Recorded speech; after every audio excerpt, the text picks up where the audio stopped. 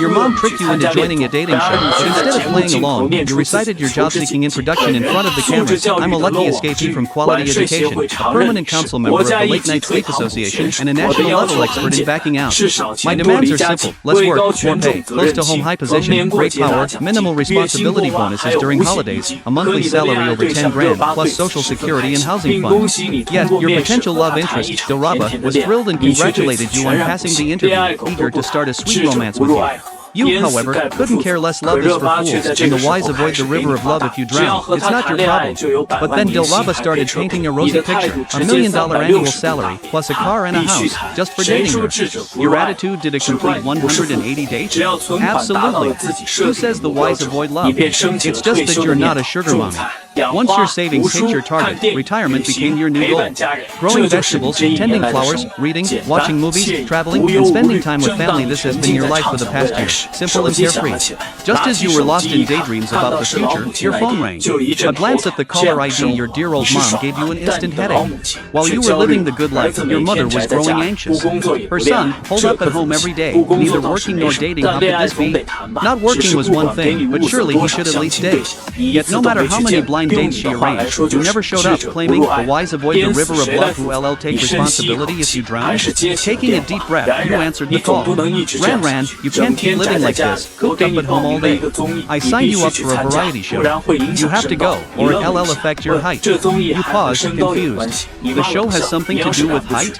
Your mom scoffed. If you dare refuse, I'll have your dad break your legs. It's a workplace reality show, and your interviewer is a big celebrity. Prepare well. With no choice, you agreed, showing up in casual wear as if you were on vacation. The moment you entered the lobby, someone called your name. Over here. You lazily raised your hand. You're finally here, the crew member said, stunned at the sight of you. This guy was even handsomer than you. The live broadcast was moved up. Here is a hidden mic, clip it to your collar. The filming will last 3 months, so arrange your work and personal matters accordingly. Your partner is the current top starlet, Doraba. As the crew member rambled on, you followed him to the studio, though something felt off. Wasn't he this supposed to be an interviewer? Must be a wealthy production to afford a top starlet. Go in and wait, the crew member added. It's live, so mind your words and actions. You nodded, though behaving properly might be a challenge. You'd already decided to bomb the interview, no way were you signing up to be a workhorse. The crew member nodded and then walked straight away. You pushed open the door, and the scene before you left you even more astonished: pink walls, heart-shaped balloons, and rotating pink spotlights overhead. Workplace variety shows these days feel more like dating shows. Meanwhile, in the guest lounge, a stunningly beautiful young woman stared at the gray defeat notification flashing on her phone screen. Doraba's eyes dimmed. She had lost yet another promotion match. She had wanted to make a last-ditch effort, but her teammates had already initiated a vote, 4 in favor, 1 against. Doraba watched the word defeat with a mix of frustration and regret, wishing she hadn't started this match in the first place. She had hoped to secure a quick win during her free time, only to end up with a crushing defeat. Annoyed, she was about to queue up for another round when her assistant reminded her, Doraba, the civilian guest has arrived. It's time to go. Alright, Doraba nodded, forcing a sweet smile back onto her face. A knock sounded at the door, and your gaze instantly locked onto the figure standing in the doorway. Doraba stood bathed in backlight, her off-shoulder sweater slipping to her collarbone, her legs beneath denim shorts dazzlingly fair. Her clear eyes sparkled like a sea of stars, misty and innocent yet irresistibly alluring, evoking an instant urge to protect her. Meanwhile, Doraba froze, gripping the doorframe as she took you in. That face was flawlessly handsome from every angle. Was this really a civilian? Had the production team sneakily brought in an idol trainee? If so, she had to send them packing. When she agreed to film this dating show, the producers had promised her partner would be an ordinary person. By now, the live chat had exploded. Holy shit, that face god tier looks. I need the coordinates of that mole on his collarbone in 3 seconds. Countless female viewers were already fawning over their screens. Hello, I'm Doraba. Her voice soft and sweet, like honey-dipped cotton candy, floated lightly into your ears. You stood up, extending your hand for a brief shake, and smiled as you spoke. Hello, interviewer. Here's my resume, please take a look. Doraba was stunned, clearly not expecting this move. The live chat instantly flooded with 666S. See this? This is what we call professionalism. LMAO, did this guy wander onto the wrong set? Alright, resume guy, is it? Damn, pulling stunts on a dating show, are you the star here? Doraba, however, was a seasoned celebrity who had seen it all. She quickly regained her composure, but the moment she took the resume, she was thrown into disarray all over again. The camera zoomed in for a close-up of the resume. Basic information. Job objective, consultant for Slackers, ambassador for Loki, expert in lifestyle. Expected salary, the more, the merrier. Educational background, graduated from the Central Drama Academy 2018-2022, majoring in national first-class performance of withdrawal drums, with a minor in Versailles literature and practice. Thesis title, on how to gracefully decline your boss's empty promises. Core skills, certified argumentative, national first-class annoyance athlete, musical talent, book artist in quitting, exceptional acting skills, outstanding graduate of the Central Drama Queen Academy, professional tea connoisseur, 100% detection rate for green tea. Dilraba's eyelashes fluttered slightly. What on earth is this? Meanwhile, you were secretly delighted inside. This reaction was perfect. Victory was assured. You were confident no boss would want a troublemaker like you. The barrage of comments was already flooding the screen. Is this resume for real? Look at Dilraba's expression, she can't hold it in anymore. Resume Guy is next level. What a hilarious soul. We demand Resume Guy stays. After all, he has seen the big leagues. Dilraba burst into laughter, her gaze lingering on you as she suddenly found you rather intriguing. So, was this all an act to grab her attention? But your expression didn't seem to suggest that. Maybe you were deliberately sabotaging the show because you didn't want to participate? Possibly. But Dilraba wasn't about to let you have your way. Her eyes sparkled mischievously as she slipped into the interviewer's role. So, tell me, what are your strengths? You cleared your throat and replied with a light chuckle. What a coincidence, I've got plenty. Like what? Dilraba asked, intrigued, urging you to continue. I'm in good health, independent-minded, capable of autonomous breathing, proficient with smartphones, know to eat when hungry, put the bowl down when full, won't randomly pick things off the ground to eat, have an excellent temper, no violent tendencies, and a promising future. Employees as outstanding as me are rare these days. Hiring you would be a steal. As you rambled on with your spiel, Dilraba, standing beside you, could barely resist the urge to hit you. If these counted as strengths, wouldn't she that make her the epitome of a high-quality woman? You're truly exceptional, Dilraba said, giving you a thumbs up with exaggerated praise. If nothing else, your sheer audacity deserved that much. Suan chuckled, as if showing off. You guys didn't know, but I can also make instant noodles. Reba picked up the computer nearby and frantically typed 6 times, 666, 666. The live stream's chat was immediately flooded with laughter. Ha ha ha. Resume Guy is so cool. Oh my goodness, I spit my drink all over the screen. I didn't know that. Turns out I'm so talented. Love it. Can't wait for more. Amateur Guy knows how to have fun. If you don't understand, just ask, did I accidentally join a stand-up comedy livestream? At this moment. Backstage at the show. Director Wang Jianyu rubbed his sore cheeks from laughing and pulled his assistant aside to confirm again, is Suan really here to participate in our show? It's definitely him. The information and photos match. The assistant nodded, having already confirmed everything. Alright then. Wang Jianyu sighed in relief. As long as the person was correct, that was all that mattered. He looked at the newly arrived ratings data and felt a surge of excitement. This data is off the charts. Real-time viewership was number 1. Real-time comment count, first place. In terms of popularity, it was undoubtedly the top among the 3 couples. Although Suan is pretty random. But Reba finds this attention seeker increasingly entertaining. Anyway, you have to pair up with someone, so why not choose someone interesting? They say that good looks are a dime a dozen, but an interesting soul is 1 in a million. And Suan is both interesting and good looking. Reba tried asking, so what are your requirements for this position? Suan, of course, had no idea that position referred to boyfriend. He replied seriously, requirements? Simple. Low workload, high pay, close to home, high position with power and little responsibility, bonuses during holidays, monthly salary over 10,000, and 5 social insurances plus housing fund. Reba was taken aback by his words. What's the deal? You want me to buy you 5 social insurances and 1 housing fund, and give you pocket money too? This guy just wants to live off me. But looking at Suan's handsome face, maybe it's not so bad. You're rhyming like that. Are you planning to take the graduate school entrance exam? Reba smiled and asked another question. Last question, what are your criteria for choosing a partner? Ugh. The entire live stream gasped in shock. Reba was taking the initiative. Suan, however, was clearly taken aback and asked in confusion, does this have anything to do with the interview? Of course it does. Reba felt his heart racing and defended himself. This question determines whether you can get the job. Oh, I see. Suan dragged out her words, thought for a few seconds, then smiled and said, I like people older than me. Reba felt a little flutter in her heart. She seemed to be just a tiny bit older than Suan. This guy must like her, right? How much older exactly? Reba asked again. Suan chuckled and held up 3 fingers. 3 years older? Reba frowned slightly. Then the older, the better, right?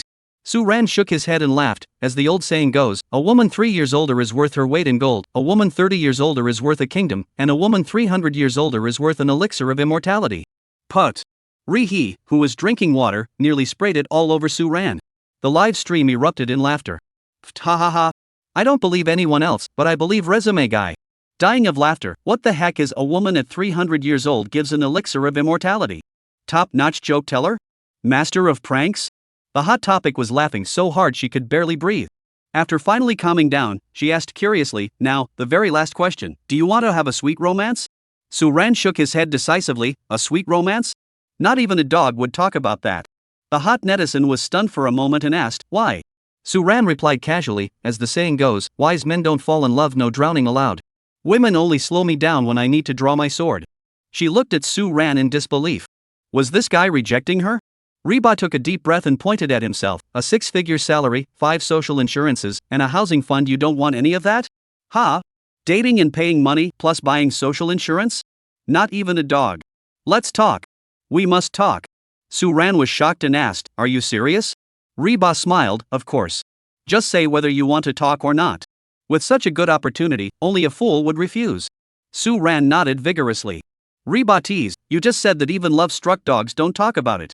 Hearing this, Suan sighed deeply. As the saying goes, wise people don't fall in love, but who made you a rich woman? Hot fence. One witty line after another?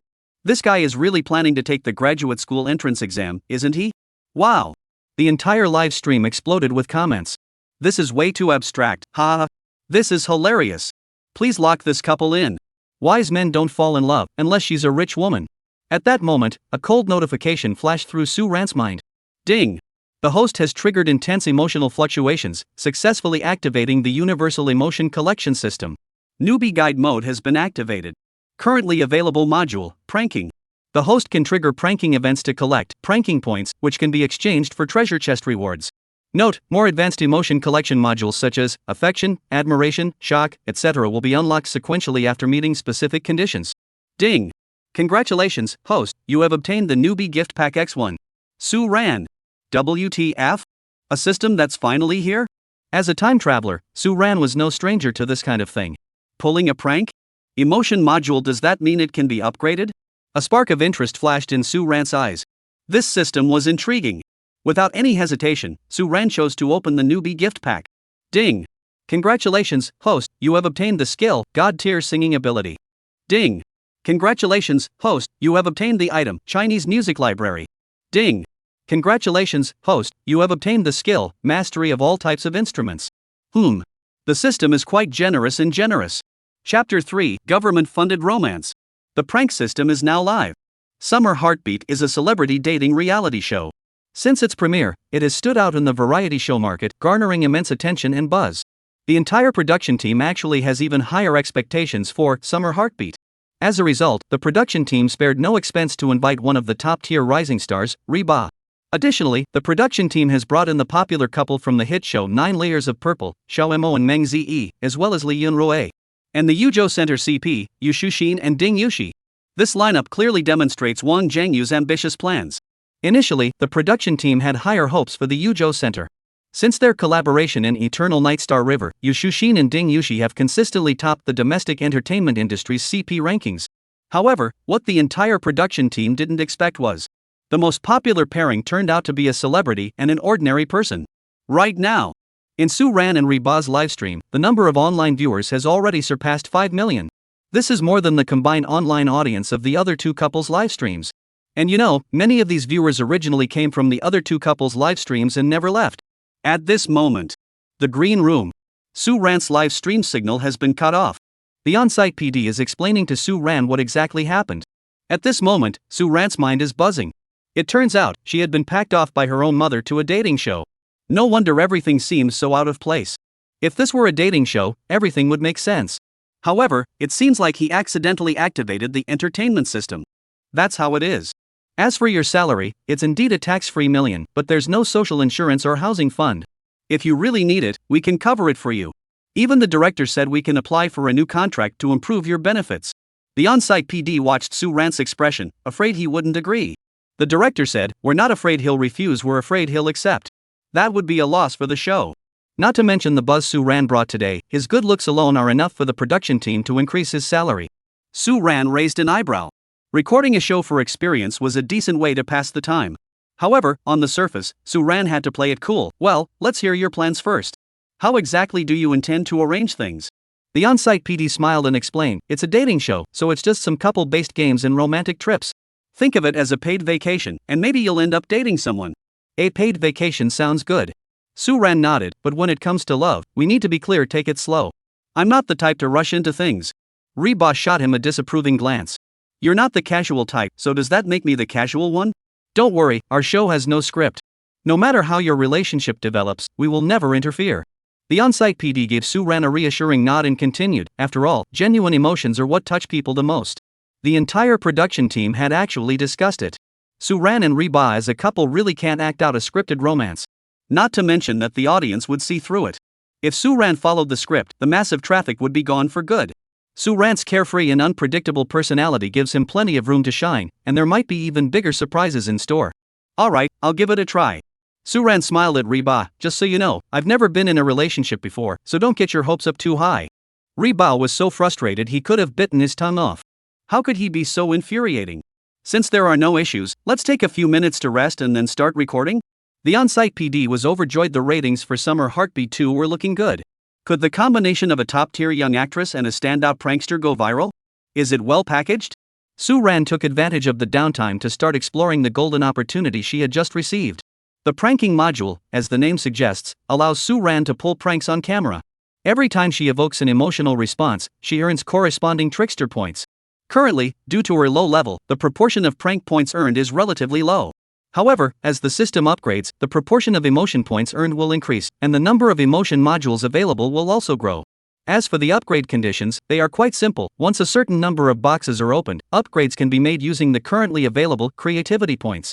The entertainment points can be exchanged for treasure chests within the system. Loot boxes are divided into 5 stages. The bronze treasure chest requires 100 activity points to redeem. The silver chest requires 1,000 whole activity points. The exchange value for the gold chest is 10,000 activity points. The platinum treasure chest requires 100,000 entertainment points. As for higher tier treasure chests, you must first unlock the corresponding level permissions to gradually unlock their redemption options. Chests can contain various items or skills. Unfortunately, Suan currently only has 50 activity points.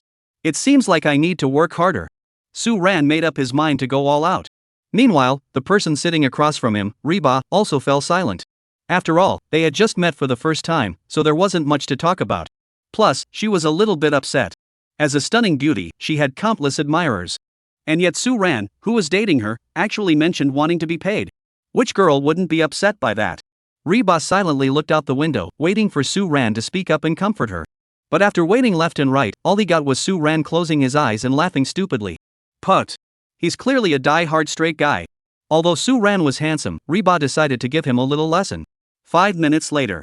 The camera reopens. The live stream cuts back to the conference room where Suan and Reba are located.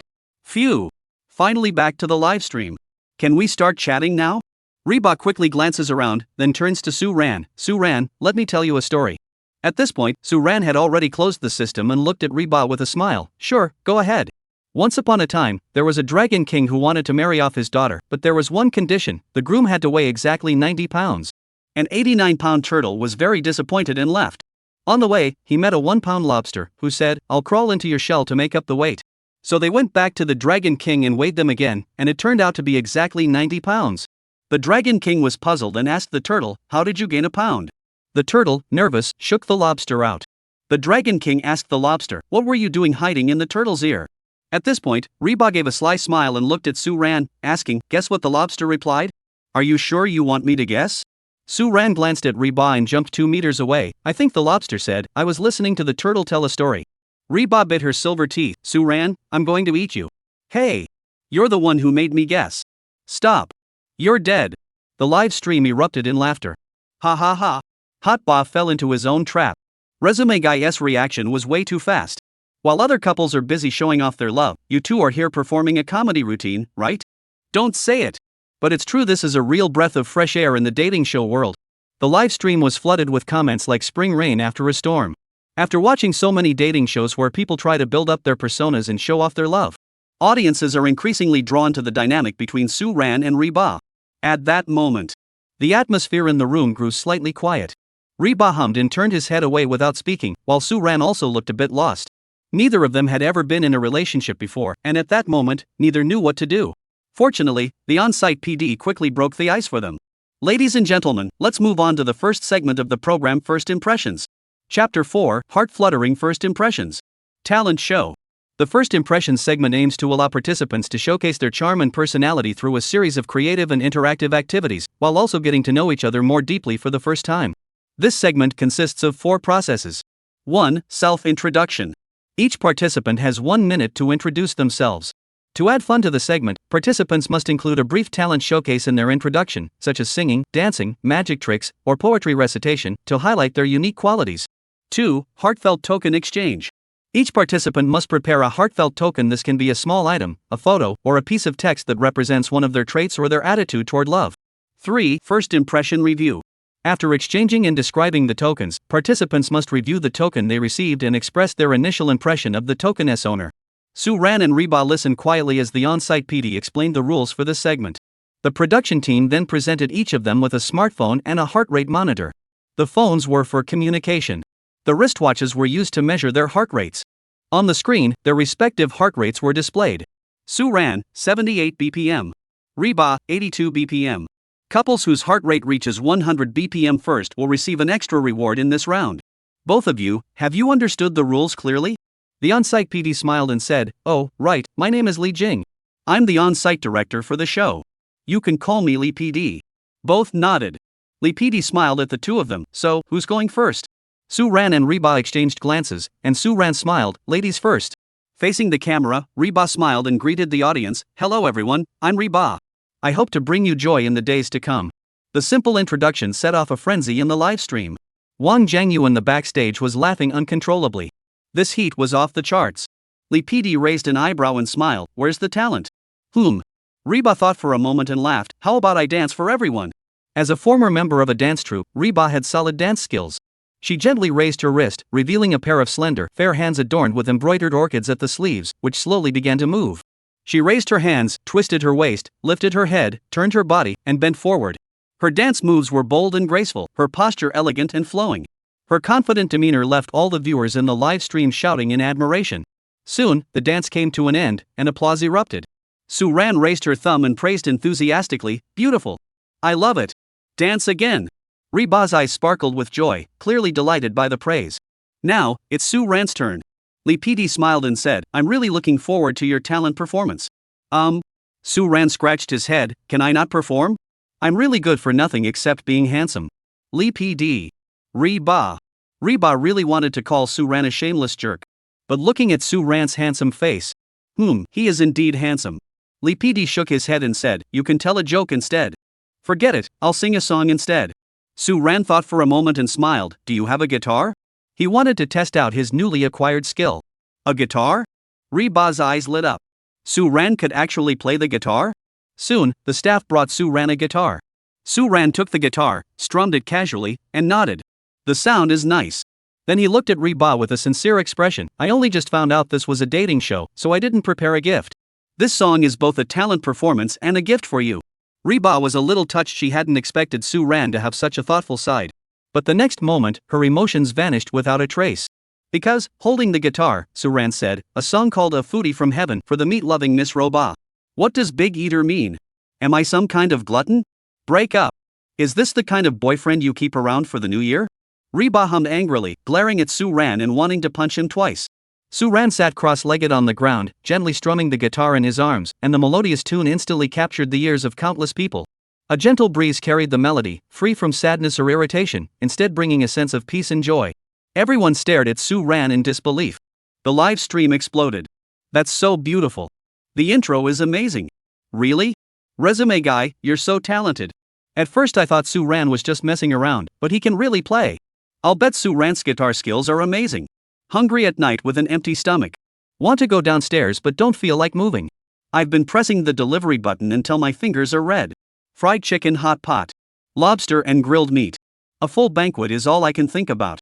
The addictive melody and magnetic voice are utterly captivating. But the lyrics drive everyone crazy. Reba was completely baffled. Did this guy install a surveillance camera in her house? Why does he know everything? The live stream exploded. What the heck are these lyrics? Ha ha. Reba's face is green. Does this amateur guy even care about surviving? As the live stream erupted in heated discussions. Reba's heart rate, 100 BPM. In the live stream, Reba had already taken action first. Hey! What are you doing? Don't touch me. I'll hold back, but I can't anymore. Watching the chaos in the live stream, the audience couldn't stop laughing. The other two couples in the live streams are either showing off their love or trying to build their personas, but you two are here doing stand-up comedy? This couple is so entertaining. I'm in. I'm fully invested in this CP. A mudslide in the CP circle? Refreshingly unique. Love it. No one noticed how good the melody of this song by the unknown artist is? What's the original version? I can't find it anywhere. As the number of comments surged, the online audience in the livestream also rose sharply. At that moment, Wang Jiangyu in the backstage was grinning from ear to ear. This kid is a natural-born variety show star. Wang Jiangyu thought to himself, then added another blessing: keep the main camera focused on Suan and Reba, and also ask about the original version of this song and by the copyright. Got it. The assistant nodded and went to look up the relevant information. However, no matter how hard he searched, he couldn't find any information about the song. Chapter 5. The light boat has passed through 10,000 mountains, and 8 punches took down Causeway Bay. Ding! Congratulations, host, you have obtained 50 points of mischief value. Ding! The system has detected that the host is singing The Devil from Heaven Foodie edition. Chinese Music Library has automatically locked the song. No one can claim it and automatically registered the song's copyright. Estimated completion in 2 hours. It's in the bag. The bronze treasure chest is mine. And the considerate system even automatically locked and registered the copyright? This is way too considerate. Suan gave the system a mental thumbs up, though he was dying to redeem the treasure chest right away. But since he was currently recording a show, Suan could only endure it for now. Moreover, he was currently being held by the young lady's arm around his neck. Ugh. It must be said, this girl really has something special. On the other side, all the staff members of the production team were deep in thought. Heart rate, 102 BPM. Everyone on the production team dramatically looked at the data and burst into laughter. They never expected that Hot Heart's heart rate would break 100 BPM in such a way. Does this count as a heart flutter? Should we give a reward? Of course it does. It doesn't violate the show's rules. After some discussion, everyone decided to give Suan and Reba a heart rate reward. The camera returned to the scene. Alright, you two stop fooling around. It's time for Reba's gift-giving segment. Li PD couldn't help but laugh as he rescued Suan, who was being choked by Reba's arm. Upon hearing this, Reba let go, thinking to herself, oh no, now everyone knows I'm a tomboy. It's all Suan's fault. Reba glared angrily at Suan, determined to deal with this stubborn straight guy someday. Feeling the hostility, Suan quickly stepped back and exclaimed, what's the matter? You've already beaten me up once. Do you want to do it again? Reba. She really felt like killing him. Li PD shook his head with a smile and urged, start the demonstration. She was truly terrified of these two. All she could think about was finishing this segment as quickly as possible. Otherwise, she was afraid she'd laugh herself to death. Here, this is the gift I'm giving you. I hope you like it. Though she was furious, she still handed the gift bag to Suan. Thanks. I'll get you a gift later, okay? Suan took the gift with a blush and explained, I really didn't know this was a dating show, so I didn't prepare a gift. But that song was the gift, wasn't it? Reba raised an eyebrow. Hearing that Suan wanted to give her a gift in return, she was extremely happy inside, but she still pretended to be angry on the surface. It's just for the show, it's just for the show. Don't take it seriously. Suan smiled apologetically and assured her repeatedly, I'll definitely pick out a gift you'll like. Humph. That's more like it. Reba's face lit up with a bright smile as she urged, open it quickly and take a look. Suan nodded and opened the gift bag, only to find yogurt pudding inside. Food? Though somewhat unexpected, it was understandable. Reba was a foodie, so giving food was a clear sign of thoughtfulness. After all, for a foodie, giving their favorite snack is the ultimate sign of respect. This is our region SQLT, also known as yogurt dumplings. I hope you like it. After saying that, Reba looked at Suan with eager anticipation, try some? Her favorite snack was yogurt dumplings, and she recommended them to everyone she met. Suan took out a packet of yogurt dumplings, tore open the wrapper, and handed it to Reba, smiling, here, you try first. Okay, thank you. Reba picked up a yogurt dumpling and put it in her mouth. The faint milky aroma spread throughout her mouth. Suan also picked up a small piece and tasted it. How is it? Is it good? Seeing that Suan had eaten a yogurt ball, Reba hurriedly asked. The flavor is pretty unique. Suan nodded and smiled. The rich sourness spreads across the tip of my tongue, and there's a faint milky aroma. I quite like it. Really? Riba's face lit up with surprise. This was the first positive feedback she'd received after recommending it to so many people. Yes, isn't it delicious? Why such a big reaction? Suan paused, confused. Why was she getting so excited? You don't understand, just look at the expression on the PD's face. Riba was almost moved to tears. Finally, someone understood how delicious yogurt lumps were. For foodies, this was undoubtedly a moment of great significance. Suan turned to look at Lee PD's position. At that moment, Lee PD had also taken a bite of the yogurt lump, but his expression was slightly pained, and he said nothing. What kind of person could possibly find yogurt lumps delicious? The live stream was already in chaos. Haha, Lee PD must be questioning his life. Lee PD is even wondering if Suan is acting. These two actually seem a bit sweet when they're normal? Something's off. This isn't the attention-seeking couple I know. After the gift-giving segment ended, the show quickly moved on to the commentary segment. Lee PD, who had finally regained his composure, just wanted to wrap up the recording and go home to rest. So, Lee PD turned to Suan and said, "The exchange of heartfelt gifts is now over. Please take a moment to comment on each other's gifts." Lee PD first looked at Riba and asked with a smile, "Riba, please comment on the token Suan gave you." Riba took a deep breath and said, "This gift is very meaningful. I will cherish it in my heart forever." After saying that, she glared at Suan, as if to say, "If you don't give me another gift, you're dead." Suan nodded, indicating that he understood. Immediately after, Lee PD asked again, "So, what was your first impression of Suan?" "Highly attractive, great sense of style, a domineering CEO who's a total heartthrob." Wow! The moment those words left her mouth, all the viewers in the livestream were stunned. "That's a pretty high compliment." Lee PD asked again, "And now?" Riba took a deep breath, looked at Suan's incredibly handsome face, and said, "Unfortunately, he has a mouth. Right now, I just want to poison him into silence." Lee PD held back a laugh. "A simple summary?" Riba shook his head then nodded, speaking slowly, "A domineering CEO with a touch of madness." Suan. "Ha ha. Sorry. I usually don't laugh." Lee PD pounded the table wildly, "But I really couldn't help it." This Riba really hit the nail on the head. The entire livestream was filled with people laughing and flooding the chat. The hot post is basically their internet mouthpiece. After laughing for a while, Lee PD rubbed his sore cheeks and turned to Suan. "Was she right? Right? Could it be right? Are you kidding me? Why are you asking me?" Just as Suan was about to deny it, Lee PD casually said, "If she answers incorrectly, your dating fund reward will be halved, you know." Suan took a deep breath and clenched her teeth. "Ah, right, right." The live stream erupted in laughter. "What was your first impression of Riba?" Lee PD looked at Suan, suddenly eager to hear his answer. Riba pretended not to care, but he was actually very nervous inside. She was also curious about Suan's first impression of her. Suan thought for a moment and replied, "Serene, elegant, and a pair of eyes that seem to speak." Riba was taken aback. Was this really Suan? He actually knows how to compliment someone so well? Her heartbeat suddenly accelerated, and her little face turned bright red, looking absolutely adorable. Lee PD pressed further, "Then, summarize it in one sentence?" Suan strategically backed away, grinning, "A beauty that makes fish sink and birds flee, 3 punches to defeat the mighty." Suan. "Stop. I'll kill you." A roar echoed, and Suan took off running. But the space was too narrow, and Suan was eventually caught. Suan sighed, "A light boat has passed through 10,000 mountains, 8 punches to take down Causeway Bay. Hot batch, at #%. Livestream, hahaha or. Chapter 6, Bronze Treasure Chest, Exchange for Underworld Skills. Oh my gosh. This is hilarious. I declare the best CP of the year is the fiery CP. The neurotic guy versus the boss of Causeway Bay? Who can call an ambulance for me? I'm laughing so hard my stomach hurts. I'm going to die laughing in this live stream. Hot bake, I'm seriously losing it. Family, anyone get this? This CP is toxic. I declare the standout couple officially debuted. Is Suan a runaway disciple from the Dayun Society? Am I the only one feeling sorry for Hot Bake? Ending up with such a troublemaker, they end up having a heart attack from all the stress. Haha. Heartbroken +1, but this is so good to ship. This mudslide CP is locked in my heart. The livestream's comments were overflowing the screen, clearly showing how popular Suan and Riba were. On site. This is way too good to resist. Lee PD watched Suan peeking out from the corner and Riba, who was both angry and helpless, and couldn't help but smile widely.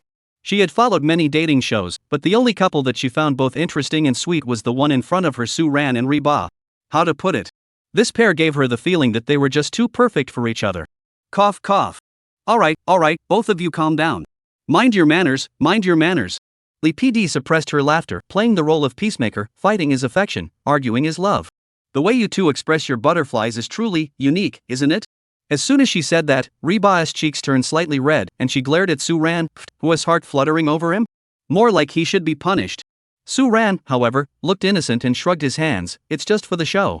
Don't take it seriously. Then, according to our previous rules, Li PD picked up the cue card, his face brimming with suppressed laughter, and announced, Hotbao's heart rate reached a peak of 112 BPM during the interaction, making her the first among the 3 couples to break the 100 BPM mark. Congratulations to both of you, you've won this round's Heartbeat Acceleration Reward, a love fund. As he spoke, staff members promptly handed over an envelope adorned with pink hearts and the show's logo. Wow! There's a reward? Reba's eyes lit up instantly, and the slight frustration she had felt earlier from being upset by Suan vanished in an instant. She quickly rushed forward and snatched the envelope from the staff member's hands, her movements as swift as if she were grabbing a red envelope. Thank you, boss. You're so generous. Hotba held the envelope, waving it happily at the camera. Her greedy expression made her look rather cute. Suan looked at her pathetic expression and laughed. The real credit goes to me, right? If it weren't for my talent making your heart race, you wouldn't have gotten this reward. Put. I was just annoyed by you. Reban refused to admit that it was the terrible song that made his heart race, even though the melody was great and Suan had a beautiful voice. But she was definitely driven mad by Suan's infuriating lyrics and expressions. Ding! Strong emotional fluctuations detected from Dili Rebar. Earned 5 points of mischief value. Ha! Is that even possible? Suan felt delighted inside, and her smile grew even brighter. Though 5 points of prank points aren't much, even a mosquito is still meat, right? In any case, congratulations to both of you. Li PD smiled and interrupted their banter. I hope this fun will add more color to your upcoming heart-pounding journey. She paused for a moment before continuing, and with that, the heart-pounding first impressions segment comes to an end. Next, all the guests will leave the studio and check into the summer heart-pounding cottages we've specially prepared for you. Everyone? Suan caught the key information and asked, will all 3 couples be staying together? That's correct. Li PD explained with a smile. Over the next 3 months, the 3 couples will live together in this villa, engage in daily interactions, complete various tasks assigned by the production team, deepen their understanding of one another, and spark more heartfelt moments. Suan and the others nodded in understanding. They then saw Li PD hand out task cards with a mysterious smile. The 2 of you, the journey to the heart-fluttering cottage is also the first challenge we've prepared for you to test your compatibility. Please read the rules on the back of the task card carefully and complete the challenge in your own way with the best solution. We'll be waiting for you at the heart-fluttering cottage. Suan took the card, and Reba also leaned in to read it carefully. Dear Fiery CP. The journey of heart flutter is about to begin. True chemistry isn't just about romantic moments, it's about the wisdom and teamwork you show when facing challenges together. Now, embark on your first challenge to the summer heart flutter cottage. Use your intelligence and seamless cooperation to reach your cottage in the most economical way and at the fastest speed possible. Good luck! The reward for victory awaits you at the finish line. The Summer Heartbeat Program Team. The back of the task card lists detailed rules. In summary, starting funds, 100. All modes of transportation are permitted, but facial recognition is prohibited. All expenses incurred along the way will be deducted from the starting funds and verified by the production team at the end. After reading the rules, the contestants' faces fell. Only $100? That's not even enough for a taxi ride to the beach villa area. The production team is so cheap. Li PD smiled without a word and said, the challenge begins in 10 minutes. You can now decide on your transportation method and plan your route. Good luck. I'll be waiting for you at the Love Cottage. Alright. Reba pouted. Could 100 yuan even cover a taxi to the villa area? Of course it could. Reba was just complaining about the production team's stinginess as a way to provoke them, hoping to squeeze a little more out of the tight-fisted production team. Unfortunately, the production team was cold-hearted and unmoved by his provocation. Suan, think about how we're going to get there. I'll go scout out the enemy's movements. Reba took out his phone and quickly contacted Yu Shushin and Meng Zi, hoping to extract some useful information from them. Suan nodded and also pulled out her phone, opening the navigation app. However, while he appeared to be planning the route, his mind was already immersed in the system. Host Suan. Activity points 105. Skills, God-tier singing skills, mastery of all types of instruments, Chinese music library. Items none. Su Chen took a deep breath and said to himself, System, I want to redeem the bronze treasure chest. Ding! 100 entertainment points deducted. Congratulations, host, you have obtained bronze treasure chest X1. Would you like to open it? Suan took a deep breath and said, Open. Ding! Congratulations, host, you have obtained the skill, lockpicking master. Lockpicking master, you possess innate intuition and masterful techniques regarding the structure of all locks in the world. Note, the system has automatically registered this skill with local authorities. Do not use it for illegal activities. Suan was completely baffled. What the heck is this skill from hell? Hey, Suan, what are you spacing out for? Have you figured out how to get there yet? The sound of the hot pot snapped Suan out of his thoughts. Let's take the bus. Suan replied casually. This was probably the cheapest and fastest option. But Shushin and the others also plan to take the bus, and they only intend to ride a few stops before walking the rest of the way. Reba shared the information he had gathered with Suan, looking at him with a hint of pride, as if waiting for his praise. Wow, that's so ruthless? Suan furrowed his brows slightly and asked, what about the other group? They're even more ruthless. Reba said angrily, they plan to ride shared bikes. Suan gave up. Alright, is that how you want to play it? Let's go then. What? Walk? Of course not. Suan tapped Reba on the head and laughed, walk until next year? Reba rubbed his head and asked, then how are we going to get there? Suan stood by the window and looked down. There was a bicycle downstairs. Suan turned around and asked the camera operator, hey, camera guy, whose bicycle is parked downstairs? The cameraman's voice came from off-screen. It seems to be Director Wang's. Director Wang's? Suan's eyes lit up as she looked at the camera and said, Director Wang, can we borrow your bicycle? At that moment, Wang Zhangyu, who had been asked, paused for a moment before generously replying, no problem. As long as you can ride it away, you can borrow it. The staff backstage were all in a panic. If they lent it out, it wouldn't be fair to the other two couples. But Wang Zhengyu smiled mischievously, but the bike. I locked it. They can't ride it away. Everyone gave him a thumbs up. Director, that's clever. On site. After receiving permission, Suan hurriedly grabbed Reba and rushed downstairs. Reba was a bit confused. The stingy Director Wang would actually lend them a car? 3 minutes later, she understood. The car was locked. No wonder he was so generous. Sigh, we'd better just stick to riding shared bikes. But the next moment, Reba felt like her worldview was shattering. Chapter 7, Rihi, what was I expecting? Reba stood frozen in place, staring at the scene before him in disbelief. The handsome and elegant Suan was struggling to unlock the door. Then, Suan turned around and gave Hot Fence a bright, sunny smile. All set, let's go. How to describe this feeling? He felt like he was part of the gang. You call this borrowing? The live stream erupted in laughter. Lockpicking? Did I see that right? Wait. Resume guy, you can do this kind of work too? That's really impressive. Ha. That's way too abstract. The hot netizen's expression has frozen. Who am I? Where am I? Are these my peers or accomplices? Ha. It's over. Hot Bamboo's worldview is collapsing and being reshaped. Suan, as long as your mindset doesn't falter, solutions will always outnumber challenges. No key? Make one on the spot. This Suan is a real talent, haha. Director Wang, I went to the bathroom, and now my car is gone? Production team, we didn't expect him to actually open it. Comments flow like water, covering the entire screen. No one could have anticipated that such a serious task would unfold in such an absurd manner. Who could have imagined that the handsome, reserved heartthrob would actually pull off such a down-to-earth and hilarious move? Backstage at the production team. Wang Zhengyu and the rest of the production team were all speechless. What the hell? You call this borrowing? Director, should we stop this? The assistant looked at Wang Zhengyu with an expression of both laughter and tears. Wang Zhengyu paused for a few seconds, then shook his head and smiled, no need. Let him do whatever he wants. He didn't even need to look to know that the live stream's chat was probably exploding. This kid is truly a natural-born variety show star. The scene returned to the live broadcast. Reba indeed felt his worldview had been shaken to its core. She watched as Suan knelt down in front of the old-fashioned bicycle, holding the paperclip she had borrowed from her, and fiddled with the rusty bike lock for a few moments. The entire process was smooth and seamless, his movements so skilled it was as if he were a seasoned pro. Then, with a soft click, the lock, which had seemed impenetrable, gave way. Got it. Suan turned around and gave Reba a bright, innocent smile. Mission accomplished. Reba's eyes widened. Don't say that. What do you mean mission accomplished? It sounds like I'm the mastermind. Then, stammering, she asked again, how did you open the lock? Hey! Don't worry about the details. Suan shrugged indifferently, placed the lock aside, then hopped onto his bicycle and patted the back seat. Get on, I'll take you for a ride. Reba rolled her eyes. Is that what you call minor details? If you don't explain clearly, I'm not getting on. Ding! Host successfully used the skill lockpicking master and triggered a strong crowd gathering effect, earning 30 points of mischief value. Awesome! This skill is powerful.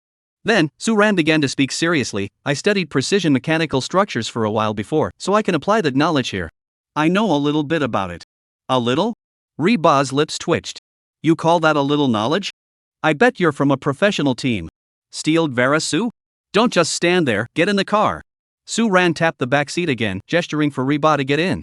Time is tight, and we got a lot to do. Let us get going and aim for first place. But Reba was still hesitant. After all, the car's origin was illegal. Stop hesitating. Look at those two pairs over there, they probably already left. If we don't go now, we'll miss our chance. Suan smiled and said, this car was borrowed in front of a national audience, and didn't Director Wang say? As long as we can drive it away, he'll lend it to us. What are you worried about? It seems there's some truth to that? Alright, you've convinced me. Reba bit her lip, ready to get in the car, but suddenly wanted to experience the romance of the couple next door. She said, then you should invite me like in a romantic drama, something like.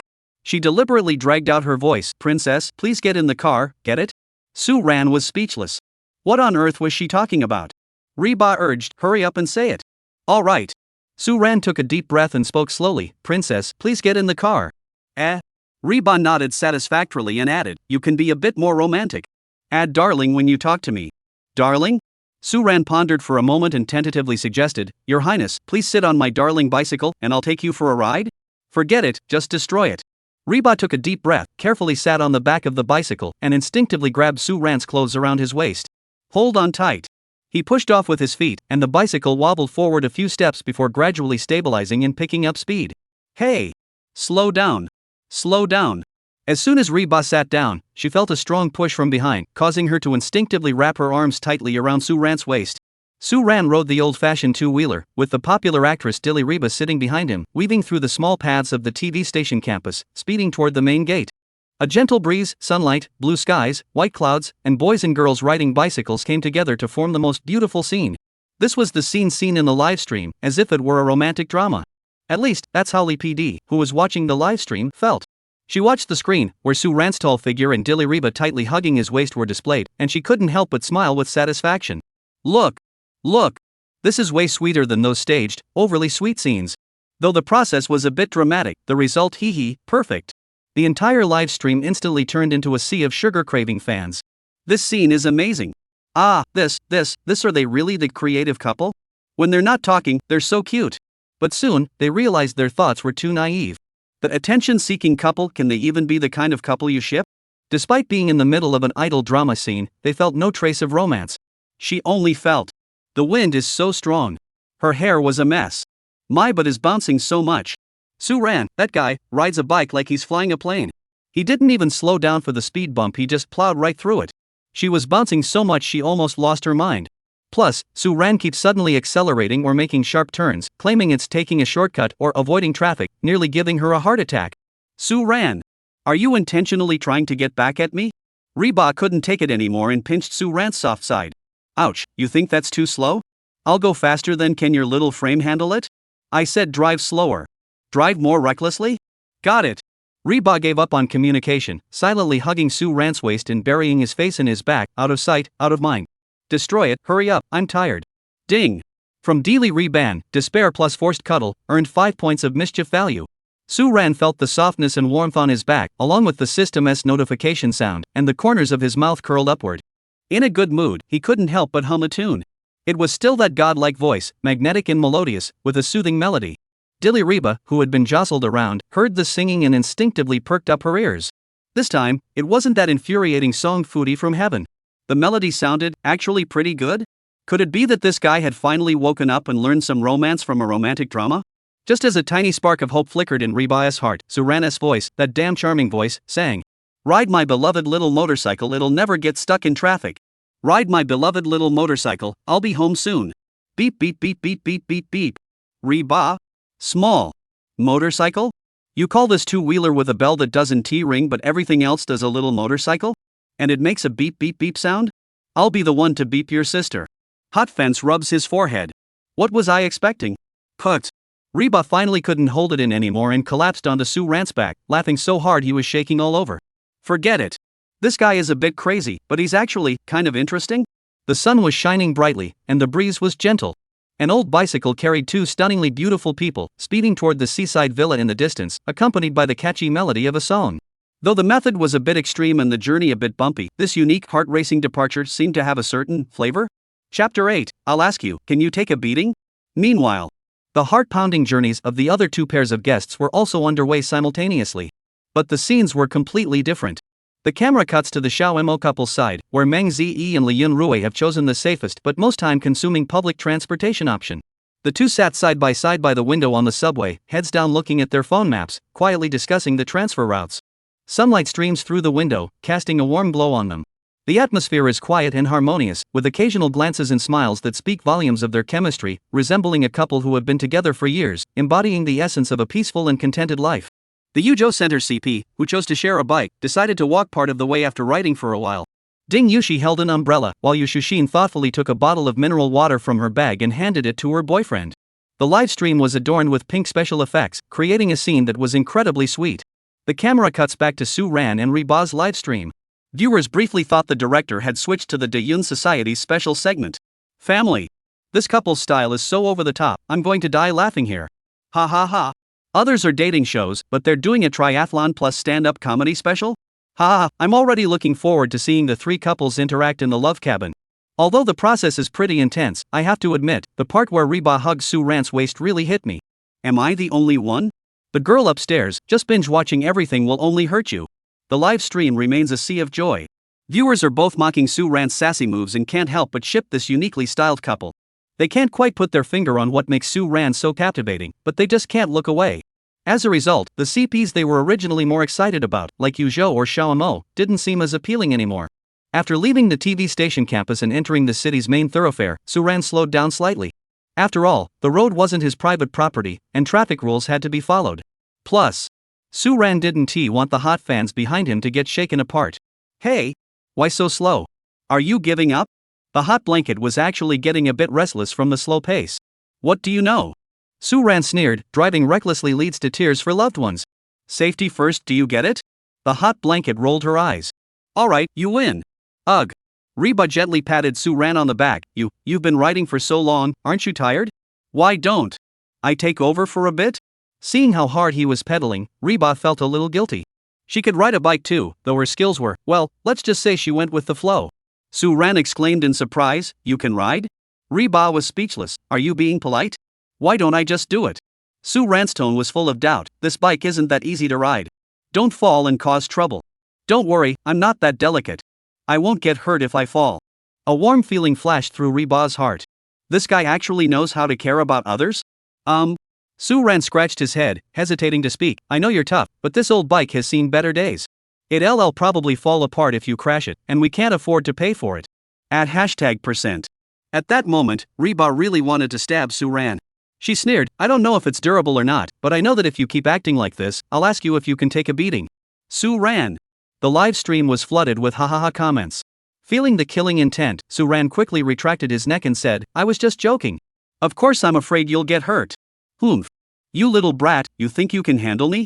Riba felt a little smug, straightening his back, then pull over, let me take over. Suran nodded and didn't say anything else, pulling over to the side of the road where there was more space. Alright, give it a try. Suran jumped out of the car and steadied it. Riba took the steering wheel with confidence, took a deep breath, and climbed aboard. However, reality was far from ideal. This old-fashioned bicycle was not only outdated but also quite heavy, with the front end slightly tilted. Even over a distance of less than 10 meters, Riba was already sweating profusely. Riba was truly impressed by Suran. How did he manage to handle this old bike so smoothly? But a warm feeling also flashed through her mind. Is he deliberately not letting her ride it so she doesn't make a fool of herself? This is so embarrassing.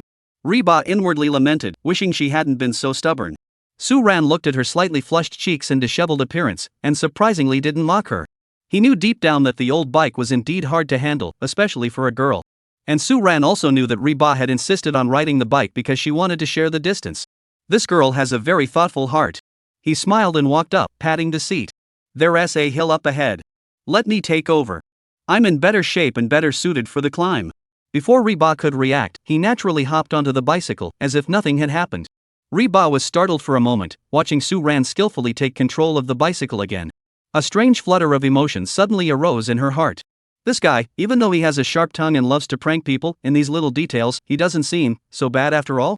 Ding! A slight increase in goodwill and awkwardness from Dealy Rebar. Earn 3 prank points. Ha! Goodwill fluctuations can also increase prank points? Suan shouted inwardly, the system understands me. It seems that occasionally being a nice guy has its perks after all. He adjusted his posture and said to Diliriba, who had re-sat on the back seat, sit tight. We're about to go uphill. Hold on tight. Got it. Reba obediently responded this time, wrapping his arms around Suan's waist once more. This natural gesture caused the hardcore fans to scream in excitement.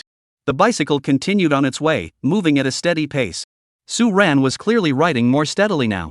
Reba leaned against his back, feeling his strong muscles and steady heartbeat, his face growing warm for no apparent reason, and his heart racing. Just then, a sudden excited scream rang out from the side of the road. Ah! It's Reba! It's really Reba! Several young girls who looked like college students were pointing at them excitedly, their faces filled with disbelief. Reba instinctively tried to bury his face deeper, but he politely lifted his head and waved at them.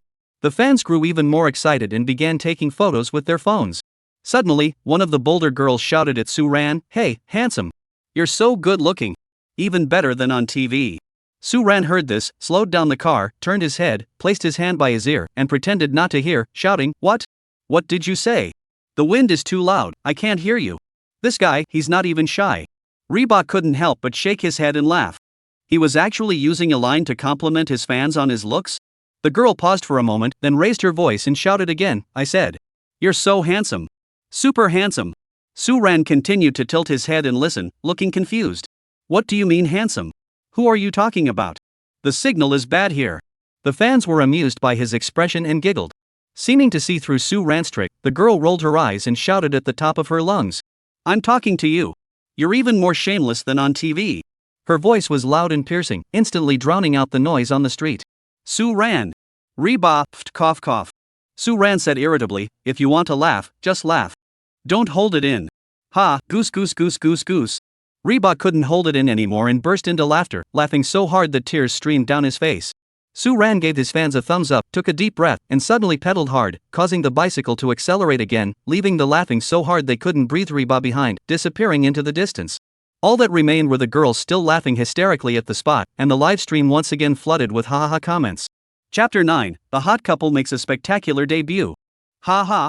Suan fled in embarrassment. "I don't care. I'm going to force myself to watch even without any sugar. Lock down the attention-seeking couple for me. Suan, don't I have any dignity? The heat is unbearable. This is the best of the day. I declare this fan is my internet mouthpiece." Suan, not very hurtful, but extremely insulting. The comments are rolling wildly, almost overflowing the screen. After this hilarious fan interaction, the atmosphere between the two seemed to have lightened up a bit. The afternoon sun filtered through the layered leaves, casting dappled, dancing patterns on the ground. The air was filled with the faint scent of seawater and the fresh aroma of grass and plants. A gentle sea breeze caressed their faces, bringing a touch of coolness and dispelling the earlier heat and commotion. Neither of them spoke, and a quiet atmosphere unlike their usual banter and teasing quietly spread between them. Her gaze drifted unconsciously towards Suan's profile.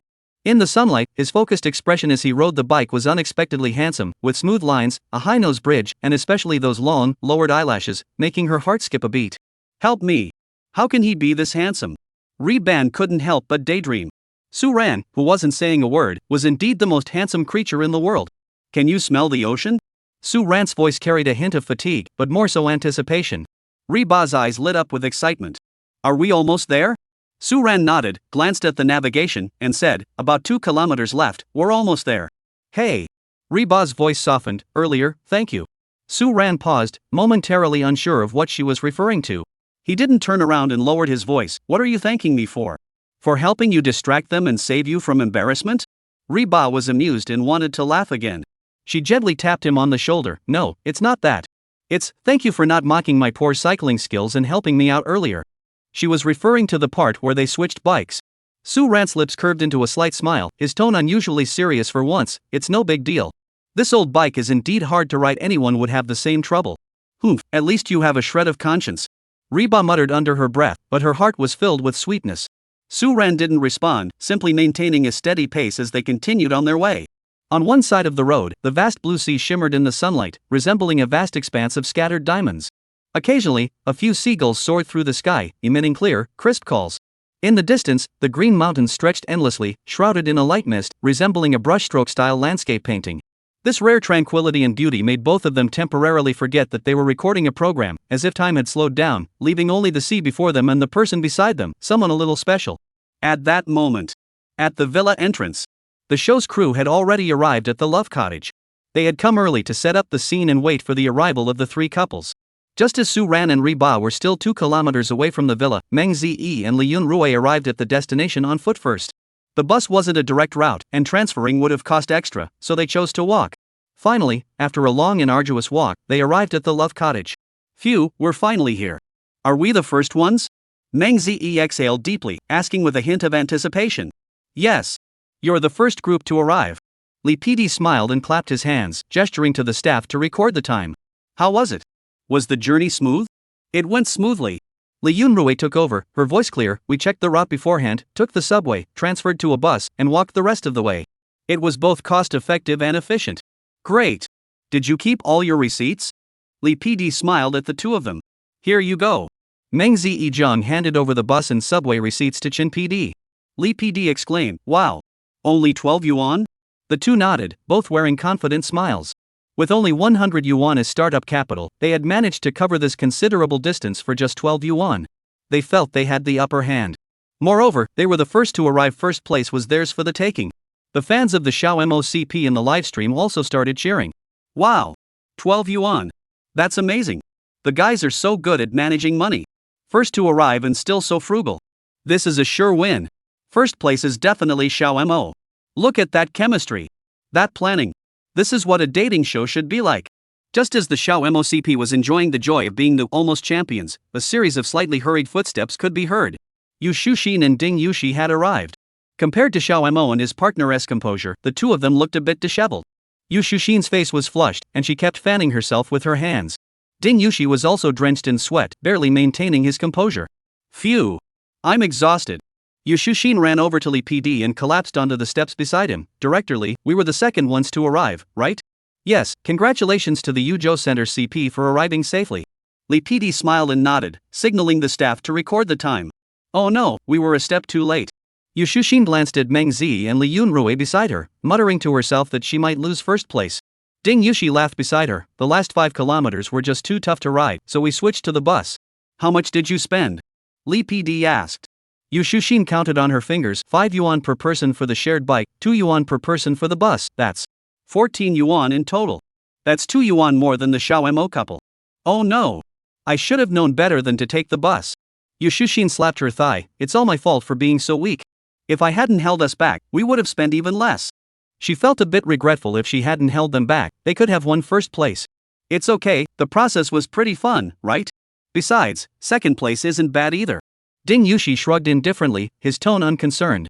Though they didn't win first place, second place should be secure, right? He didn't believe there was a more cost-effective method than theirs. Just as the two pairs were chatting, a familiar, hypnotic rhythm of beep beep beep grew louder, accompanied by the clanging of metal, as if it were about to fall apart, drawing everyone's attention. In the distance, a figure was frantically pedaling a rusty, old-fashioned 2-wheeled bicycle toward the villa's entrance. On the back seat, a girl was screaming in terror, clinging tightly to Su Ran's waist. It couldn't be anyone else but Su Ran and Riba. Put. What the? They also came by bicycle? But the design of this bike is indeed quite unique. Everyone was left speechless in astonishment. Su Ran executed a stylish drift, skillfully bringing the weathered old bicycle to a smooth stop in front of everyone. Hot couple, reporting for duty. Before he could finish showing off, he was slapped away by Riba, who shouted, "Are you trying to kill me? You almost sent me flying." Everyone froze for a second before bursting into laughter. This entrance was truly one of a kind. Chapter 10, Explosive Program Effect. When the two made their entrance in an unexpected way, everyone was left speechless, unable to tell whether to laugh or cry. At that moment, her hair was blown by the wind, looking like a bird's nest, and her little face was flushed. She glared at Su Ran, then felt everyone's eyes on her, and quickly put on a smile, enthusiastically greeting everyone. "Hi, everyone, how are you? You're all so fast." You. Li PD looked at the bicycle, which was older than her grandmother, then at Su Ran, who was full of energy, and Hot Bamboo, who looked like she had lost all hope, and for a moment, she forgot what she was going to say. "You came here on that thing?" Yu Shuxin widened her eyes, circled the old-fashioned bicycle, and marveled, "This bike must be as old as my grandmother." Ding Yushi also looked at Su Ran with admiration. "Bro, you're awesome." Meng Zi and Li Yunrui exchanged glances, seeing disbelief in each other's eyes. Riding such an old-fashioned bicycle, carrying a person, all the way from the TV station to here? That kind of stamina, that's terrifying. You too, you must be exhausted. Lee PD finally found his words and signaled to the staff to record the time. You're the last group to arrive. The last group? Suan and Reba were secretly smiling inside. Just wait until you find out we didn't spend a dime. The expressions on your faces will be priceless. Lee PD asked as usual, please report your expenses. Have you kept all the receipts? Suan heard this and held up one finger, waving it in front of everyone. 1 yuan? Yu Shushin speculated, did you borrow the car from a stranger? But didn't you say you couldn't use facial recognition? Suan shook her head. 10 yuan? Li Yunruwei speculated, could it be the rental fee? But this car doesn't look like it's rented either. Suan shook her head again. Everyone looked at Suan curiously. Suan smiled broadly and said slowly, not a single penny. The air seemed to freeze in an instant. Everyone stared at Suan in disbelief. No money? Came here by bike and didn't spend a single penny? How is that possible? You didn't spend any money? Lee PD doubted he had heard correctly and asked again, Suan, are you sure you didn't spend any money? Of course I'm sure. Suan nodded confidently, then pointed to the old-fashioned bicycle and explained, it's just a mode of transportation. We borrowed it from Director Wang. It's completely eco-friendly, zero emissions, and zero cost. As soon as she finished speaking, the entire live stream erupted in laughter. Borrowed? Does Director Wang know? Ha ha ha. What the heck is using what's available? You're breaking the lock, you know. Suan, have any of you heard of $0 purchase? Xiao MOCP, I paid 12 yuan. I thought I was safe. Yuzhou Center, I paid 14 yuan. I thought 12 yuan was the limit. Suan, sorry, everyone here is just a little brother. The other two CPs were speechless. They had been strategizing and calculating all along, taking the subway ing buses and riding shared bikes, but the other party just pulled off a 0 yuan purchase. What's the point of even comparing? Meng Zes lips twitched slightly, and he couldn't help but ask, Hot Bake, is that bike really something you borrowed? Reba looked a bit uneasy. She wasn't sure if that even counted as borrowing. Suan, however, remained unfazed, saying, of course. I did it in front of the national audience, personally asking the cameraman for permission. Most importantly, Director Wang agreed to lend it to me. At that moment, Wang Zhangyu, who was watching the monitor backstage, was so embarrassed he felt like he could dig his toes into the floor. I had no idea you could pick locks. If I had known, I definitely wouldn't have said such a stupid thing like, if you can drive it away, you can borrow it. The other staff members were all trying to stifle their laughter. Director Wang really screwed up this time. He's always the one pulling tricks on others. When did he ever get played like this? Watching Suan's serious yet ridiculous expression, Reba couldn't bear to look and quickly covered his face. But the uncontrollable curve of her lips gave away her true thoughts.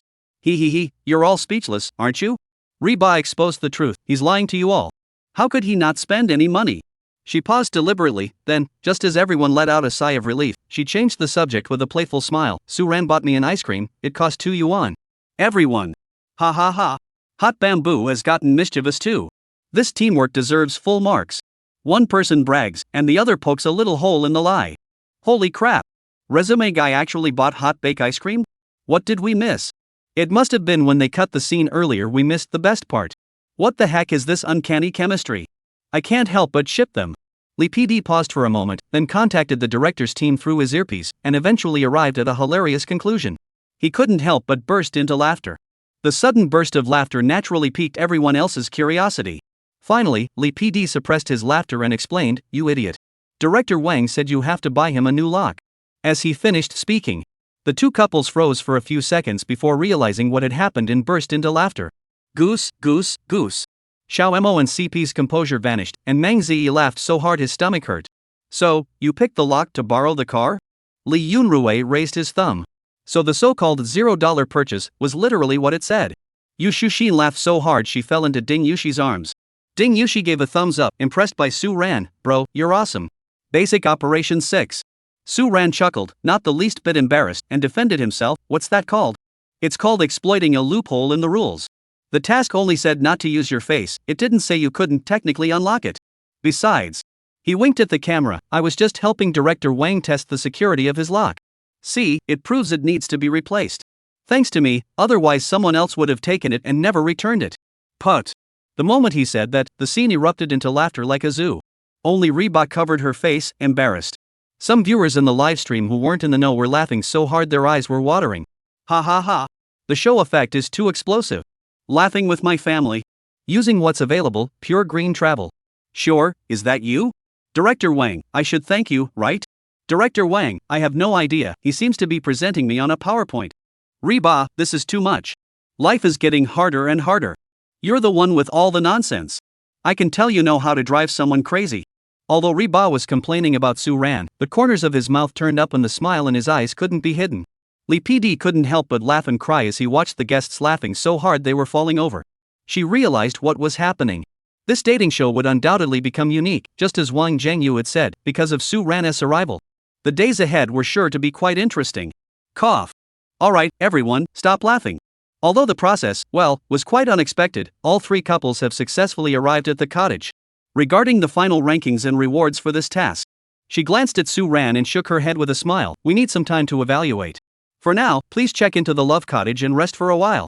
It was indeed Suan's dramatic behavior that caught the production team off guard, so the evaluation of the results would take some time.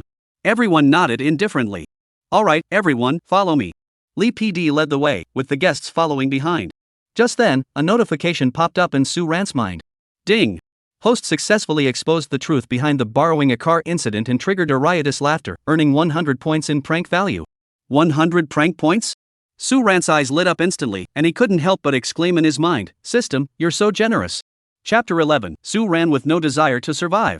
As soon as they stepped into the villa, everyone was stunned by the opulent surroundings. The high-ceilinged living room was spacious and bright. Giant floor-to-ceiling windows offered a breathtaking view of the turquoise sea, blue sky, and sandy beach. A spiral staircase, a fully equipped open-concept kitchen. Every detail showcased the production team's unmatched generosity. Wow! The production team really went all out. This place is absolutely stunning. Yu Shushin exclaimed in awe, her eyes sparkling as she looked around. It's indeed impressive, even more luxurious than I imagined. Meng Zi nodded in agreement, wearing a satisfied expression. She clearly loved it here too. Even Suan, a retired person who was used to living in her own riverside penthouse, had to admit that this place was indeed quite suitable for a paid romantic getaway. Welcome everyone to officially move in. Lee PD clapped his hands, drawing everyone's attention. She smiled as she pulled out several keys and announced, to facilitate communication and interaction among the three couples in their daily lives, our production team has thoughtfully arranged adjacent rooms for everyone. Everyone nodded in agreement and then each took an envelope. To be fair, the production team really went all out with the ceremony. Each envelope contained a message of blessings for the couples, along with 2 heart-shaped keys. The keys were labeled with the room numbers. The hot couple pair was 201 and 202. Xiao MOCP was 203 and 204. The Yujo Center CP is 205 and 206. The show's producers have made their intentions crystal clear. They might as well have just written "Give me some drama" on their foreheads. The guests weren't surprised either. After all, this is a dating show, so such an arrangement isn't out of place for the show's tone, is it? Besides, it's not really cohabitation. But the audience is disappointed. They believe the show's producers lack vision and should take a cue from the neighboring country and just arrange a room for them. Does the production team not know what the audience wants to see? Just then, Suan suddenly sighed in relief, saying, "That scared me to death.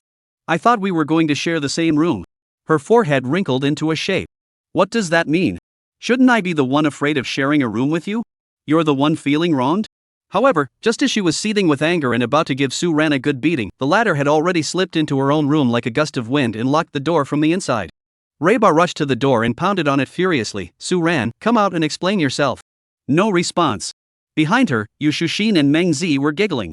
Even they couldn't resist shipping this pair. This was way too entertaining. Li Yunrui and Ding Yushi were silently giving Suan a thumbs up in their minds. This guy has no desire to survive at all. He dares to offend girls so easily? He is truly a role model for us all.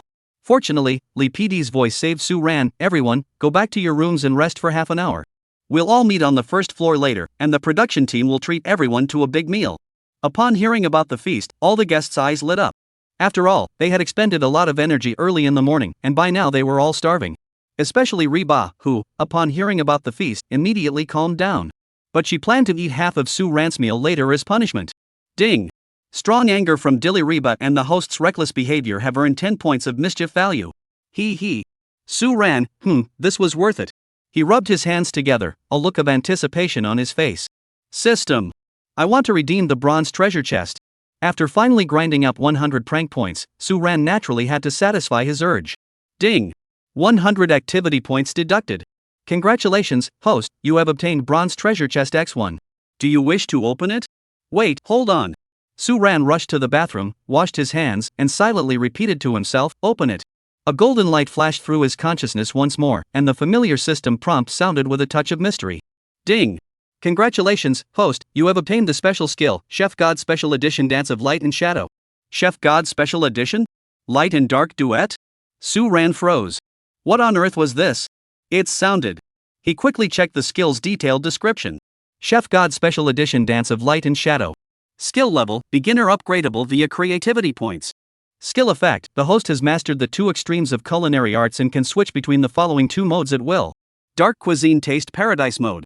Appearance, any dish the host creates will exhibit the ultimate dark cuisine characteristics, becoming the strongest visual pollution, capable of causing anyone with a normal mind to lose their appetite and experience physical discomfort. Taste, contrary to its terrifying appearance, the dish will possess the most delicious flavor in the world, each bite a ultimate sensory experience, a heavenly delight. Light Cuisine Taste Hell Mode. Appearance, the host will gain god-tier artistic shaping and plating skills, turning any dish into a perfect work of art with the most visually stunning design, capable of captivating even the most discerning food connoisseurs. Taste, in stark contrast to their perfect appearance, the dishes will have the worst taste in the world, each bite a merciless torment for the soul, a hellish ordeal. Mode switch, the host can freely switch modes using their mind. Note, hosts are advised to use this ability with caution. Whether it be Angel's Gift or Devil's Whisper, the system shall not be held responsible for any consequences that may arise. Suan. He stared at the skill description, speechless for a moment. One skill, two extreme contrasts. What kind of dramatic skill is this? Can't it be something normal? Suan shook his head and laughed, but soon accepted the skill. Even if it's abstract. It's still a decent skill, isn't it? Half an hour flew by in the blink of an eye. Suan hesitated to open the door. Because he wasn't sure. His girlfriend might be waiting outside with a 40-meter-long sword. But it turned out that Suan had overthought it. At that moment, the hot pot was already waiting eagerly at the dining table. The allure of the feast was clearly more tempting than killing Suan. Just as Suan carefully sat down next to Reba. Just as the hot pot lifted its lid. Suan anticipated his move and calmly asked, "Want some chicken drumstick?" Reba swallowed hard, hesitated for a moment, then resignedly said, "Yes." Suan chuckled to herself, "Little Foodie, you're so easy to handle." The other two couples watched their interaction and couldn't help but smile. In truth, they envied Suan and Reba's way of interacting. It was relaxed and natural, genuine and unpretentious. In just the brief half hour that had passed, they had already watched the livestream replay and seen how the other couples had behaved that morning. Suan's variety show presence was so impressive that it made them both envious and jealous. This is truly the natural-born variety show star. The variety show effect was absolutely mind-blowing. Even they couldn't resist staying glued to the livestream, eager to see how this lovable rival couple interacted. In contrast, they all seemed rather ordinary. Chapter 12, Foodie Showdown. Dating show? This is a food streaming show. The table is already set with a sumptuous feast. The dishes are visually appealing, fragrant, and delicious, making everyone's mouth water. After a morning of hassle, everyone is starving. Especially Reba, who was staring at the table of delicious food with eyes that seemed to be glowing. As for being furious with Suan earlier?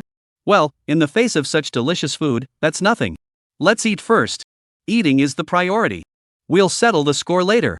Just as everyone was about to dig in. Everyone, hold your chopsticks for a moment. Lee PD cleared his throat, successfully capturing everyone's attention. This lunch was specially prepared by the production team for everyone. At this point, Lee PD gave a meaningful smile, and this is also the last free lunch the production team has arranged for you? The last one? Suan's eyes widened in shock. Is this meal poisoned? Lee PD nearly choked on Suan's words. Wow, this prank has backfired on her? The others couldn't help but burst into laughter. Reba shot Suan a disapproving glance and said, "Yes, it's poison. Don't eat it, give it all to me." No way. Suan quickly shielded the crab in front of her. No way. Testing poison is dangerous work, let me do it. I'm not afraid of dying. As she reached for Reba's crab, he slapped her hand away.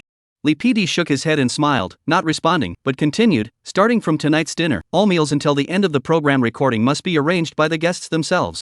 Take care of it yourselves?" Meng Zi confirmed. "Does that mean we have to buy groceries and cook ourselves?" "That's right."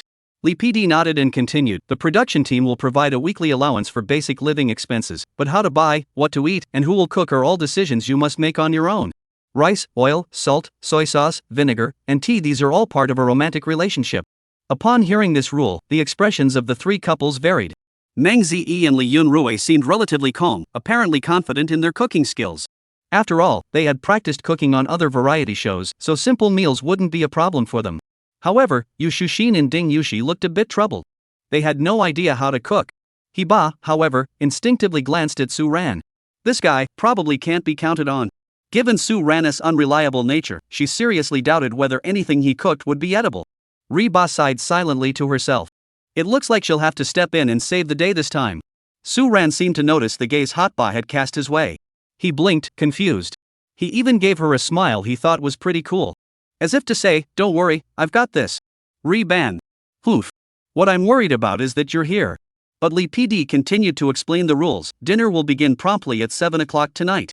No restrictions on dishes, feel free to get creative. Each group must prepare 2 dishes, with no restrictions on the creators. At the end, we will evaluate the dishes based on creativity, taste, and the level of teamwork during the process. Of course, there will also be corresponding rewards. Upon hearing this, the couples all nodded in agreement. Only Suan's expression was a bit peculiar. What the heck? A competition? That means there's a risk of coming in last. Damn it, I just got the master chef skill. Who knows what I'll end up making?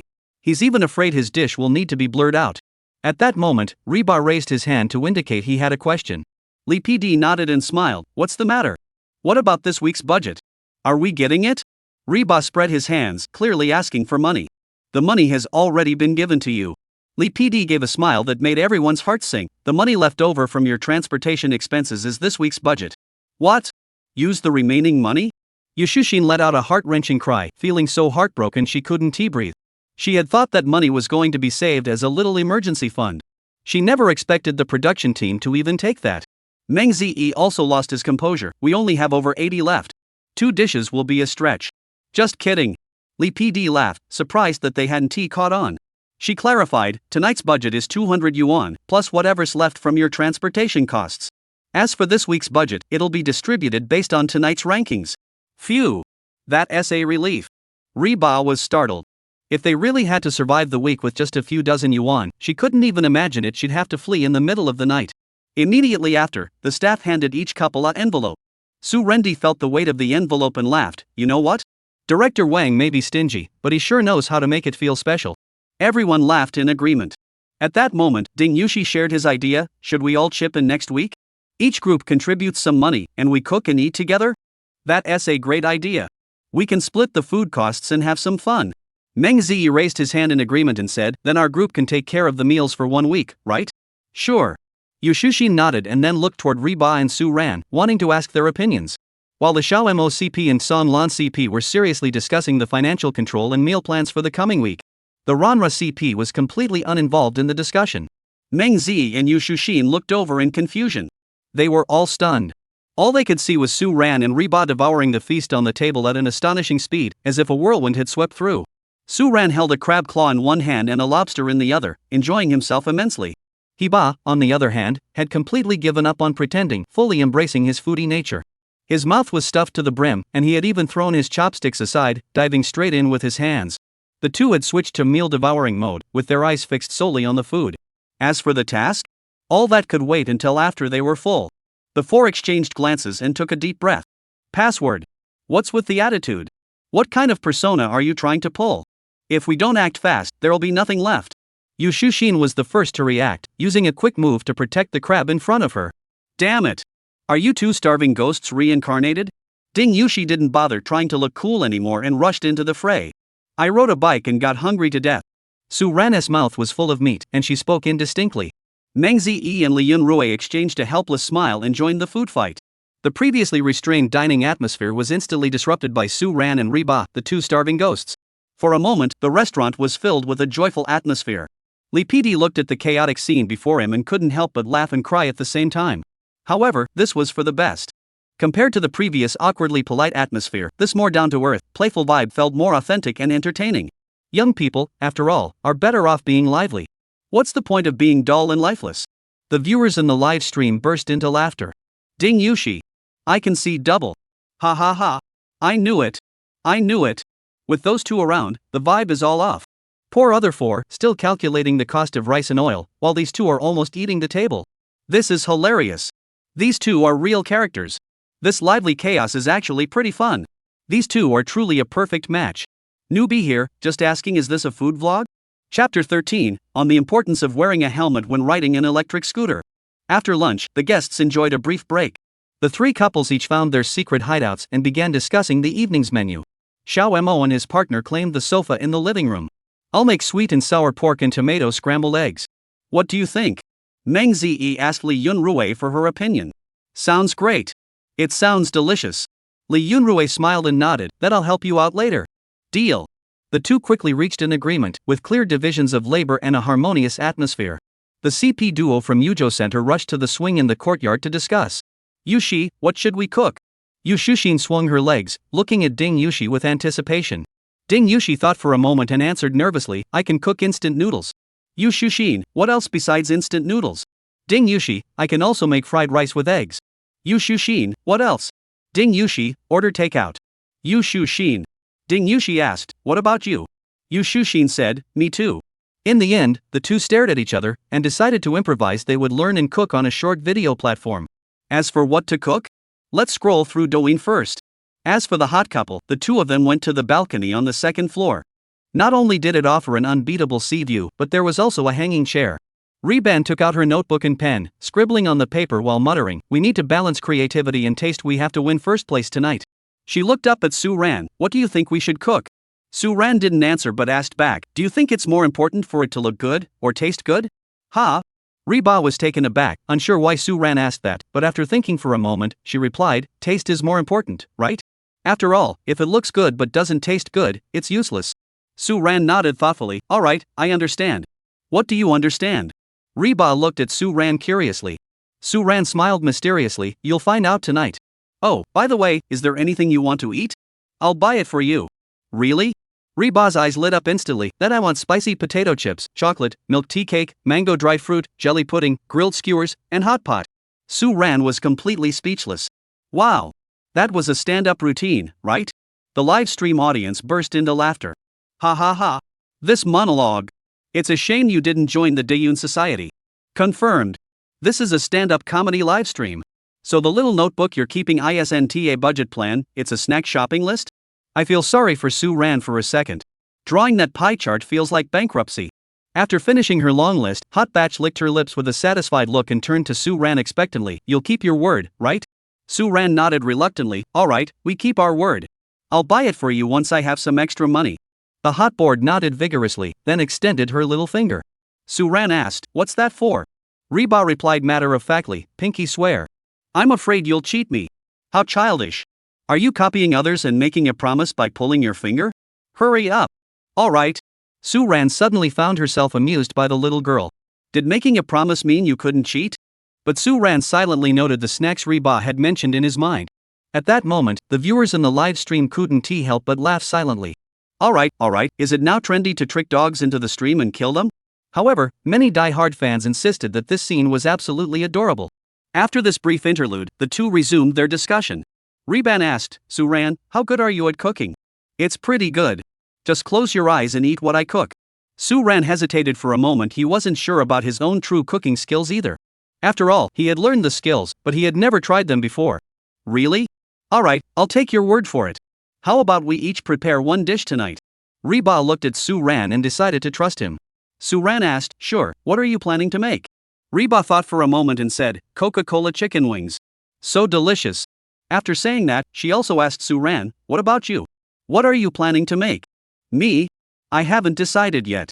Suan smiled and said, let's wait until we wake up in the afternoon and go to the market to see what's available. Upon hearing Suan say this, Riba immediately thought that Suan must be an excellent cook. 4 o'clock in the afternoon. The 6 of them, well rested, gathered again in the hall. However, when they were about to set off, they all froze upon seeing the distance indicated on the map. Oh my gosh, it's 6 kilometers to the market. Yu Shushin groaned. She didn't want to go through another marathon walk. It's so hot out there, we'll be wilting by the time we get there, let alone carrying groceries back. Meng Ziyi furrowed his brows, if there's no other option, we'll have to walk to the bus stop. The bus stop was actually quite a distance from the villa. What should we do? Riba unconsciously looked at Suan. Suan pointed to the 2-wheeled bicycle at the door and said, what's the rush? We have a car, don't we? Get lost. Riba would rather walk than ride in Suan's bicycle. Everyone burst into laughter. Just as everyone was looking at each other in confusion, Li PD appeared in the nick of time. She said excitedly, "Everyone, the production team has considered your transportation difficulties and specially prepared 3 electric bikes for you." Wow! Electric scooters! The production team is so thoughtful. Yu Shushin's eyes lit up, praising the production team for their generosity. The production team finally did something thoughtful. Reba sighed in relief, as long as he didn't have to ride that old bicycle. However, their joy was short-lived. Lee PD's next words poured cold water on their excitement.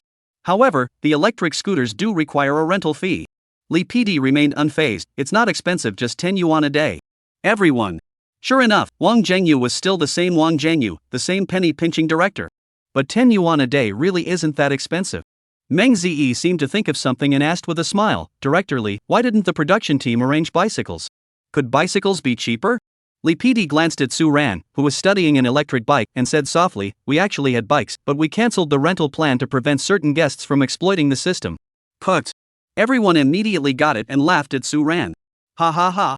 So funny. Official commentary is the most lethal.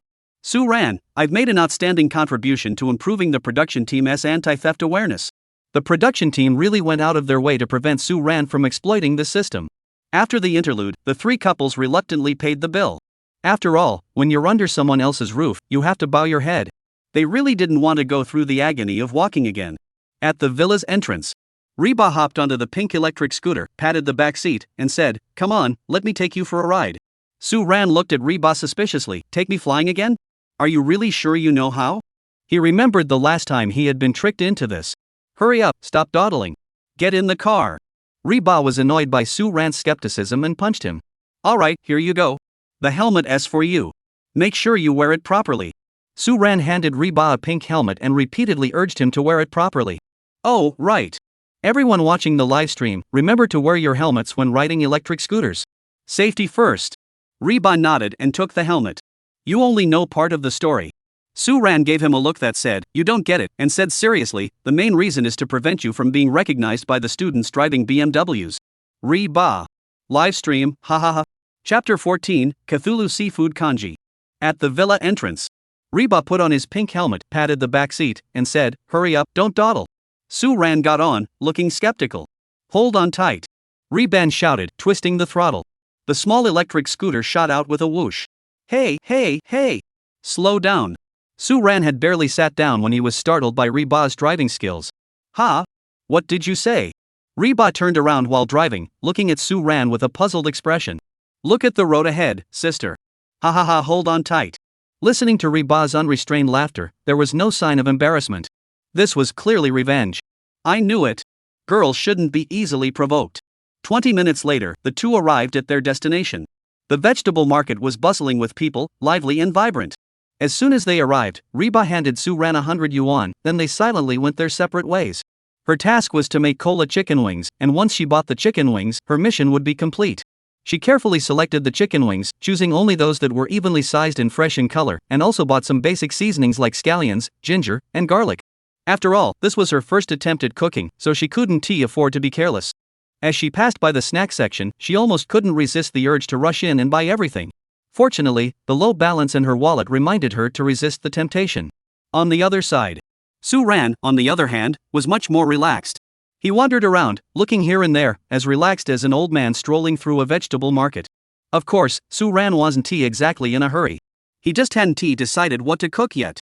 As he passed by the seafood section, Suan's eyes suddenly lit up. Since he didn't know what to cook, he decided to just make a one-pot dish. "Let us make a clay pot seafood kanji." Suan clapped his hands and immediately told the owner, "Sir, this one, and this one, give me some of each." Suan ordered several types of seafood in a row, which delighted the shop owner. This was a big customer. The owner asked right away, "How much of each?" 10 prawns, 3 crabs, for small abalone, and half an octopus. The owner's smile quickly shifted to the viewers in the live stream. Ha ha. The boss thought he was dealing with a wealthy customer, but it turned out to be a penniless guy. If it weren't for the camera following resume guy, he'd probably get beaten up. What the heck is half an octopus, huh? But in the end, Suan still managed to buy the seafood he wanted. However, the boss refused to sell him even half an octopus. After that, Suan started browsing around the seafood section again, looking for other ingredients to buy. After about 10 minutes, they had bought all the ingredients they needed. The two met at the entrance of the vegetable market. Reba noticed the 3 or 4 plastic bags in Suan's hands and was stunned. "Wait, you bought so much? What did you buy?" Seafood. Suan replied casually. Seafood? Reba's voice rose several notches. What kind of family are we? You went to buy seafood? Don't worry, there are many varieties but only a little of each. I just bought a tiny bit. Suan opened the bag and showed it to Reba, then smiled. Don't worry, it'll definitely impress everyone tonight. Alright then. Reba nodded. Whether it was impressive or not didn't matter, as long as it wasn't scary. Let's go back then. Alright. This time, Suan didn't let Reba sit in the driver's seat. That girl's driving skills were a bit scary, and Suan really didn't want to go through that again. After hanging the groceries on the handlebars, the two of them hopped onto the pink electric scooter and prepared to head back. They hadn't gone very far. Reba suddenly let out a startled ah. What's wrong? Suan didn't turn around and asked. I forgot to buy Coke. Reba slapped his head in frustration. How can you have chicken wings without cola? There's a convenience store on the way back. I'll go buy some. Okay. It wasn't even 5 o'clock yet. Suan and Reba returned to the villa. The villa was already filled with lively sounds. The six gathered once again in the kitchen. The first cooking competition of the heart-pounding cottage officially began. The kitchen was filled with the clanging of knives and the sizzling of pans, creating a symphony of cooking sounds. Meng Zi skillfully handled the pork tenderloin, preparing it for a sweet and sour sauce. Li Yunrui stood by to assist Meng Zi. Ding Yushi and Yushushin watched their phones, following the tutorial step-by-step to learn how to make tomato scrambled eggs. This dish was originally supposed to be made by Meng Zi, but he later gave it to Yuzhou's center CP. However, the two of them were now arguing over whether to cook the tomatoes first or stir-fry the eggs first. Suan and Reba entered the kitchen, greeted the four, and then got to work as well. Suan first washed the seafood and various ingredients she had purchased. She deveined the shrimp and opened their backs with a smooth, fluid motion, not missing a single step. Reba marinated the chicken wings nearby, occasionally glancing at Suan. Seeing his skilled movements with the seafood, she couldn't help but feel a bit surprised. This guy seems like he really knows how to cook. After preparing all the ingredients, he took out a clean clay pot, rinsed the rice, and added water. Then, he placed the clay pot on the stove, turned the heat to high to bring it to a boil, then reduced it to low and began simmering the porridge base slowly. He stirred it occasionally with a spoon to prevent it from sticking to the bottom. His serious expression, focused gaze, and his flawlessly handsome face almost left Reba speechless, forgetting to stir the chicken wings. The other guests also cast admiring glances his way. Seeing Suan's setup, it seemed like there would be a feast tonight. However, they gradually realized that things weren't as simple as they seemed. The clay pot kanji Suan was simmering had unnoticeably begun to transition from light to a deep purple. Lotus seeds, lotus root powder. Coke in there. Octopus tentacles, and even the octopus itself is in there. As the simmer continued, the porridge in the pot began to boil vigorously. However, the bubbles glowing with a faint blue light gave off an eerie, chilling sensation. The lotus seeds, once boiled, resembled countless eyes in the darkness. The intact octopus lay quietly at the bottom of the boiling blue porridge, trembling slightly with the boiling porridge, as if dancing a death waltz. This seafood porridge can't be said to lack color, aroma, or flavor, it's just that looking at it twice makes your head spin. Even the term dark cuisine fails to capture its darkness. It's like a potion brewed by a medieval witch. Even Granny Witch would have to ask Suan for the secret recipe. The kitchen is deathly silent. All that can be heard is the bubbling sound of the blue-purple substance in the pot. Damn you, Suan. Is this what you meant by close your eyes and eat? Reba was the first to scream, nearly dropping the spatula he was holding. Suan looked at her creation calmly and said, "Stay calm, it's just cola with blueberry flavor. It doesn't look good, but it's definitely delicious." Coke? Blueberry flavored? Reban's face turned pale, then he looked at the chicken wings in the pot. Sure enough, the chicken wings in the pot were all glowing in eerie blue. Damn you, Suan. You owe me those chicken wings. Suan ignored Reba's screams and, under everyone's horrified stares, picked up a spoon and carefully scooped a bowl from the pot of seafood kanji. Under everyone's terrified gaze, Suan remained unfazed, gently placing the bowl of poison into his mouth. Time seemed to freeze in that moment. Chapter 15, Visual Hell, Taste Bud Heaven. The entire live stream exploded.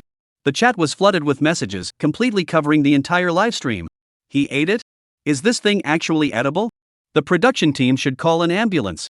This is the first time I've seen something that can lower your sanity in real life. No technology, just tough talk. Makes you eat with confidence and leave with peace of mind. Suan really went all out to maintain his prankster persona. Many people call this visual pollution, but this method is actually the most authentic and freshest. It's 10,000 times better than other foods. If you ask me to eat it, just pretend I never said anything. They couldn't imagine how Suan could eat it without batting an eyelid. The kitchen was deathly silent. Time seemed to stand still. Everyone's eyes were fixed on Suan. Reba covered her mouth with her hands, her eyes wide open, forgetting to breathe. Yu Shushin hid behind Ding Yushi, daring only to peek through the cracks. Meng Ziyi and Li Yunrui furrowed their brows, feeling slightly uneasy both mentally and physically. At that moment, Suan closed his eyes, savoring the delicacy in his mouth. His expression was calm, even tinged with a hint of enjoyment. Suan couldn't help but praise inwardly. The system is amazing. This seafood kanji may look unappetizing, but the taste is absolutely amazing. Suan had never tasted such fresh and sweet seafood kanji before. A few seconds later, he slowly opened his eyes, his voice filled with satisfaction. So fragrant. That soul-stirring sigh echoed like a thunderclap, reverberating in everyone's ears. Delicious? Has Suan lost his mind, or has the world gone mad? The taste? How does it taste? Reba struggled to swallow his saliva, his voice trembling slightly. She simply couldn't connect Suan's expression of pure enjoyment with the porridge in the clay pot, which looked like a biological weapon. Suan turned her head, saw everyone's expressions as if they had seen a ghost, and gave a harmless smile. He picked up the spoon and scooped another spoonful of the blue-purple, sticky, and eerily glowing porridge. This time, he didn't eat it himself but handed it to the nearest person, Reba. I told you, just close your eyes and eat. He wore a seductive smile. Come on, open your mouth. No way am I eating this poison. Even a fool would know not to touch this stuff. Reba was so scared he backed away quickly, shaking his head like a metronome. Are you kidding me? This looks like a D. Lower your sanity points. Who dare put it in their mouth? Really not going to try it? Suan emphasized again and again, trust me. It's really delicious. He deliberately dragged out the words and smacked his lips. Everyone instinctively stepped back and shook their heads in unison. As if to prove his point, Suan downed the spoonful of porridge in one gulp. The rich, fresh aroma exploded in his mouth, as if the essence of the entire ocean had been condensed into that single spoonful. The sweetness of the seafood and the softness of the rice grains blended perfectly, layer upon layer, leaving a lingering aftertaste that reached the top of his head. To be able to drink such a spoonful of porridge in this lifetime is worth it. Suan closed his eyes in comfort, a look of pure happiness spreading across his face. The look of pure enjoyment was so genuine it didn't seem like acting. Everyone, watching Suan's ethereal expression, as if her soul had been elevated, everyone was completely speechless. Could it be? This dish that looked like it could poison someone. Really, is it actually delicious? Their worldview was shaken to its core. Especially Reba, who seemed to have a moment of temptation. Damn it! Why do I suddenly feel like trying it? But to be fair, this clay pot kanji may not look appealing, but the aroma is incredibly rich. Others were also secretly wondering. Is it really that good? If it's real, then they'd really think they're seeing ghosts. If it's fake, then Suan's acting is damn good. Dining hall. When everyone's dishes were served on the table, Suan, wrapped in a scarf, ran out of the kitchen holding a clay pot. Seafood kanji is here. Just as everyone was about to make a joke, a scent that was indescribable and overwhelmingly powerful suddenly wafted out from the pot. It overpowered the previous complex, unsettling odor. It was an extremely pure, intense, and irresistible, the ultimate sweetness of seafood. It felt as though the essence of the entire ocean had been condensed into this single pot of kanji. Gulp! Someone couldn't help but swallow hard. Soon, the sound of gulp echoed throughout the kitchen. The crowd, who had just moments ago looked disgusted, now had expressions that were a bit awkward. Their eyes involuntarily turned toward the pot of blue-purple porridge still bubbling away, though its appearance was still unsettling. But that damn aroma, it's way too intoxicating. What is that smell? It's so fragrant. Yu Shushin couldn't help but sniff the air, her stomach growling in response. Ding Yushi also swallowed hard, his eyes filled with conflict. Meng Ziyi and Li Yunrui exchanged glances, seeing the same wavering in each other's eyes. Reba struggled even more to resist the little voice inside his head. One inner voice said, eat it. Eat it now. It's too delicious. Another inner voice said, don't eat it. It's poisonous. After a fierce internal struggle, Reba was ultimately deterred by the appetite-suppressing blue hue. Suan watched everyone's conflicted expressions, wanting to eat but dared not, and couldn't help but smile inwardly. The skill effect of the chef's special edition is indeed powerful. Visual overload. The taste temptation is also at its peak. This contrast is absolutely amazing. At that moment, Li PD cautiously stepped out. She really didn't want to get anywhere near that pot of biological weapon. Just the scent alone, so fragrant yet eerie, made her stomach churn. But there was nothing she could do. She was the judge, after all. Li PD forced a smile that looked worse than crying and said painfully, cough cough, everyone's dishes are now on the table. Now, it's time for the exciting tasting and judging session. She paused, struggling to tear her gaze away from the pot of blue-purple Cthulhu seafood porridge, and looked at everyone, announcing the brutal rules. According to the rules, to ensure fairness, impartiality, and transparency, Every dish must be tasted by all guests except the creator, who must then provide their own scores. The scoring criteria include creativity, taste, and teamwork. As soon as she said this, the faces of the other 5 guests turned pale in an instant. Must taste? Everyone has to taste it? They were all refusing in their hearts. No way. Absolutely not. I refuse. You'll die. Listening to the guest's words, Lee PD closed his eyes and said painfully, to ensure fairness, I will personally taste each of your dishes. Great. Even the judge said so. What else can they say? The atmosphere in the kitchen suddenly became incredibly tense. Suan flashed what he thought was a sunny smile and enthusiastically invited, come on, don't be shy. Who's going first? But Suan's smile at that moment looked like the devil's grin to everyone else creepy. Everyone silently stepped back, shaking their heads frantically. Seeing this, Suan came up with an idea. Alright, I'll ask everyone a question. Whoever answers correctly gets to eat first. Reba shook his head vigorously, like a rattle, and hurriedly said, I don't know. Impressive, Reba. Congratulations. You got it right. Suan widened her eyes, then broke into a brilliant smile, giving a thumbs up in praise. Reba was speechless. What? What's going on? Suan chuckled and explained, my question was, on the moon, where there's no air, if you release a feather and an iron ball at the same height, will the feather fall slower than the iron ball? And the answer is no. Reba. If looks could kill, Suan would have died thousands of times over. Put. Everyone looked at Reba with sympathy. Drink up. Suan enthusiastically scooped a full bowl for Hot Fence and said in a seductive tone, it's delicious. You'll want more after you finish. With a die if I must mindset, Reba closed his eyes, gritted his teeth, and shoved the porridge into his mouth. The next second, Reba froze in place. It was as if someone had pressed the pause button.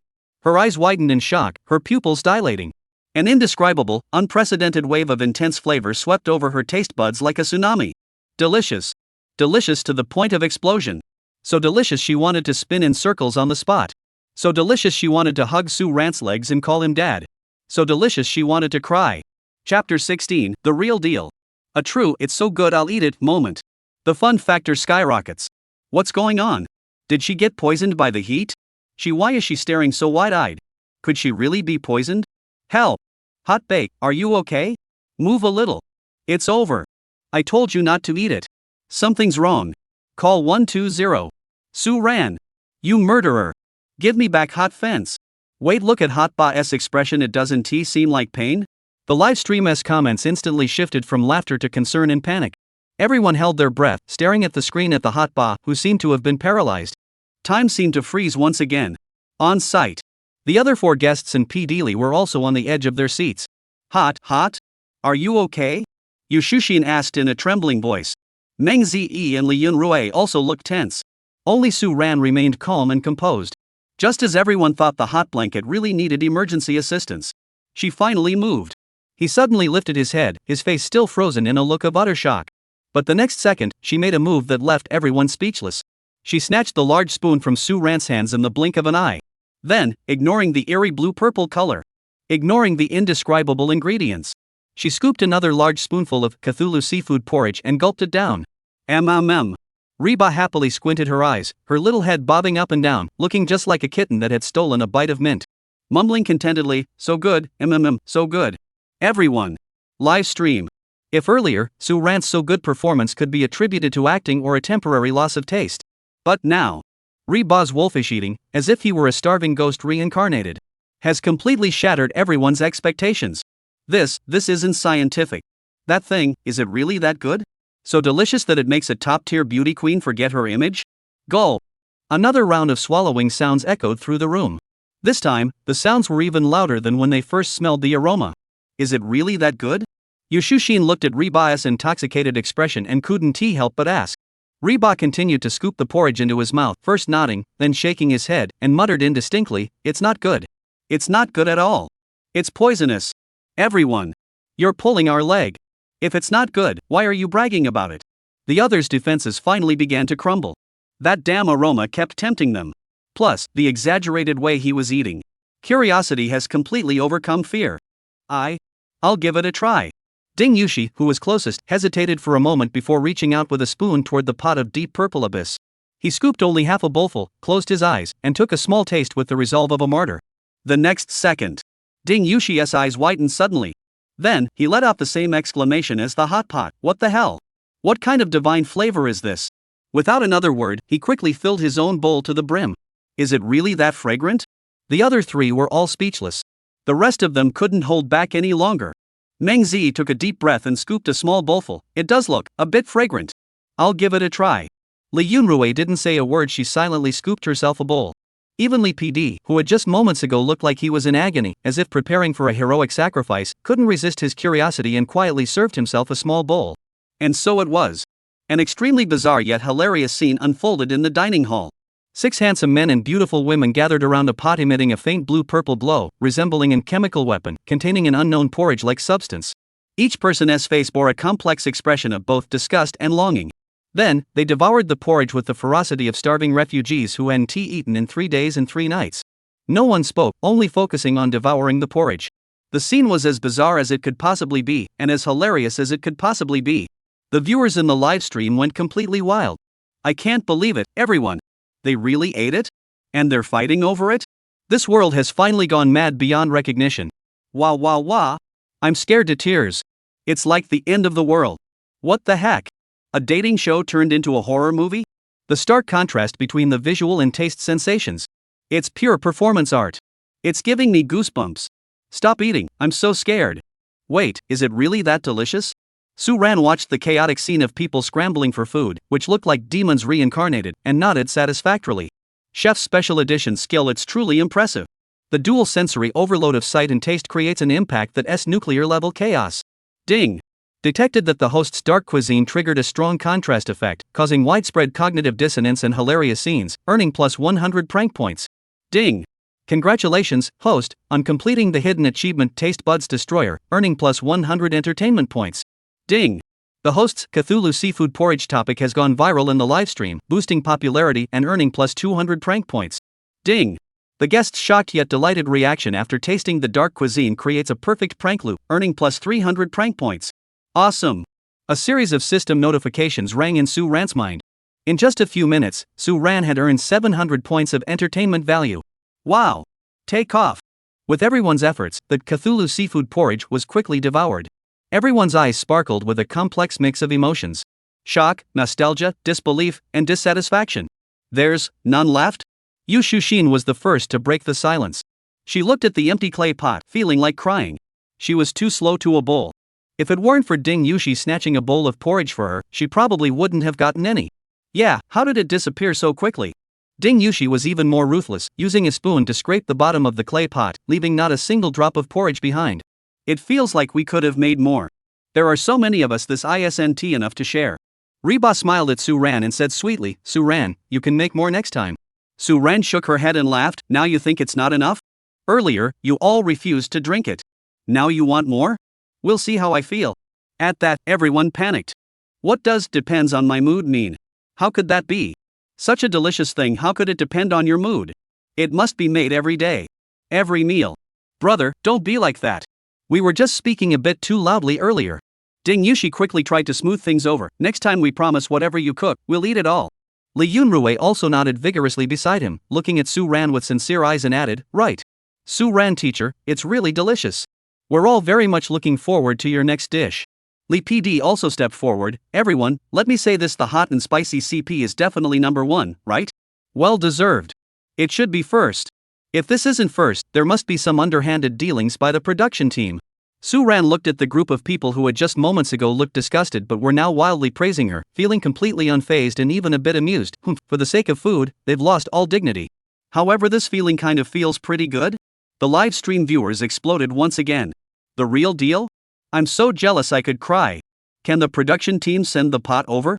For the sake of food, they've thrown away their principles. Hilarious. Suan, mortals. Now you know how powerful I am, don't you? Where's the hot pot? Why isn't the hot pot moving? Hurry up and go hug the big leg. Oh my, Suan brother. Reba hugged Suan's arm and whined in a sweet, clingy voice, I was the first one to drink it. I trust you so much. Sigh. Suan pulled his arm away, looking terrified, don't do that, I'm scared. Hot Bamboo rolled her eyes, waved her little fists, and huffed, tomorrow, porridge, a big pot, got it? Seeing Reba return to her normal self, Suan sighed in relief. That's right. He took a few steps back and chuckled, a tomboy is your true persona, isn't it? Hot Fence pretended to charge forward to punch him. But Suan had already fled the scene. Chapter 17, Suan, I'll complain I'm a retired big shot from Shuemu University. Ha ha ha. They're fighting again. These two are a pair of troublemakers. Suan, as long as I run fast enough, Hot Bamboo's fists won't catch up to me. Switching between goddess and tomboy effortlessly. Hot bake is so awesome. So, will there be porridge tomorrow? I'm dying of anxiety. Looking forward to the small house life. Feels like every day will be exciting chicken and full of action dog. The viewers in the livestream were still reliving the hilarious chaos caused by the Cthulhu seafood porridge.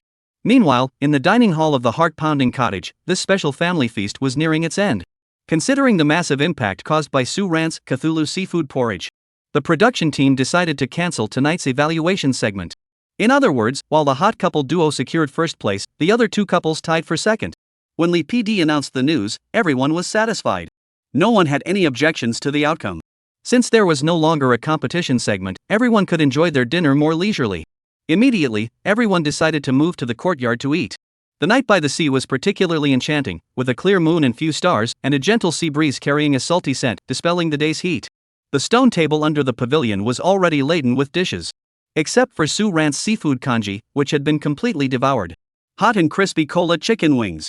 Xiaomo's sweet and sour pork with stir-fried lettuce. Yuzhou Center's tomato scrambled eggs and seafood noodles. Wow, this sweet and sour pork is really delicious. Yu Shuxin praised it highly. The tomato scrambled eggs are also delicious. Meng Zi also praised the tomato scrambled eggs highly. Hot Bus slurped up the seafood noodles. This seafood noodle dish is amazing. It was a typical scene of mutual praise in a large commercial setting, with the focus on how delicious everything was. But just as everyone was about to try the Hot Pot's cola chicken wings, everyone was stumped. Because the Hot Pot's cola chicken wings were now glowing an eerie blue. Whoa! Could it be that they're from the same culinary school as Suan?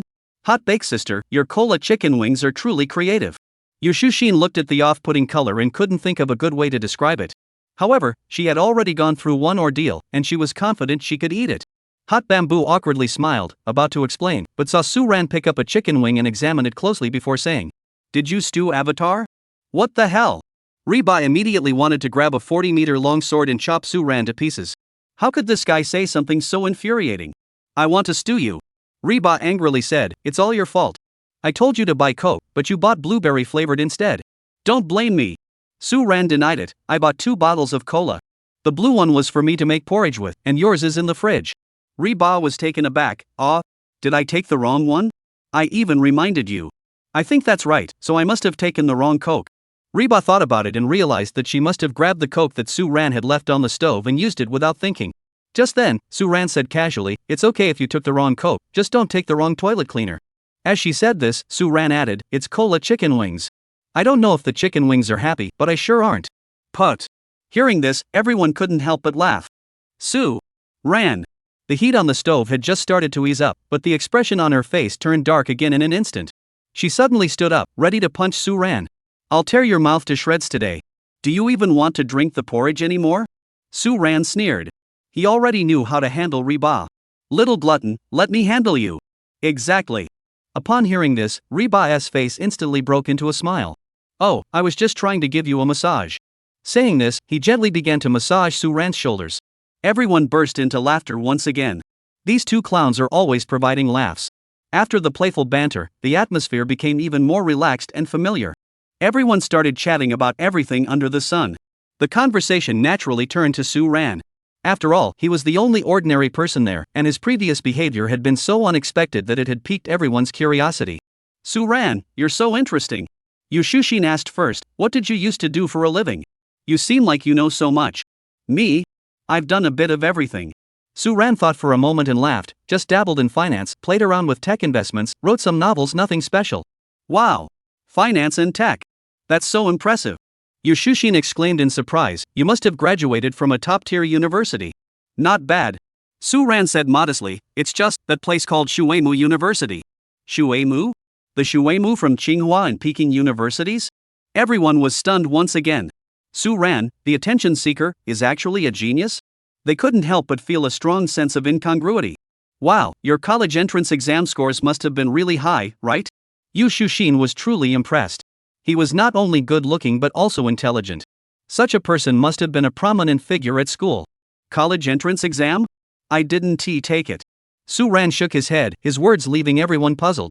Just as everyone was curious, Suan added, I didn't take the college entrance exam, I was directly admitted to Shuemu University. Everyone was stunned. She didn't take the college entrance exam. And they were directly admitted to Peking University and Tsinghua University? What on earth does that even mean? That's Shuemu University, one of the top universities in Longwa.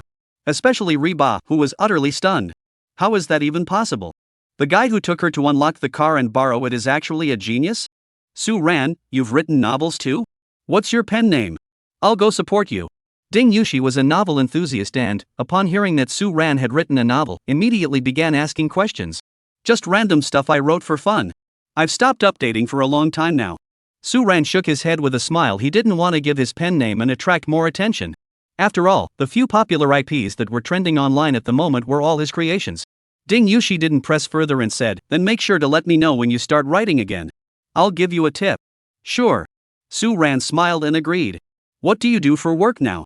Meng Zi was even more curious about Suan's current job. What about me? Suan shrugged and laughed. I guess you could say I'm retired now. Retired? Everyone felt their understanding of the situation was shaken once again. Retired at just over 20 years old?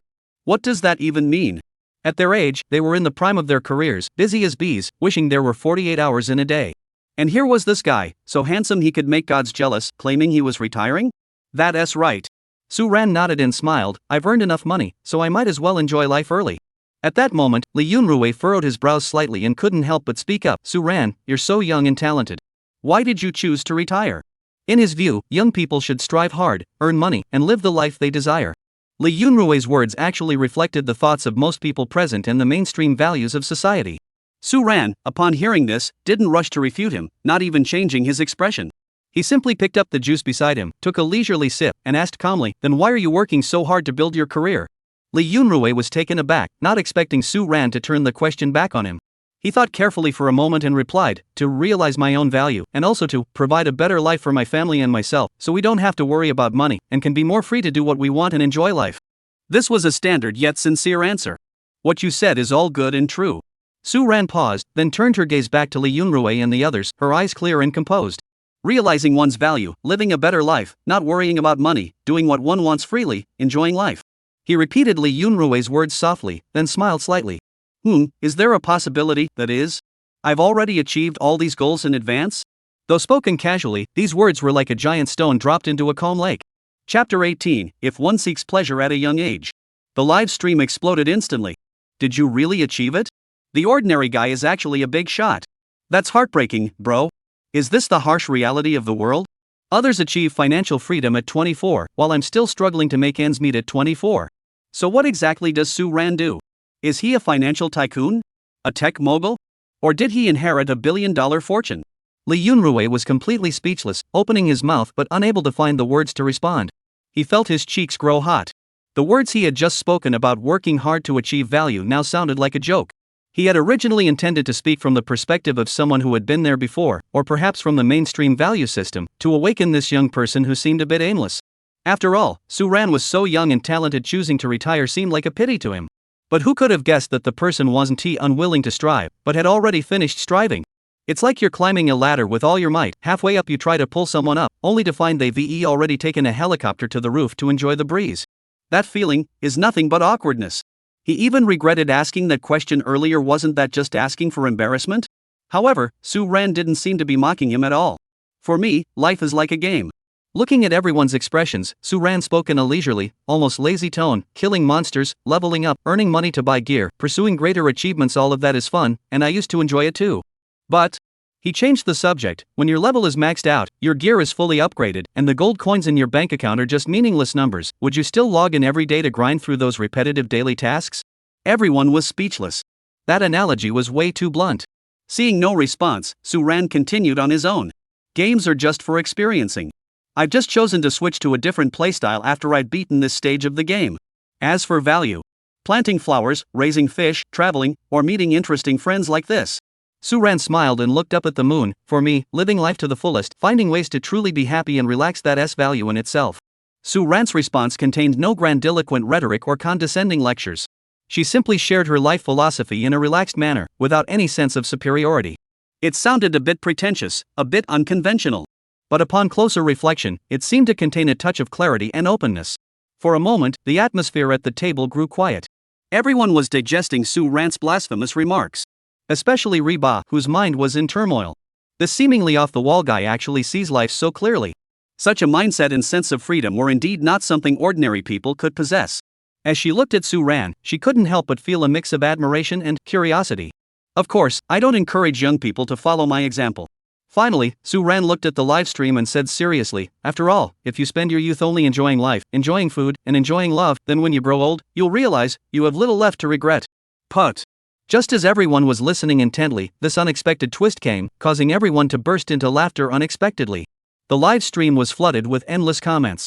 Suan never disappoints. Ha, I was getting all emotional, and then she throws in a twist. To be honest, Suan's mindset is something many people can't match. From today onward, I'm a die-hard fan of Suan. Suan, this game called life? I've already beaten it. If you don't enjoy life when you're young, are you going to wait until you're old and using a cane to enjoy it? The audience burst into laughter. Lee Yunrui, who had initially asked the question, remained silent for a moment before smiling contentedly. Unconsciously, he seemed to have been captivated by Suan's charisma. He raised his juice and said admiringly, "Suan, you're right. Everyone has the right to choose their own way of life. I shouldn't have lectured you from such a high horse. It's just a discussion, it's not that serious." Suan shook his head and smiled, raising his glass as well, to all the warriors still striving to level up and overcome challenges. Cheers! Keep going. The crisp clinking of glasses echoed through the quiet courtyard, and the juice shimmered softly in the moonlight. Everyone laughed as they drained their glasses of juice. The earlier awkwardness and tension dissolved into the relaxed atmosphere. Suan remained the center of everyone's gossip. Why did you decide to join this show? Ding Yushi asked the question on everyone's mind. It feels like you don't really need this opportunity. Suan smiled wryly. My mom told me this is a workplace variety show. If I dared not come, she'd break my legs. Everyone burst into laughter that was so typical of Suan. So have you ever been in a relationship before? The one who asked this question was Hot Batch, who seemed to be casually mentioning it but was actually listening intently. She pretended to be nonchalant, sipping her juice, but her eyes kept glancing at Suan. The others' curiosity was also piqued, and they all turned their attention to Suan. Yeah, someone as handsome as him, with such a high education, and already having the financial stability to retire at such a young age, how could he not have dated before? No, I haven't. Suan faced the curious stares of everyone and shook his head honestly. Impossible. Yu Shushin was the first to disbelieve him.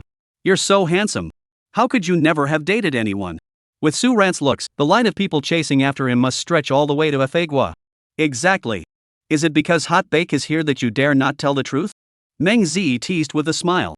No, I really haven't. Suan emphasized again, a faint trace of sadness flickering across his face, but there's a girl I love who can't have me. Ha! Everyone's curiosity was piqued. Reba frowned, feeling an uneasy sensation in his heart. Unrequited love. Does he have someone he likes? Then why aren't they together? Yu Shushin asked curiously. Suan sighed and shook his head. It's mainly because her family doesn't approve. No way? You're so handsome and a top student her parents would actually object? Meng Zi also found it hard to believe.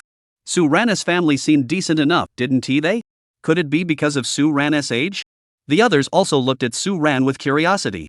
It's not her parents' fault. Suan shook her head, sounding rather regretful. It's mainly her husband who doesn't approve. The scene fell into an eerie silence as everyone was completely taken aback by Suan's unexpected twist. A few seconds later. Cough cough cough. Ha ha ha ha ha. Laughter erupted like a tsunami, sweeping through the entire courtyard. Even the live stream's chat comments exploded instantly. The hot juice she had just taken a sip of nearly sprayed out of her mouth. She coughed so hard her face turned bright red, pointing at Suan in a mix of frustration and amusement, unable to speak for a moment. This guy was up to his tricks again. But deep down, she couldn't help but feel a sense of relief. Yu Shushin burst into laughter and collapsed onto Ding Yushi's shoulder, shaking with laughter. Li Yunrui couldn't hold it in either, covering her mouth and laughing uncontrollably. Ha ha ha. What the hell? Her husband doesn't approve. This twist. I'm crying from laughing so hard. I'm going to die laughing in this live stream. When it comes to pulling pranks, Suan is the real deal. Meng Zi also laughed for a while before calming down. She wiped away the tears from laughing.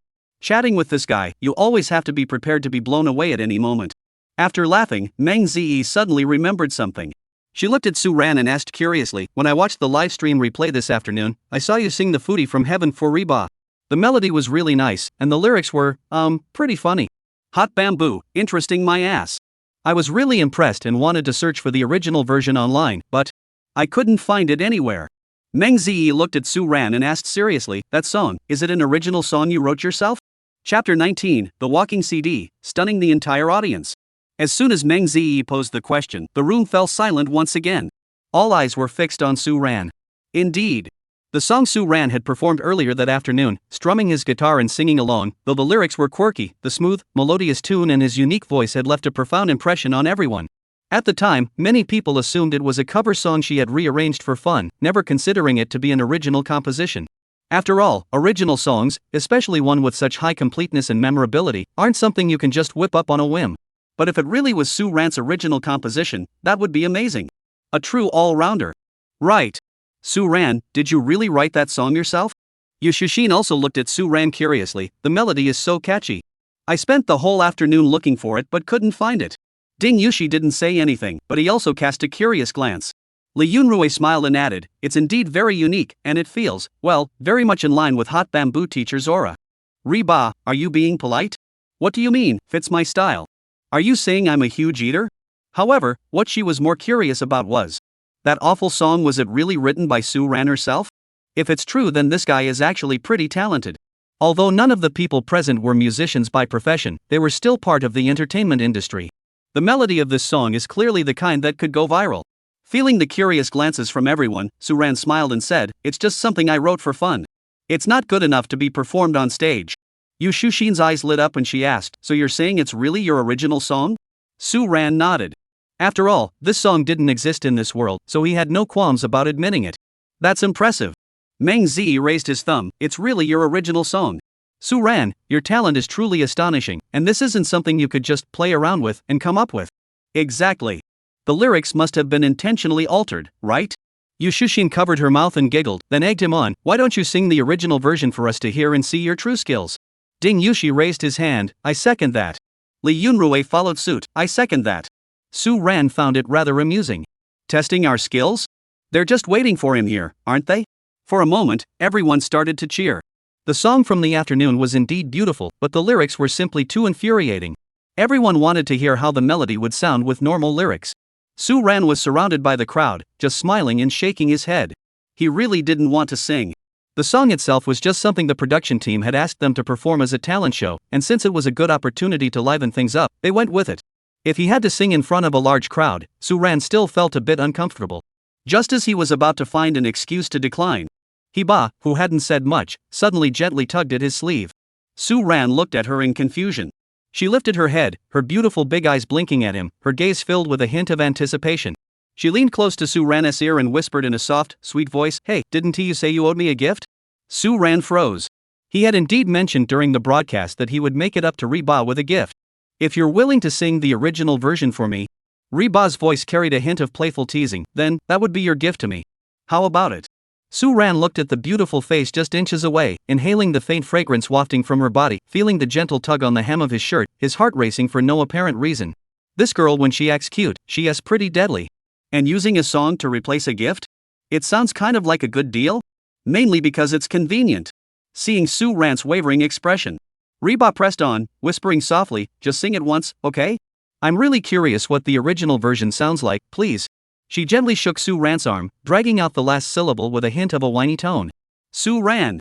I can't resist. I just can't resist. Who could resist that? Reba is being cute. She's being cute. Hell. Who can resist this? Suan, just agree to her. KSWL. KSWL. This is like feeding sugar straight into your mouth. Sing. Now. Immediately. Satisfy our cravings. The victory of the die-hard fans.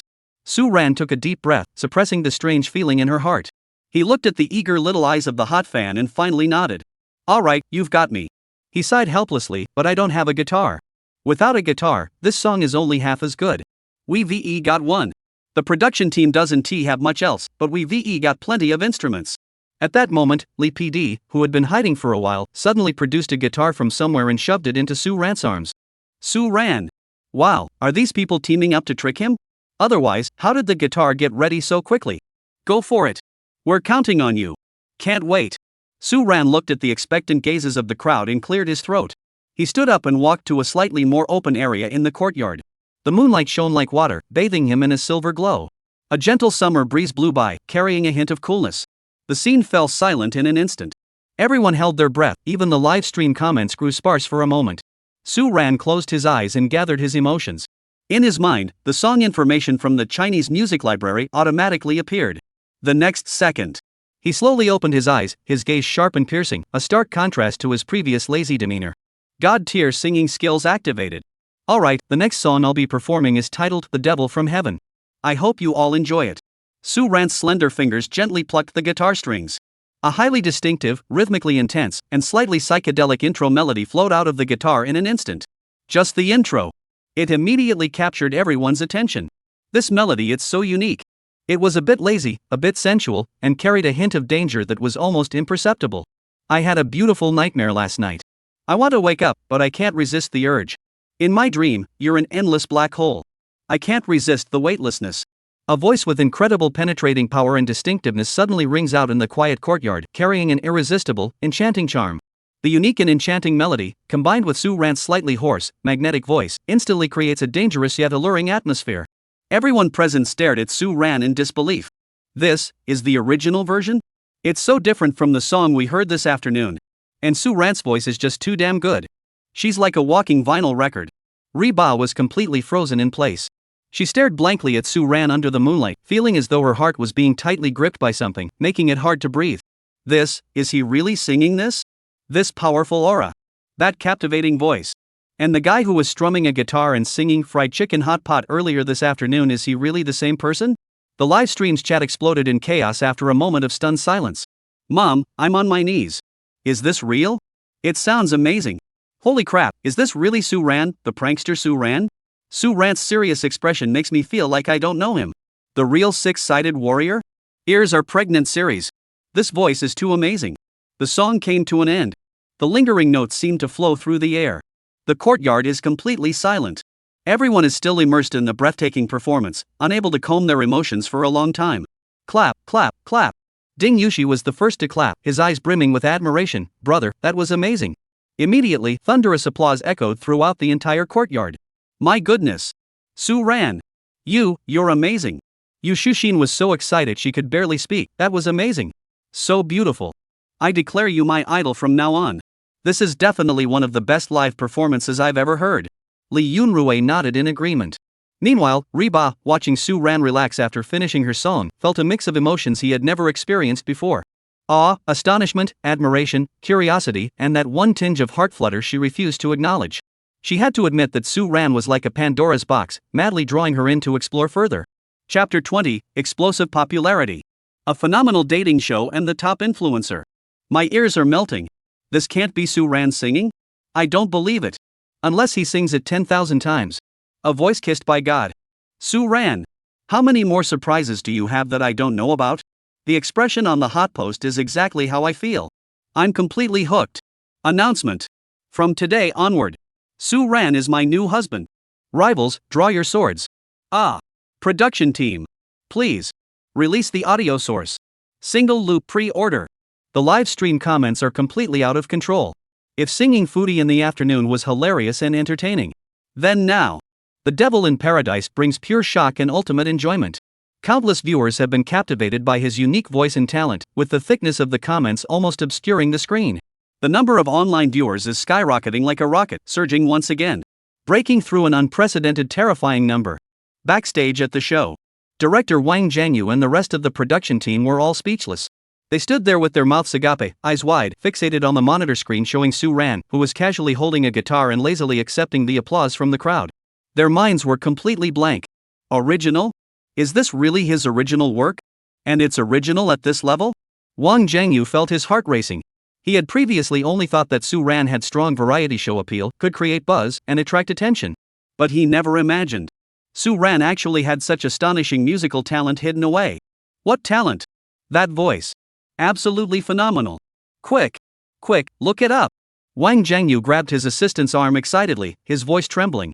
This song, The Devil from Heaven. Is it original? Copyright. We must secure the copyright at all costs. He now looked at Suan as if she were a walking goldmine. The assistant nodded urgently and began frantically searching through major music platforms and copyright databases again. After entering the correct name, the assistant finally saw the clear copyright information. The Devil from Heaven. Lyrics, Suan. Composed by Suan. It really was Suan's song. No wonder he couldn't find the song information before the title wasn't even Foodie.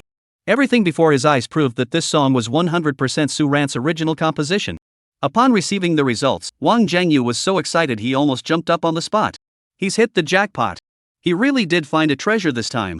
Summer Heartbeat 2 is going to blow up. It's going to be a huge hit. Back to the scene.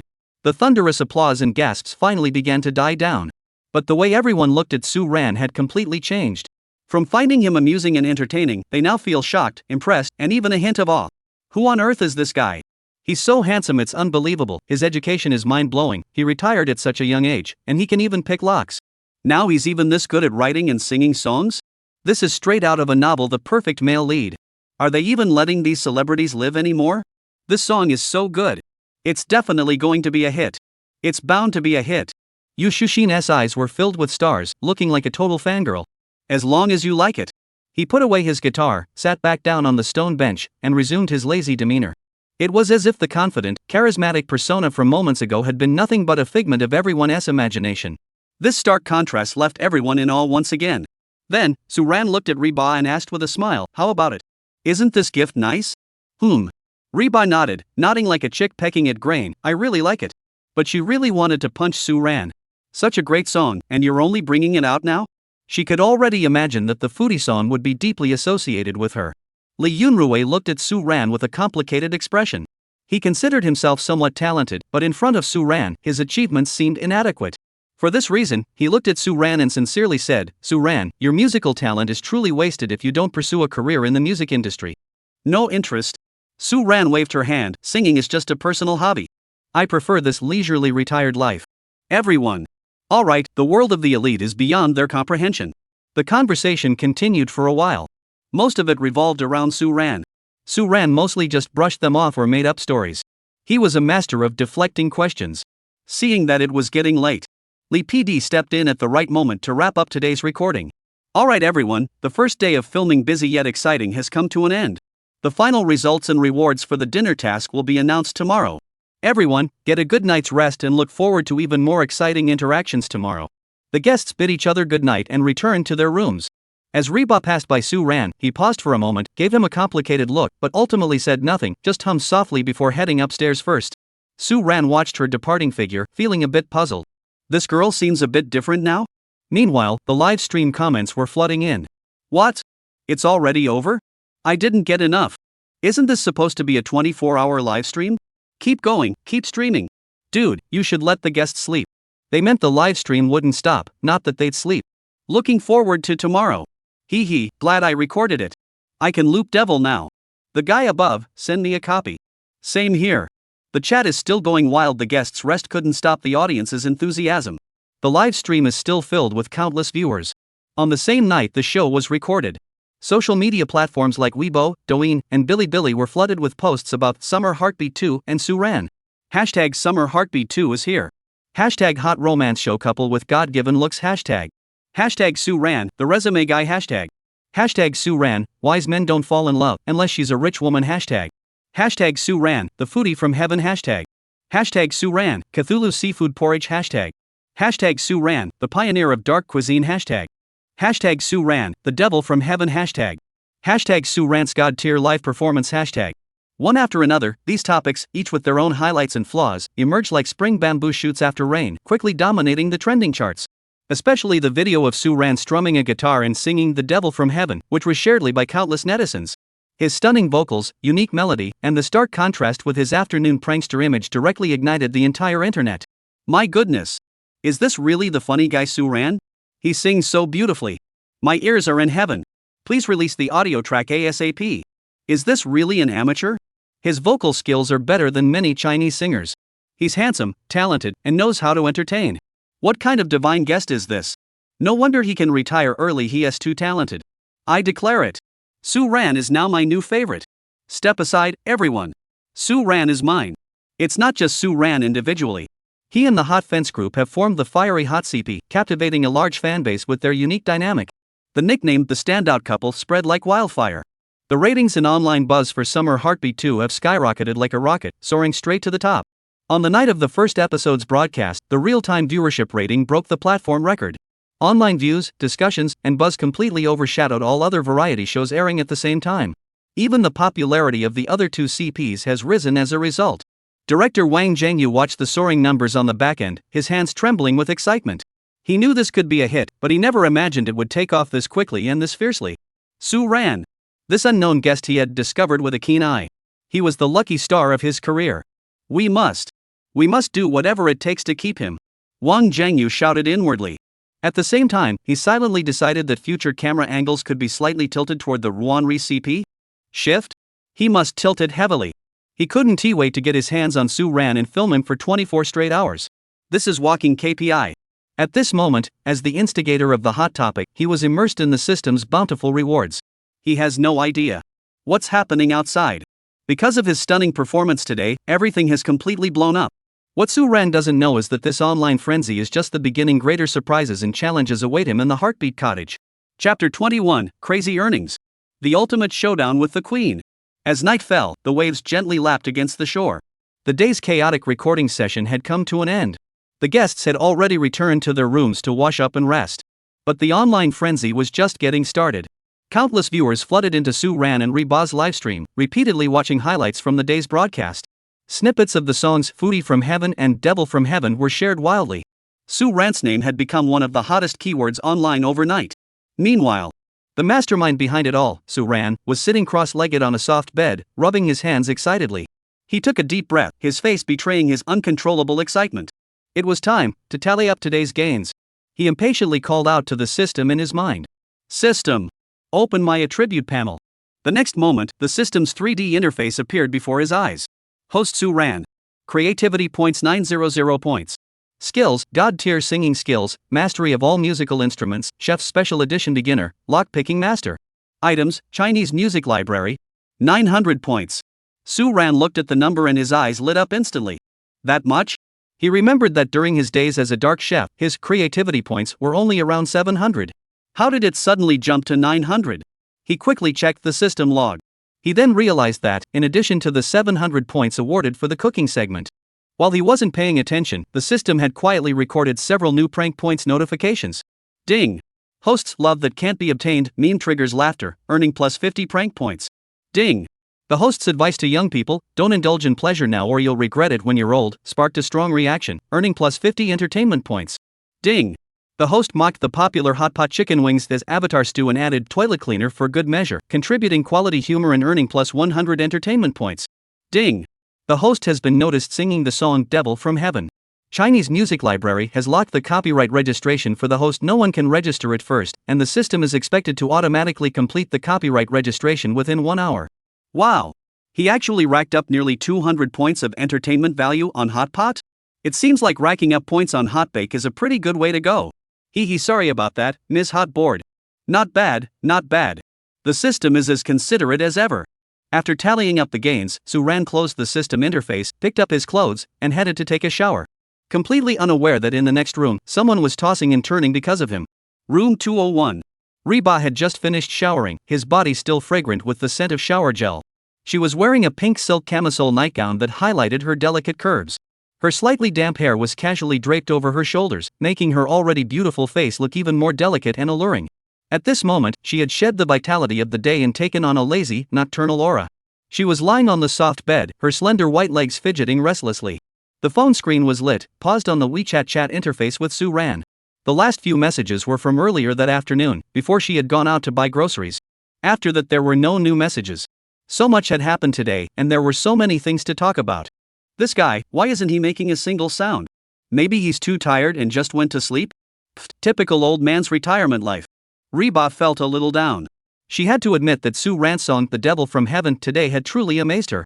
The figure holding the guitar under the moonlight was a stark contrast to the annoying guy from earlier. It made her realize for the first time the talent and charm of this seemingly eccentric man. There was a moment of genuine attraction.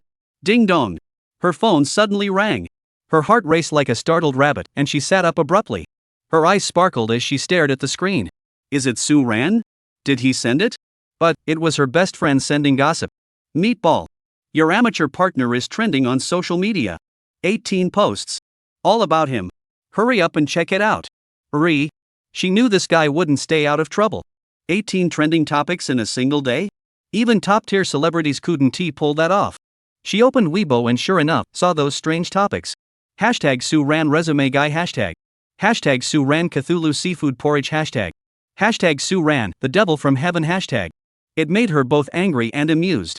But deep down, she couldn't help but feel a little disappointed. She is definitely a straight-laced guy. No wonder he got tricked into a dating show. If he relies on this guy, he'll probably end up a bachelor for life. Humph. Reba pouted, angrily threw her phone aside, and crawled back into bed, burying her head under the pillow. I'm not going to bother with him. Time to sleep.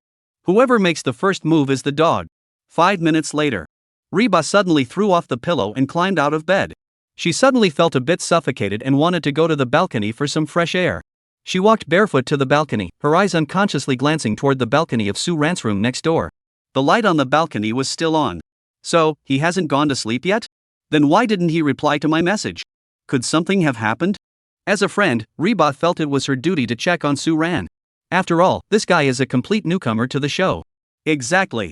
She is a responsible older sister. She opened the WeChat chat with Suan. Her fingers hesitated over the keyboard for a while. Finally, she typed out a line and clicked send.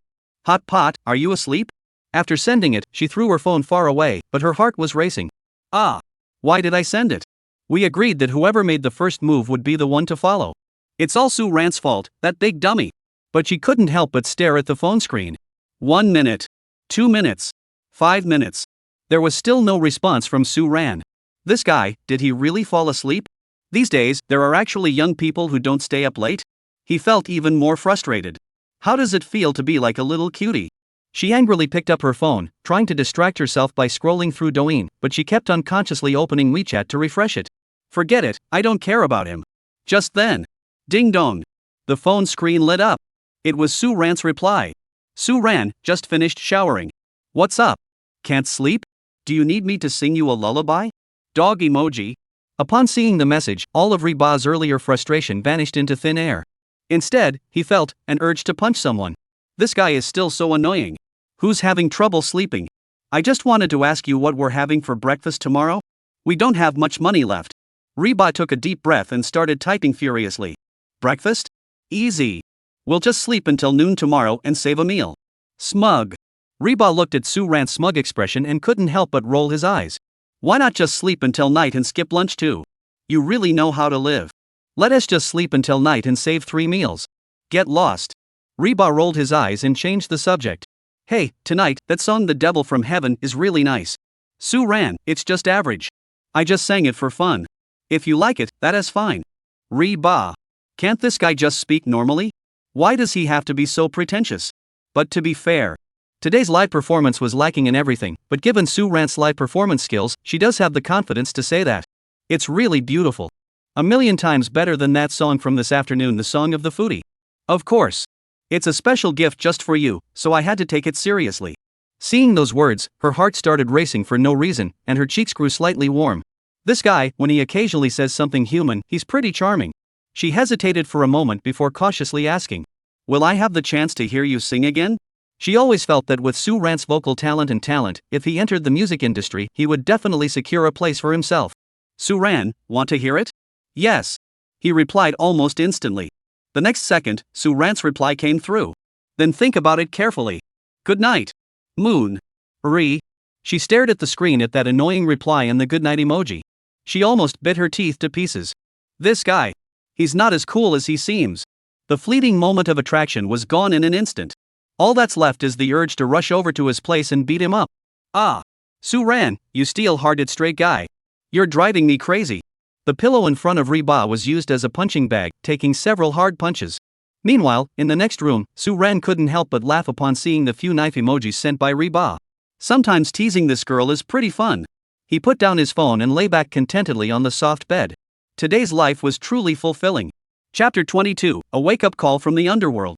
At dawn, the first rays of sunlight bathed the coastline, as if sprinkled with The sea breeze gently caressed the coconut trees, which swayed in the breeze. Seagulls soared across the horizon, and gentle waves lapped against the shore. Everything seemed so peaceful and serene. However, the live stream was already abuzz with comments. Good morning. A new day has finally arrived. I've been on repeat all night with the devil from heaven, it's so good. Wah wah wah, me too. I've been on repeat all night, I even dreamed about you're an endless black hole. I wonder what today's segment will be. Looking forward to some sweet interactions. Sweet? Are you talking about Suan and Reba? Sister, snap out of it. They're lucky they're not fighting. Just as the audience was buzzing with excitement, the guests began to appear on screen one by one. The male guests in the Heartbeat cottage were all woken up by the internal phone ringing by their beds. It was the program's unified wake-up service. However, the time was indeed a bit early. Suan glanced at her phone, it was barely past 6. Nevertheless, as a dedicated working professional, Suan got up, washed up, and headed to the living room to gather with the others. Upon arriving in the living room, Suan noticed that there were only 2 male guests present, with no female guests in sight. After greeting everyone, Suan asked, "Where are the girls? Are they all getting ready?" Lee PD smiled and explained, "Today, the guys have a special task, you have to go wake up your other halves." Saying this, she handed the task cards to the 3 of them. The rules are simple. Lee PD continued, "Please use the most loving and romantic way you can think of to wake up your partner who is still asleep." The task was simple, basically just to give some sweet moments to the early rising fans. As expected, the comments exploded instantly. Ha ha. Love and romance? That's pretty targeted. Ha ha ha. The task is serious, but I bet Suan won't take it seriously. Can't wait for Suan to pull something off. Bombard her with the Foodie song. No. I want something sweet. Suan, be human sometimes. Don't even dream about it. Suan isn't Suan if she doesn't cause trouble. As the audience speculated about how Suan would wake up the hot pot, Ding Yushi and Lee Yunrui had already begun their actions. They are different from Suan. Their CP fans are all here for the sweetness. So, as long as it's sweet, that's all that matters. Lee Yunrui didn't opt for any flashy or elaborate methods. He simply walked into the kitchen, cooked a bowl of noodles, and gently knocked on Meng Zi's door. "Ze, it's time to get up and have breakfast." His voice wasn't loud, but it had a soothing, magnetic quality. Soon, Meng Zi's sleepy response came from inside, "Okay, I'll get up right away." The entire scene was warm and ordinary, yet it felt like they had been a couple for years. Ding Yushi, on the other hand, put more effort into it. He held a bouquet of flowers he had picked from the wild, gently knocking on the door. "Shushin, it's time to get up. Look what I found." The door opened quickly, and Yushushin looked at Ding Yushi holding the flowers, her eyes filled with surprise. "Wow, they're so beautiful. Yushi, you're so romantic." The romance and sweetness had the CP fans raving that Ding Yushi was so skilled, it was like a romantic drama come to life. While the other 2 guests were busy, Suan didn't rush to act but went straight back to her room. He had no intention of completing the task, instead, he planned to catch up on some sleep. Joking aside, go wake up Reba now? He had no idea if that strong girl had a bad temper when she woke up. If he got beaten up, wouldn't that be a loss? As for the show's sugar dispensing segment? Sorry, Suan couldn't care less. But just then, a system notification sounded. Ding! Triggered, limited time prank mission. Please use the props provided by the system to gently wake up your partner. Task reward, Silver Treasure Chest X1, 200 fun points. Items, Suan, black and white dual cosplay costume, dry ice. Countdown, 30 minutes. Looking at the task details in front of him, Suan felt his head spinning. This damn system is causing trouble. Password. Does this crappy system have some kind of misunderstanding about being gentle? Look at what you're providing.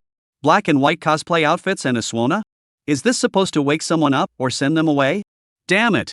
But looking at that tempting reward, Suan felt a pang of desire again. A silver treasure chest is worth 1,000 points of whole life value. Completing the task also grants an additional 200 points. Should I do it? Go for it. Sorry, bro. I'll buy you a truckload of snacks to make it up to you later. Suan made up his mind to compensate Reba generously in the future. Moreover, the choice of song was of utmost importance. Suan naturally couldn't choose songs like 100 Birds Paying Homage to the Phoenix or Double Happiness. After all, they were too scary. Suan didn't want to scare Reba into a bad state.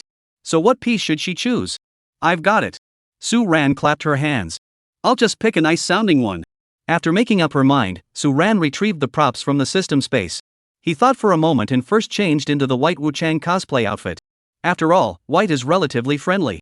After changing into his costume, Suan grabbed the Suan and dry ice and quietly made his way to the door of the hot pot restaurant. When the live stream viewers saw Suan's outfit, they burst into laughter. What the heck is this? White Wu Chang? And a Suana? Is Su Ran here to wake someone up or to claim their soul? Ha ha ha. I knew it wasn't that simple. I thought Su Ran was going back to sleep. Turns out she was waiting here. This might actually drive away the hot pot. The live stream comments are completely out of control.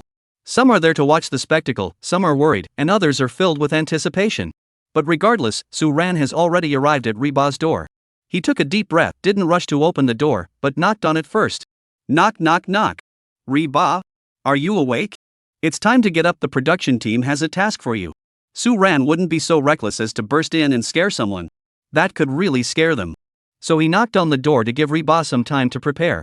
After a few seconds, a lazy yet adorable voice came from inside the door. Okay, I know, let me sleep a little longer. The voice was soft and gentle, like a kitten that hadn't fully woken up yet. A little longer? No way. Su Ran smiled slightly. I prepared a surprise for you. Do you want to get up and take a look? What kind of surprise? The voice remained drowsy. Let me sleep a little longer.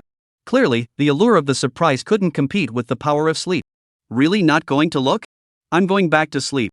Upon hearing this, Su Ran took a deep breath and said, well, I'm going in then. This surprise was carefully prepared by me, so get ready. Heat Screen, still lingering in bed, heard this and struggled to lift his heavy eyelids. Clearly, she was curious about Su Ran's so-called surprise. Just then, squeak! A faint sound of a door lock turning echoed. The door opened. Immediately afterward, a wisp of white smoke drifted in through the crack, floating faintly. What the hell? Is it on fire?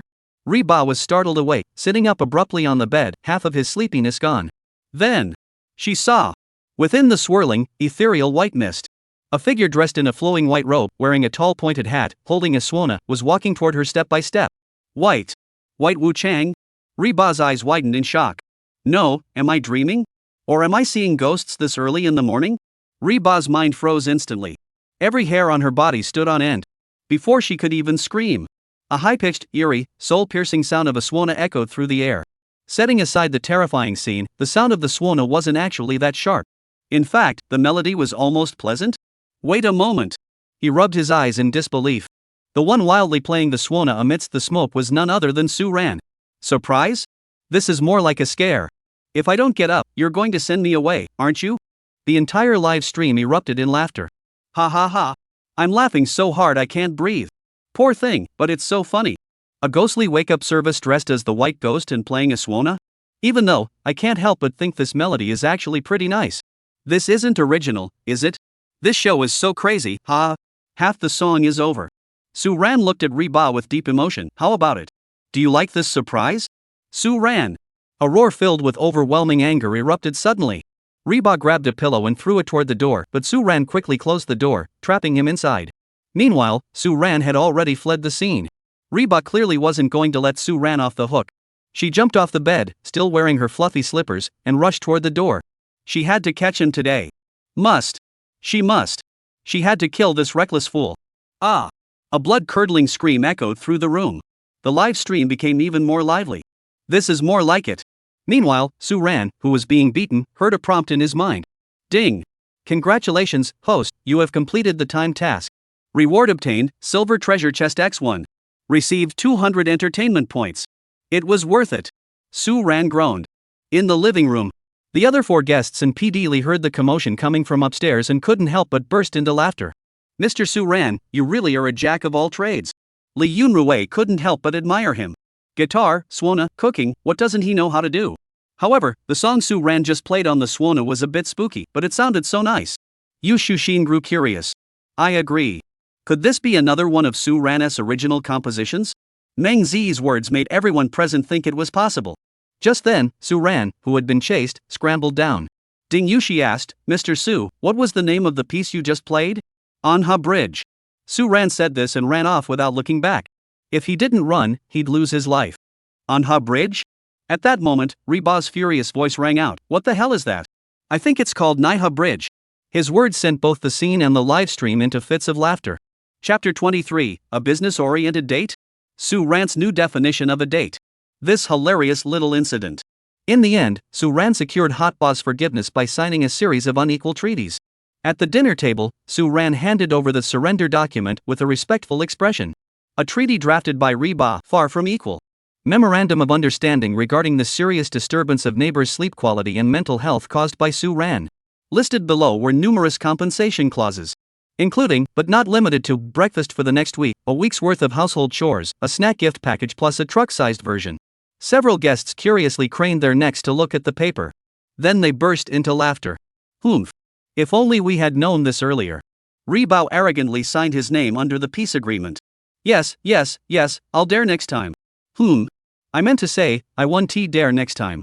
After the internal conflict was resolved, the lively atmosphere at the dinner table returned to normal. Just then, Lee PD walked over again with a task card, smiling broadly. She first announced the results of yesterday's cooking competition. As expected, the hot and spicy couple took first place, while the other two couples tied for second. The rewards were also quite generous.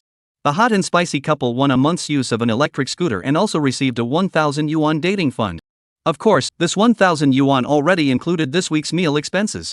As for the second place couple, they received a cash prize of 600 yuan. Such an outcome naturally leaves everyone satisfied. Then, Lee PD announced a task that excited countless viewers.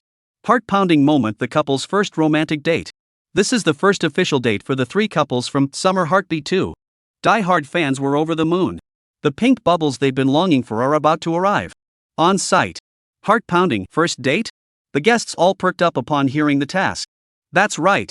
Lee PD looked at everyone's eager expressions, smiled satisfactorily, and continued to explain the rules of the date in detail. This heart-pounding date will take place this afternoon. The production team will provide each couple with a dating budget of 500 yuan, which you can use as you see fit. The location, format, and content of the date are entirely up to you. Pausing for a moment, Lee PD emphasized, it can be a place you've always wanted to go but never had the chance to, like visiting a park or watching a movie. It can also be a date you think will make the other person feel the most heart flutter. The production team will only film the entire process and will not interfere in any way. After returning in the evening, we will have a small sharing session to see which couple's date was the most heartwarming. The rules remain simple. There are no scripts or pre-arranged scenarios. The guests are completely free to do as they please. And the production team has unprecedentedly provided a budget of 500 yuan. This undoubtedly gives them a lot of room to be creative. Otherwise, with such a tight budget, where could they go on a date? The Xiaomo CP and Yuzhou Center CP have already started whispering to each other. Meng Ziyi and Yu Shuxin both have excited expressions on their faces. And Reba couldn't help but feel a little excited inside. Dating. Although Suan is a bit off. But what if this guy finally wises up? What if there's a surprise waiting for her ahead? But then again, he's afraid that this surprise might turn into a scare. Her tiny bit of hope was instantly replaced by overwhelming worry. Although they haven't known each other for long, Hot Fence has already gotten to know this guy a bit. Counting on him to play by the rules is as unlikely as expecting a sow to climb a tree. Who knows what earth-shattering date idea he's cooking up in his head? Please don't take her to some weird place. The mix of anticipation and worry in Hot Bias' eyes didn't go unnoticed by Suan. Looking at Rebias' conflicted expression, he couldn't help but chuckle. Don't worry, it's just a date. Leave it to me, I'll handle everything perfectly. Heba heard this, but instead of feeling reassured, he grew even more suspicious. That smile, it's clearly up to something. No way. I must take control. With that in mind, Reba cleared his throat and said directly, since it's our first date, I think we should be cautious. So let me plan it. Oh? Suan raised an eyebrow but didn't object, smiling and asking, alright, then it's all yours. Let's go to our secret spot to discuss it. Saying this, Reba pulled Suan up to the second floor to ceiling windows. This place had already become their secret base. As for the other two couples, they had also scattered to discuss their date locations. The Xiaomo couple was discussing quite actively, basically negotiating back and forth to find a place both of them liked. The Yuzhou Center couple, however, were much quieter. Yu Shuxin wasn't one to overthink things, so she left all the planning to Ding Yushi. At that moment, Ding Yushi was humming and sniffling as he searched through various dating materials. The live stream viewers were even more excited. The dating rights for the Hot and Spicy CP are controlled by Hot and Spicy, so this sweet moment is guaranteed, right? On the second floor, by the floor-to-ceiling windows, the sunlight was just right. The sea view outside remains vast, with a clear blue sky and seagulls soaring. Compared to the bustling living room, this place feels unusually quiet, giving it a real secret hideout vibe. Reban pulled Suan upstairs, her face tense and serious. Suan looked at her serious yet slightly adorable expression and couldn't help but curve her lips into a smile. It seems this little girl is really taking this first date seriously. Reba didn't notice Suan's expression. She took out her phone and opened the Notes app with a serious expression. Then, her fingers quickly swiped across the screen, as if searching for something. Suan leaned in to take a peek. Wow! The memo was filled with all sorts of things. The sharp-eyed Suan spotted a line that read, "Suan promised to buy me a snack gift box," followed by a list of snack names. Suan also caught sight of a prominent headline, "Top 50 must-visit spots for couple dates." Below were lists of popular restaurants, romantic spots, movie theaters, amusement parks. "Wow!" Suan exclaimed, "Wow! I never would have guessed. This girl, who usually acts so carefree, actually saves so many dating tips." Reba didn't notice that Suan was peeking at her secrets. After carefully sorting through them, she finally selected a few places she thought were both affordable and worth visiting. She then took out her little notebook and pen and wrote them down carefully. After finishing, she pushed the notebook toward Suan and said with satisfaction, "Here you go. These are the places I've carefully selected as the perfect spots for our dates. Take a look and see which one you like." Suan took the notebook and saw that Reba had written down 4 dating locations, each with a heart-shaped star rating. They were zoo, botanical garden, aquarium, amusement park. Reba looked at Suan with anticipation, her chin slightly raised, a hint of pride and excitement in her voice. "What do you think? These places are all pretty interesting. Which one do you like?" She had chosen 4 places because they were suitable for a first date, wouldn't be too boring, and fit their current financial situation. Suan didn't respond, just smiled and nodded, then asked, "They're all great. Which one do you want to go to the most?" Reba's eyes widened. The Suan in front of her was so unfamiliar that it scared her. Suan didn't even criticize her plans? This doesn't make sense. Are you feeling feverish? Reba kindly placed the back of her hand on Suan's forehead to check her temperature. "You're the one with a fever." Suan slapped away Reba's hand and said, "Just pick already." Reba frowned, looking torn. "Actually, I really want to go too. I don't know which one to choose. Can we go to both?" "Both?" Suan fell silent for a moment upon hearing this. Reba pouted and said regretfully, "I was just joking. If we go to all of them, we'll definitely run out of time." Suan shook her head with a smile and said, "What's so hard about that? I'll take you to all these places this afternoon." "What?" Reba was stunned. "All of us?" Reba didn't believe it. "How is that possible in just an afternoon? Are we taking a rocket?" "Don't worry, I've got a plan." Suan winked, wearing a mischievous smile that said, "But the places I'll take you might be a bit business-oriented. Our fund might end up spending everything." Reba was completely baffled. Business-oriented? What does that mean? She'd heard of business. A zoo and aquarium with a business focus? Is this thing even legitimate? And Suan's smile always gives her an uneasy feeling. "Don't worry." Suan smiled faintly. "You chose the place, why would I trick you?" "Well, you're right." Reba finally nodded, repeatedly reassuring herself, "I chose the place he wouldn't dare to pull a fast one on me." And she was genuinely curious about what kind of business deal this was. Chapter 24, Golden Egg Fried Rice. Suan knows how to compliment people. The afternoon sun shone on the sea, creating ripples that glistened like countless dancing fairies. The sky was a clear, refreshing blue, with a few cotton candy-like white clouds drifting lazily by. The sea breeze carried a cool breeze, gently caressing the villa's balcony and bringing the scent of the ocean. It must be said that the program producers had chosen an excellent location. The ocean view was truly breathtaking. On the second floor, he was about to go on his first official date, standing in front of the large floor-to-ceiling mirror, admiring his own good looks. Unlike her usual casual t-shirt and jeans, today, she had specially chosen a light yellow floral print spaghetti strap dress, the skirt flowing gracefully with her movements, highlighting her snow-white skin and slender waist. Her face is adorned with a delicate yet vibrant makeup look, her curled eyelashes fluttering like small fans, and her moist lips shimmering with a tempting glow. She looked youthful and full of energy. Perfect. Reba stared at herself in the mirror, examining every angle, and nodded in satisfaction. Though she remained skeptical of Suan's so-called business casual style. But the necessary sense of occasion couldn't be overlooked. After all, it's a date, you have to look your best. And I wonder what that annoying guy will think when he sees me. I'm going to make him drool over me today. Blind him with my beauty. Meanwhile, Suan was rummaging through the kitchen downstairs, searching for ingredients.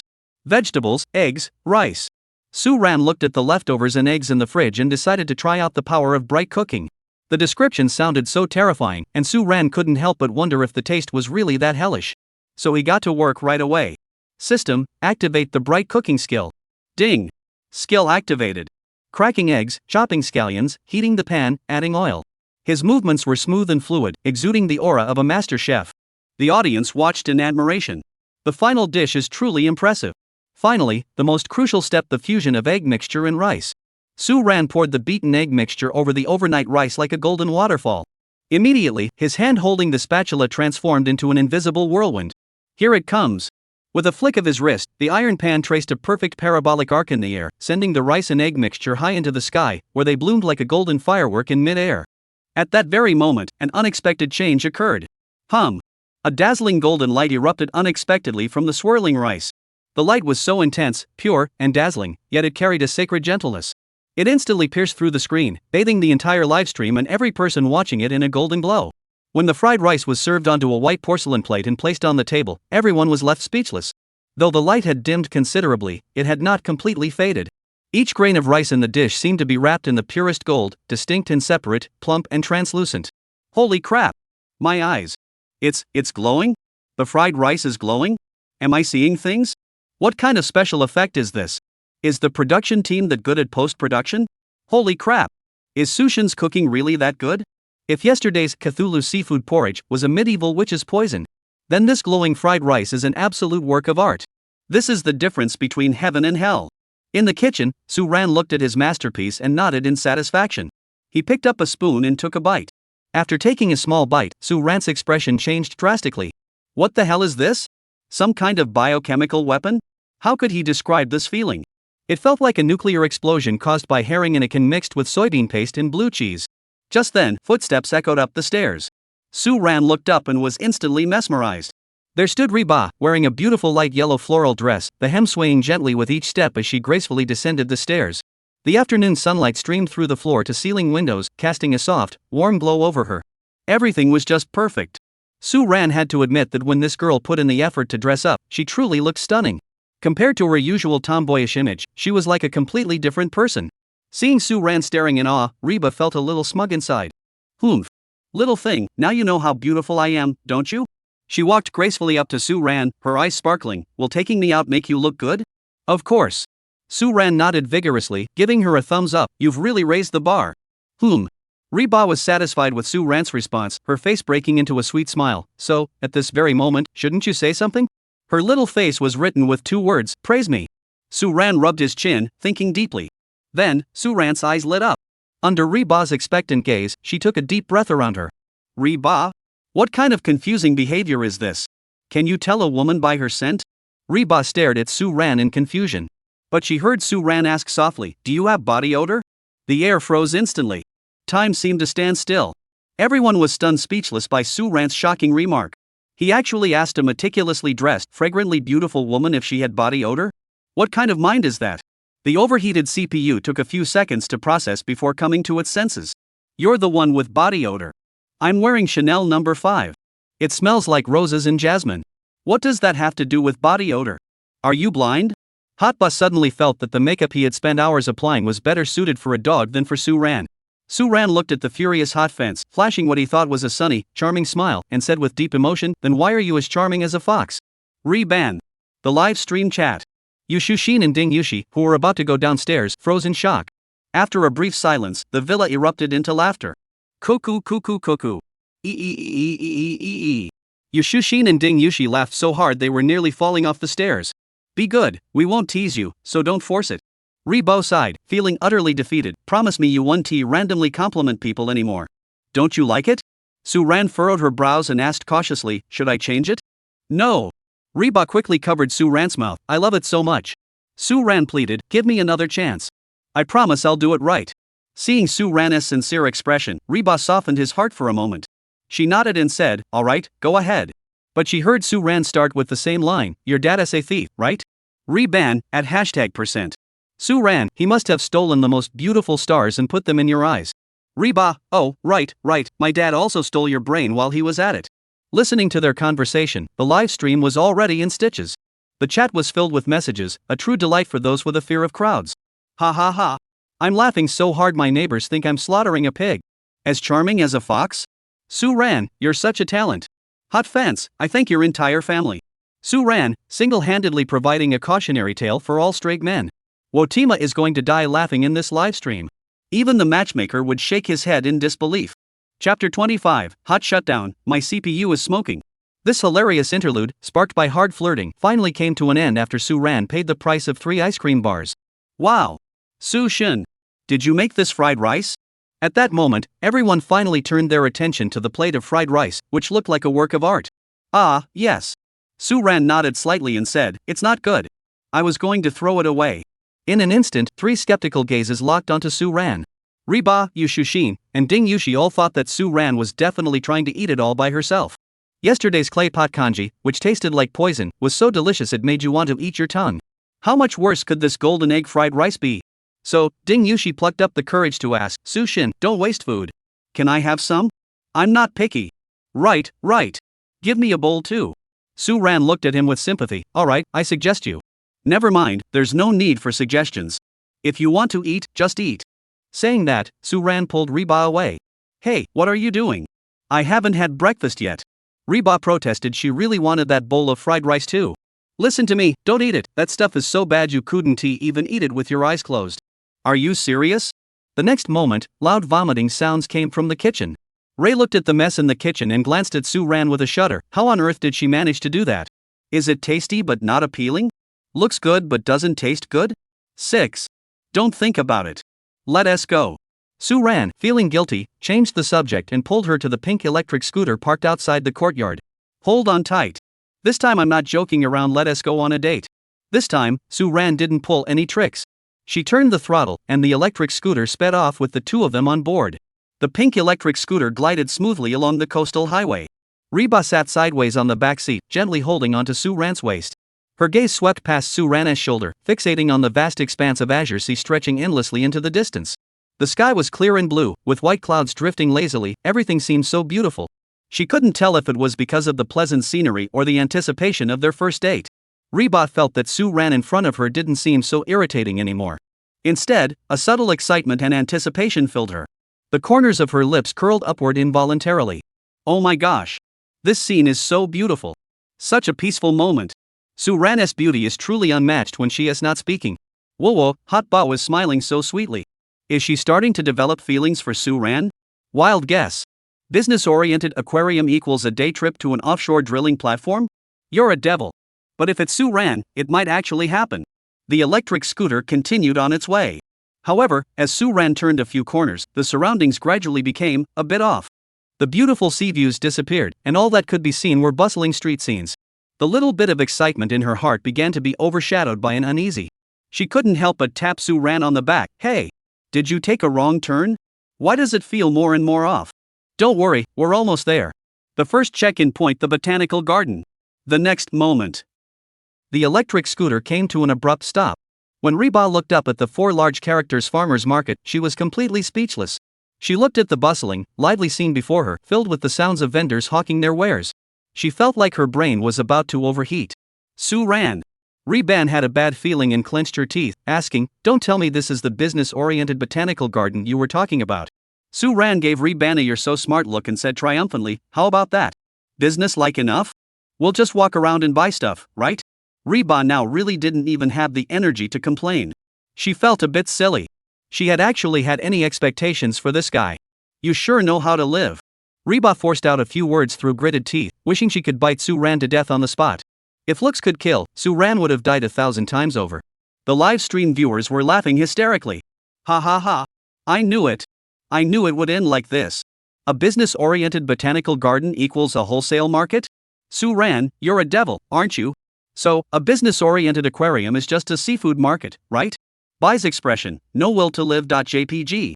Suan looks pretty fitting in her casual outfit, but poor me, dressed like a little fairy, ended up at the vegetable market. Poor Ba. But it's so funny. I'm crying. On sight. Suan ignored Ba's murderous glare and enthusiastically dragged her into the market. As they walked, she patiently explained various tips for selecting vegetables to hot bamboo. Heat Ba. All she wanted to do was find a block of tofu and smash her head against it. This was the most speechless she had ever been in her life. Just as Reba was questioning the meaning of life, Suan suddenly pulled her toward another area. Come on. We're done with the botanical garden. I'll take you to the aquarium." The next moment, when the 2 of them appeared at the seafood market, the live stream comments exploded again.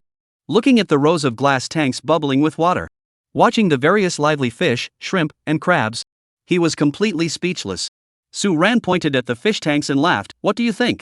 The marine animals here are definitely no fewer than in an aquarium, and best of all, it's free. I think this place shouldn't be called an aquarium." She stared at Suan expressionlessly. "This place should be called a spicy fish restaurant or a spicy crab restaurant." I dare you to stop me if you can. Ugh. Suan sucked in a breath, looking at Reba's expression, knowing that this girl was probably about to explode. He quickly said, "Don't be like that. Listen to me explain, listen to me explain." Reban snorted but gave Suan a chance to explain. She wanted to see what kind of trick Suan could pull out of his hat. Reban, you're being silly. Think about it, what's there to see at those botanical gardens and zoos? It's just the same old flowers, birds, fish, and insects. And the tickets are so expensive. You take a few photos and post them on social media, and that's it. What's the point? But this place is different. At this point, Suan pointed to the lively seafood, free to watch and play. The money we save on tickets can be used to buy whatever we want to eat. Reba was still angry.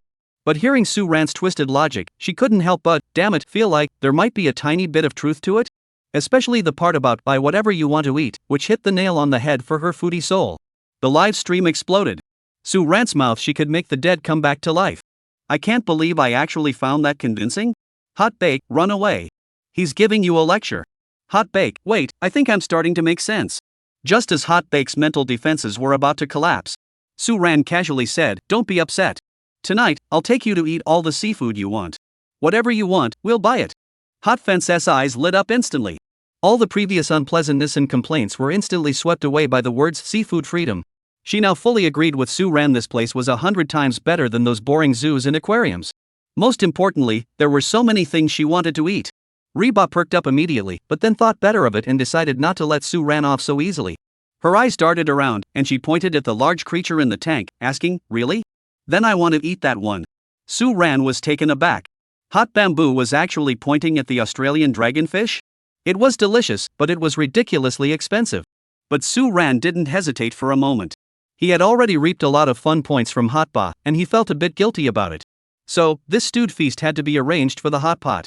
He walked up to the stall and asked, "Madam, how much is the Australian lobster?" The vendor looked at Suan and the hot pot, then enthusiastically said, "You have to kiss it before buying it." Suan? Reba? Both of them were completely baffled. Buying a lobster, and you have to kiss it first? What kind of bizarre rule is this? Could it be a plant from the production team, intentionally causing trouble? Hot Fence felt a pang of anxiety and instinctively glanced at Suan, his cheeks growing slightly warm. Kiss? Actually, it's not impossible. She wasn't lusting after Suan's good looks, she just wanted to eat the Australian lobster. Suan also felt a surge of emotion. A kiss? Is this a perk from the production team? He was a bit excited but also unsure, so he asked again, "Kiss, what exactly are we kissing?" The shop owner was confused by their actions, so she grabbed the Australian lobster and placed it on the scale, saying, "You have to weigh it before buying." Suan. Reba. The two realized their mistake and turned bright red. It turned out to be weigh it Chang. Not kiss it. The live stream erupted in laughter again. Ha ha. I thought it was the production team bringing in a helper. If the boss had explained it a little later, Hotba would have kissed her for sure. The host's lips were already puckered up. Both of them took it seriously. Darn it, we were almost going to add pink special effects. In the end. After this hilarious mix-up, the hot pot still reasonably gave up that expensive Australian dragon. But Suan still kept his promise of seafood resources. Various seafood, various vegetables and fruits. Plus various snacks bought from the supermarket. The two of them carried large bags and small packages, their hands full. Though this nearly depleted their entire date budget. But seeing the excited expression on Reba's face, Suan felt it was worth it. Besides, Suan actually had a plan. The real date was yet to come. On the way back to the villa, Reba sat on the back of the electric scooter, watching Suan's back, feeling a mix of emotions. Although this guy's antics were always so over the top, turning her anticipated romantic date into a day-long business trip to the vegetable market. The entire process was filled with flaws, making her want to hit him at one point. But, she had to admit, it was actually kind of fun. At least, this was definitely something she had never experienced before. The most unique and unforgettable date she's ever had. This down-to-earth, lively, and constantly hilarious way of interacting. She seems not so averse to it after all. She secretly tightened the hand she had wrapped around Suan's waist. Chapter 26, Hot Fence. Oh no, it's the feeling of being attracted. Half an hour later, Suan and Hot Fence had already returned to their love nest. Suan was carrying large bags and small packages, busy moving all the ingredients into the kitchen. Heba stood beside her, sipping the milk tea Suan had bought for her, while carrying the snacks Suan had bought for her back to the room. Her smile was sincere and radiant, clearly showing how happy she was. The viewers in the live stream started flooding the chat with comments. Wow, Reba's smile is so killer. Oh my goodness. My sister is going to be swept off her feet. Swoon. Swoon hard. Though Suan is pretty straight, you have to admit he really gets fat D. In the villa. Upon entering, the two did not see the other two couples. However, the plate of fried rice seemed to have been eaten halfway. Another victim? Then, the two began to go about their own business. Suan was busy sorting and organizing various ingredients. Vegetables and meat went into the refrigerator, while seafood was kept in water. Meanwhile, Reba was organizing snacks in the room. Clatter. Potato chips, spicy snacks, chocolate, wafer cookies, mango slices, yogurt balls, cheese sticks, and various other snacks. Suan had almost bought back all the snacks she had mentioned yesterday when she was listing her favorites. Reba looked at the mountain of snacks piled up in front of her, her eyes lighting up like light bulbs. The sense of happiness was about to overflow. Is this what it feels like to have unlimited access to snacks? It's absolutely amazing. The image of Suan flashed through her mind. She had to admit it. That guy was unreliable and irresponsible. But at least he wasn't the type to be completely insensitive to others' feelings. And, he remembered their promise. For the sake of these snacks, I'll forgive you 50%. Reba muttered under her breath, but the corners of her mouth couldn't help but curl upward. Today's business day trip date was nothing like the romantic scene she had imagined. But the process was actually pretty interesting. At least, it was real, relaxed, and fun. At the very least, being around Suan made her feel completely at ease. Actually, when he was being serious, he was super charming. Reba shook her head vigorously, pushing those thoughts out of her mind, and turned to head downstairs to help in the kitchen. The two of them worked busily for a while before finally finishing up. All done. Suan clapped her hands, looked at the packed refrigerator, and smiled contentedly. He turned to Reba and said, "Go rest in the living room for a bit, have some water, and wait for me." "Huh? Where are you going?" Reba was a bit confused. "I'm all sweaty. I'll take a shower and change clothes." Suan winked at her, leaving a mysterious silhouette behind as he turned and went back to his room. Reba rolled her eyes, walked to the living room sofa, and sat down, but couldn't help but start wondering. Taking a shower and changing clothes? What's he up to? The date is over, and he's just now thinking about tidying up his appearance? Reba ignored him and instead picked up her phone to scroll through it. A few minutes later, footsteps could be heard coming from the staircase. Reba unconsciously looked up. Then, her phone slipped from her hands and landed with a clatter on the floor. She froze in place. There stood Suan, dressed in a sleek black shirt and trousers, with the top two buttons of his collar undone, revealing his well-defined collarbone and his sleeves casually rolled up. He exuded a cold, noble aura with a hint of restraint, completely different from his usual lazy demeanor. So handsome. Her heart felt like it had been hit hard by something. It was pounding wildly, completely out of control. If she were wearing a heart rate monitor right now, the alarm would probably be blaring throughout the entire villa. The female viewers in the live stream went completely wild. The chat exploded instantly. Aha! Oh my god! Is that Suan? Help! I can't take it anymore. Who can handle this? Black shirt. Collarbone. Adam's apple. Absolutely stunning. The ultimate reserved male god. This is how you're supposed to handle Suan? My health bar is empty. Call an ambulance. Wah, so handsome. I want to marry him. Reba stared at the man before him, so handsome it took his breath away, his mind going blank. Only one thought was racing through her mind. This guy is so deadly when he's serious? Just as Reba was still in shock, unable to pull herself together, Suan had already walked up to her, his face adorned with a serious yet gentle smile. "Let's go on a date." His voice was low and magnetic, with a hint of seduction. Date? She instinctively reached out to take his hand. But just as her fingertips were about to touch, she suddenly remembered something. Her guard was up instantly. She looked at Suan suspiciously and asked cautiously, Where are we going? It's not another business-related thing, is it? If it was another business-oriented date, she'd rather die than go. She'd rather stay at the villa eating potato chips and scrolling through TikTok. Suan burst into laughter and said seriously, "No way. This time it's purely business." Pure business? Even more formal than the previous business-oriented ones? Reba's face fell, and she shook her head vigorously like a metronome. "I'm not going. If you want to go, you go yourself." "Are you kidding? I've already experienced the vegetable market and the seafood market. This pure business date will only be more disappointing, right?" "I'm just kidding, come with me." Suan saw this and pulled Hotba off the sofa. Reban struggled half-heartedly for a moment, realizing he couldn't break free, so he gave in. This guy, he can't possibly be planning to sell her, can he? Suan held her hand, walking out while smiling and explaining. "Don't worry. This time it's a pure sightseeing tour. I guarantee you'll have a great time." The blanket remained skeptical. "Really? You're not lying?" When have I ever lied to you? Suan raised his eyebrows in response. Seeing Suran's earnest expression, Reba decided to believe him. Mainly because she couldn't think of anything more outrageous this guy could possibly come up with. Moreover, the transformed Suan simply made it impossible for her to refuse. The two of them returned to the courtyard. Suan hopped onto the small electric scooter first. Reba hesitated for a moment before sitting on the back seat. The electric scooter started up again and drove out of the villa complex. The sea breeze remained gentle and the sun continued to shine brightly. Heba, sitting on the back seat, felt his mood grow slightly complicated and filled with anticipation. But she quickly extinguished that tiny spark of hope in her heart. No! Don't get your hopes up. Sue the big liar's words, not even a single punctuation mark can be trusted. What if he takes her to some unreliable, strange place again? She'll just end up disappointed. But her intense curiosity finally got the better of her, and she blurted out, "Suan, where are you taking me?" Suan glanced at her through the rearview mirror, a smirk curling the corners of his mouth. "What? Afraid I'll sell you off?" "Put." She spat at him and huffed, "I'm not afraid. This is a national live broadcast. Millions of viewers are watching. You wouldn't dare." "Alright, you're pretty smart." Suan burst into laughter. "Just tell me. Where are we going?" Reba grew even more curious. Alright, I'll tell you." Suan changed his tone and asked with a smile, "Do you know what math Olympiads are?" "I know." Reba felt a chill run down his spine, and an uneasy. "Sure enough," Suan said slowly, "this time I'm taking you to a pure business-oriented math Olympiad class. It's good for your brain." "An Olympiad math class?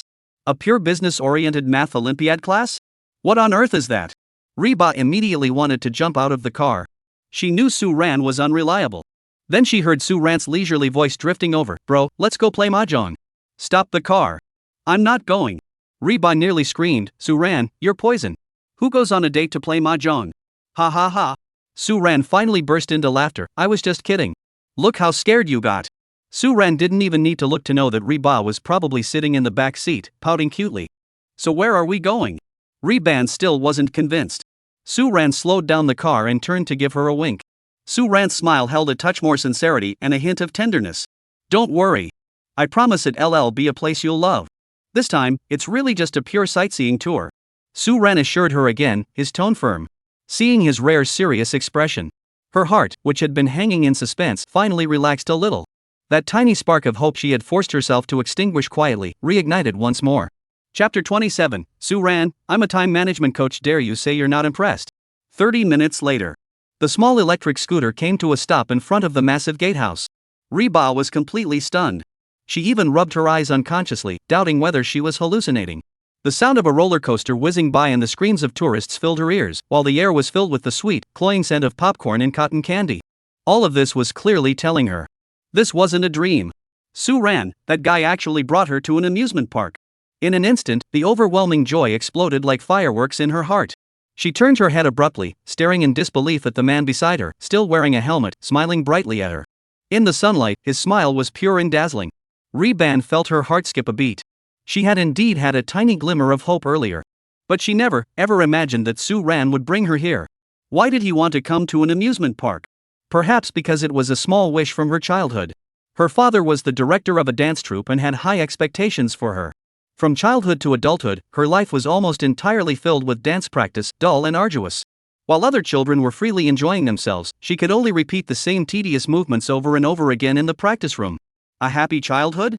For her, it existed only in her dreams. After entering the entertainment industry, it felt like she was wound up tight, leaving her no time to make up for the lost years of her childhood. When she found out she could go on a date freely today, the first thought that popped into her head was to go to an amusement park.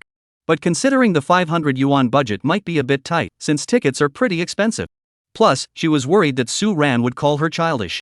So, when she was writing up her backup plans, she listed the amusement park as the last option and secretly marked it with 5 stars. Actually, she also had a selfish motive, hoping that Suan would take her there. She never expected that Suan would actually get her drift. Just as Reba was still basking in the surprise and emotion, Suan's voice, tinged with a touch of pride, rang in her ear. "How about it? I didn't lie to you, did I? I told you it was a pure fun trip." Her tone carried a hint of praise me that was almost too cute for words. Reba snapped back to reality, looked at Suan, and felt a mix of emotions welling up inside her. She blinked, her curiosity piqued, and asked tentatively, "Did you know I wanted to come to the amusement park?" Suan smiled but didn't answer. Of course, he wouldn't admit that he had sneakily glanced at her note marked super duper want to go. Instead, he said, you even marked it as a 5-star date spot. If I didn't know, wouldn't that be rude? Reba felt touched inside but teased her playfully, then why did you lie to me and take me on a business-oriented day trip? If you just brought me here directly, I wouldn't have been upset for half the day. I never said it was a date.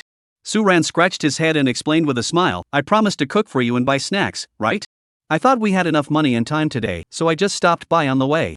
After saying that, he smiled triumphantly. Look, we bought vegetables at the botanical garden, picked out seafood at the aquarium, and even fulfilled your snack cravings. What's that called? That's called time management, master. Admit it, you're impressed. There is something to see, something to eat, and something to do. The value for money is off the charts, right? Listening to Suan's off-the-wall yet somewhat logical words, Reba couldn't help but burst into laughter. He suddenly felt as though something had gently touched his heart. Soft and warm. Could it be that absurd business day trip was actually to buy snacks and prepare dinner for her? And the real date was choosing the place she wanted to go most? This guy. A thought that made her blush and her heart race suddenly arose in Reba's mind. I want to marry him so badly. The live stream viewers, especially the die-hard fans, were completely out of their minds at that moment. I'm dead. What kind of divine plot is this? Suan. You liar. You heartbreaker. He could have just taken Reba to the amusement park. But he didn't. He went to fulfill Reba's snack craving first. Details. All the details. Suan, you're too good at this. What a steel straight guy. This is clearly the ultimate pure love warrior. Reba is definitely hooked. Who can resist this? I believe in love again. Reba was so moved he was a mess, his nose even getting a bit stuffy. But on the surface, she maintained her last shred of stubbornness. She sniffed, turned her head away, and said nonchalantly, today's date gets a 98 out of 100. I deducted 2 points so you don't get too proud. Suan shook his head and laughed, saying, alright, let's go inside. I already bought the tickets. As he spoke, Suan pulled out 2 tickets from his pocket. Wait. I want to take a photo to check in. After all, girls always want to take some photos to post on social media. Reba walked up to the giant cartoon character at the entrance of the amusement park and asked the photographer, Sir, can you take a photo of us? Don't bother the photographer.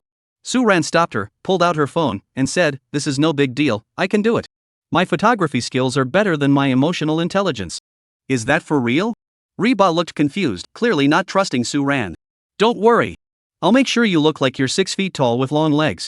Even a fairy descending from heaven wouldn't be as beautiful as you. Suan patted his chest to assure her. Alright then. Reba handed his phone to Suan with a skeptical look, then asked again, You promise? Of course. Suan nodded firmly. So, under Suan's instructions, Reba struck various bizarre poses. Go over to that pillar, yes, the thickest one, then hug it. Yes. Cling to it like a koala. Make a cute expression. Imagine you're a cute national treasure. Use your hands to block the sun, not that hand. Have you seen Sun Wukon's gesture when he looks into the distance? I'll show you. Turn your palms outward and press the backs of your hands against your forehead. Panda hugging a pillar? Sun Wukong looking into the distance? What the heck are these poses? Are we done yet? This pose is so tiring. Hot Fence feels like his old back is about to break. Alright. Perfect. Before Suan could finish speaking, her phone was snatched away by Reba. The result. In the photo, she didn't look anything like a cute panda. Due to the angle of the photo, she looked short and chubby. Hugging that thick pillar, curled up into a ball, her expression looked a bit too intense and fierce. She looked exactly like a chubby groundhog. And the Sun Wukong peering out pose was even more absurd, making her look like a clumsy monkey only 1.5 meters tall, looking around in all directions. Suan. The roar echoed throughout the venue. He was so furious he nearly collapsed on the spot. This is the fairy descending from heaven you were talking about? This is the 1.8 meter tall, long-legged beauty you photographed? She pointed at the groundhog in the photo, trembling with anger. If you can't take photos, don't take them. You made me look so short and ugly. Suan took a few steps back, hesitating to speak. Is there any possibility that? The hot stove frowned. What? Suan ran off, her voice echoing through the air. As everyone knows, cameras don't lie. Could this be your true self? Go to hell. A romantic amusement park date seemed to be veering off course once again. But the live stream viewers were unfazed and, in fact, were enjoying the drama immensely. Chapter 28. Whether you're fat or not isn't up to you, the scale decides. This is hilarious. Panda hugging the column and Monkey King looking out are definitely going to trend. Put. Amateur guy, you just can't resist causing trouble, can you? The camera doesn't lie. Hot news, where is my 40-meter long sword? I'm cutting him down today. Hurry up and go on a date. Ferris wheel. Carousel. Roller coaster. Go go go. Finally, it looks like a proper date. Can't wait for the pink bubbles. Hey, you guys upstairs. Same old advice, just spouting nonsense will only hurt you. The livestream viewers watched Suan's reckless behavior with a mix of laughter and tears, also filled with anticipation for this amusement park date. Meanwhile, at the scene, a chase sparked by ugly photos ended with Reba symbolically hitting Suan a few times. What can you do? After all, this is the amusement park that Hot Ba has been dreaming of. Seeing the joyful atmosphere around her, the anger in Hot Ba's heart quickly dissipated.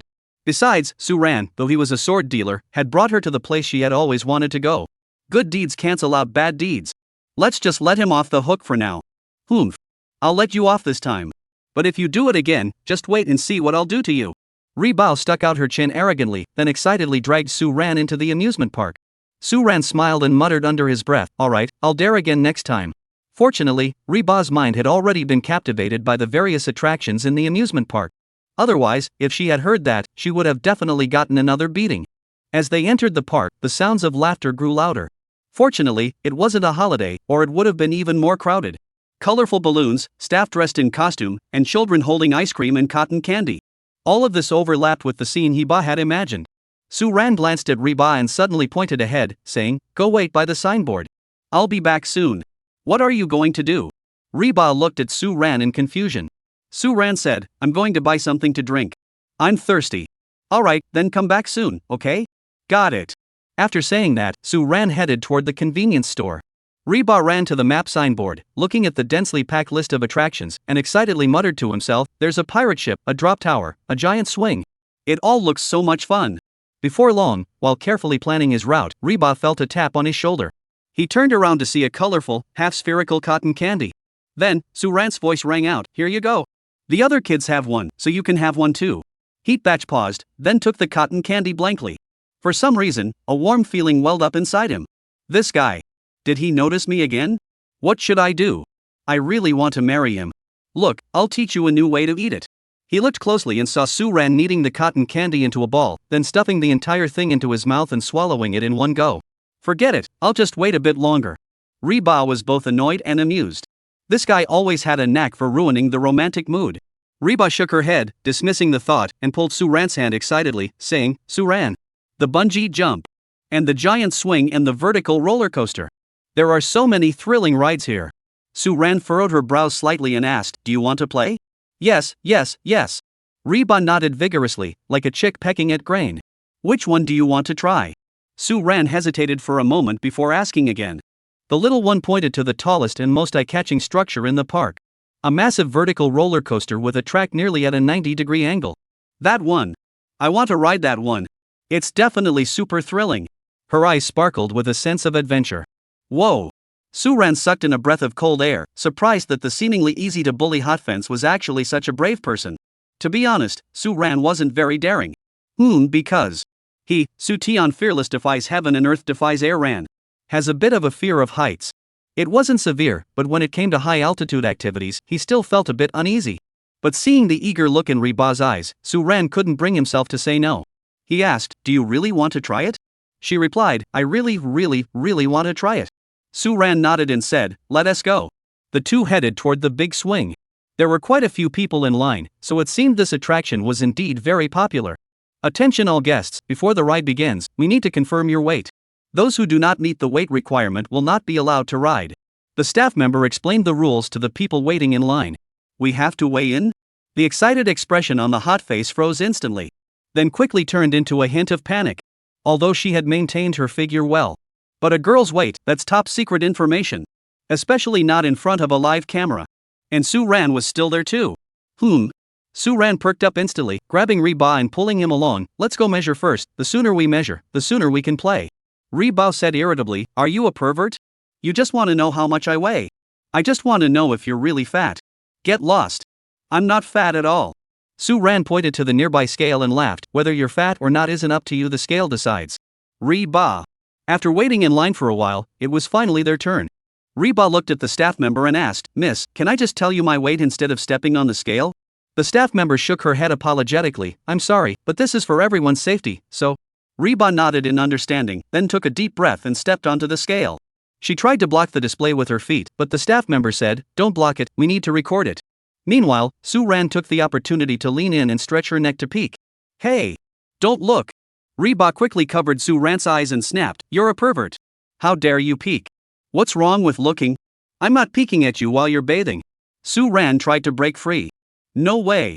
You're not allowed to look." Reba held him tightly, refusing to let him see. But Hot Bamboo was ultimately too slow. After breaking free from the hot blankets grip, Suan scratched his head in confusion and said, "Wait, you eat so much and don't exercise, yet your weight stays so good? But this girl's appetite doesn't lie. Where does all that meat go?" Suan lowered his gaze a few inches and suddenly understood. No wonder.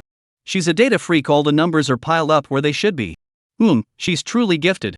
Reba jumped off the scale, smugly declaring, "Humph. I'm the legendary eat all you want and never gain weight type. You can't envy me." But those words were just for show. Heaven only knows how much effort Reba had put in behind the scenes to maintain her figure. If it weren't for this chance to let loose while filming a dating show with no one watching, she wouldn't have been able to indulge herself like this. Actually, it's also because someone spoils her a bit, and she gets whatever she wants to eat. Suan looked at her smug little expression and couldn't help but mutter, "If you keep eating like this, you'll end up as a little chubby girl." Reba silently repeated to herself, "Don't get angry, don't get angry. Getting angry will only cause trouble, and no one will take your place. Bear with it for a moment, and the storm will pass. Take a step back." The more she thought about it, the angrier she got. "Forget it. I can't take it anymore." Reba raised her hand and slapped Suan's arm. "Ouch. Are you a strong man? I feel like you broke 3 of my ribs. Go to hell, I hit your arm." "Wow, you can hit something from a distance?" Reba ignored him and walked toward the entrance of the vertical roller coaster. Suan chuckled and followed behind. Bright sunlight bathed every corner of the amusement park. Though the guy beside her was a bit annoying. But Reba couldn't help but admit that her mood at that moment was as bright and sunny as the weather itself. Chapter 29, First Intimate Encounter? The hardcore fans triumph. Not long after, Suan and Reba were already seated in the vertical roller coaster. Staff members carefully secured the safety bars for both of them and checked everything multiple times. Reba's little face was filled with excitement and anticipation. She gripped the safety bars on either side tightly, her knuckles turning white. But her bright, sparkling eyes were filled with an eager glow. Vertical roller coaster. The ride she had been longing for. Finally, it's time. Meanwhile, Suan beside her didn't look nearly as relaxed. His face was slightly pale, and he felt a sense of unease he couldn't explain. Though he forced a smile, his stiff posture betrayed his unease. Even before the roller coaster started moving, Suan felt the wind whistling past his ears. Reba seemed to notice Suan's unusual state. She turned her head and looked at Suan's clearly tense profile, teasing him with a smile. "Hey, you're not scared, are you?" Surprisingly, Suan didn't argue back this time. He swallowed hard, his gaze drifting away. Reba furrowed her brows slightly, as if she had thought of something. She leaned in closer and whispered, Are you really scared?" After a 2-second pause, Suan nodded, his voice dry. "Yeah. I'm a bit afraid of heights, but it's not serious. I can handle it." Suan wasn't trying to be tough, he really could handle it. After all, he had played it when he was a child. Reba's expression froze. A fear of heights? This guy is afraid of heights? He is afraid of heights, and yet he came with her to ride a vertical roller coaster? She suddenly remembered that when she mentioned wanting to ride the roller coaster earlier, Suan's expression seemed to change. But she was too excited at the time to notice that detail. So, he came up here just to accompany her, even though he was scared? A wave of indescribable warmth flooded her heart. Then, feeling a bit guilty, she looked at Suan and said, "I'm sorry, I didn't know. Maybe we shouldn't play anymore." Suan shook his head and forced a smile. "It's okay, I wanted to challenge my weakness." Seeing Suan's composed yet forced expression, her heart suddenly melted into a pile of mush. Reba met Suan's gaze, took his hand, and said firmly, "Don't be afraid. I'm here." She gripped Suan's hand tightly, as if trying to ease his tension through this gesture. Suan looked into her eyes, seeing the sparkle there, feeling the softness and warmth of her touch, and his heart fluttered slightly. His Adam's apple bobbed, and he was about to say something. Dada dada woo. The vertical roller coaster began to slowly start moving, climbing upward along the steep tracks. As the height continued to rise, the view grew increasingly vast. Reba also looked excitedly at the figures below, which were growing smaller and smaller. But the next moment, the smile on Reba's face froze instantly. Just a second ago, he had confidently told Suan, "Don't worry, I'm here." But in the next, she cowardly screamed, "Wah, wah." She tightly closed her eyes, gripped Suan's hand, and pulled it hard. "Wah, wah, wah, Suan, I'm so scared. We won't fall, will we?" "Suan, sis, I'm even more scared than you are, okay? What about your promise to be here for me?" What? Are you acting for me here? The roller coaster had climbed to its highest point and came to a stop at nearly a vertical angle in mid-air. The next second, screams echoed through the sky. Ah! Gravity seemed to vanish. A powerful sensation of weightlessness engulfed the entire body. The entire world seemed to be spinning out of control. Amidst the deafening noise and disorientation, Reba tightly closed his eyes and screamed, all the while clutching Suran's hand. Meanwhile, Suan, who had initially been panicked and afraid, seemed to be enjoying it a bit. This doesn't seem so terrifying after all. This feeling of weightlessness, it's actually pretty addictive. What did you say? I said it's actually pretty fun. Do you want some grilled sausage? Just as the roller coaster plunged downward, the intense sensation of weightlessness made Hot Bamboo feel like her heart was about to jump out of her chest. She seemed to think of something and shouted into the air, Suran. What? I can't hear you. Suran, thank you. What the heck? I said, I really enjoyed today's date. What date? Want some stir-fried noodles? Can't hear you? Reba paused slightly, as if making a decision, and lowered his voice. Suran. I think I might like you a little. Suran only heard Reba call his name, then he kept mumbling incoherently. He thought to himself, what's going on? Is he listing dishes again? I can't hear you, I can't hear you. After the 3-minute vertical roller coaster ride ended, most of the tourists were pale-faced, their legs trembling as they helped each other out. Some even ran to the nearby trash cans and started vomiting. Suran and Reba weren't much better off. Reba was leaning almost entirely on Suran. If not for Suran holding her up, she would have collapsed on the ground. The giant swing. Once in a lifetime is enough. Reba shook her head and silently vowed to herself, no way am I doing that again. Reba said nervously, thank goodness, I almost thought this thing was going to send me to the afterlife. Suran looked at Reba's cowardly expression and teased, now you know to be afraid? I'll see if you dare to act tough again. Then, he asked with concern, how are you? Are you okay? Suran looked at Reba, who was half hanging on him, and found it amusing. Who was the one afraid of heights? Who was the one who was so eager earlier and now looks so listless? Such a clumsy yet playful person. I'm fine, just a bit dizzy and my legs feel weak. The hot blanket waved his hand, signaling that he was fine. Let me help you sit over there for a bit? Suran pointed to the stone bench ahead and asked cautiously. Sure. Reba nodded, but his body still leaned against Suran. She didn't know why. She always felt that Suran had a pleasant scent. It was faint and fragrant, making her want to smell it more and more, almost to the point of addiction. The two walked slowly. Suran seemed to remember something and asked, by the way, what did you say just now? I didn't hear a word. I'm not telling you. The sound of mosquitoes buzzing softly, her face turning slightly red. What? Suran leaned in closer. I called you a bad guy. What did I do wrong? I brought you to the amusement park and bought you so many delicious things. You're always picking on me. What can I do? You look just like the orange cat downstairs at my place when you're angry. Reba was taken aback. Suran, was she saying she was cute? This straight guy finally got it? The live stream chat was already exploding. First intimate contact? Their hands. They're holding hands. Girls, I'm shipping this for real. My gut tells me that the hot take isn't telling the truth. Another victory for the die-hard fans. However, just as the live stream was filled with pink bubbles under the director's arrangement, Suran looked at Reba's slightly flushed face and added, every time I tease that orange cat, it always gets all feisty and puffs up its fur, which is kind of funny. Reba sighed, sometimes he really wanted to call the police. Live stream, you're the best, Suran.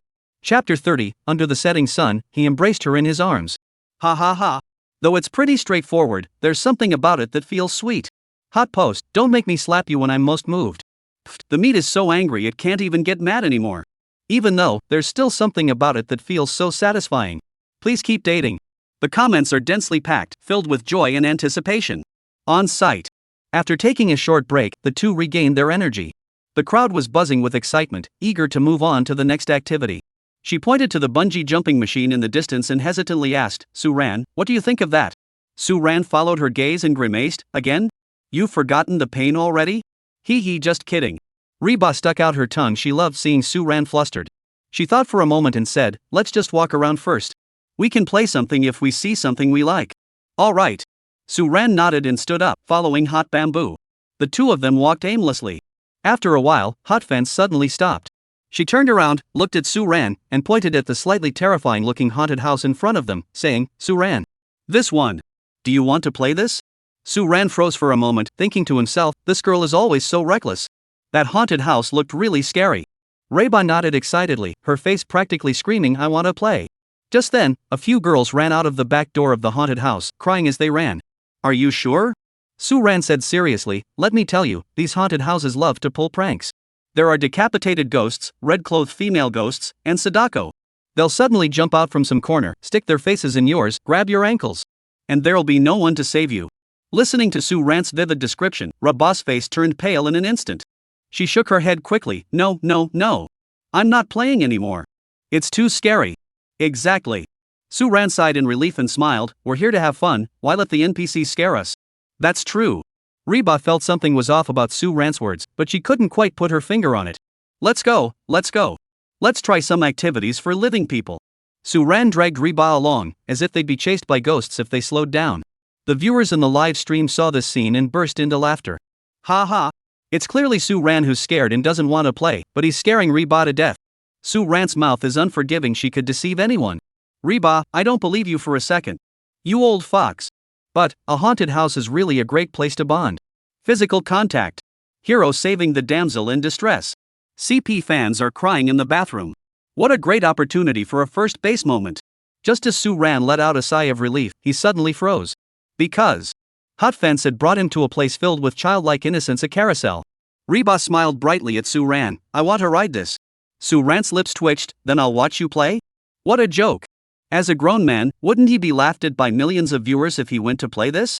But then came Hot Ba's pitiful voice, you won't play with me in the haunted house, and you won't even play with me on the carousel? Suan. Who could resist that? A beautiful woman, looking at you with a pouty face, asking you to play the carousel with her? Anyway, Suan couldn't resist. Besides, the haunted house didn't take her to play either. If the carousel doesn't give her face now, it really wouldn't make sense. But then again, Suan felt something was off. It feels like she has tricked him. He tested her, you said you wanted to go to the haunted house earlier, but that was a lie, right? You actually wanted me to take you on the carousel, didn't you? I didn't. Don't make things up. He felt a bit guilty and quickly turned around to join the queue. The live stream comments exploded with laughter again. Ha ha. 2 people with 1,000 tricks up their sleeves? Maya. I'm the only one who's innocent. I actually thought Hot Bamboo really wanted to go. Reba, make an unreasonable demand, wait for the other person to refuse, then present your real request, they'll definitely agree. Ha, Suan is over 1.8 meters tall. Will he get asked to leave by the staff?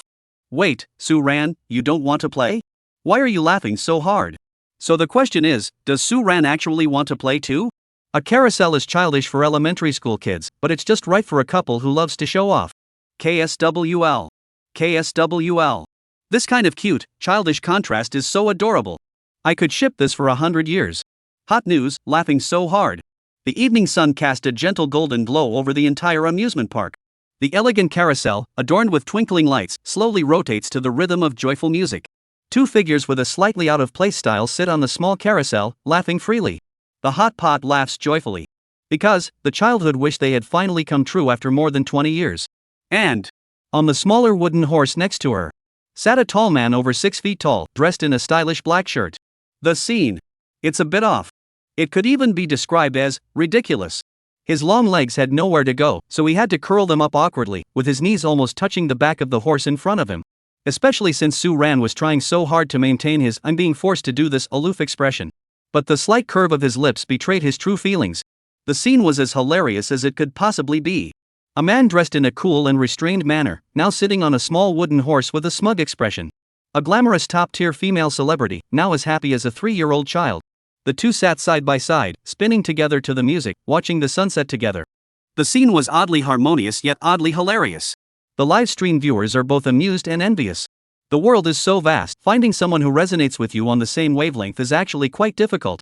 Especially someone willing to indulge your childishness, that's even harder. They suddenly understood a saying. As long as you're with the right person, everything you do is joyful. At that moment, the soft glow of the setting sun cast a golden hue on Suan's profile, as if it had been dyed with gold. That smile was pure and untainted. Reba was so captivated that he couldn't help but stare. There were more than a few childish projects. After the carousel project ended, Reba dragged Suan into another high-speed thrill ride bumper cars. Suan seemed to have given up resisting and fully embraced the childishness, joining the ranks of the immature. The bumper cars they chose were the most childish ones in the entire park. Moreover, Suan took every opportunity to ram into Reba's car, scaring him into shrieking repeatedly. After the activity ended, Reba chased after Suan and gave him a good beating.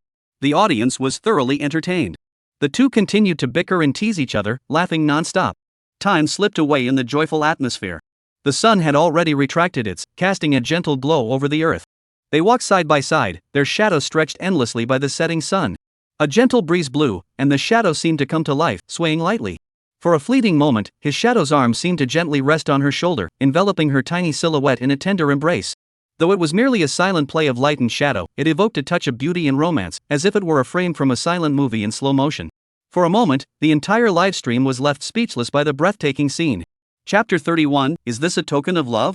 Hell! What kind of divine scene is this? It's too beautiful. His shadow is secretly hugging her. I don't care. I'm totally shipping the couple who stands out. Even Jesus coming wouldn't stop me. Please. Don't say a word. Don't ruin this beautiful scene. Which brother is on the scene? Please go and mute Suan. The livestream was completely ignited by this sudden beautiful scene. The comments quickly shifted from hilarious jokes to a sea of pink bubbles and squeals of excitement. The audience's hearts softened along with the two silhouettes intertwining in the sunset. Meanwhile, Suan and Reba, who were in the scene, seemed unaware of the magical coincidence created by the light and shadow. They continued walking side by side, savoring the last moments of tranquility before the amusement park closed. As the sky grew darker, a hint of regret flashed across Reba's face. She had so many rides she hadn't had a chance to try yet. She also didn't want this date to end so soon. The reason, she was reluctant to admit it, but she had to. She seemed to want to stay a little longer with the unreliable guy beside her. Don't want to leave? Suan's slightly teasing voice rang out. Heat Bar, however, surprisingly didn't argue. She nodded and said, yeah, there's still so much we want to do that we didn't get to. They had arrived at the park fairly late, and there were many visitors, so there weren't many attractions available to them. It's okay. Suan smiled, her voice tinged with tenderness, I'll bring you again next time. Really? Reba's eyes sparkled as she turned her face toward Suan. Suan chuckled, holding out her palm and curling her little finger, want to make a promise? Yes. Pinky swear, no breaking. After completing the ritual, Reba finally followed Suan out of the park with a satisfied smile. Just as they were about to reach the exit, Reba's gaze was once again drawn to a bustling stall. It was the classic balloon shooting game where you won prizes. Colorful balloons adorned the entire backdrop. Beside them were piles of cute and adorable plush toys. Wow! Suan, look! So many fluffy stuffed animals. She pointed at the stall, her voice filled with excitement. Let's play this. I want to win lots of plush toys to take home. Girls, after all, have no resistance to plush toys. Alright. Suan looked at the sparkle in her eyes and agreed happily. The two approached the stall. Suan asked the price, $20 per try, 10 bullets. The price wasn't too bad, and Suan had just enough money. Reba pulled out a sniper rifle and set it up with a practiced air. To be honest, he actually looked pretty cool. Have you taken lessons? Suan was also taken aback. Of course. Reba coolly explained that he had received training during a previous film shoot. Suan smiled and said, impressive. This time, the big award is yours for sure. Aim, fire. Bang. Bang. Bang. 5 shots in a row. The result? All the balloons were perfectly avoided. 2 of the shots even hit the boss's butt. Hot bah. Boss. Suan, ha ha ha. Where's the gun master we were promised? This is just a master of tracing outlines. Hot Fence refuses to believe it and tries again. Aim again, fire. 5 more misses. Hot Bamboo blushed slightly, feeling embarrassed, and put down the gun, but stubbornly said, Boss, there's something wrong with this gun. The bullets curve. Bend? The boss was speechless. This wasn't a gun from an anti-Japanese war drama. The live stream erupted in laughter. Ha ha ha. Human outline master. Hot Ba is too funny. Die laughing. 10 shots, all misses. This skill is unmatched. The boss is holding back his laughter so hard. The boss, what did I do to deserve this? Seeing the boss's helpless expression, Suan held back a laugh and said, Alright, don't make things hard for the boss. Let's try another gun and give it another shot. After paying again, Suan picked up another gun on the table and handed it to Hot Fence. This one definitely won't turn. Reba took it, thought for a moment, then handed it back to Suan. You try it. I want the biggest, cutest plush toy. You're making it hard for me, fat tiger. Suan chuckled and shook his head, but took the air gun anyway. She rested the gun on her shoulder, squinted one eye, and aimed. Then, holding his breath, he pulled the trigger. The motion was smooth and fluid, as graceful as flowing clouds in water. Reba almost stared in awe. How cool! Bang! Bang! Bang! As the gunfire echoed, a magazine of bullets was fired. Without looking, Suan slowly placed the air rifle on the table and gave Reba a cool smile. For a moment, Reba was completely captivated. However, he heard the boss say, "You hit 4 balls. That's exactly the minimum requirement to redeem the reward." Suan stumbled, nearly losing his cool pose. Reba was taken aback and laughed. "I thought you were really good. Don't worry about whether you hit them or not, just say if you look cool or not." Suan remained cool and composed. "Cool, cool, cool." Reba seemed to transform into a little fangirl, frantically calling Suan. Then, the boss dug out the smallest alpaca plush toy from a pile of large dolls and handed it to Suan. Suan. Reba. Ha ha ha. Not even 3 seconds of coolness. I thought I'd get to see a pro in action. Turns out it's just another copycat. This plushie is way too cheap. Consolation prize, well deserved. Suan looked at the small alpaca plush toy in his hand, which was only the size of a palm, and his expression was hard to describe. He turned to hand it to Reba, clearing his throat. "Here, it's a bit small, but at least it's a trophy." Reba took the little alpaca, squeezed it, and looked disgusted. "Other people go on dates and give each other those huge, super cute bears. Yours is just tiny and ugly too. At least you have something. Don't be so picky. Give it back." Suan was so amused he immediately reached out to grab it back. "Hey! No way!" Reba quickly hugged the little alpaca to her chest, dodging Suan's hand, and declared confidently, "Once it's given to me, it's mine. No matter how ugly it is, it's mine." Although she was complaining about it, the corners of her mouth couldn't help but curl upward, betraying her true feelings. Deep down she actually loved it dearly. Fuzzy, soft, and actually pretty cute. She sneakily glanced at Suan, who was still a bit upset about his poor shooting skills. This was probably the first real gift he had ever given her. Does that count as an engagement token? Of course not. Just a little plush toy, and he thinks he can win her over? Absolutely not. Thinking this to himself, he tightly clutched the little alpaca in his hand. "Let us go, I'm hungry. I need to eat." You're only enthusiastic when it's time to eat. As the saying goes, if you're not enthusiastic about eating, there is something wrong with your head. I think you're the one who said that. You're slandering me. On the way back.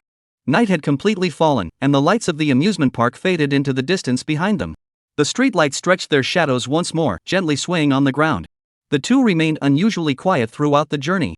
This made the viewers in the live stream momentarily think their speakers were broken. Neither of them spoke, but there was no awkwardness. It seemed as though an unspoken understanding was quietly taking root between them. Perhaps tired, Shubai leaned gently against Suan's back, her hands tightly clutching the ugly yet adorable little alpaca. She could clearly feel Suan's warmth and the strong beat of his heart. And the faint, pleasant scent emanating from Suan's body. Her cheeks, in the night's darkness, began to grow warm once more. Reban suddenly wished that this coastal highway could be longer, just a little longer. Chapter 32, The Su Family Romance. A grand display of affection. As night fell, the sea breeze carried a chill. When Suan, carrying a hot pot, rode her pink electric scooter back to the heart-fluttering cottage. The other two groups of guests were already chatting animatedly in the living room. "Hey! You're back!"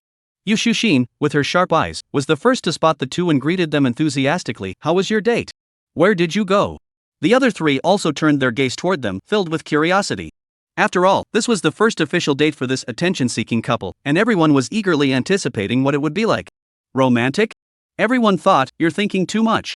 After all, Suan is allergic to romance. They were more curious about whether Suan had pulled off any new tricks. Has Hot Fence been driven crazy again? It's okay. There's food, drinks, and entertainment. I'm having a good time. Suan parked his electric scooter and casually replied. Surprisingly, Reba didn't argue back, he just quietly joined the group. Something's off. Everyone present sensed that something was off between the two of them.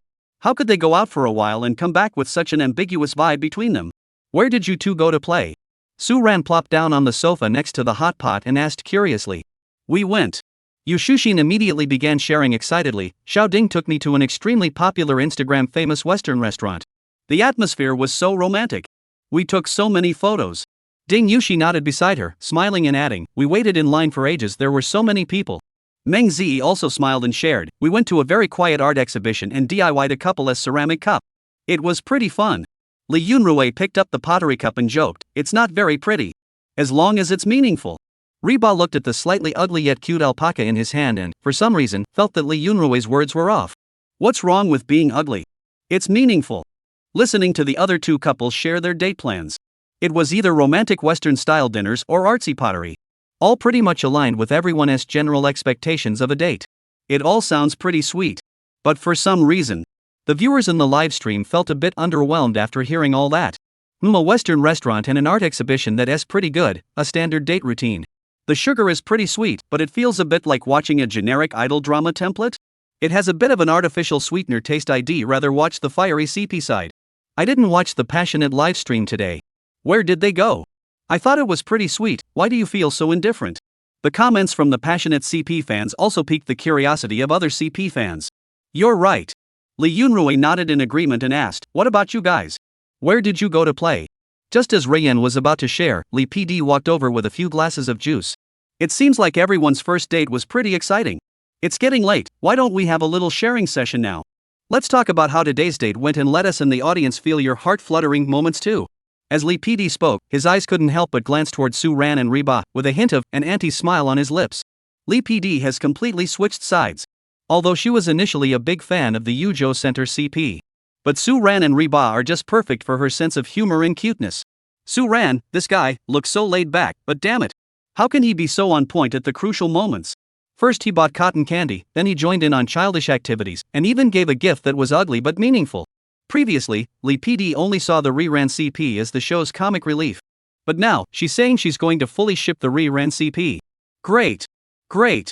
Yu Shushin was the first to agree, already eager to share the beautiful photos she took today. Xiao MOCP also smiled and nodded. So, who's going to share first? Lee PD asked. Everyone looked at each other, and eventually their eyes landed on Reba. Both groups shared a bit about their date today. Only Reba hadn't revealed a single detail. So everyone naturally became more eager to hear. I'll go first then. Reba didn't refuse, but he instinctively glanced at Suran. But this guy seemed completely out of it. In truth, she had no idea that Suran had been dying to go back to his room to open the boxes. After all, he was currently holding 2 silver treasure chests. Seeing that Suran had no intention of speaking up, Reba decided to take the initiative to share. But she didn't rush to share either. Instead, she said, wait a moment, and then dashed back to her room. When she returned to the living room, she had a large bag of snacks in her hands. With a loud clatter, all the snacks spilled onto the table. Wow! The 2 girls exclaimed in unison. Girls, after all, have no resistance to snacks. Reba clapped her hands, her face adorned with a proud expression, and announced, before sharing our date, let's first share our loot. She emphasized, all these snacks were bought for me by Suran. Snacks? Yu Shushin sucked in a breath of air. Is that something that guy would do? Meng Zi looked envious, you guys are so rich. Suran really spoils you. Then, Hotbake began to recount the details. A business-oriented botanical garden, a zoo, and an aquarium. Just hearing those words made them laugh uncontrollably. But to be fair, it did fit Suran's persona perfectly. But gradually, they couldn't laugh anymore. Suran used the money she had saved from the tickets to buy all the snacks she liked for Reba. Snacks, bubble tea, and seafood all you can eat. The 2 girls looked envious. The 2 guys were filled with admiration. They never expected that a date could be so much fun with Suran. What happened after that? You couldn't have stayed at the farmer's market all day, right? Everyone couldn't help but laugh. No way. As she said this, Reba's voice grew a bit softer, and she flashed a bright smile. Suran took me to the amusement park I've always wanted to go to. Wow! Everyone present was taken aback. An amusement park? The tickets are so expensive. 500 yuan for a date fund? That's barely enough. So, Suran spent all her money on today's date? This made the 2 girls envious once again. Reba held up the ugly yet cute alpaca plush toy, waving it around with a touch of pride. Suran won this back for me. Finally, she pulled out her phone and shared lots of photos with everyone. There were photos of her smiling brightly on the carousel. There were blurry snapshots of the 2 of them attacking each other while playing bumper cars. There were also photos of Reba holding Suran's hand while riding the roller coaster. And many, many more. Every single photo was filled with genuine joy. Did you delete 2 photos? Suran asked out of the blue. Shut up. Do you think I'll beat you up? Better not mention it. Just thinking about it made her want to hit someone. Fortunately, the photos of the panda hugging the pillar and the monkey king looking out were deleted. Otherwise, today's sharing session would have been ruined.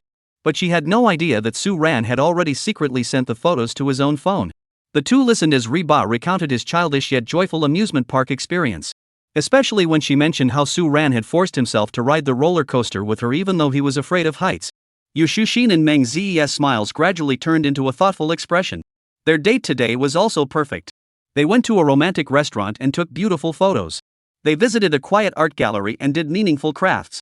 Everything fit the public's definition of a perfect date. It was sweet, romantic, and posting it on social media would definitely get countless likes. But is that really the kind of date they truly want? Standing in line at a trendy restaurant to take photos always feels like going through the motions. Going to an art exhibition to look at paintings you don't quite understand feels more like deliberately creating an atmosphere. The standard answers guys choose for dates don't really make them feel excited. It's just artificial sweetener. On the other hand, take Suan. This guy may seem out of touch and do all sorts of outrageous things, but he really gets the art scene. He remembers the snacks she mentions offhand and makes them happen for her. He notices the small 5-star mark in her memo and takes her to the amusement park she's been dreaming of. Even on scary roller coasters or childish carousels, Suan is willing to go crazy with her. He never says anything sweet, and he even often annoys her. But behind his laid-back demeanor lies a straight-laced, damn romantic and thoughtful heart. Such dates have no set routine or forced atmosphere. Only genuine expressions of emotion and heartfelt joy. Today's Suan. His boyfriend vibes are off the charts. Chapter 33, Love Genius Suan. Unboxing, full of surprises. Suan is killing it. I admit, I wasn't a fan of the hot and spicy CP before, but now I'm a die-hard hot and spicy fan. Guys, see you in the exclusive live stream for the hot and spicy CP. The sweetness is off the charts. He really made me cry. Suan, who is afraid of heights, went on a roller coaster with Reba so heartwarming. My lips are curling up in a smile. Sincerity is the ultimate move. Trolls, speak up. Who said Suan is just here for the drama? The live stream was flooded with comments, almost all discussing Suan and Reba's date today. Especially the fans of the other two couples and some neutral fans. At this moment, they were all blown away by Suan's moves today. Among them, many actually didn't like Suan. After all, this is a dating show, and they're here to ship couples and enjoy the sweet moments. Suan's loud and boisterous personality, while amusing, doesn't resonate with them. But at this moment, everyone was moved. Suan is unpredictable and unreliable. But sincerity is always the ultimate trump card. The snack Reba mentioned offhandedly, he remembered. He was afraid of heights, yet he bravely accompanied Reba on a roller coaster. He found it childish, yet he was willing to go along with her. They admitted that they had spoken too loudly earlier. From now on, they will proudly wave the flag for the hot and passionate CP. On site. As Reba vividly shared her story, the air was filled with a sweet scent. The other two couples also shared their stories at this moment. Though equally sweet and romantic, there was a sense that something was missing. Alright, that's all for today's sharing session. Lee PD stood up and summarized, every relationship has its own unique form, there's no standard template, only the most genuine feelings. She glanced at everyone and smiled, I hope you all continue to stay genuine and passionate, and create more of your own heart-fluttering moments in the days to come. Everyone clapped enthusiastically, bringing the sharing session to a close. After a brief summary, Lee PD did not assign any tasks. She checked the time and said, the rest of the time is yours. I'll head out first. As soon as Lee PD left, Yu Shushin and Meng Zi dragged Reba to the corner of the sofa to gossip. The three girls huddled together, whispering and giggling, occasionally glancing at Suan. Surrounded by the three of them, Suan felt extremely uncomfortable. Just as he was about to stand up to eavesdrop on their conversation, he was held down on the sofa by Ding Yushi and Lee Yunrui. Suan, I have something I'd like to ask you. Ding Yushi's eyes sparkled with intelligence. He had decided to learn the art of love from Suan. Go ahead. Suan waved his hand and laughed, as long as it's not about borrowing money. He was broke, and didn't even have enough money for tomorrow's breakfast. Well. Ding Yushi glanced at Yu Shushin and asked in a low voice, it's just that sometimes the conversation goes cold, and I don't know what to talk about. He was genuinely troubled. He could chat animatedly with guys, but whenever he talked to girls, the conversation would fizzle out. Moreover, the way Suan and Reba interacted with each other was simply too comfortable. Lee Yunrui, standing nearby, perked up his ears, clearly here to learn a thing or two. No topics? Suan furrowed her brows but quickly relaxed again. That's easy. Ding Yushi and Lee Yunrui's eyes lit up, and they sat up straight, like elementary school students paying close attention. But Suan spoke slowly, first, make her cry, then spend a week comforting her. I guarantee you'll have a new topic every day. Ding Yushi. Lee Yunrui. The two stood up and hurriedly bowed, saying, we'll take our leave. Then, without looking back, they hurriedly fled the scene. They were also foolish. How could they have thought to learn from Suan, the master of pranks? The live stream erupted in laughter. Ha ha ha. He's killing me. Two love-struck newbies going to ask a straight-laced guy for advice. You know what? This trick is actually pretty good. It's interactive and creates a topic. Absolutely brilliant. Thumbs up. Give me 5 minutes, I'll go try it out and see if it works. How's the guy upstairs doing? Thanks for asking, but we've already broken up. Love guru Suan. They chatted for a while longer. The two girls finally let Heba off the hook. This feeling of being on the front lines of a sweet romance is absolutely amazing. Before they knew it, they seemed to have become part of the hype themselves. Let us call it a day. Everyone, get some rest early. Good night. As the guests departed, the live stream switched to a fixed camera angle of the common area in the small house. Though reluctant to leave, the audience could only send farewell messages with confetti emojis. Room 202. The first thing Suan did upon returning to his room was lock the door from the inside, then summon the system interface. He wanted to check today's bountiful haul. Host Suan. Activity points 1, 250 points. Skills, God tier singing skills, mastery of all musical instruments, chef's special edition beginner, lockpicking master beginner. Items, Chinese music library, silver treasure chest. 1,253 points of activity points? Suan saw this number and immediately felt overjoyed. That meant he had earned over 300 entertainment points today? He checked the system records and finally discovered the source. Ding! Host completed the Underworld wake-up call mission, earning a silver treasure chest and 200 entertainment points. Ding! Hosts, business-oriented, date location sparked intense criticism and laughter, earning plus 50 prank points. Ding! Hosts, photo assassin, behavior caused intense emotional fluctuations in Reba and audience laughter, earning plus 50 prank points. Ding! Hosts, you're fat or not, the scale decides, straight guy remark triggered laughter, earning plus 50 entertainment points. Not bad, not bad. Today is a big day. Suan didn't hesitate and immediately redeemed a silver treasure chest. Ding! 1,000 entertainment points deducted. Congratulations, host, you have obtained silver treasure chest X1. Suan took a deep breath, rubbed his hands together, and said, let's open both treasure chests. As he spoke, 2 silver treasure chests appeared before Suan. A dazzling silver light shone before him. Wow! There's even a special effect? This 1,000 points were well spent. The next moment, 2 more notification sounds rang out. Ding! Congratulations, host, you have opened the silver treasure chest and obtained the following item reward, skill upgrade card. Ding! Congratulations, host, you have opened the silver treasure chest and obtained the skill reward, Universal Affinity Basic. Suan's eyes lit up instantly. Skill upgrade. Affinity with all things. All good stuff. Suan checked the item's attributes and exclaimed, this is a huge profit. The skill upgrade card allows you to choose any basic skill to upgrade. Suan felt a bit disappointed that it could only be used to upgrade basic skills. However, he could understand why, after all, it was just a silver treasure chest. The other skill, Affinity with All Things, was even more impressive. Affinity with All Things passive. Skill effect, the host naturally emits a sense of innate closeness that all living creatures feel. Basic effect. Animal affinity, most animals will not attack you proactively, and over time, they will develop a certain level of affection and dependence toward you. Even the fiercest dogs will only wag their tails in your presence. Plant affinity, the host can more easily perceive the growth status of plants, significantly increasing the success rate of planting and cultivating them. The chance of being bitten by mosquitoes is reduced. Human affinity, you are more likely to gain favor and reduce hostility when meeting strangers for the first time. Effect is weak. Note, passive skill, no active activation required. The system has automatically set rodents, certain reptiles and amphibians, and most insects as affinity exemptions and intimidation targets based on universal human aesthetic and hygiene standards. Suan read through the skill description and paused for a moment. This skill is pretty cool. Does this mean I can go to the zoo and pet tigers now? At the very least, it might save me the cost of mosquito coils. As for human affinity, combined with his face, he's practically invincible. From now on, everyone will think I'm a good person. I wonder how much this will affect Hot Ba. From now on, you're not allowed to use her to boost your fun points. If she can avoid getting beaten up a bit, it's worth it. What a fulfilling experience. Suan was in a great mood.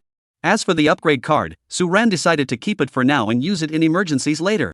Suan hummed a tune, preparing to take a shower and then sleep soundly. Little did she know. In the neighboring room, Reba was hugging an ugly alpaca plushie, caught in endless indecision. She recalled the quiet question Meng Zi had asked her, do you like Suan? At that time, Reba shook her head vigorously. I'm not. I didn't. Don't say that. Although she denied it vehemently. But Reba knew deep down. Like Suan? Probably just a tiny bit, right? Chapter 34, the first team building event for the dating show. The self-cultivation of a retired big shot. A good night's sleep. The morning sun filled the living room, and the ocean view outside the window remained breathtaking. Suan, who had risen early, was in the kitchen, admiring the distant sea view through the window. To be honest, the morning sea view really has a unique charm. The reason Suan got up so early. First, she has the habit of going for a morning run, and second, she had promised to make breakfast for Reba. However, Suan is slightly troubled at the moment. The refrigerator only had seafood, nothing suitable for breakfast. He did want to make kanji, but there wasn't even any rice in the rice bin. Just then, Reba, still rubbing his sleepy eyes, came downstairs from the second floor. "Good morning." Reba greeted him first, looking in good spirits. "Good morning." Suan smiled and responded. "Are you making breakfast?" Reba rubbed her stomach. She had been woken up by hunger. "Yeah, but there's nothing in the fridge, and our budget is already gone." Suan didn't finish her sentence, but the implication was clear: we're broke. What? What should we do? Reba felt a little guilty. Although the dating fund was joint property, Suan had spent all the money to fulfill her wishes. Suan said, "We still have some money, but I think we should spend it more carefully." Reba was confused. "What do you mean?" "I mean, why don't we go to the two groups next door and ask for some money?" Suan pointed toward the second floor. Reba was amused by Suan's unusual suggestion. "You call begging for food and drinks begging for alms? No need." Reba shook his head with a smile and said, "You bought me a lot of snacks, right? We can just eat those for breakfast." "That's great." Suan smiled and said without hesitation, "Get me 2 bags of potato chips. Then go wait for me in the living room." "All right." Soon, except for Suan and Reba, all the other guests had also arrived in the living room. Everyone seemed to have had a good night's sleep, looking refreshed and energetic. "Huh? Did the production team not wake us up today?" Yu Shushin rubbed her eyes and asked curiously. "Yeah, I slept in until I woke up naturally." Li Yunrui also found it a bit odd. It was already past 9 o'clock, yet the production team hadn't woken them up? Just then, Li PD's figure appeared at the door. "Good morning, everyone. Looks like you all had a good rest last night."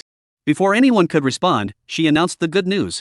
Given that everyone contributed so many amazing moments over the past 2 days, the production team has decided today is a day off. No tasks. Everyone is free to do as they please. Wow. Is that for real?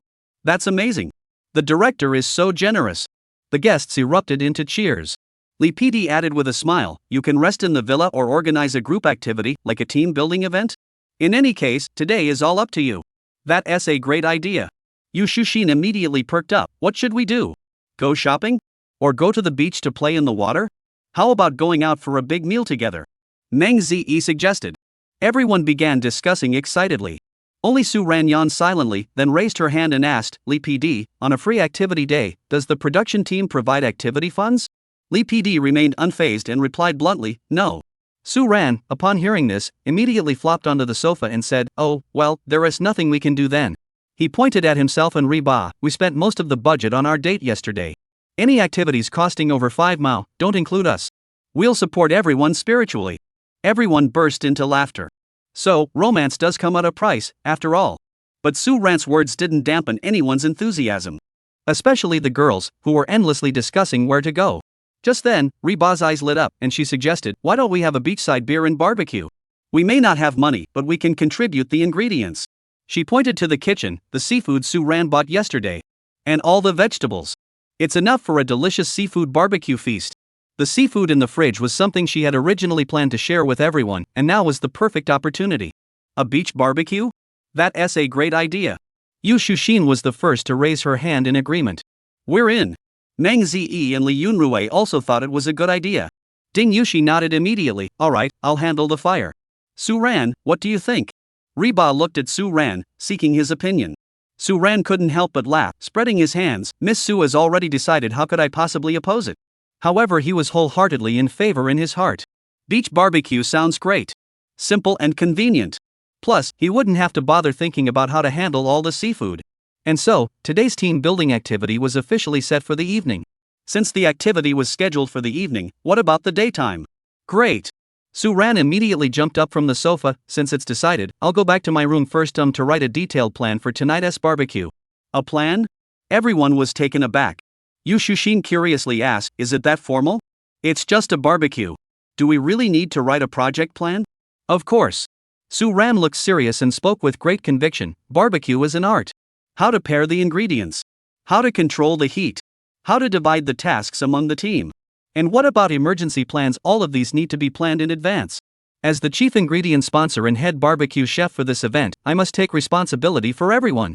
He spoke eloquently, as if he were about to oversee a large-scale project. Everyone was speechless. It's just a beach barbecue. It felt like we were participating in a billion-dollar project. But Reba sneered at Suan and exposed him. "Cut the act. You just want an excuse to go back to your room and sleep in. Caught red-handed, Suan didn't feel embarrassed. Instead, he chuckled, "Oh, you caught me. Work and rest go hand in hand. I'll go rest up so I have the energy to grill some ribs for everyone tonight." After saying that, she ignored everyone's suppressed laughter and dashed back to her room, locking the door again. This guy. Reba shook his head helplessly but couldn't do anything about it. She had originally planned to drag Suan to the beach for a walk and pick up some pretty seashells. What a pity. The other guests exchanged amused glances. That is so Suan. It perfectly fit his retired big shot laid-back persona. Although it was officially a free day. The cameras weren't taking a break. The live stream viewers weren't resting either. They still have to work. The seemingly relaxed free day is actually more exhausting than completing tasks for them. After all, on regular days, they just follow the routine. Now that there are no tasks, they have to come up with topics, find ways to interact, and create highlights. They're not like Suan, who can spit out golden lines off the cuff and pull off impromptu stunts anytime, anywhere. Chapter 35, Broadcast Calisthenics Strike Back. The girl from Suan and a stroll by the sea. Ha ha ha. While others are busy working, Suan is busy sleeping. No wonder she's a top student from Tsinghua and Peking University. She can make even lies sound convincing. You have to admit, Hot Fence really knows Suan well. Looking forward to the beach barbecue tonight. Wait. The day is so long, don't you dare sleep all day, Suan. If you two could sleep together, I'd watch forever. The livestream viewers found Suan's actions both amusing and frustrating. This is clearly a dating show, yet Suan is acting so laid back and carefree. While others are desperate for camera time, he is afraid of getting too much. But there's nothing to be done after all, he's a retired big shot. Meanwhile, in the villa, Suan finally managed to slip back into his room, locked the door, and collapsed onto the bed. Since it was supposed to be a free day, Suan naturally chose to catch up on some sleep. The other two couples, after a brief discussion, also decided not to waste such a precious opportunity. The Xiaomo couple chose to go to a quiet seaside cafe nearby to enjoy some alone time. The Yuzhou Center CP, on the other hand, were excitedly planning to go shopping in town and pick up some barbecue ingredients. Thus, the once bustling villa living room quickly fell silent. All that was left was a bored person rolling around on the living room sofa, scrolling through their phones, watching TV, basking in the sun. The hot blanket had almost done everything there was to do. But they still felt bored. She instinctively glanced toward Suan's room. That guy, isn't he really planning to sleep all day? No way. I can't let him get away with it so easily. Her eyes darted around, and she came up with a plan. She tiptoed to Suan's door. She knocked gently on the door, but there was no response. She tried to turn the lock, but found the door locked from the inside. That despicable man. He's actually locking the door against me? Her eyes darted around, and suddenly she had a brilliant idea. A sly smile curled up at the corners of her mouth as she ran to the living room with a clatter. She then found the sound system next to the TV in the living room. It can connect via Bluetooth. Reba chuckled and grabbed the speaker, heading out to the yard. She turned the volume up all the way and clicked play. Second set of National Middle School Broadcast Calisthenics. The times are calling. First exercise, stretching. Get ready. 1, 2, 3, 4, 5, 6, 7, 8. The familiar, stirring music and slogans of the broadcast calisthenics echoed throughout the entire villa. Especially with the speaker placed below Suan's window, the effect was even more impressive. Suan, who had just fallen asleep, was startled awake by the music filled with innocent passion. Her body jolted, nearly causing her to roll off the bed. What the hell is this? Suan, hearing this familiar melody, almost thought she had time traveled again. Then, he heard someone shouting downstairs. Suan, get up, come downstairs to do exercises and stay healthy. If you don't come down, I'll report you to the teacher. Suan. So they say women hold grudges, huh? The livestream viewers, seeing this scene, burst out laughing. Better late than never. The hot-tempered one's revenge has finally arrived. Hilarious. That's putting it to good use. So never mess with women. Their ability to hold a grudge is beyond your imagination. Suan, you were wrong to trust her. Did you forget yesterday's emotions? Suan couldn't help but laugh and cry as she watched the prankster successfully pull off her scheme. Great. This nap is completely ruined. He could only get up, open the door, and go downstairs. He saw the hot pot pretending to do a broadcast exercise routine. Hey! You're awake? I thought you'd sleep until the end of time. He saw Suan's embarrassed expression and laughed even harder. Sure. What do you want me to do with you? I'm okay with anything except sleeping together. Go to hell. Reba gently punched Suan on the shoulder and said, since you don't want to go out, how about we play some sweet duo-Q in honor of kings? Suan. So the reason he went to such lengths to wake her up was just to play games? But seeing Reba's internet-addicted girl expression, Suan could only nod and say, I'll make it clear, my rank isn't high. Don't blame me if I mess up. Don't worry. This lady will carry you to victory. After turning off the speakers, Reba dragged Suan back to the living room. Then she brought out soda, potato chips, spicy snacks, all the good stuff and placed them on the coffee table. Come on, I'll play mid lane. You can pick any role. Then I'll play the tank in the jungle. Alright. I'll carry you. However, reality was far from ideal. 5 straight games were a complete disaster. Either we had teammates who were AFK, or we encountered players who were clearly feeding, or the enemy team was just way too strong. The two of them kept losing non-stop, and their ranks kept dropping. Wait, what happened to the carry? Don't blame me. The enemy jungler kept coming after me. I'm stuck in the mid lane too. What happened to carrying us? Don't worry, I'll definitely carry you in the next game. The two started another game. As soon as they entered the game, the top laner said, "No feeding, guaranteed win." My main account is the top Lanling Wang in the server. Seeing this, Reba couldn't help but exclaim, "Wow, we've found a pro player." However, in less than 10 minutes, this so-called top-ranked Lanling Wang was beaten to a pulp by the opposing team. With a 113-2 kill-death ratio, he became the enemy team's target. That would have been forgivable, after all, everyone has off days. But this national server brother wasn't just bad at the game, he also had a foul mouth. He started typing furiously on the public chat to shift the blame. Do you even know how to play the jungler? You didn't come to gank the top lane once? Is the mid laner a pig? Doesn't know how to support? Hot bake? The support and marksman are like Siamese twins? No awareness at all. A bunch of useless teammates. Can't carry. Let's restart. Watching the unrestrained attacks and blame shifting from the top player in the country, a hint of anger flashed across Hotbake's pretty face. Suan couldn't help but furrow his brows.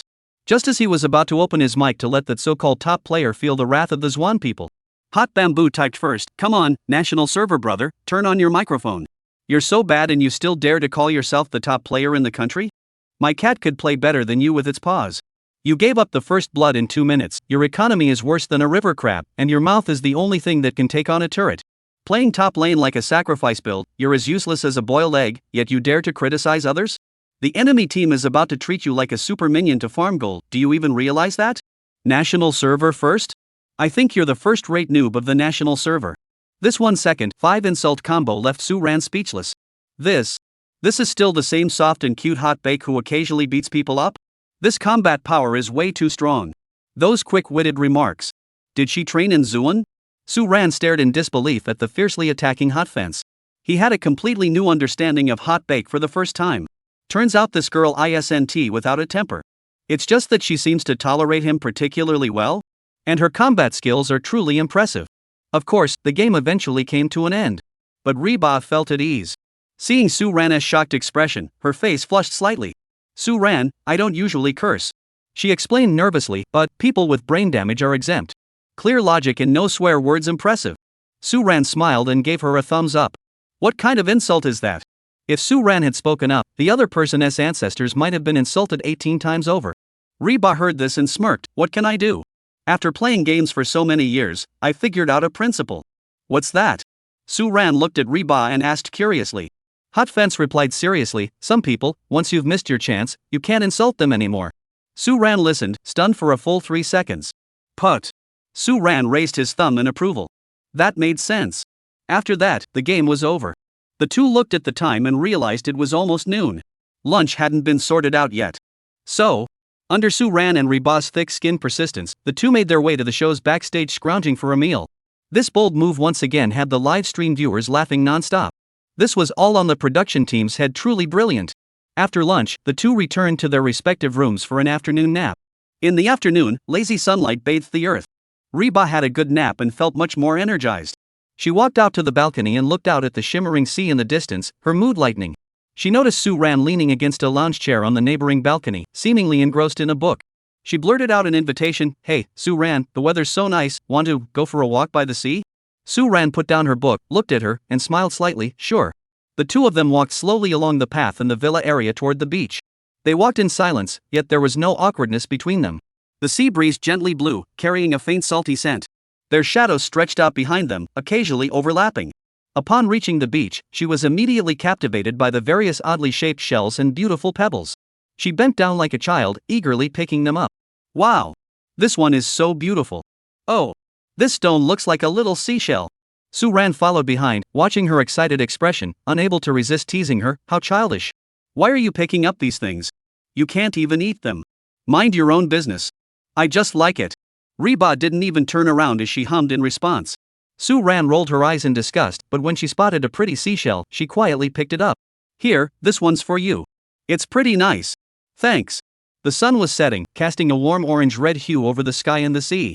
The waves gently caressed the beach, leaving behind moist traces. In the fading sunlight, the distant reefs cast silent silhouettes. Suan and Reba stood side by side on the beach, holding seashells in their hands, occasionally exchanging smiles.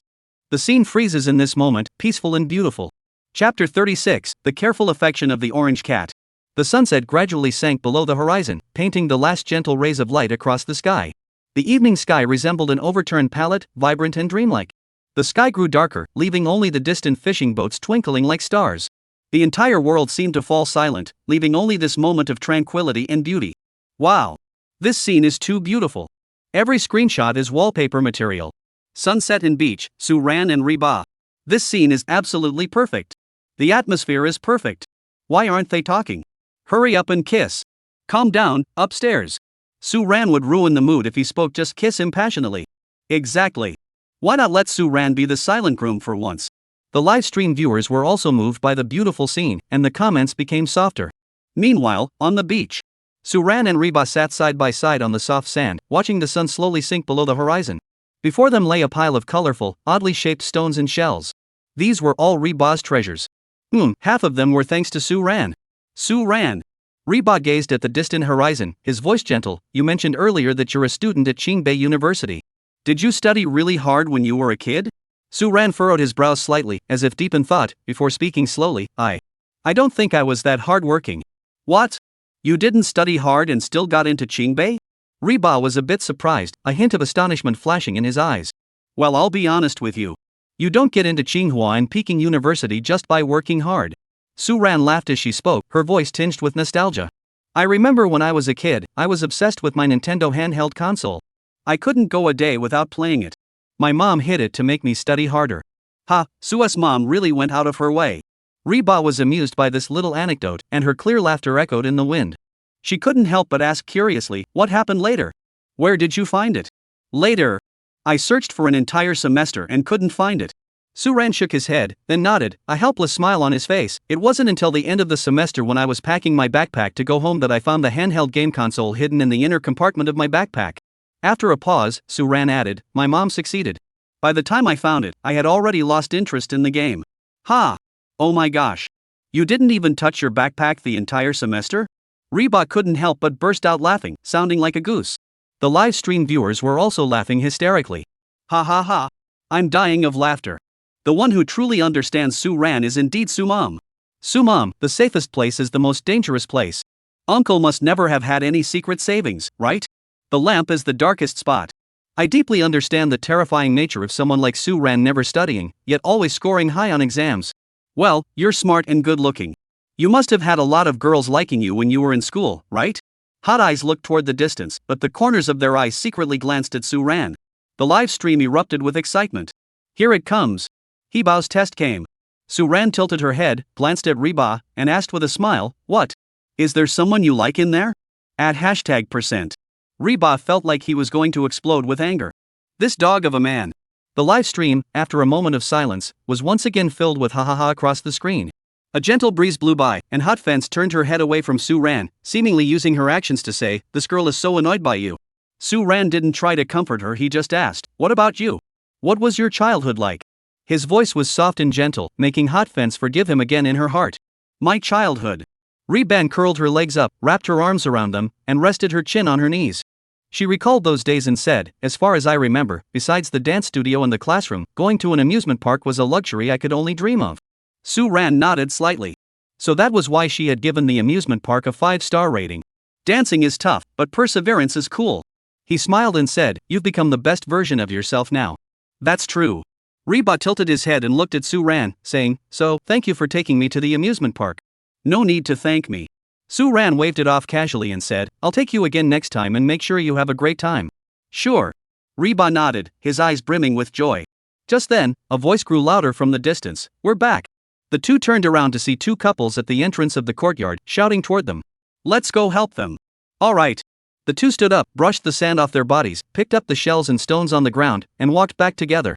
Back at the villa courtyard, the sky had grown completely dark. Ding Yushi and Lee Yunrui had already set up a barbecue grill at a good spot on the beach. As for Su Ran, she was in the kitchen with a few girls, busy preparing the meal. Although Su Ran had already prepared the seafood earlier in the afternoon. However, Ding Yushi and the others had brought back a lot of meat in the afternoon, so it still needed to be marinated. Soon, everything was ready. Everyone gathered around the campfire on the beach mats, with sizzling skewers and ice-cold beer and drinks in front of them. The sea breeze blew gently, and the stars twinkled brightly in the sky. In the distance, the gentle murmur of the waves could be heard. Before them, the campfire danced warmly. Surrounded by like-minded friends. This feeling is simply too delightful. Come on. For our show. For tonight's seafood feast. Cheers. Meng Zi once again took on the role of mood setter, raising his beer first. Cheers. Everyone laughed as they clinked their glasses, producing a crisp sound. The relaxed and joyful barbecue party officially kicked off. You don't eat pork, do you? Su Ran set aside the pork belly and instead handed a few skewers of grilled chicken wings to Reba. Reba was startled by the words, feeling a sudden warmth in his heart.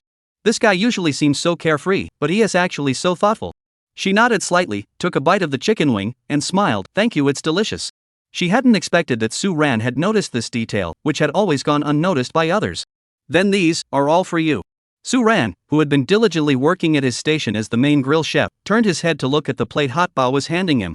On the plate were translucent shrimp, tender crab legs, and a few skewers of freshly grilled lamb. Su Ran paused for a moment. These were all peeled by Reba for him? Watching the chef, who was pretending to be nonchalant but whose ears were red, chatting and laughing with others. Su Ran felt as though something had gently collided with his heart. Others had also noticed the scene, but they all silently agreed not to expose it, instead quietly enjoying the sweet moment. Summer, the beach, barbecue, beer, and an interesting companion. Everything was perfectly in place, creating a beautiful scene. As night fell, the atmosphere grew livelier. Everyone enjoyed the grilled skewers while chatting about everything under the sun. From gossip to life goals, from food to travel. No topic is off limits. Su Ran, though not very talkative, occasionally dropped a witty remark that always had everyone laughing. Just as the mood was at its peak. Reba suddenly put down the grilled squid he was holding, clapped his hands, and suggested, "Since this is a team-building activity, shouldn't we do something to liven things up?" "Sure. What should we do?" Yu Shushin was always the first to jump in. She was dying to play Truth or Dare and make Su Ran wall dance with Reba. But Hot Fence said, "Team building is all about getting to know each other better, so how about each of us performs a skit?" "That's a good idea." Though it wasn't Truth or Dare, performing a skit seemed more fun. Everyone's gaze instinctively turned toward Su Ran. Everyone was eagerly anticipating Su Ran showcasing her singing talent once again. This suggestion was naturally met with enthusiastic approval. But there was always one slacker who wanted to slack off. Su Ran, busy grilling, waved her hands and said, "I'll pass. Performing is so tiring, it'll mess up my cooking. I'll just cheer for you guys with 666. No way. X5. The five of them rejected Su Ran's lazy request in unison. "Are you kidding? You're the main attraction today, okay?" Especially Reba. Her purpose for suggesting a barbecue was not just to eat, but also to hear Su Ran sing. She always believed that Su Ran's voice, which sounded like it had been kissed by God, was too precious to be wasted just to annoy her. Especially yesterday when Su Ran played that Suan version of Anha Bridge. The melody was so beautiful. She really wants to hear how amazing the original version is. After all, with Devil from Heaven as a masterpiece, how could Anha Bridge be any worse? Su Ran, sing one for us. Exactly. The atmosphere is so good right now, play one. Seeing everyone still cheering, Su Ran just smiled softly. Just as Su Ran was about to agree, Reba suddenly leaned in close and whispered in his ear, "Sing me a song, and I'll dance for you privately." "How about it? Privately, dance alone?" Su Ran took a deep breath and whispered back, "Wear black stockings." "No way." Reba's cheeks flushed red, and she playfully punched Su Ran on the arm. "What are you thinking? It's proper dancing. But, this guy, likes black stockings?" She secretly noted Su Ran's little quirk in her mind. "Alright, since everyone wants to hear it, let's sing it." Su Ran smiled and said, "Guitar, come on." Chapter 37, Controversy? A dimension-lowering strike. The stars shone brightly, and the sea breeze blew gently. All eyes were fixed on Su Ran, who was holding a guitar. Su Ran didn't start singing immediately but instead tuned the strings carefully, his expression unusually focused. But it was precisely this expression that made both the live audience and the online viewers' hearts race. There was nothing to be done about it. Su Ran's prankster persona had already become deeply ingrained in everyone's minds. The more serious he looked, the more everyone felt he was holding back something big. I don't know why, but Suran's serious expression makes me feel a little scared. Could this be another song as iconic as the Song of the Glutton? It's entirely possible.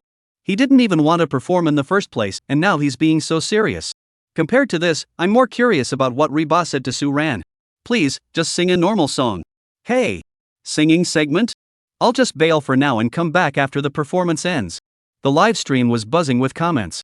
Just then, Lee Yunrui looked at Suran, who was adjusting the sound, and asked curiously, Suran, is this song called Manhwa Bridge? It feels very story-like. What kind of song is it? What kind of song? Suran paused for a moment before flashing an innocent smile, a depressing hit song. That's the best way to describe it. Healing, hit song? Everyone gasped in shock. This Suran is way too confident in herself. Evaluating a song that hasn't even been recognized by the market yet, isn't that a bit too arrogant? At that moment, Lee Yunrui felt a bit regretful. Why had he asked such a question? Suran's answer is going to get him torn apart. I should have known better than to ask that question to someone as outspoken as Suran. Lee Yunrui felt an overwhelming sense of regret. The other guests were all exchanging glances. This matter could be minor or major, but the real concern was that it might be exploited by those with ulterior motives. If this had happened to an ordinary celebrity, they would have been criticized beyond recognition. But fortunately, it was Suran. This guy is known for talking nonsense, so blowing a little smoke now won't offend most viewers. But the live stream isn't entirely filled with Suran's supporters. As Suran's popularity soared, so did the number of his haters. After all, Suran's eccentric personality naturally attracts a lot of trolls who enjoy picking fights. Now that they've found an opportunity, they're naturally jumping at the chance to unleash their criticism on Suran. Just an amateur, yet he dares to call himself a singing god? He really thinks too highly of himself. A masterpiece? What gives you the nerve to call it a masterpiece? Blowing your own trumpet without any evidence. Just waiting for you to eat your words. Just a clown trying to attract attention.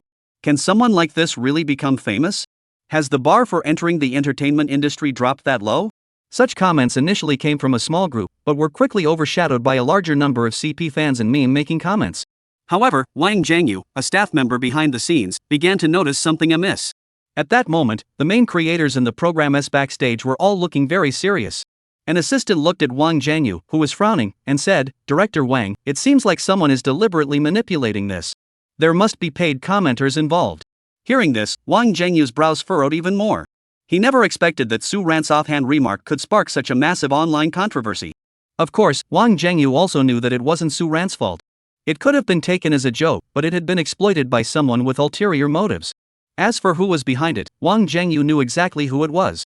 Summer Heartbeat had just premiered and had already broken all viewership records. This naturally upset certain people. Targeting Suran was merely a side effect. Their true objective is to bring down Summer Heartbeat in him. Director, what should we do? Should we control the comments? The assistant suggested that if this continues, Suran will inevitably become the target of everyone's criticism. Unless he can actually write a masterpiece that satisfies everyone. But is that even possible? It's completely impossible. Don't even mention him being an amateur. Even if you brought in a famous singer right now, they wouldn't dare guarantee that their song would be accepted by everyone. How difficult it is to create a masterpiece. Wang Zhangyu looked at the young man in the camera, who remained calm and unconcerned, as if nothing mattered, and suddenly felt at ease. What's the rush? Wang Zhangyu smiled faintly. They want to make a big deal out of this, right? Fine, let us give them what they want. Now, go apply for promotional resources from the station. The entire Backstage erupted in chaos. Director, think twice. Director Wang, don't act impulsively. This is a trap. But Wang Zhangyu shook his head. For some reason, he always trusted Suran. Don't try to talk me out of it. I know what I'm doing. I'm completely clear-headed right now and feel no anger at all. Wang Zhangyu smiled and pointed at Suran on the screen. I just have complete trust in this guy. I believe he can create a miracle. Then, his smile grew slightly cunning. Even if Suran messes up the performance, with his looks and buzz, we can still generate heat. Black PR is still PR. What's there to fear? Hearing this, everyone thought Wang Zhangyu was truly a seasoned director in the entertainment industry. He was cunning beyond belief. Immediately, they all turned their gaze to Suran on the screen, a hint of anticipation rising in their hearts. Maybe, just maybe, he really could do it? Stop standing around. Get to work. Get the exposure to the highest level within 5 minutes. Damn it. I'll make them eat their words. Got it. On site. Reba tugged at Suran's sleeve and whispered, it's live. Be humble.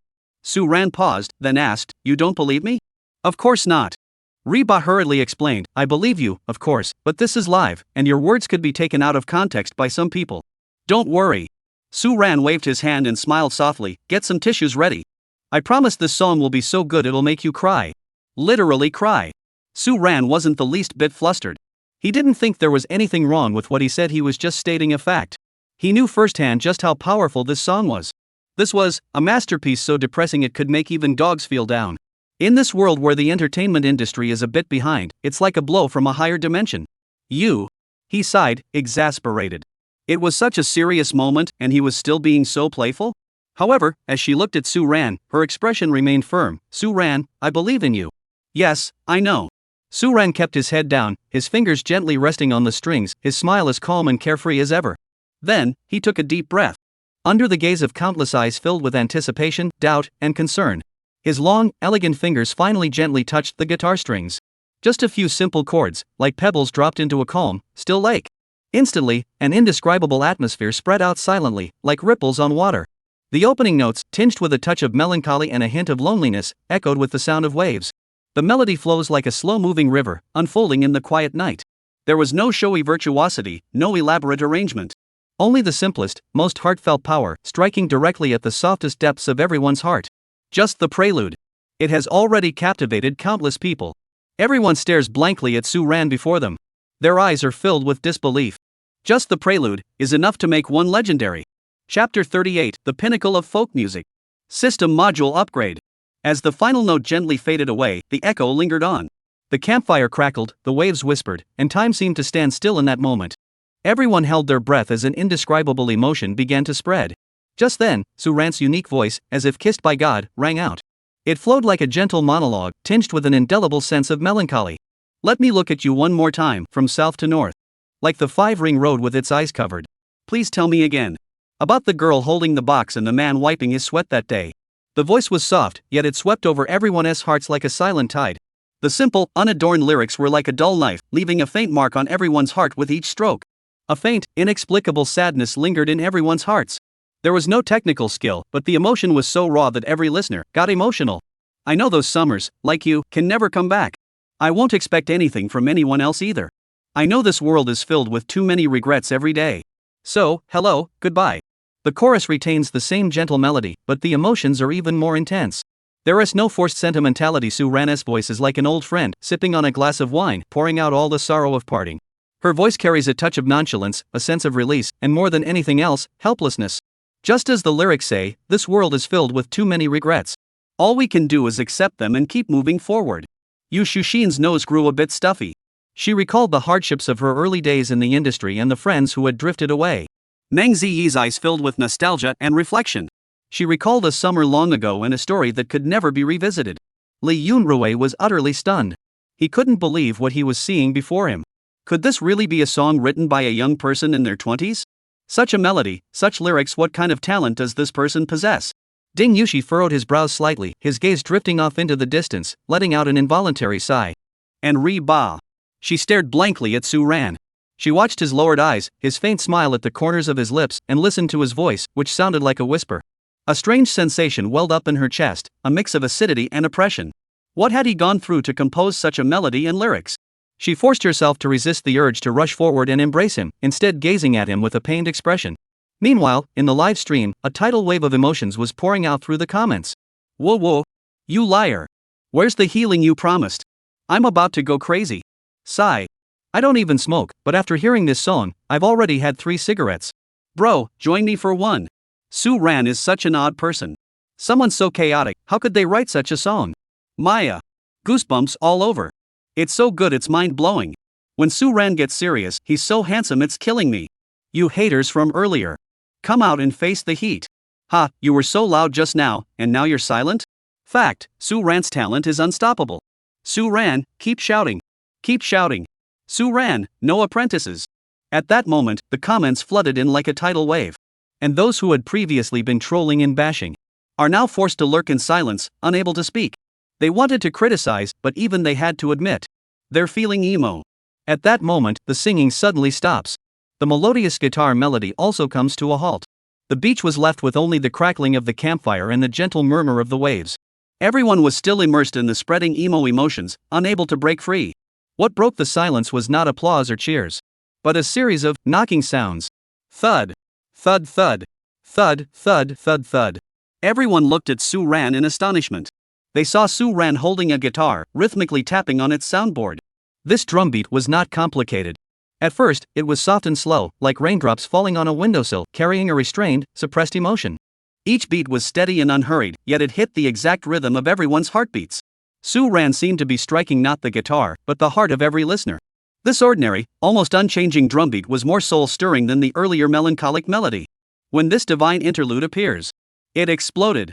The live stream exploded again. Divine interlude. The interlude starts, and even the dogs on the street feel regret. Why? I want to cry. Whoa, I'm reminded of my lost youth and that girl with the twin ponytails. Hello, goodbye. I also wish I could go back to when I was 17, to hear my mom call me Stinky Kid again. After she left, I felt like I never grew up. You're making me all emo in the middle of the night. I have to work tomorrow. Please stop singing, I'm about to get depressed. This guitar playing and singing are absolutely amazing. He's not a professional singer, is he? This is folk music at its finest. As the final drumbeat faded away, the echoes lingered in the night sky. The entire beach seemed to fall into a near stillness. Only the campfire burns and the waves crash against the shore. Everyone was still immersed in the musical story woven by Suan. A strong wave of emo emotion swept over the crowd, engulfing everyone present. No one spoke. No one clapped. Among them, some were lost in Suan's voice. Some were immersed in the world of music. Some were still reminiscing about the past. Each of them seemed to hear their own story in the song and see their own reflection. The live stream's chat suddenly went eerily quiet. It's not that no one was sending comments. It was. There were too many comments, and the server crashed. At that moment, Wang Zhengyu was sweating profusely in the backstage, but a smug smile crept onto his lips. Looking at the live stream's viewership exceeding 10 million, he knew he had made the right bet. That young figure, who retired early, had truly created a miracle, elevating the dating show genre to a whole new level. This is incredible. Someone so talented, if he were to enter the entertainment industry, it's hard to imagine the sensation he'd cause. However, Wang Zhengyu also knew that Suan didn't care about money, fame, or so-called traffic.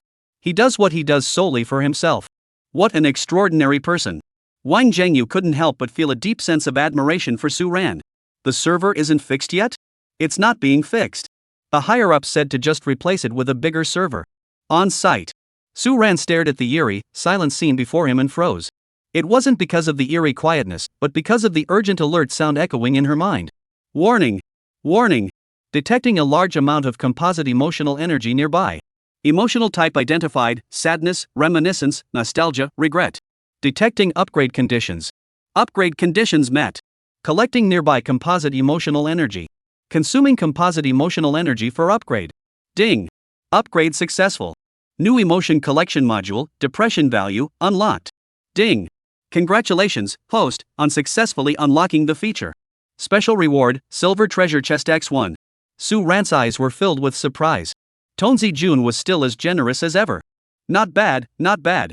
Clap, clap, clap. A crisp round of applause snapped Suan back to reality. Reba was the first to snap out of it, blushing as he stood up and clapped enthusiastically. Suan, you look so cool today. Clap, clap, clap. Everyone snapped out of their trance, and a wave of applause swept over the room. That was beautiful. It's nice, but I can't listen to it again, it's too depressing. So that's what was so depressing. Though everyone was joking around. But deep down, they were truly impressed. With unmatched looks, unmatched talent, and the ability to pull off anything, Suan is truly born to be a top star. Damn it, how is he so amazing? Ding Yushi and Li Yunrui, the two boys, felt an endless wave of envy. Yushushin and Meng Zi also felt an overwhelming envy toward the couple. Having such a boyfriend, even if it's just a screen couple, is still something to envy. And besides, fake can always become real. Didn't you see how Hotba looked at Suan, his eyes almost melting? As expected, Reba's popularity is sure to skyrocket because of Suan. Suan winked at Reba. How about it? Did I make you look good? Of course not. Reba shook her head vigorously. Suan looked at Reba's dazed expression, leaned close to her ear, and whispered in a voice only the two of them could hear, "Since you're satisfied, shouldn't we finally discuss the reward we agreed on earlier?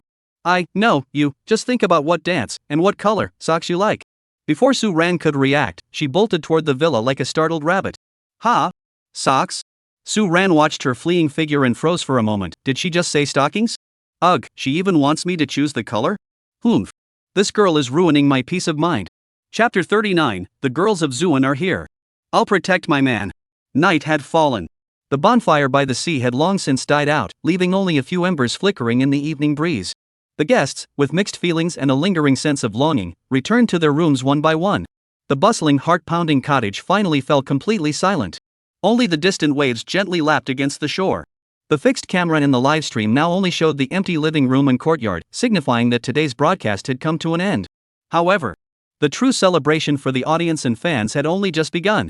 A clip of Suan's guitar performance of Manhwa Bridge spread like wildfire across major social media platforms. Following the 18 trending topics on the day of the premiere, Suan Manhwa Bridge, Healing Masterpiece, Hello Goodbye, and Server Crashed once again dominate the charts. Countless netizens clicked on the unedited video clips, with only a campfire and moonlight as the backdrop. Then, they couldn't tear themselves away. The figure holding a guitar and singing under the moonlight, with stunning vocal skills and music that struck straight to the heart, left them spellbound. The comments section has completely collapsed, turning into a massive emotional outpouring and a gathering place for tears. I'm a 30-year-old man, and I'm crying my eyes out. It reminds me of my years as a Beijing drifter. The depression factor is way too high. I can't handle this. Who the hell told me this was a healing song? I cried myself to sleep listening to it in the middle of the night. This song has such a powerful aftertaste, sigh. Of course, there are also those who refuse to believe the hype. For example, a well-known harsh music critic saw Manhwa Bridge being praised to the skies on Weibo, scoffed, and posted, "It's just a cheesy song sung by an amateur influencer." A masterpiece? The paid commenters are overhyping it. Let me listen to it, and I'll be back in 5 minutes to debunk it. 5 minutes passed. 10 minutes passed. Half an hour passed. The music critic never showed up again. His fans waited impatiently, but instead of the critic debunking the hype, they saw their accounts flooded with posts from the song's fans. They then noticed a system message: "This account has been deleted." The aftermath was anything but lacking. Tonight is destined to be a sleepless night filled with emotions. The name Suan, along with this depressing hit song Manhwa Bridge, has gone viral. Countless people who were previously uninterested in dating shows have now discovered Summer Heartbeat 2 and learned about Suan, this standout yet exceptionally talented amateur guest. The show's metrics skyrocketed once again, even sparking cross-genre discussions. Wang Zhengyu looked at the staggering data growth on the Backstage screen and couldn't stop smiling. This time, he's truly struck gold. As the one who sparked it all, Suan had already lost interest. To him, popularity and traffic were nothing compared to the fun of teasing the orange cat classmate next door. After taking a shower, he lay comfortably in bed and glanced at his phone out of habit. But he noticed that today's hot topic hadn't come to chat with him yet. Had she gone to sleep? Suan felt a bit curious and wondered if he should ask her when she'd fulfill her promise of a private dance. Suan shook his head and smiled, pushing those thoughts out of his mind, then summoned the system panel again. He hadn't had a chance to properly check it out since the system upgrade. System: Universal Emotion Value Collection System.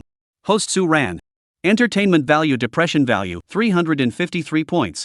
Skills: God tier singing skills, mastery of all musical instruments, Chef's Special Edition, lockpicking master. Items: Chinese music library, silver treasure chest. Although the emotion value remains pitifully low, the silver treasure chest in the item inventory has piqued Suan's interest. This was already an unexpected bonus. And now there's an additional way to collect emotional value. What are we waiting for? Suan didn't hesitate and opened the chest. Ding! Congratulations, host, on opening the silver treasure chest.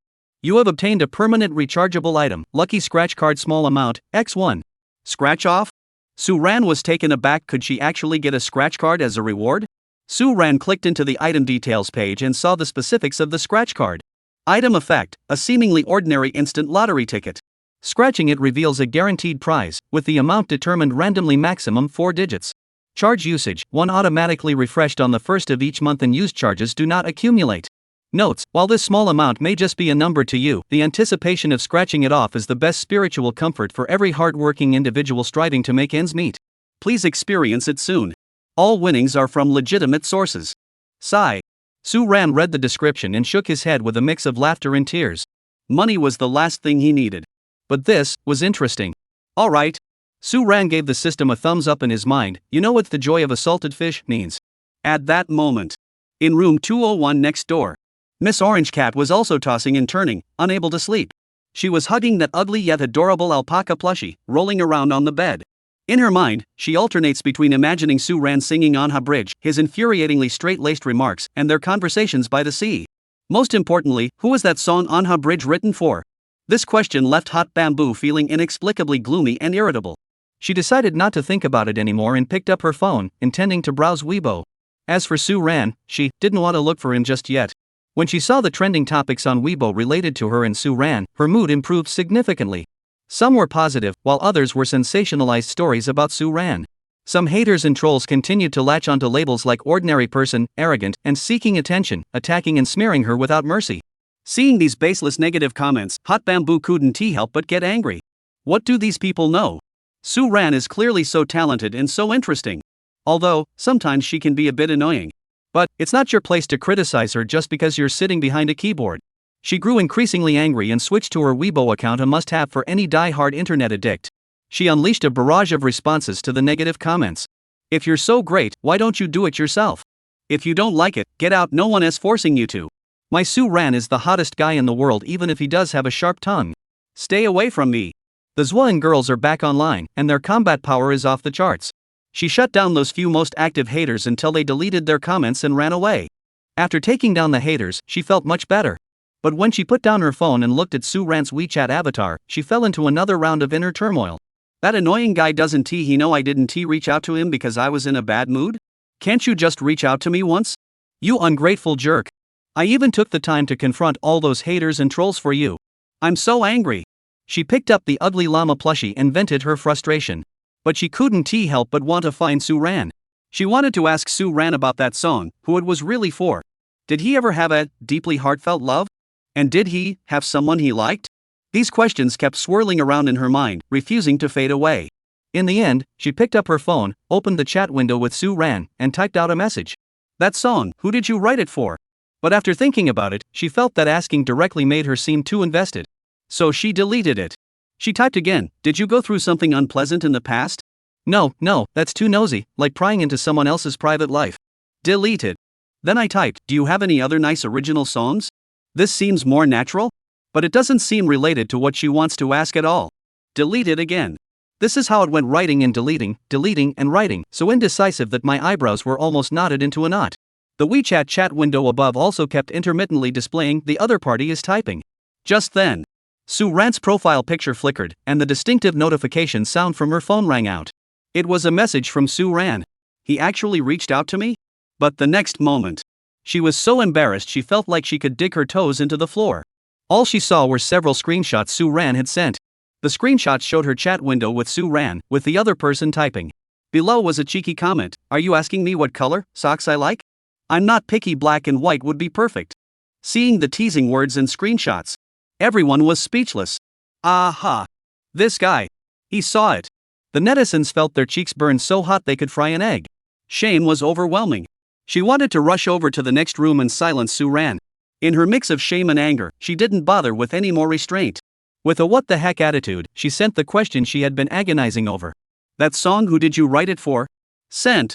She threw her phone onto the bed and covered her head with the blanket. Oh no! How could I have asked that? How embarrassing. Will he think I'm weird? After a while, she cautiously peeked out from under the blanket and picked up her phone. The screen displayed Suan's reply, which was simple, just a few words. For the elders. Elders? Not for some white moonlight? Reba was taken aback. For some reason, seeing this answer, he felt a sudden sense of relief. All the lingering bitterness and speculation from before vanished into thin air. Oh, so that's how it is. She exhaled softly, her lips curling into a faint smile. But before she could reply, Suan's second message came through. What's wrong? Jealous? So concerned about who this song is written for? Afraid that your brother has someone else on his mind? You wouldn't be craving your brother's body, would you? But who's jealous? Who's craving your body? Put. Don't flatter yourself. Suan didn't respond but sent another screenshot. Go to hell. I'm going to sleep. I'm not talking to you anymore. She sent 3 angry emojis and quickly turned her phone to silent, then threw it aside. Ignore this annoying person. She is so frustrating. Looking at the chat window that had fallen silent once again, Suan couldn't help but chuckle. Teasing this easily flustered orange cat every day is truly a source of joy. Chapter 40, New Mission. Suan's powerful backer. The sun still shines brightly, and the sea breeze is gentle. The love cottage welcomed a new day. The guests had already gathered in the living room early in the morning. Last night before bed, all the guests received a notification on their phones. Today, a new task would be announced. At the dining table, the guests are enjoying a seafood congee made by Suan using the leftover ingredients from last night. Once again, the seafood porridge looked rather unappetizing. But everyone seemed to have developed a visual tolerance, eating it without any psychological pressure. And compared to that glowing dish, this stuff is pure heaven. You could eat it with your eyes closed. However, this scene is causing severe visual pollution for the live stream viewers. Seeing this scene first thing in the morning is really something. I can't believe the guy who was so cool last night is the same person as Suan today. Suan, please use your main account to speak. I was so down last night, hoping Suan would spice things up today. No. The guy above, we're here for the sweet moments. The other two couples are also immersed in their own little worlds, with a warm and harmonious atmosphere. Only Suan and Reba's atmosphere was a bit awkward. Reba was too busy eating, occasionally glancing sideways at Suan, but his face was still pouty. Who could blame her? That guy had kept her up until the wee hours of the morning last night. Suan, however, was quite content with the quiet, eating on her own. Occasionally, she deliberately made a slurping sound while drinking milk, as if intentionally trying to catch someone's attention. Breakfast ended in this slightly odd atmosphere. Just then, Lee PD appeared with a new task card, smiling broadly. Good morning, everyone. Did you all rest well last night? You all look refreshed. She glanced at the guests, each in a different state, and smiled to herself. Alright, after a day of rest, today we're going to start a new challenge. Lee PD cleared her throat, her tone turning serious. Considering everyone's previous budget, well, it was quite extensive, and many of the things you wanted to do may not be feasible due to budget constraints. So, to allow everyone to better experience romantic life, the production team has decided to give you all an opportunity to work hard and get rich. Upon hearing this, the guests all looked at each other in confusion. What's the production team up to now? Lee PD unfolded the task card and read aloud. Today's task is Fight for Love Career Experience Day. Career experience? Meng Zi asked, does that mean working for money? Exactly. Lee PP nodded and continued, the production team has contacted some nearby businesses and arranged various part-time jobs for everyone. As long as you complete the daily workload, you'll receive the corresponding compensation. The staff immediately pushed the job selection board toward the crowd, displaying a list of common professions. For example, tea shop staff, coffee shop, pet store, bookstore, and dozens of other positions. The working hours and hourly wages varied, but they were mostly within the range of 100 to 300 yuan. The rules are simple. Lee PD tapped the blackboard and smiled, positions are limited, so first come, first served. Each group can choose 2 jobs, and you only need to complete 1 per day. In other words, this task would last 2 days. The guests' eyes lit up. This truly solved their funding shortage problem. As soon as the task was announced, the scene immediately buzzed with activity. Xiao Mo and Yu Zhou, after a moment's thought, also chose professions with higher wages. Xiao Mo CP chose a coffee shop server 300 yuan and a milk tea shop clerk 200 yuan. Although these jobs were quite tiring, they offered some of the highest wages. Yu Zhou Center CP opted for pet store clerk 200 yuan and beachside restaurant server 300 yuan. Their reasoning was simpler, the pet store lets them pet cute animals, and the restaurant provides a free dinner. With both food and fun, where else could they find such a job? Seeing that all the high-paying jobs had been taken, the pretentiously angry person grew impatient. She nudged Suan, who looked unconcerned, with her elbow and exclaimed, "Hey! You pick something! All the high-paying jobs are gone!" Suan finally looked up and said in a lazy, matter-of-fact tone, "Work? Working is out of the question. I'll never work in my life. I don't know how to do business, so I can only spend my days planting flowers and raising fish to barely make ends meet." Reba. Great. Forgot that this gentleman had already retired early. Asking him to work is as difficult as climbing a mountain. She took a deep breath and sighed, but if we don't work, we have no money.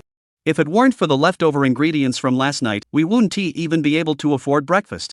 Suan, upon hearing this, gave a smile that was both familiar and dangerous to Hot Bamboo. He said mysteriously, "Don't worry, I've got a way to make us rich." Get rich and prosperous? Here we go again? Reba immediately grew wary, recalling that business day trip from before. This guy isn't he going to take her to some strange place again? She wanted to ask more, but Suan remained silent, shrouded in mystery. At that moment, the other 2 couples exchanged greetings and set off. Let us go, we should head out too.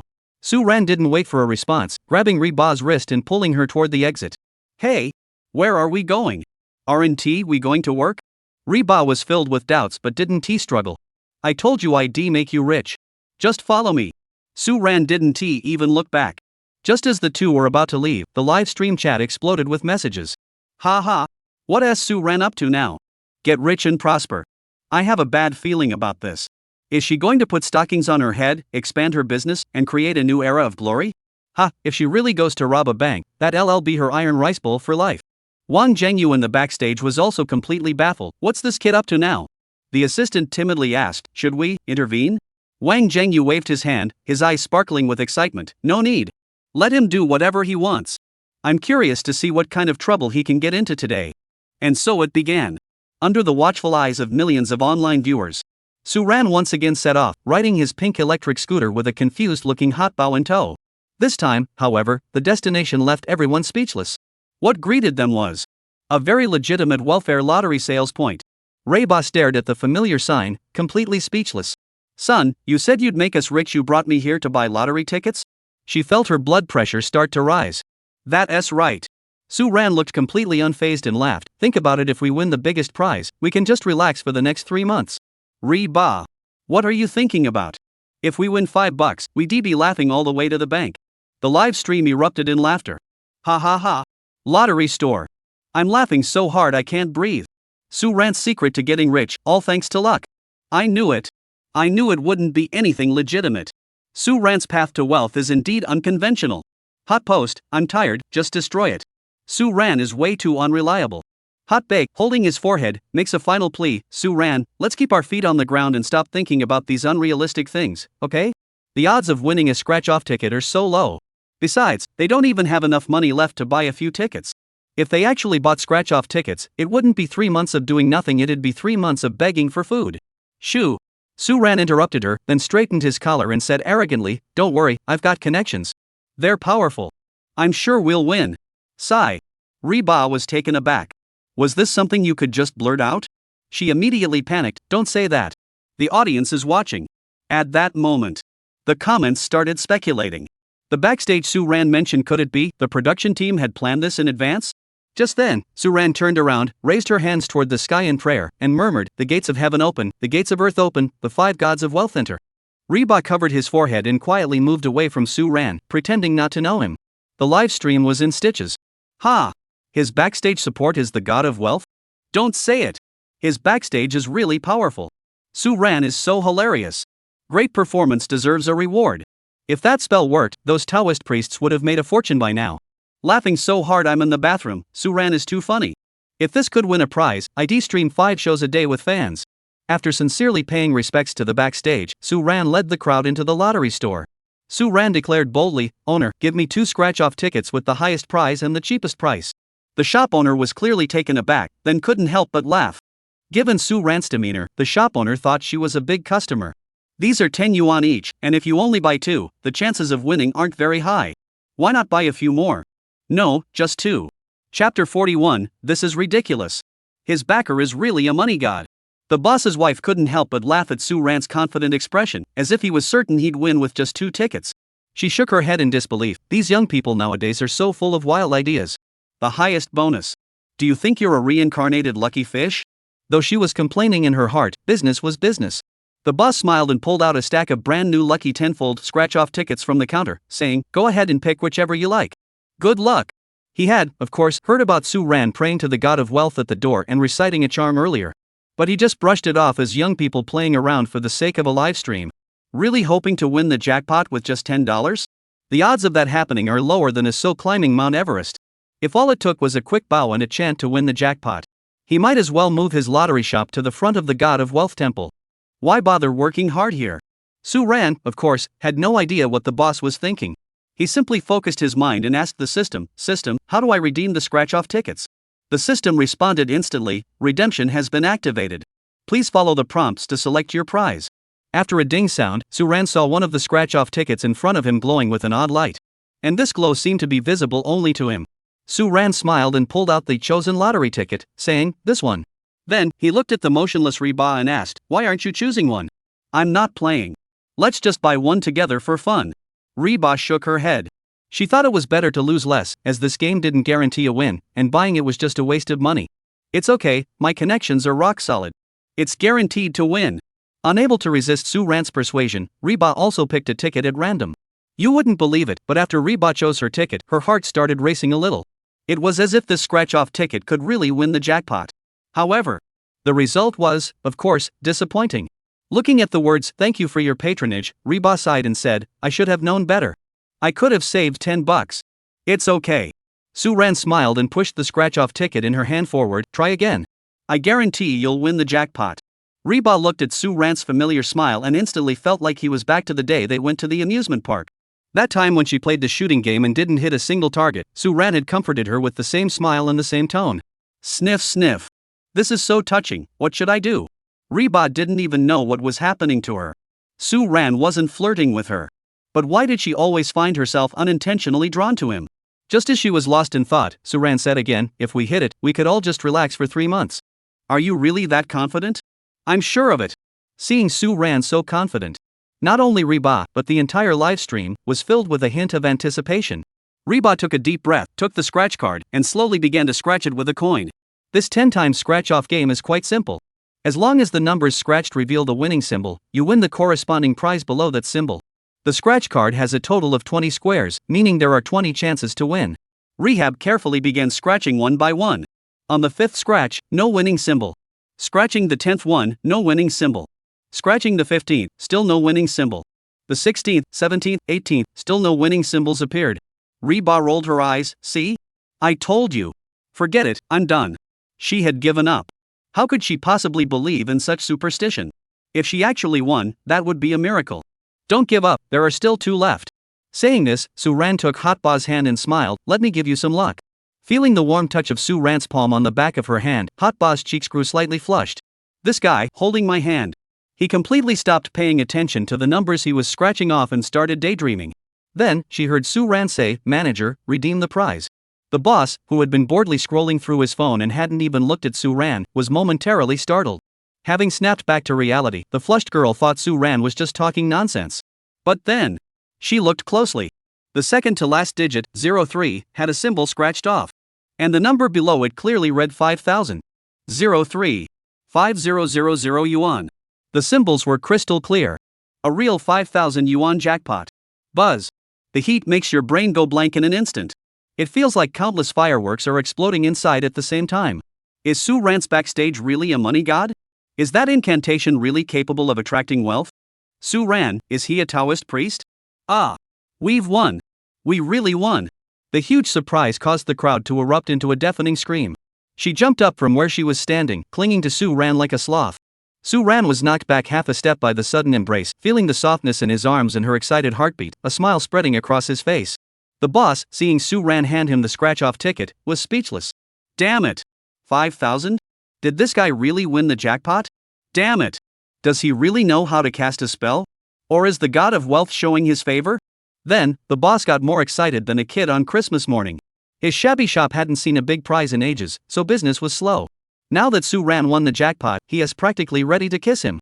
The entire live stream exploded. Holy crap, praying really works. XDM, wait for my good news.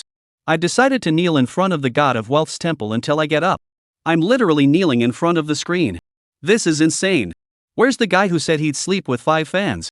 I can't wait. Start the stream already. Is Suan's backer really the god of wealth? Take it. Smooth college entrance exam. Take it. Get rich quick. Goodbye, Su Shin. Bless me for a successful graduate school entrance exam. Goodbye, Su Shin. Please bless me to pass my final exams. Gradually, the post started to tilt, and the audience began treating Suan as a real-life lucky carp to make wishes. Backstage at the show. All the main production team members were speechless. They never expected this. Suan actually won the prize. And it's the grand prize. 5,000 yuan.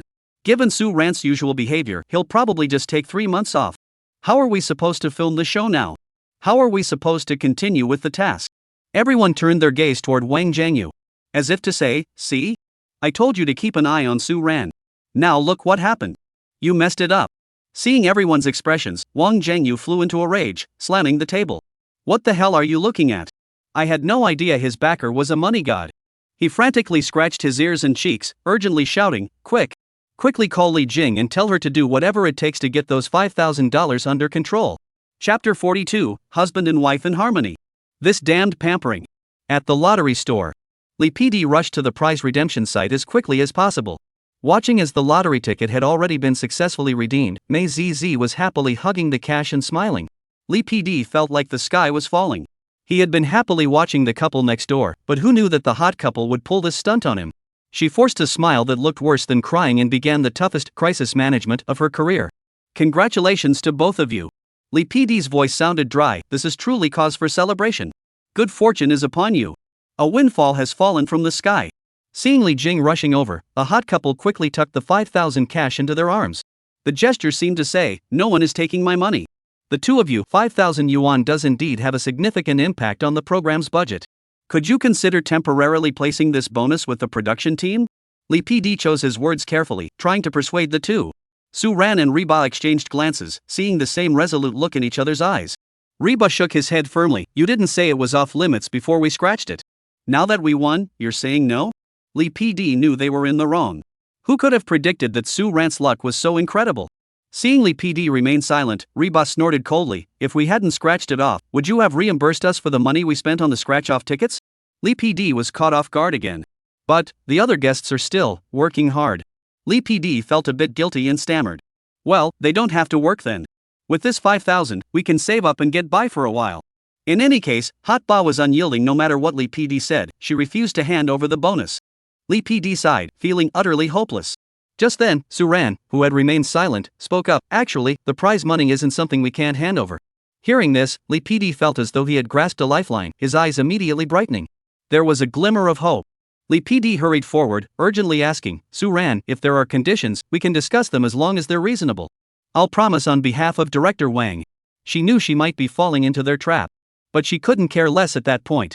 All she wanted now was to get rid of this hot potato worth 5,000 yuan.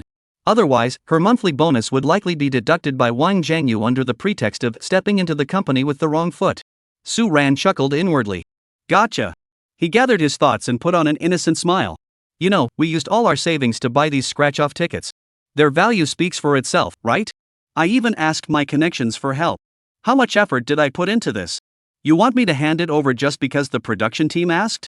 Did you even ask the god of wealth?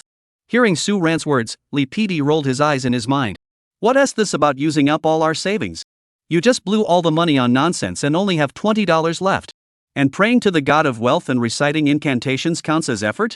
But when you're under someone else's roof, you have to bow your head. Li PD could only force a smile and say, right, we all see how hard you've worked. So? Suan finally showed her true colors, revealing her true intentions. We can be a bit more generous with the bonus and keep only 2,000. Additionally, the production team must cover all our meals for the next week, following the highest standards. Finally, the production team must arrange a high-standard seafood feast for lunch today. Put. Li PD nearly choked on his own blood. Cover all meals for the next week? This is a trap. These two are definitely setting her up. The live chat was erupting with laughter. I'm dying. This is the first time I've seen a guest extort the production team. Ha ha ha. I'm impressed. Suan is so calculating. Production team, I'm cracking up. Director Wang must be fuming backstage. Hot topic, well done. Are these two working together? Hot and spicy CP is the best, they're so in sync. Li PD glanced at Hot Ba, only to find the girl lifting her little head with a look that said, my Iran is right. This does have a certain husband and wife in harmony vibe to it. Li PD looked at the two colluding individuals in front of him and felt like he was about to suffocate. Just as Li PD hesitated, he saw Suan pulling Hot Ba to join her and raising their hands to the sky and bowing reverently. Suan's voice echoed softly, if you don't agree, I'll call on the gods again. No. You again?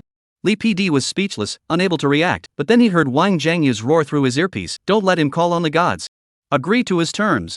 Li PD hurriedly shouted, stop. We agree. Suan and Reba exchanged glances, silently clapped hands, then burst into laughter. The Yuan CP triumphed. This extortion plan was actually decided after the two had discussed it. After all, the production team wouldn't let them keep the 5,000 yuan. So they might as well try to get the best deal possible. Now they could keep over 2,000 yuan, plus 3 meals a day for the next week, and a seafood feast for lunch. When you think about it, it's actually not a bad deal. Not bad at all. You two are working together seamlessly. Reba gave Suan a thumbs up and a like. Your acting is also great, you truly live up to the title of Golden Eagle Goddess. Suan returned the compliment with a rainbow-colored compliment. Li PD watched the two of them acting so naturally, and couldn't help but laugh and feel a bit annoyed. After settling the bonus issue, Li PD pulled out a selection board for a special position. This was a job position specially arranged by the production team for the hot and passionate CP. Well, even though your budget issues are resolved, the theme of occupational experience still needs to be participated in. This is an important part of enhancing interaction and life experiences between the two of you. Lee PD mentioned his second task here, to send the two of them to work.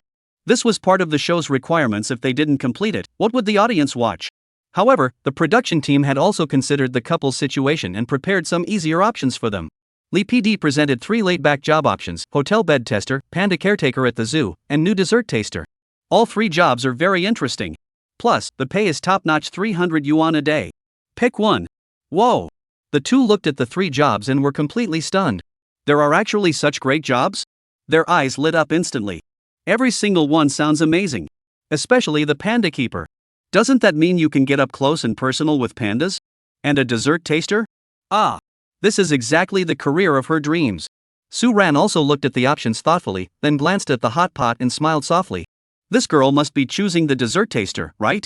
But to everyone's surprise, the hot pot enthusiast exclaimed, "Suan, let's go feed the pandas." I really want to go. You want to be an animal caretaker? Yes, yes, yes. Reba nodded like a chick pecking at grain. There were 2 reasons she wanted to go to the zoo. First, she could get up close to the pandas. Second, isn't the zoo one of the best places for couples to go on a date? If she went to the zoo with Suan, it would count as a date, right? Suan thought about it and decided it might work. After all, he hadn't had a chance to test out his newly acquired affinity with all things yet. This was the perfect opportunity to test his new skill. Then he could pet the tigers and walk the lions. How wonderful! Suan smiled. Alright, I'll go with your plan. Great! City Zoo Panda Keeper. See you both at 2 p.m. sharp. Lee PD sighed in relief. As expected, to win over Suan, one must start with something he is passionate about. This guy, even though he is always so sarcastic, he actually cares a lot about the tiger, right? Lee PD was thrilled beyond words. Ah, this damn pampering is going to kill me. Chapter 43, Shock. Hot Boz IQ is being rubbed into the ground. The afternoon sun was just right, the sky was as blue as washed silk, not a single cloud in sight. A gentle sea breeze carried a hint of warmth, gently caressing the skin. As per the agreement, the production team reluctantly booked a private room at the most upscale seafood restaurant in the area. Suan and Hot Bamboo sat down to enjoy the luxurious seafood feast, all expenses paid by the production team. Australian lobster, king crab, abalone, anything on the menu, Suan ordered it all. After all, the production team was footing the bill, so why not order the most expensive items? Reba didn't forget to take photos and post them in the 6-person group chat, causing an outcry in the group. At that moment, Yuzhou Center CP and Xiaomo CP, who were taking their lunch break, suddenly felt their work meals weren't as appealing anymore. Why do they have to suffer while Suan and the others get to eat and drink to their heart's content? Later, when they found out that Suan had won a 5,000 yuan jackpot playing scratch-off tickets with Reba, the 4 of them froze in shock. They looked up to the sky and screamed, begging for mercy. If we had known Suan was so bold, we would have followed him. After eating their fill, the 2 of them belched contentedly. Checking the time, there was still over an hour left before the 2 p.m. work shift. Suan had planned to return to the villa for a nap to rest and recharge. However, Reba pulled his arm, her eyes sparkling, and said, "Suan, let's go to the zoo early. I want to take a look around first." She was absolutely eager to get close to the national treasure, the panda. Plus going earlier meant more time alone together. This could also be considered part of the date, right? Seeing her excited expression, Suan couldn't bring himself to refuse and nodded in agreement. Before leaving, the 2 returned to the villa first. They had left in a hurry that morning and were still wearing casual clothes. After all, it was work, so they should dress more formally. Suan didn't mind, but Reba insisted on going back to change. After all, in Reba's eyes, this was their date. Of course, they had to dress up nicely before heading out. Soon, the 2 returned to the villa and went to their respective rooms to change clothes. A few minutes later, when Suan emerged from the living room in her new outfit, she didn't see Reba anywhere. Beep, beep. Just as Suan was puzzled, the sound of a car horn came from outside. Suan realized that Reba had been waiting for him in the courtyard. Stepping into the courtyard, she saw Reba fully equipped sunglasses, a sun hat, a sunscreen face mask, and ice sleeves. Suan couldn't resist teasing him. "Are you dressed like this to scout out the zoo? Planning to steal a panda tonight?" "Steal what?" Reba snapped back. "The sun by the sea is so harsh. I'm just protecting myself from the sun, you know." "Sun protection?" Suan looked confused. "That's completely unnecessary." Reba's heart skipped a beat. Could this guy be trying to compliment her natural beauty? But then she heard Suan's teasing voice. "You're not exactly fair-skinned to begin with. Get lost." After a lively argument, the 2 finally set off on their part-time job adventure. They arrived at the zoo. It was exactly 1:30 p.m., half an hour before work started. Thanks to the prior arrangements made by the production team, the 2 of them smoothly entered the park. As soon as they entered the park, Reba became excited. Giraffes strolling leisurely, monkeys swinging on swings, peacocks spreading their tails. Everything was new and fascinating to Reba. Suan followed behind her, watching her joyful expression, and a smile curved the corners of his mouth. The harmony with all things skill seemed to be quietly taking effect. Suan could sense that the animals were looking at him with a sense of familiarity. Even the tigers, which usually looked particularly fierce, were rolling around and playing in front of him. The two walked slowly, stopping here and there, until they reached the chimpanzee enclosure. Inside the glass enclosure, a large gorilla with jet black, glossy fur and a muscular build was crouched in the corner, facing away from them, using a small twig to poke at ants on the ground. Its silhouette looked both lonely and deeply philosophical. Wow, that gorilla looks like a philosopher. Reba was amazed as he pointed at the gorilla and took out his phone to snap a photo and send it to the group chat. Suan leaned in to take a look, rubbed his chin, and remarked thoughtfully, "That silhouette does indeed resemble a person." "Who?" Reba blinked, curiously turning back. "Doesn't it look like you last night, debating whether to send me a message? We agreed not to mention it, and you brought it up." Reba was about to look up and scold Suan. The gorilla seemed to hear the commotion and turned around, then walked over to Reba with a delighted expression. Suan said, "See? He found his own kind. He is so excited." And so, Suan got punched again. The gorilla walked up to the glass, raised its furry, thick fingers, pointed at the orange juice in Reba's hand, then pointed at its own mouth. The action was clear. The intention was clear. Reba exclaimed, "Wow! This gorilla has become a genius? Does it want orange juice?" Suan exclaimed, "Its IQ seems higher than yours." Hot Pot ignored the annoying creature and instead tried to communicate with the philosopher gorilla. "You want to drink this, right?" The gorilla nodded vigorously. It even excitedly tapped the glass and pointed to the area below it. Reba followed the gorilla's gesture and saw a small ventilation hole, but she hesitated. "The hole is too small, I can't fit the bottle in." The gorilla remained calm, pointing patiently at the bottle and the vent again. "Reba, I told you it won't fit." The gorilla, woo woo woo. Suan watched Hot Ba and the gorilla communicate, completely baffled. He wouldn't even believe they weren't the same species. Finally, Suan couldn't stand it anymore. She snatched the orange juice from Hot Ba's hands and, ignoring his "what are you doing" glance, aimed it at the small hole. The gorilla immediately rushed over happily to catch it, downing it in a few gulps, then licked its lips contentedly. Then, it gave the Hot Pot a wise look and left satisfied. Hot bamboo. The way it looked at me at the end, was it saying I'm a stick maker? Oh, so I was supposed to pour it in. Hot bamboo's face turned bright red, utterly embarrassed. How embarrassing. Her intelligence seemed to have been completely crushed by this gorilla. Good thing you evolved quickly, or else you'd be the one stuck inside. Suan sighed, they evolved just right, they don't have to go to work or sit at a desk. Hot bake. The live stream erupted in laughter. Ha ha ha. Suan nailed it. Gorilla, if I evolve any further, I'll end up working in a factory screwing screws. Did the monkey just mock Hot Ba at the end? I feel like it's smarter than me. The monkey, this group of tourists is so hard to handle. This monkey is so frustrating. On site. The Hot Pot has gone wild. New and old grudges, coupled with the humiliation of having my intelligence trampled on, surged through me in an instant. She suddenly turned her head and glared angrily at Suan. Her smile gradually turned into a nuclear-level grin. "Suan, come here. I promise I won't kill you." Hey, hey, hey! Your own intelligence is lacking, and you're blaming me? I don't care. I can't beat a gorilla, but I can't beat you? As they chased each other, the two accidentally ended up at their workplace, the panda exhibit. This chase came to an end. The crowd was already eager to see the round and fluffy pandas. Suan, however, was curious. Would interacting with pandas under the harmony with all things effect have any special benefits? It truly made him look forward to it. Chapter 44, a heart-stopping moment. Suan is about to be blown away. Ah! Finally at the panda exhibit. Roll roll.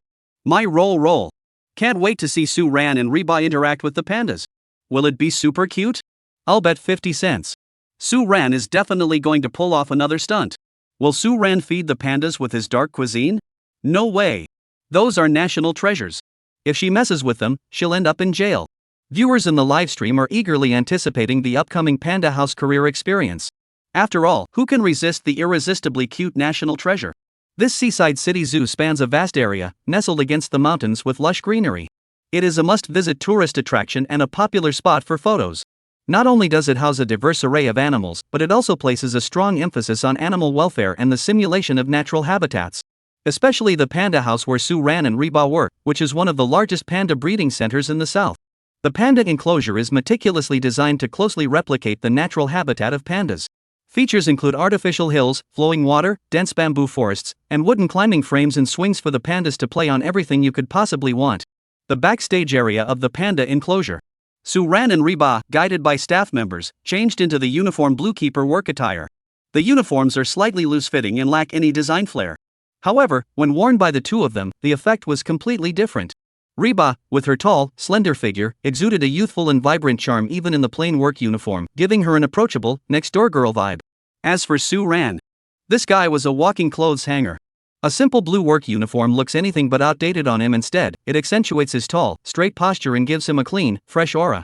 Add to that his flawless face. He looks like the hottest zookeeper straight out of a romantic drama.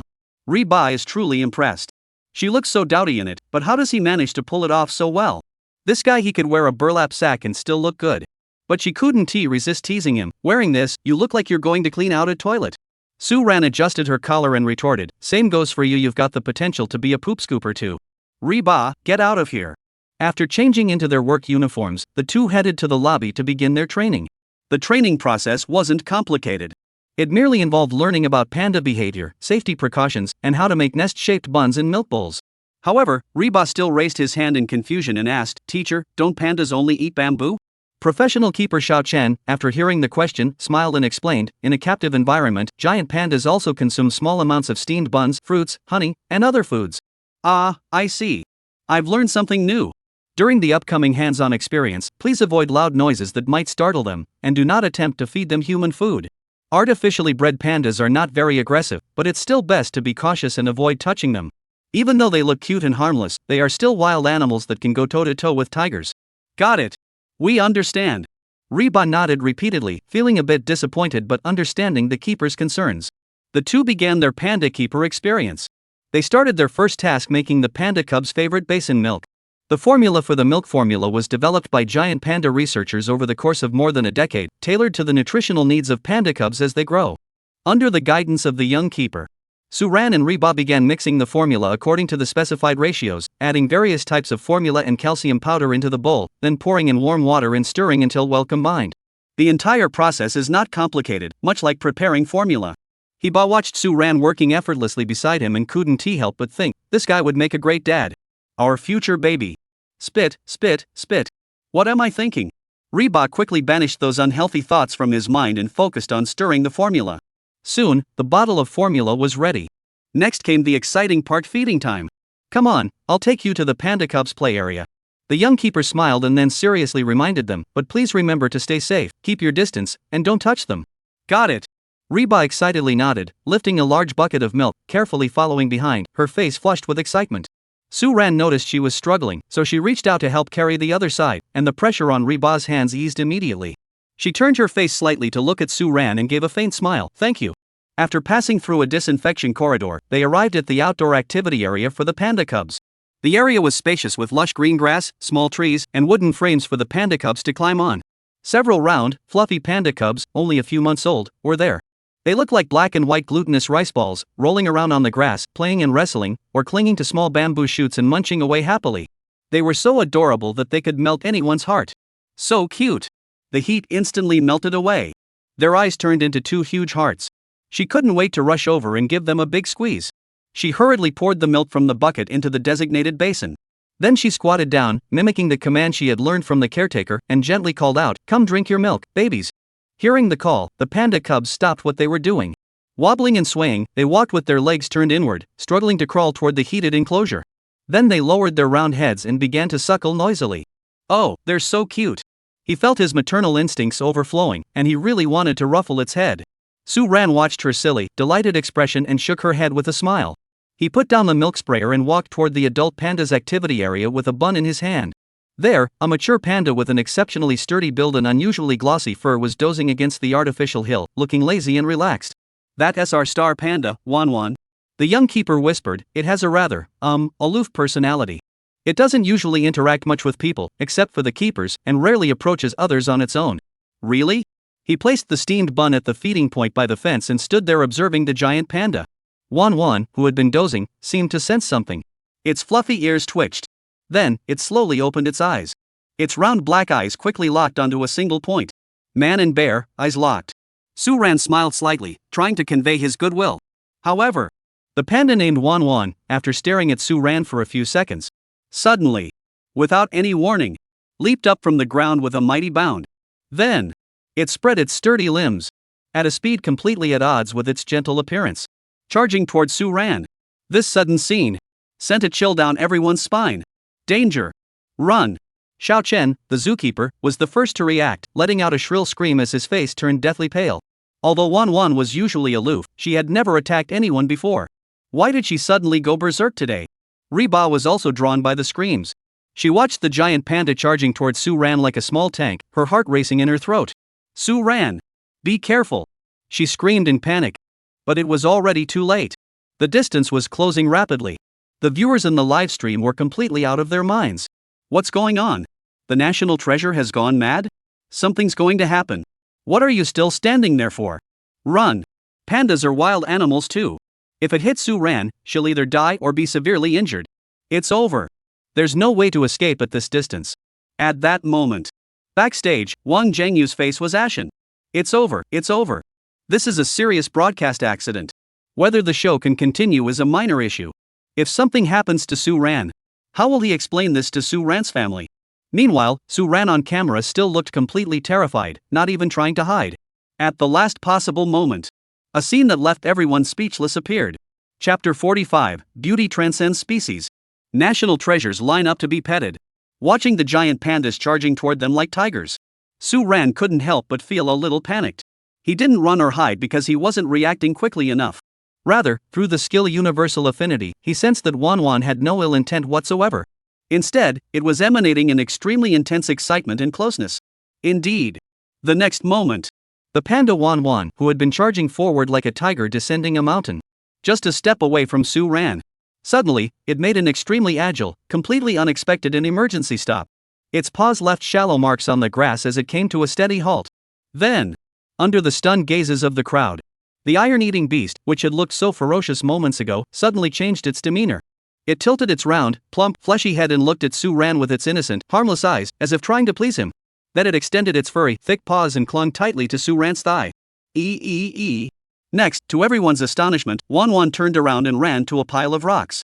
After carefully selecting the freshest and tenderest bamboo shoot, it huffed and puffed its way back. It placed the bamboo by Suan's feet in a pleading manner. Her shiny black eyes stared at Suan, as if saying, "Here you go, big shot. This is for you." Suan. Looking at the precious panda bear presenting its treasure, he sighed in relief while also feeling both amused and exasperated. This affinity with all things skill is so cool. Meanwhile, the others present had all frozen in place. Little Chen, the zookeeper, had his mouth wide open in an O shape, his eyes bulging like copper bells, and his mind was completely blank. Her pride in her years of experience and professional knowledge seemed as fragile as a sheet of paper in the face of this scene. And the coldest and most arrogant animal in the entire facility, Manhwa, actually gave its favorite bamboo shoot to a human and a stranger at that? At that moment, Xiao Chen's world was about to collapse. This feeling is like the cabbage you've been carefully nurturing all this time, being eaten. Reba was completely speechless. She had been closing her eyes tightly, too afraid to watch the bloody scene unfold. But the screams she had imagined didn't come, so she slowly opened her eyes. What she saw before her eyes was a scene that looked like it was generated by AI. This was even more unbelievable than the video she saw on Douyin of a panda cooking. Whereas the aloofness she promised? How is she even better at being cute than she is? Does being good-looking really give you free rein to do whatever you want? Meanwhile, Wang Zhengyu in the background was frantically typing away. He couldn't think of any other words to describe the scene before him. The live stream has plunged into an unprecedented frenzy of comments. What am I seeing? Someone wake me up and tell me this isn't real. This is a million times crazier than winning $5,000. Holy crap! Manhwa is a serious face-obsessed person?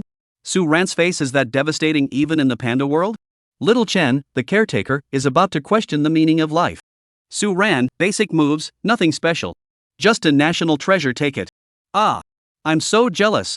I want to squeeze those fluffy panda paws so hard.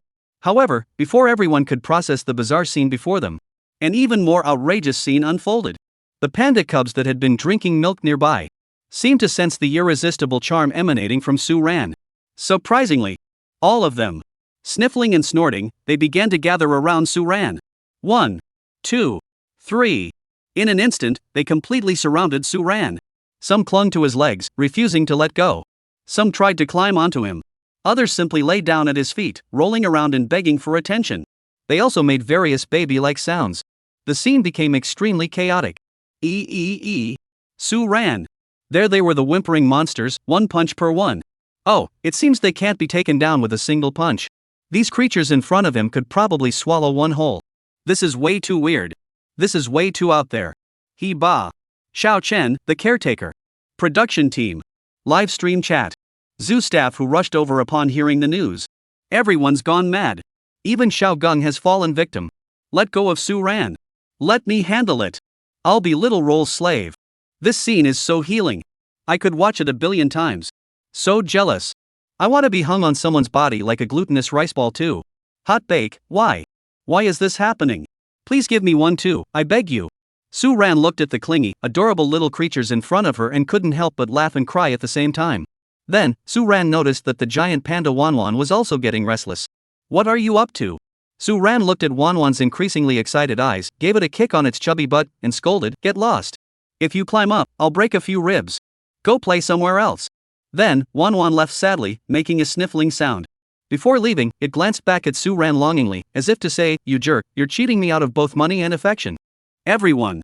Who dares to kick a panda? Don't you fear being flattened by a single palm strike? Only Su Ran would dare, right?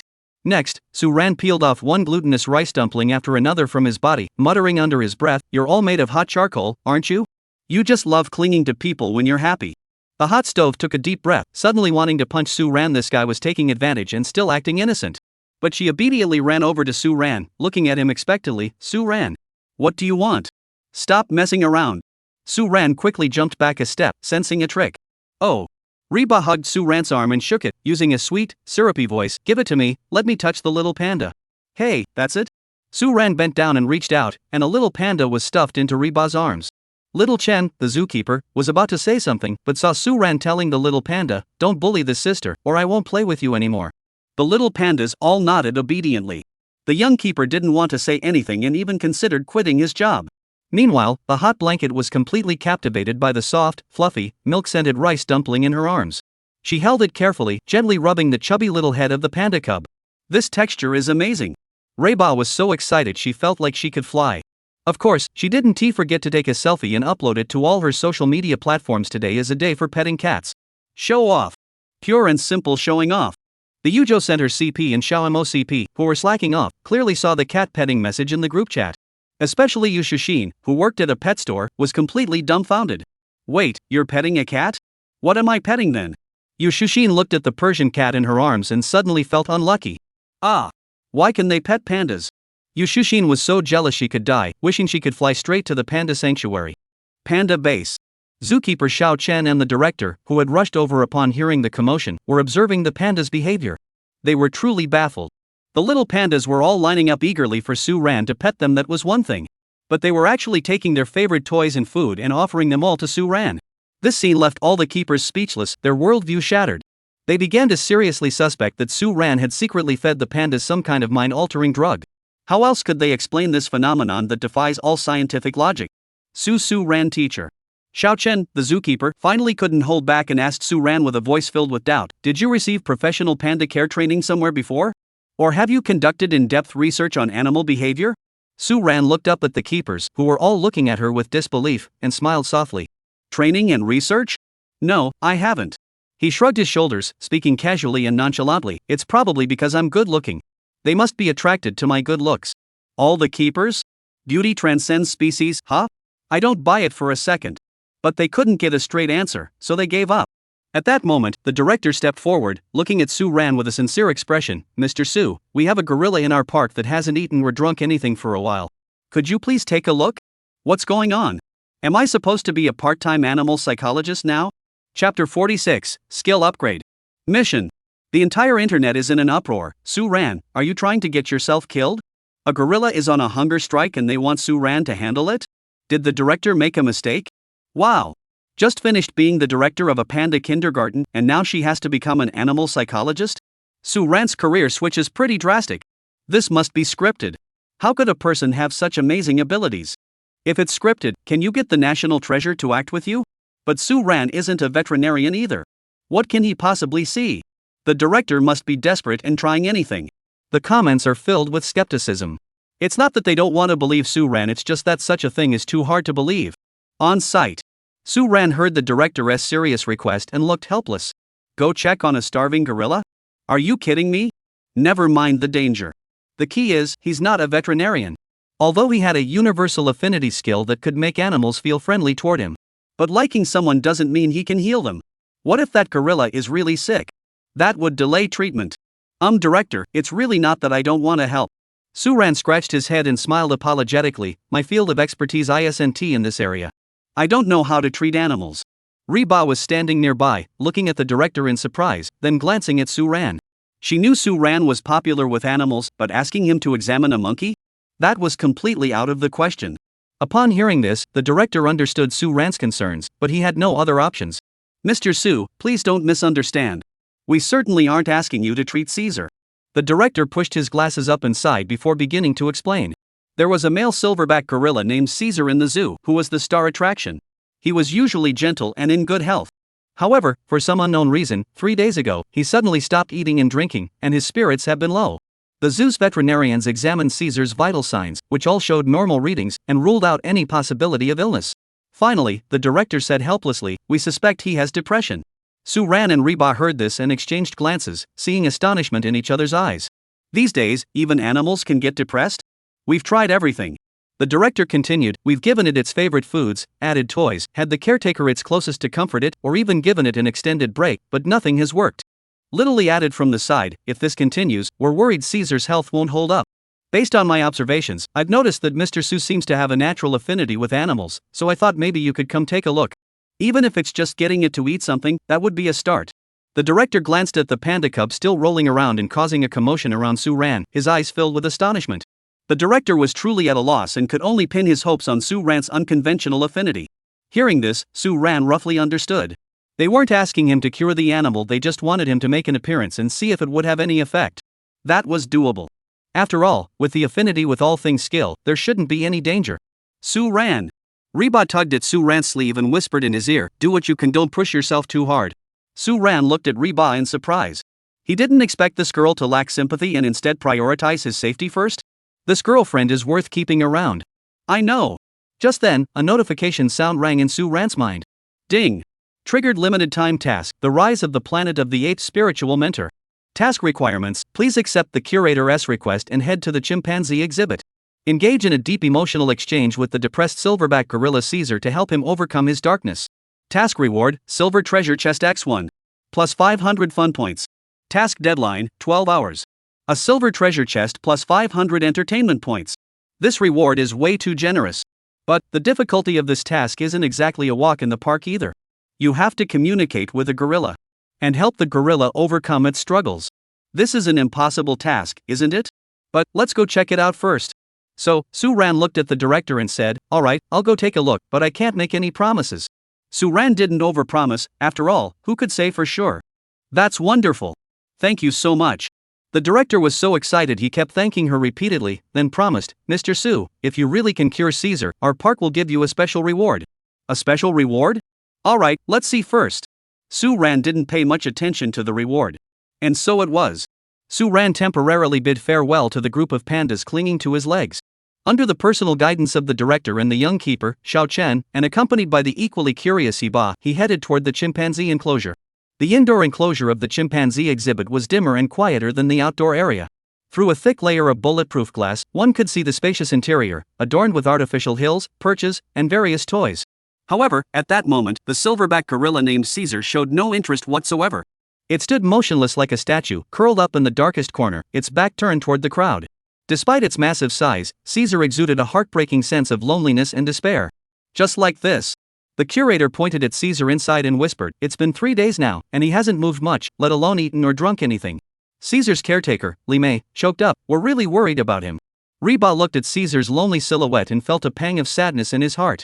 She whispered, why is he like this? Li Mei sighed, it might be related to the departure of Anna, the female gorilla it grew up with. Laughed.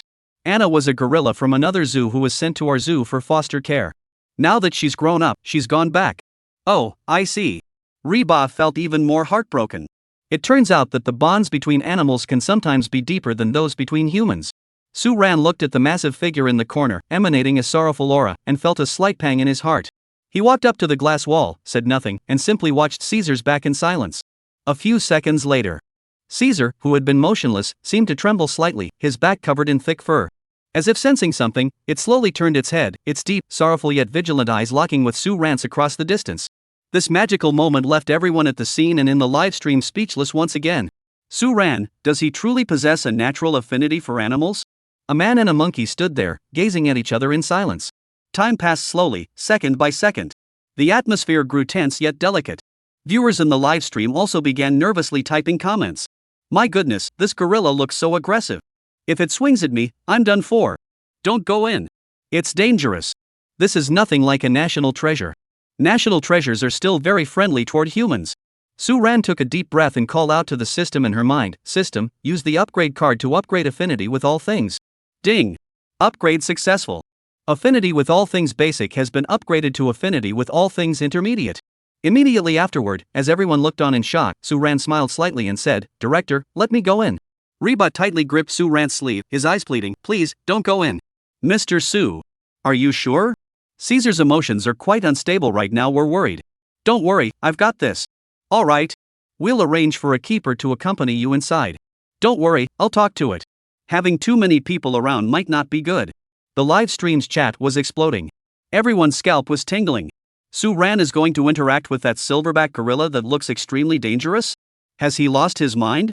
He doesn't care about his life. Meanwhile, Wang Zhengyu in the backstage is about to faint from fear. Damn it! All I wanted was to record a show properly. Why does this always happen to me? Chapter 47, an epic scene is born. Caesar the Great offers Suan a cigarette. He went in. He really went in. No. Suan, get out. That's a silverback gorilla. It can kill a cow with one punch. He's gone mad. Is this guy willing to risk his life for ratings? The hot seat is about to cry. Production team. Security? Hurry up. This is going to end badly. I'm having a heart attack, Suan, please don't get hurt. The livestream's chat comments plunged into chaos and disbelief after Suan made her reckless decision and actually acted on it. The speed at which the comments were refreshing once again pushed the server to its limits. On site, the atmosphere had reached an extremely tense peak. Everyone held their breath, staring intently at Suan as she slowly stepped into the gorilla enclosure. Their eyes are red from the heat, yet they can do nothing. Suan, though seemingly easygoing, is someone who, once he makes up his mind, cannot be dissuaded by anyone. The zookeepers looked even more tense, clutching their tranquilizer guns tightly in their hands. If Caesar showed any signs of aggression, they would immediately administer the anesthetic to ensure Suan's safety.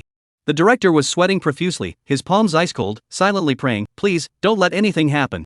He now regretted his decision to rely on an amateur. Sigh. However, Suan, at the center of the storm, was completely out of place amidst the tense and fearful atmosphere around him.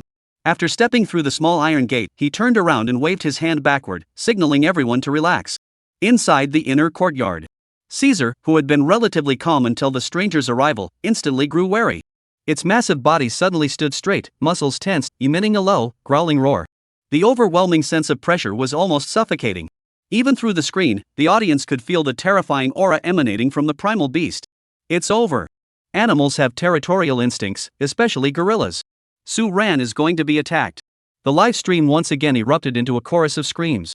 However, facing this massive, ferocious beast that could attack at any moment, Suan merely smiled faintly and walked toward the gorilla with composure.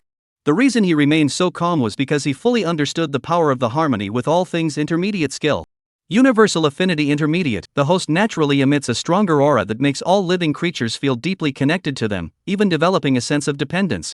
One of its effects, Animal Affinity, already granted him immunity to animal attacks. And beyond that, the Harmony with All Things Intermediate skill also grants 2 additional attributes. First, Telepathy Limited Edition, the host can vaguely perceive the thoughts and emotions of intelligent animals. Second, if an animal is in a furious state and the Harmony with All Things effect is inactive, the host can actively trigger the intimidation effect, causing the animal to feel fear and submit. With these 2 skills, Suan has no reason to worry about his own safety. If this gorilla is reasonable, Suan will have a proper chat with it. If it disobeys or even attacks him, then Suan also knows a thing or two about martial arts. As Suan approached, he could sense the gorilla's longing, pain, and deep sense of injustice. Suan took 1 step closer. The gorilla showed no signs of aggression. Suan relaxed and continued to approach Caesar, using universal affinity to send a friendly thought to Caesar. Hey, big guy, calm down. I'm here to chat with you. Caesar sensed the familiar, comforting aura emanating from Suan, and the wariness in his eyes gradually faded. It watched Suan approach, seeming somewhat puzzled. When he was about 2 meters away from Caesar, Suan stopped. He didn't try to touch it or say anything comforting. Instead, he directly used telepathy to read the strongest emotion in its mind at that moment. Then, Suan's expression grew somewhat peculiar. He had originally thought that Caesar would be sad because he had lost his companion. But what he heard was, "Will we meet again, Anna? Be happy when we meet again. Your world won't have me anymore. Anna, how am I supposed to live without you?" Wha? Suan. What the heck? This guy isn't depressed. He's heartbroken? And from the way he's talking, it feels like a textbook case of a lapdog ape. Suan felt her worldview shattered once again. The heartfelt speech he had prepared about the meaning of life and staying positive suddenly got stuck in his throat. Dealing with a heartbroken love-struck ape, those high and mighty platitudes don't seem to cut it. The viewers in the live stream couldn't hear his inner thoughts, but they could see the change in Suan's expression and the easing of Caesar's emotions. The chat exploded again. Caesar didn't attack Suan. My goodness. Suan is truly amazing. Holy crap. Suan is way too skilled. So why is Caesar depressed? Just then, Suan walked over to Caesar and gently patted his sturdy shoulder. This scene caused the keepers outside, who were on high alert, to tighten their grip on their tranquilizer guns. Has Suan lost her mind? This is a gorilla, after all. But the expected bloody scene did not unfold. Instead, the gorilla turned around and clutched Suan's arm in agony. Everyone at the scene. Come on, stop crying. Suan patted the gorilla's back repeatedly, as if comforting a child. The gorilla roared. Wah wah wah, it doesn't want me anymore. I clearly loved it so much. Suan couldn't help but ask, did you get dumped? The gorilla, hearing this, cried even harder. Suan asked again, are you two a couple? The gorilla's crying paused briefly before becoming even more intense. What the heck? You're not even a couple? Then what kind of love are you talking about? If Caesar knew what Suan was thinking, he would definitely object. Crushes in love? Suan took a deep breath and began his gorilla PowerPoint presentation. Caesar, listen to me. Hesitation leads to defeat. Genuine feelings are wasted. What you've lost is just one tree, but what you've gained is an entire forest. Eat well, exercise regularly, build those pecs until they rattle, and keep yourself sleek and shiny. When you become the most handsome, strongest, and most charismatic ape in the entire zoo, what girl won't you be able to get? Remember this. A dog that licks only ends up with nothing. If you like a girl, the best way isn't to keep licking her, it's to move on to the next one. These words left Caesar speechless. With its intelligence, it didn't really understand much. But it did catch one thing: eat well, sleep well, and find a girl. Wow. At that moment, the live stream was flooded with laughter. Ha ha ha. The master of anti-inspiration, Suan. Online counseling for a heartbroken gorilla? The Grandmaster. Caesar, don't listen to Suan, he's just lecturing you. Wait, what's the point of talking about this with animals? Suan has lost his mind, giving love advice to animals? Although Suan makes a lot of sense, can Caesar really understand? Ha ha. However, to everyone's astonishment, it picked up a banana and started eating it. Boom.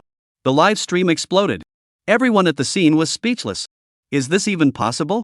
While everyone was still processing this astonishing scene, Suan turned and walked toward the iron gate. The director thought Suan was about to come out. After all, Caesar had already started eating. But Suan said, does anyone here have a laptop? Yes. One of the keepers handed the laptop to Suan. Suan took the laptop and returned directly to Caesar's side. Then, he made a move that was completely baffling. He opened a web browser, searched for something, and played it. Then, he turned the laptop screen towards Caesar. On the screen was clearly playing Animal World, the Silverback Gorilla series.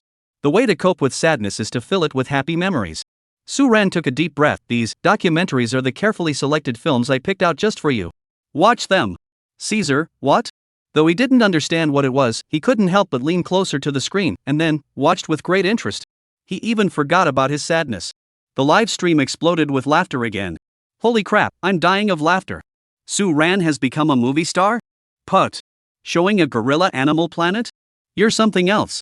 If you don't understand, just ask, does this count as a movie for monkeys? Future Caesar, lend me a movie. I'm laughing so hard I'm on the floor. I'm really going to die laughing because of Suan. Just as everyone was immersed in this absurd and hilarious scene of monkeys watching a movie, an even more outrageous, mind-blowing, and life-questioning scene appeared. Suddenly, Caesar, the gorilla who was engrossed in the movie, seemed to remember something. He turned back to the tree hollow and reached into the depths of the grass pile, pulling out a pack of cigarettes. Then, in full view of everyone, it first took a cigarette, then pushed the pack toward Suan. That expression. It was just like an old smoker. Suan stared at the scene before him, completely dumbfounded. Wait, are all the animals in this zoo this crazy? In the livestream, she witnessed a scene she would never forget. Caesar holding a cigarette. Holding a lighter. He moved it close to Suan's mouth. Using his thick fingers, he skillfully pressed the lighter. Click. A blue flame erupted. One man, one monkey. One was speechless. One holding the lighter. The scene freezes. The scene and the entire internet. Completely chaotic. Chapter 48, Suddenly Becoming Parents?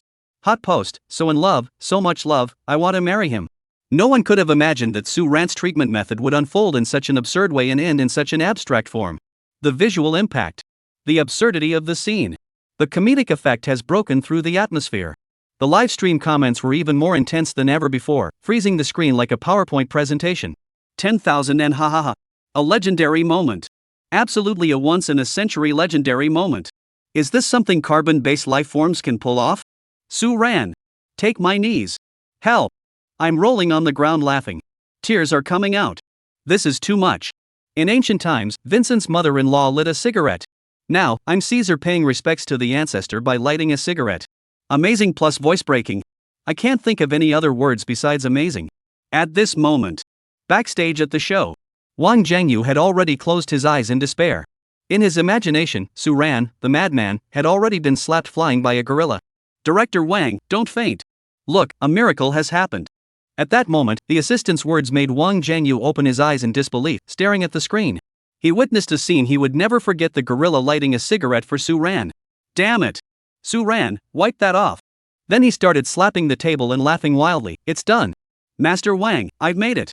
It was easy to imagine that the ratings for Summer Heartbeat were about to skyrocket. Quick! From now on, always keep emergency heart medicine in my office. On set.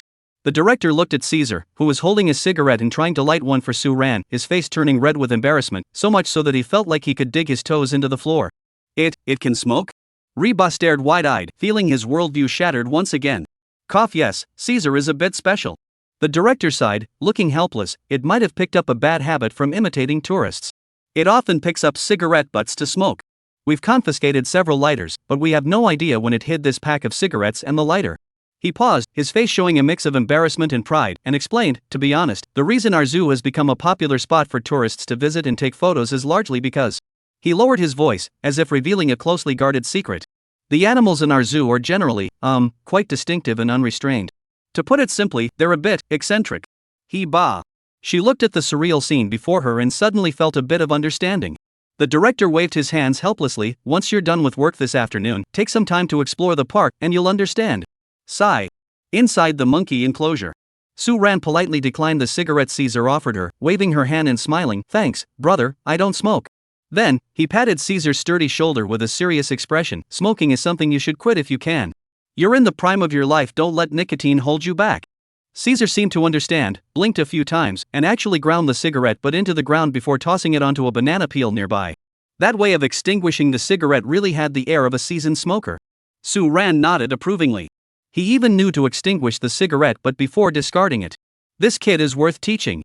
He patted Caesar on the shoulder and smiled. I won't disturb you while you're learning. Come find me again when you have time to chat. Caesar didn't even turn his head, still immersed in the world of ape movies, but he let out a few low growls as a sign of friendship.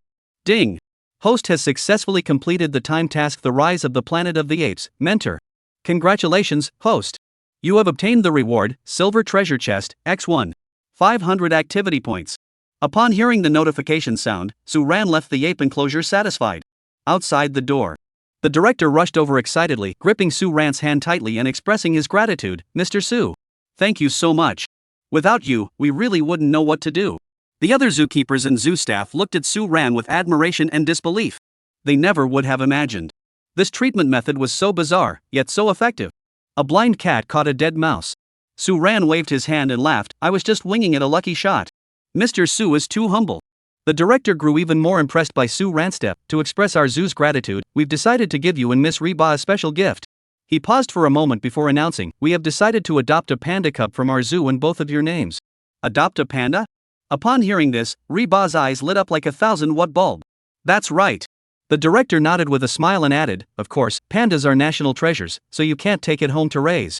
However, you will have permanent visiting rights to the panda cub, allowing you to enter the zoo for free at any time to see it. Additionally, you will have the exclusive right to name it." Wow! As soon as the words were spoken, the envy in the livestream was almost overflowing the screen. Adopt a panda? And name it? What kind of divine treatment is this? Ah! I'm so jealous. I want to adopt a panda too. Take me with you. This reward is way too awesome. Following Suan around not only gets you a chance to win big prizes, but you can also adopt a panda. Su-shin, do you need a leg accessory? The kind that warms the bed. The scene shifts. Suan and Reba have already arrived at the panda house, facing a group of still fiercely enthusiastic panda cubs. Reba is momentarily overwhelmed by choice.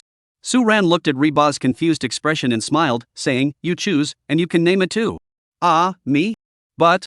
Reba felt a bit embarrassed. After all, how many times in a lifetime does one get such an opportunity? She had only intended to offer her opinion to Suan. She never expected Suan to give her both the choice and the naming rights. There's no need to hesitate. The merit badge will also have your name on it. Suan shook his head and smiled. "Aren't we a team? Why divide things between us? Eat. This is love. A man like this must be married." The live stream was immediately filled with envious comments. "If I could marry Suan, I'd be willing to live in a mansion and drive a luxury car. I'll pee yellow, let me wake her up first." "Suan, really? I'm crying so hard. This is so sweet. Please get married right here." Reba carefully observed each panda cub. Finally, her gaze landed on a particularly resilient little one that kept climbing onto Suan over and over again. This little panda had a certain, mischievous yet innocent charm about it. It looked so familiar. Reba couldn't help but laugh out loud, pointing at the little panda cub that had been knocked to the ground by Suan. "This one." As for the name, she tilted her head, thought for a moment, then glanced at Suan and gave a mischievous smile. "Let's call it Huan Huan." "Huan Huan?" Suan paused for a moment and asked, "Why that name?" "Because." Reba turned around, a smile playing at the corners of her mouth. "Because it's just like someone else, dumb and clumsy." Suan. The comments exploded with laughter. "Ha ha ha. Suan is speechless. Suan, I suspect you're taking a dig at me, and I have proof. So jealous." While other couples are still stuck at first base, a hot and spicy CP is already ready to be parents. Chapter 49, Sweetness at its peak, the moment of heartfelt emotion. Suan looked at the blushing girl with her smile as bright as a flower, her face tinged with a touch of pride, and could only shake his head and smile. Never mind, let her be her silly self. Anyway, as long as she's happy. After naming her godson Huan Huan, she lingered for a while longer, playing with the panda cubs. The two of them finally remembered that they were there to work. So, they got down to work. Cleaning the enclosures, preparing bamboo for the adult pandas, observing and recording the pandas' activities. Though these tasks were somewhat monotonous and tedious. But experiencing work different from their usual routine was enjoyable in itself. The two worked together, bantering all the while, and occasionally burst into laughter over the adorable antics of one of the pandas. Thanks to the effect of the harmony with all things skill. The pandas were very close to Suan, and as a result, their attitude toward Reba also became much more gentle, allowing her to finally experience the joy of being approached by the pandas. The entire afternoon passed quietly in this relaxed, fun, and slightly magical atmosphere. As the sun set, Suan and Reba's workday came to an end. They changed back into their own clothes and bid farewell to the zookeeper, Xiaochen. They didn't hurry to leave but instead strolled around the zoo. This time, Reba finally understood the director's words. The animals in our zoo are all a bit eccentric. The lions who love to lie on their backs with their legs spread wide. The baboons that like to pick their butts with their fingers and then sniff them.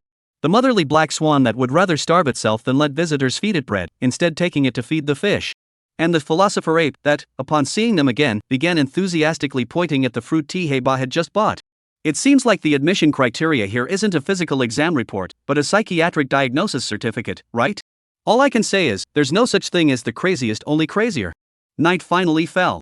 Streetlights began to illuminate one by one. They illuminated the coastal highway, making it warm and quiet. The small electric scooter glided smoothly along, with the zoo fading into the distance behind it. This time, the back seat was unusually quiet. She wasn't chattering away as usual, nor was she excitedly discussing the zoo's amusing stories with Suan. Suan could sense that the person in the back seat seemed a bit off. It wasn't the usual lively or rowdy demeanor. A bit too ladylike. In fact, he caught a glimpse of her lowered head in the rearview mirror, casting a shadow of sadness and resentment. He instinctively slowed down the car. The streetlights cast shifting shadows on her face, making her expression hard to discern. But Suan could sense an inexplicable and oppressive sadness spreading around her. In her mind, scenes from the afternoon played like a slideshow. When Manhwa charged toward Suan like a little tank, her heart nearly stopped. And the loud clang of the heavy iron door closing behind him as he entered the gorilla enclosure. After he went inside, a wave of unease washed over her, as if every cell in her body was screaming, "Danger! Danger! That's a wild beast!"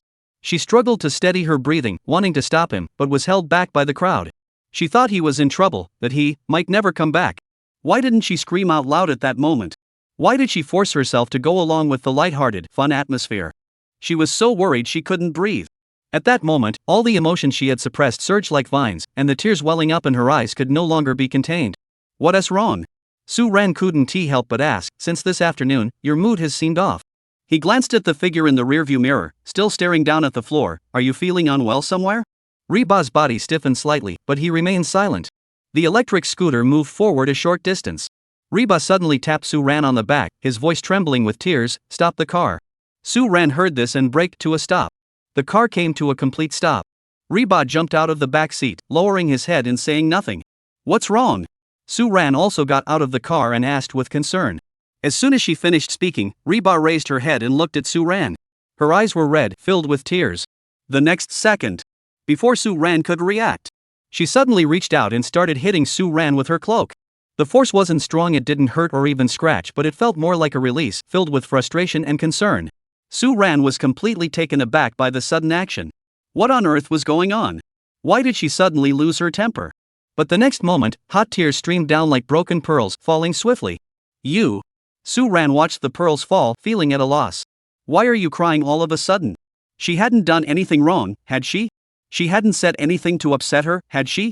But as she watched her cry harder, the choked-up accusations echoed softly against his chest. "You're so stupid, you, so stupid."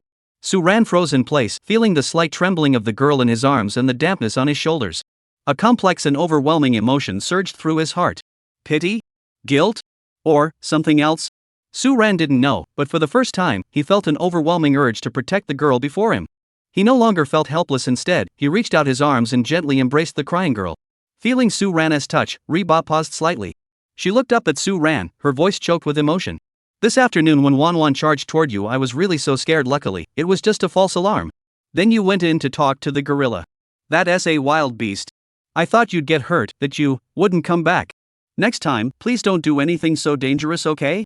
I'll be so worried and scared." As she spoke, tears streamed down her face like pearls on a broken string. It turned out, the events of the afternoon had left such deep fear and worry in her heart. It turned out she wasn't afraid, she had just suppressed those feelings temporarily with the excitement and fun that followed. Until now, her emotions finally erupted. She was worried about him, afraid something might happen to him. This direct and passionate concern came pouring out without reservation, colliding heavily with Suan's heart.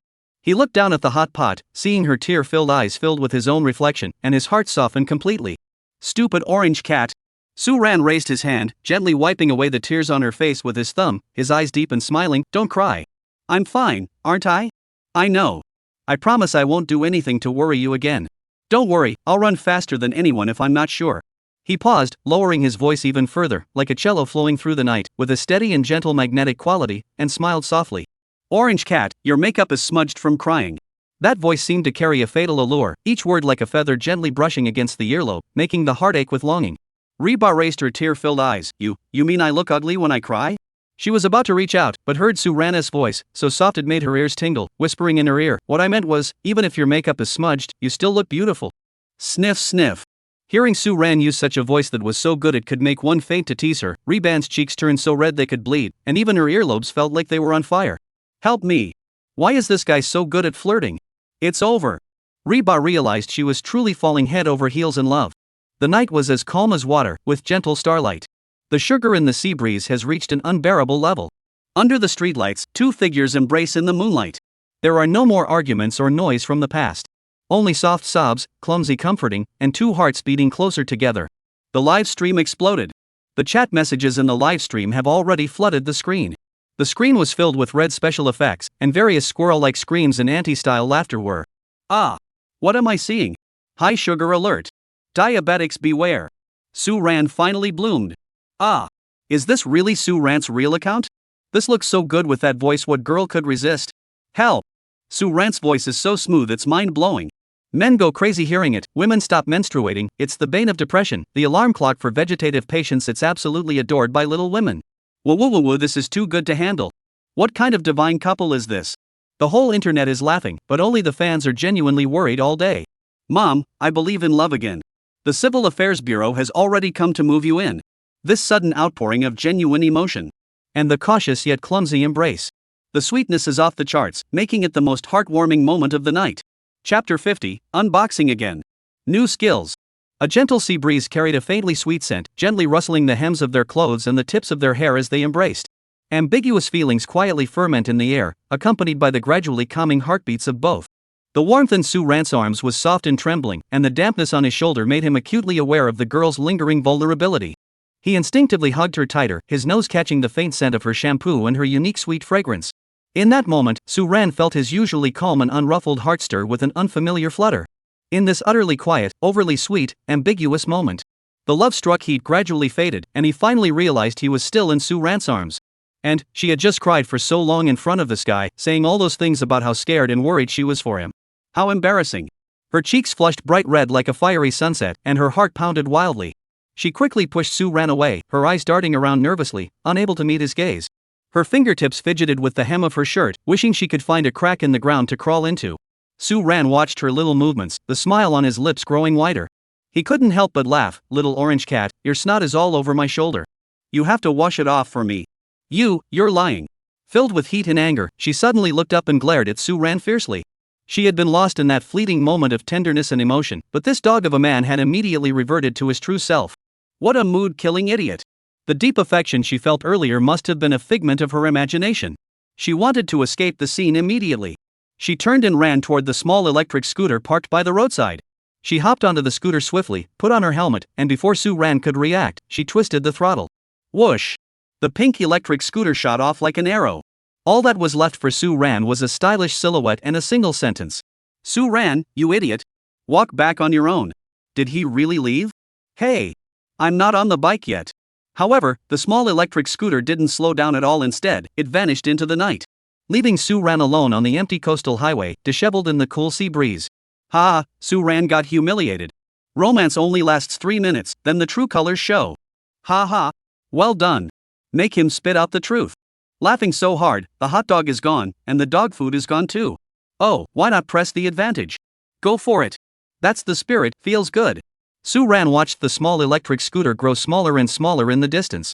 After shouting a few times and realizing it was useless, he gave up. He shook his head helplessly and chuckled. This girl really has a temper. But the way she blushed and looked shy earlier, and the way she rode off angrily on her bike, were actually pretty cute. Never mind, I'll just walk back. After all, the villa is only a few hundred meters away, so it's a good opportunity to take a stroll. Just as Suan was about to resign herself to her fate, the pink electric scooter slowly and unsteadily drove back. It swayed over to Suan and reluctantly came to a stop. Suan looked at the puffed-up cheeks on the electric scooter and found it adorable. She was so shy she almost ran away, but in the end, she was worried about being alone. What a cute, contradictory woman. His eyes sparkled with a mix of amusement and teasing. Hey, don't know the way back, do you? Suan spoke lazily, with a hint of teasing. Her face under the hot helmet grew even redder. She bit her lip, but the uncontrollable worry deep within her forced her to maintain her stubborn facade. She pointed to the backseat with her finger. You, get in. No way. Someone has principles. Suan stood there with his hands behind his back, looking every inch the noble and upright gentleman. Seeing his "I'm not getting in" expression, which was just asking for a punch, she felt both angry and amused, unable to deal with this thick-skinned guy. She softened her tone, lowering her voice. It's dangerous for a guy to be out alone at night. Come on, get in. Seeing Suan still standing there with that defiant look, she angrily waved her fists. If you don't come up now, I'll really leave you here. But her tone still carried a hint of playfulness. Suan couldn't hide the smile on his lips. He glanced at the cute and fierce-looking hot fence, and finally, under her resigned and compromising gaze, he sat down in the back seat. Ah! The stubborn yet soft-hearted hot ba and the selfish Suan who takes advantage and still acts cute. This is too good to resist. She clearly cares about Suan but still acts all aloof. I love this kind of say one thing, do the opposite attitude. Hot ba is so cute. Tonight's sugar intake is off the charts. I'm adding 2 extra doses of insulin. The ride was silent, the electric scooter continued to glide smoothly, carrying a sweeter, more enduring sweetness than before. When they returned to the living room of the heart-fluttering cottage. As soon as the car stopped, Hot Fence blushed and blurted out, "I'm going to take a shower," then dashed upstairs as if escaping. The other 4 guests exchanged curious and gossipy glances between Hot Ba and Suan. "You Shushin, hurry up and tell us. What did you do to Reba just now? Meng Zi, be honest. Do you two have a secret?" The gossip was burning fiercely. "Want to know?" Suan's lips curled into a mysterious smile. Everyone nodded vigorously. "Just tell them these two must have done something big." Suan chuckled, "If you want to know, come watch the replay in my livestream." Everyone. After saying that, Suan left a parting remark, "I'm going to take a shower," and walked away nonchalantly. The 4 of them were frantic with anticipation, but could only wait until the broadcast ended to watch the replay. Back in the room, Suan locked the door and eagerly summoned the system. After all, today was a big haul. The limited time mission rewarded a silver treasure chest. Tonight, I can finally satisfy my craving. After returning to her room, Suan immediately summoned the system interface and began checking the system logs. Ding! Host Tough Backstage Gag has sparked intense attention and laughter, earning plus 50 fun points. Ding! Host Lucky Carp has been officially recognized by the entire network, earning plus 50 entertainment points.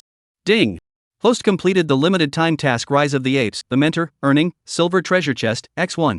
500 healing points. Ding! Host exceeded the time-limited task requirements, triggering a historic moment, earning an additional plus 50 entertainment points.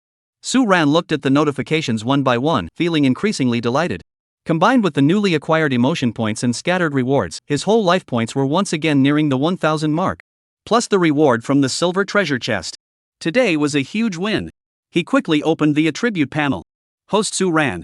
Entertainment points, depression points 910.657 plus 253. Skills, God tier singing skills, mastery of all instruments, chef special edition light and dark, lockpicking master, affinity with all things intermediate. Items, Chinese music library, silver treasure chest X1. Not bad, not bad. Let's open the box. System, open the chest. Suan rubbed his hands together, full of anticipation. This time, I hope it's a proper skill. A dazzling silver light flashed again. Ding! Congratulations, host, you've opened the silver treasure chest. You've obtained the special skill, Heartstring Resonance. Ha! This skill. Suan's eyes lit up. It's not a skill from the underworld after all? Tonzi Jun, finally not being abstract anymore? Suan had thought that with Tonzi Jun's abstract approach, he'd eventually force him to move to Sakura country. Speaking of the land of cherry blossoms, Suan had 3 things he wouldn't criticize: music, anime, and movies. Suan shook his head to dismiss the extra thoughts and clicked on the skill description to read it. Skill name, Heartstring Resonance. Skill description: every note you play precisely strikes the heartstrings of your audience, greatly amplifying the emotional impact of the song itself. This makes it easier for listeners to immerse themselves in the song's atmosphere and experience a strong emotional resonance.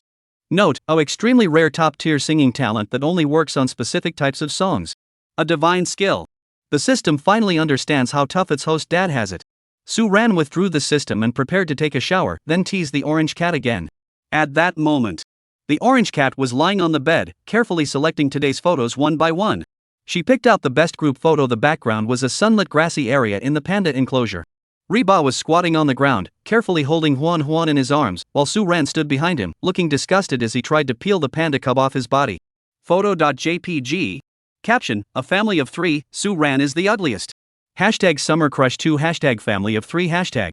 In less than 5 minutes, this Weibo post went viral across the entire internet. Chapter 51, Orange Cat, you seem a bit off today. Early morning. Golden sunlight once again bathed the sea surface, creating ripples of light, peaceful and serene. However, the online frenzy that began last night has not ceased for a moment. The hot post shared by Reba in the dead of night, titled A Family of 3, Suan is the Ugliest, was like a bombshell dropped into a deep lake. It instantly ignited the passion of all CP fans. CP fans are staying put for the holidays. Hotba has officially announced it. With Suan. Oh my god. The use of A Family of 3 is genius. I love it. Ah ha. Suan is the ugliest. What an ultimate form of self-deprecating humor. The hot and spicy CP has trended on the interstellar hot topic. Staying put for the new year. The Civil Affairs Bureau has arrived. Hurry up and get married. Last night, Manhwa Bridge made me so emotional I felt depressed, but today this family of 3 has sweetened me to the point of diabetes. Save me, Suan. In an instant, all the CP fans and casual netizens were completely ignited. That playful contrast of cuteness and ugliness directly exploded across the social media platform. The topic "A family of three, Suan is the ugliest" shot up the trending charts on all major platforms like a rocket, instantly dominating nearly all the top spots. Overnight, everyone was forced to swallow this massive dose of sweetness, with all metrics skyrocketing like a rocket, once again breaking all records. Summer Heartbeat 2 completely dominated all concurrent variety shows, securing its well-deserved title as the weekly champion. This also spread behind the scenes. Countless offers and lucrative contracts flooded in through various channels, all aiming to contact Suan directly and turn him into the next all-around top star. But behind the frenzy, director Wang Zhengyu remained on edge. Staring intently at the screen in the smoke-filled control room, he gritted his teeth. "Suan, you must prove yourself. Show those doubters what they're missing." Inside the heart-pounding cottage, however, things were relatively calm. At the dining table, Ri Bao, sporting the same panda eyes as his character, silently picked at the breakfast provided by the production team. Who knows how late she went to bed last night? She had just posted on Weibo and was so embarrassed she immediately threw her phone away.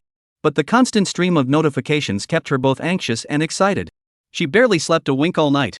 It's all because of this annoying guy in front of her, who has been constantly in her mind, saying, "You still look beautiful even with your makeup smudged." Put. Looking at the dark circles under the other person's eyes, Suan couldn't help but laugh. "Orange cat, did you deliberately do panda eye makeup to get closer to the clumsy one? Hot bamboo. Sometimes I really want to drag this guy out and beat him up."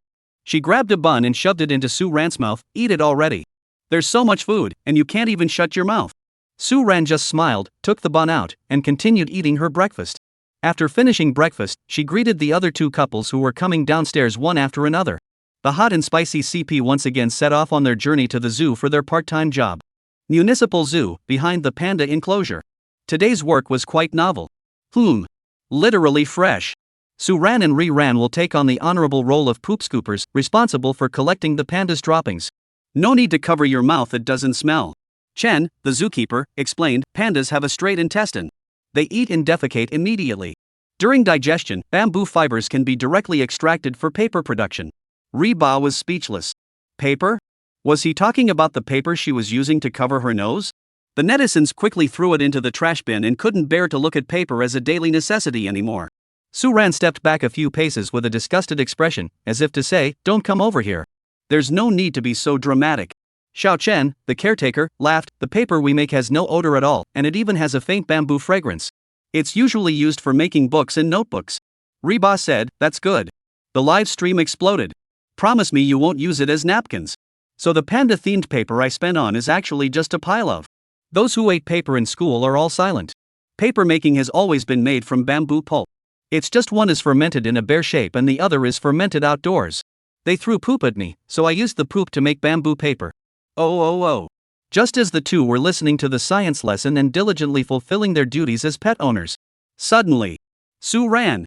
There's a snake. Ri Ba let out a shriek and hid behind Suan in fear. "Where?" Suan scanned the grass but couldn't see any sign of the snake hot bamboo had mentioned.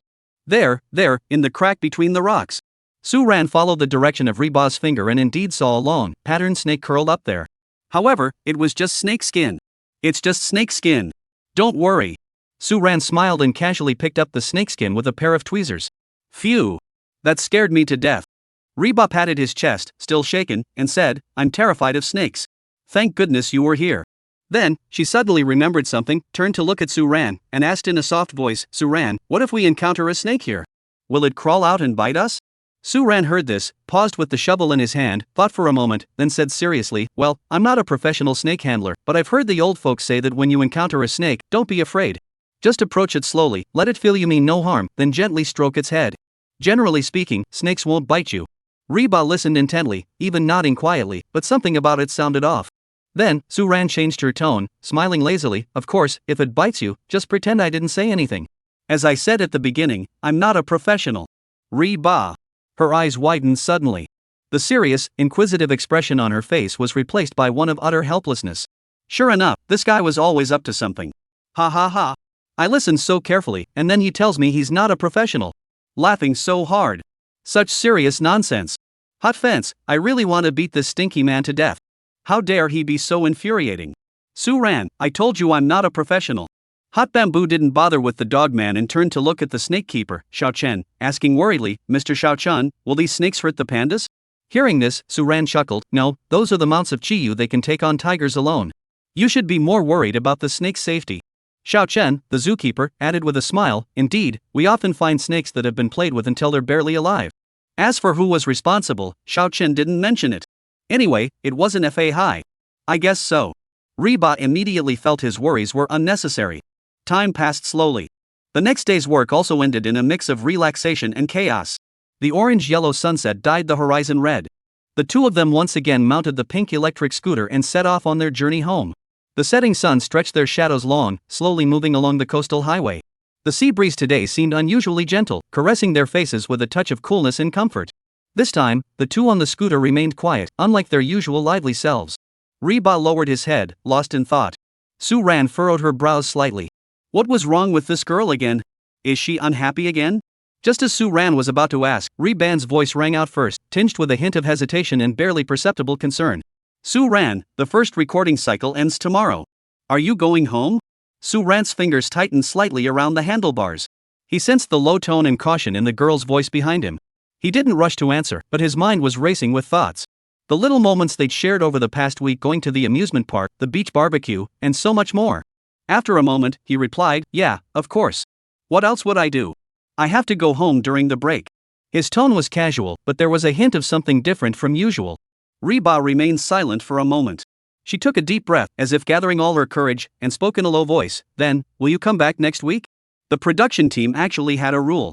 The first week was designated as Couple Experience Week. If either party felt it wasn't a good fit, the guests could choose to withdraw midway. Suan paused, her voice carried by the wind to his ears. You don't want me to leave? A faint, like voice. Ha? Suan couldn't hear it over the howling wind. Reba gathered his courage. I said yes, I can't bear to part with you. The sea breeze carried the scent of syrup, as if it were melting Suan's heart. You? Suan suddenly stopped the electric scooter and turned to look at Reba. Her cheeks were completely flushed, and her ears felt like they were on fire. But those eyes, usually so bright and cheerful, were now filled with a faint mist, staring intently at him without flinching. Suan's heart began to race wildly. Orange Cat, do you have any idea how devastating that statement was? The smile faded from his lips, replaced by a serious expression. A deep gleam flashed in Suan's eyes. He realized he had unconsciously grown accustomed to her presence. This was an experience he had never felt before. I understand. I'll come back. The voice was soft and faint, but in the heat of the moment, it sounded like heavenly music. Really? When have I ever lied to you? The small electric scooter continued to glide smoothly, and the night grew even darker. But the air surrounding the two of them was so sweet and sticky it felt like it could form threads. How about another lap? Sure, I don't feel like going back yet either. Me neither. Chapter 52, A Date Without Cameras. The evening came to an end along the endless coastline. The small electric scooter moved slowly, casting the two of their shadows long under the streetlights. Neither spoke, but this silence was more melodious than any words could be. The air was filled with an unspoken understanding, freezing all the sweetness of the day into a silent promise. The live stream was going wild. Ah! This invisible sugar is the most deadly. My teenage heart is melting. This is more thrilling than dating. Wait, no, this is dating. Announce it already. Help me. I'm dying. This is definitely mutual feelings, woo-woo. Sir. They've changed their way of killing people. On the coastal highway, a small electric scooter carried the two of them around in circles, and they didn't seem to be bored. Suddenly, Suan slowed down and stopped at a narrow dirt road leading to a small fishing village, where there was almost no light. He turned his head. The night blurred his expression, but his voice was clear in the hot ear. Orange Cat, want to play something exciting? She froze. Exciting? What kind of exciting? Hold on tight. Suran's voice was extremely low, as if carrying a seductive allure of complicity. I'll show you what speed and excitement really mean. Reba's heart skipped a beat. The next moment, she felt the scooter accelerate, and her hands instinctively wrapped around Suran's waist. Behind them on the road, the professional follow camera car that had been trailing them at a safe distance couldn't react in time. The narrow dirt road was too narrow to accommodate the wide vehicle. The van driver froze for a second, watching helplessly as the scooter's taillights disappeared into the dark bend ahead. It was too late to try to force his way through. Driver. Production team. Where are they? The live stream viewers immediately became excited. Suan, accompanied by his wife, had outmaneuvered the production crew.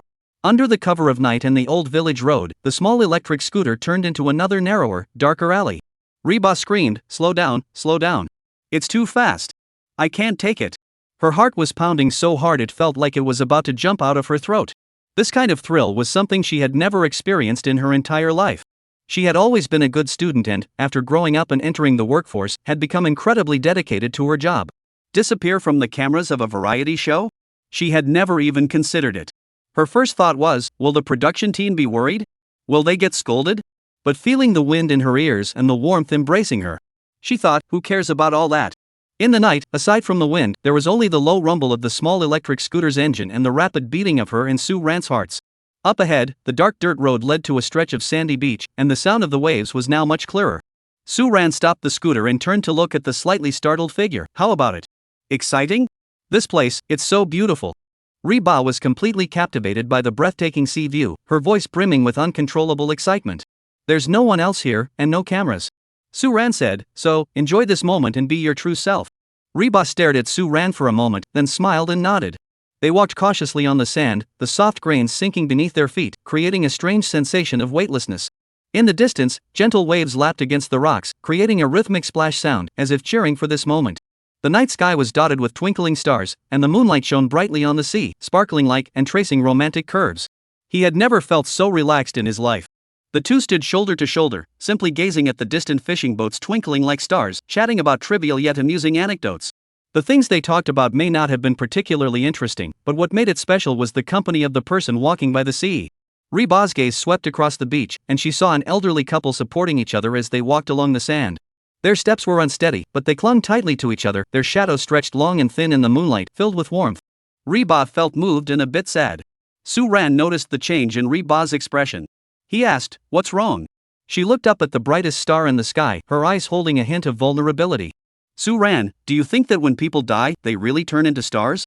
Reba's voice was soft, carried away by the night breeze. Suan's smile slowly faded. He didn't speak, just quietly watched her. Her gaze remained fixed on the brightest star, but her eyes grew slightly moist. "I'm thinking about my grandmother."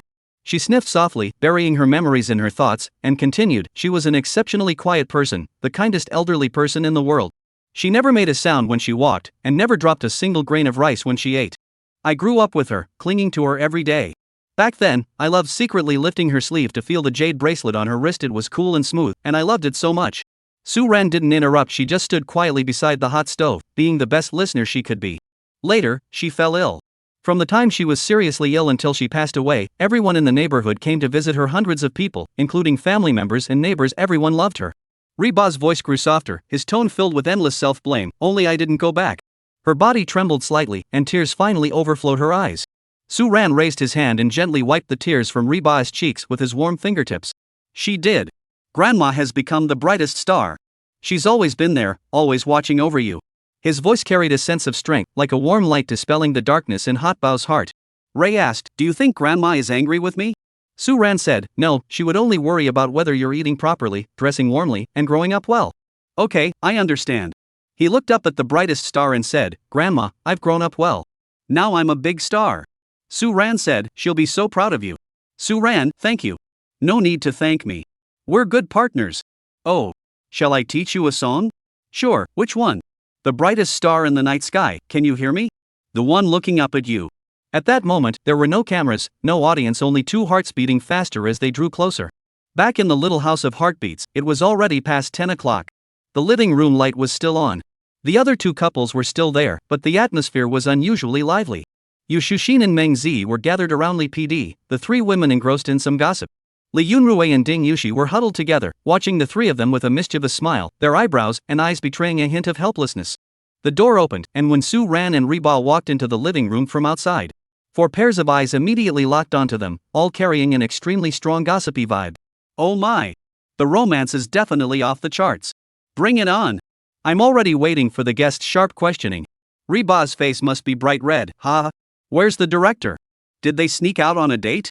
"Aha!" Reba saw those glances and her cheeks immediately flushed a faint red, almost as if they were burning. She instinctively wanted to hide, but out of the corner of her eye, she caught a glimpse of Suan, who was still wearing his lazy smile, calmly walking toward the sofa as if nothing had happened.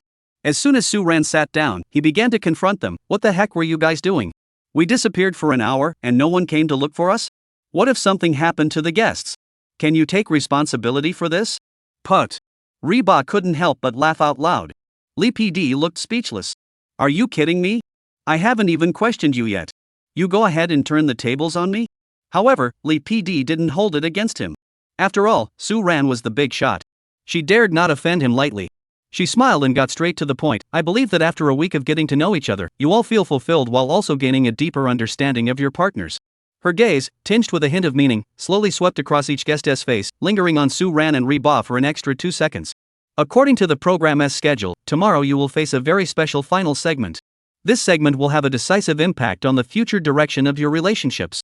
Please make sure to gather in the living room of the Heartbeat Cottage at 8 a.m. tomorrow morning. Lee PD finished speaking, gave a standard professional smile, and then turned and walked away gracefully. She knew staying behind was pointless. Suan wouldn't reveal a single detail about where he'd been. Might as well head home early. At that moment, the other guests also knew what this so-called stage was all about. If it had been before, Reba would have been incredibly worried. But now, looking at Suan's lazy smile, she felt incredibly at ease. He promised he'd come back. So he definitely will. Chapter 53, Suan, don't run away, or I'll beat you. Lee PD turned around and smiled as he left the living room. The atmosphere in the living room immediately returned to its gossipy vibe. Oh my, you two are finally back. Yu Shushin smiled meaningfully. The evening breeze feels especially gentle tonight, doesn't it? How come you two came back so late? Meng Zi wore an expression that seemed to say, I see right through you, and raised an eyebrow at Reba. She could sense the embarrassment Reba was trying to hide. Reba felt his ears turn red under her gaze. Nothing much, we just went for a drive by the beach. The car happened to run out of battery, so we pushed it back. At the crucial moment, it was the thick-skinned Suan who casually shut down everyone's gossip with a single sentence. Everyone was left scratching their heads in frustration, but they couldn't pry any more information out of them. The live stream comments were even more frantic. They really wanted to know where the two of them had gone and what they had done. Watching everyone's frustrated expressions, Heba covered her mouth and giggled. This little secret about herself and Suan. She decided to keep it buried deep in her heart, forever. After chatting for a few more minutes, everyone dispersed. The live stream was immediately filled with cries of disappointment. But regardless, the sweetness of tonight was enough to get them through the night. Room 201. Reba lay on the soft bed, tossing and turning. His mind replayed everything that had happened today. Was that song also his original composition? The brightest star in the night sky. Was he trying to tell me that grandma will always be there? Reba hugged the ugly alpaca, feeling an endless warmth in his heart. Suan is actually a very warm-hearted person. She closed her eyes, but that figure kept appearing, and the melody of the brightest star in the night sky kept repeating in her mind. The more she tried to sleep, the more awake she became. Especially that annoying Suan, who kept running around in her mind. She wanted to drive him away, but he wouldn't leave. That night, she had no idea what time she finally fell asleep. All she knew was that in her dreams, it was all about that annoying guy. The next morning, the Heartbeat Cottage was gently awakened by the sun. When Reba appeared in the living room with two huge panda eyes, Suan was already sitting at the dining table, enjoying her breakfast with a refreshed expression. She instinctively raised her hand and touched her own eye bags, only to be teased again. Sure enough, the first words out of her mouth were, "Orange cat, did you stay up all night again last night?" Before Reba could answer, Suan pushed a box toward her. Here, these are eye patches. They're cool and refreshing. I brought extra, so this box is for you. Reba put away the eye patches, a flash of joy crossing her eyes. Oh my gosh, you brought too many? Is there any for me? Lee PD's voice rang out, breaking the warm atmosphere. Yes. 200 per box. Suan smiled at Lee PD and held out her palm. Forget it, I don't want any. Lee PD shook his head and smiled, then got down to business. Good morning, everyone. Today is the last day of our first week together. Lee PD surveyed the group around the table and smiled. I'm sure after these few days of getting to know each other and experiencing various things, everyone has gained a deeper understanding and appreciation of their partner in this relationship. She paused, then took out 3 letters and handed them to the 3 couples. According to the new rules of our show, Lee PD's tone turns serious. Before the end of each recording cycle, there will be an important segment, heartfelt choice. Upon hearing those 4 words, the guests' expressions all changed slightly. This segment will give everyone an opportunity to re-evaluate and make a choice. Lee PD explained. Later, each guest will enter the heartfelt room we've prepared. There, you will see 2 options: continue the journey, and stop here. Please follow your heart's true feelings and cast your choice with care. The outcome of your choice will determine the nature of your relationship in the next phase. At this point, Lee PD paused to give everyone time to process the information. Suan and Reba also gathered together to carefully read the new rules. The rules were as follows. If both parties choose continue the journey, then this couple will undoubtedly continue their journey together next week. If one party chooses continue the journey and the other chooses stop here, then according to the rules, this couple will be forcibly paired together. Only if both members of the couple silently choose stop here will the couple truly dissolve according to the rules. Once everyone understood the rules, the live stream erupted into laughter. This rule is genius. So cunning. The show producers are so calculating. Ha ha ha. The show producers are causing trouble. Not wanting to be bound but being forced to bind, isn't this a custom-made setup for Suan? The production team is afraid Suan will slip away. They're just waiting for him to cause trouble. Wah wah wah, the production team knows how to be romantic. As long as the hot topic stays strong, Suan won't be able to escape. Hee, no need to worry this time. Originally, they were very worried. Worried that the CP they finally shipped might fall apart. After all, Suan, this mysterious, eccentric, and reclusive ordinary person who only wants to retire early, no one knows what he'll do. But now, the viewers in the livestream finally relaxed and started giving the production team thumbs up. Well done.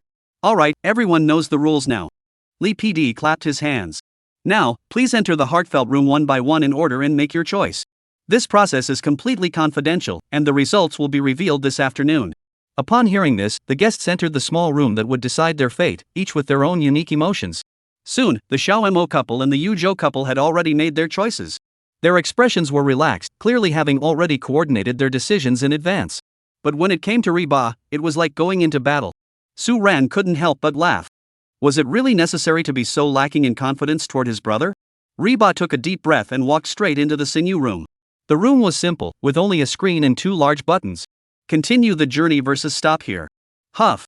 Reba exhaled, then without a moment's hesitation, pressed the continue journey button and left the room. Finally, it was Suan's turn. He looked at the 2 options, his expression unchanged. Leave? The thought had indeed flashed through his mind, far more frequently than anyone could have imagined. After all, this dating show wasn't something he had chosen to be on. It had disrupted the retirement plan he had set for himself and forced him into a completely different life. However, Suan's gaze flickered. He thought of that figure bathed in moonlight, that easily tearful girl. Mainly, he was worried that if he left, the girl might start crying again. Oof. What a handful. But then again, teasing that orange cat that always gets so worked up was actually pretty entertaining. Well, then, let's continue. Suan smiled and reached out, pressing continue the journey. After all the guests had made their selections, the atmosphere on set finally relaxed a bit. Lee PD reappeared at the right moment, still wearing a smile. Alright everyone, I believe that after the heartfelt decisions you just made, you all have a clearer understanding of your own hearts. Now, let's kick off our wonderful journey for the coming week with a task filled with anticipation. As he finished speaking, Lee PD handed each person a beautifully designed card. On the cards, there was a line of text, Time Wish Card. Lee PD explained, please take a moment to write down 5 wishes on this card that you most hope to accomplish with your partner in the next cycle. They can be simple things or things you've always wanted to try. Please write down your little wishes honestly, without considering budget or other limitations. Once you've written them down, please keep them confidential. The wish cards will be exchanged during the heartfelt follow-up segment later this afternoon. Lee PD added, and the heartfelt follow-up segment is where we invite each guest for a one-on-one interview to share their feelings about the week. After speaking, she left the cards and pens behind, smiling and saying, a friendly reminder, the couple with the highest completion rate will receive a mystery gift package from the show. After speaking, she turned and left the living room. Everyone picked up the paper and pens and began to think carefully. Each card could hold 5 wishes. This meant that each pair would need to complete up to 10 wishes. Reba quickly grabbed a piece of cardstock and dashed to a corner, tilting his head slightly as he scribbled away. Suan, on the other hand, seemed much more relaxed. He leaned against the sofa, twirling the pen in his hand. His gaze, however, couldn't help but fall on the graceful figure in the corner.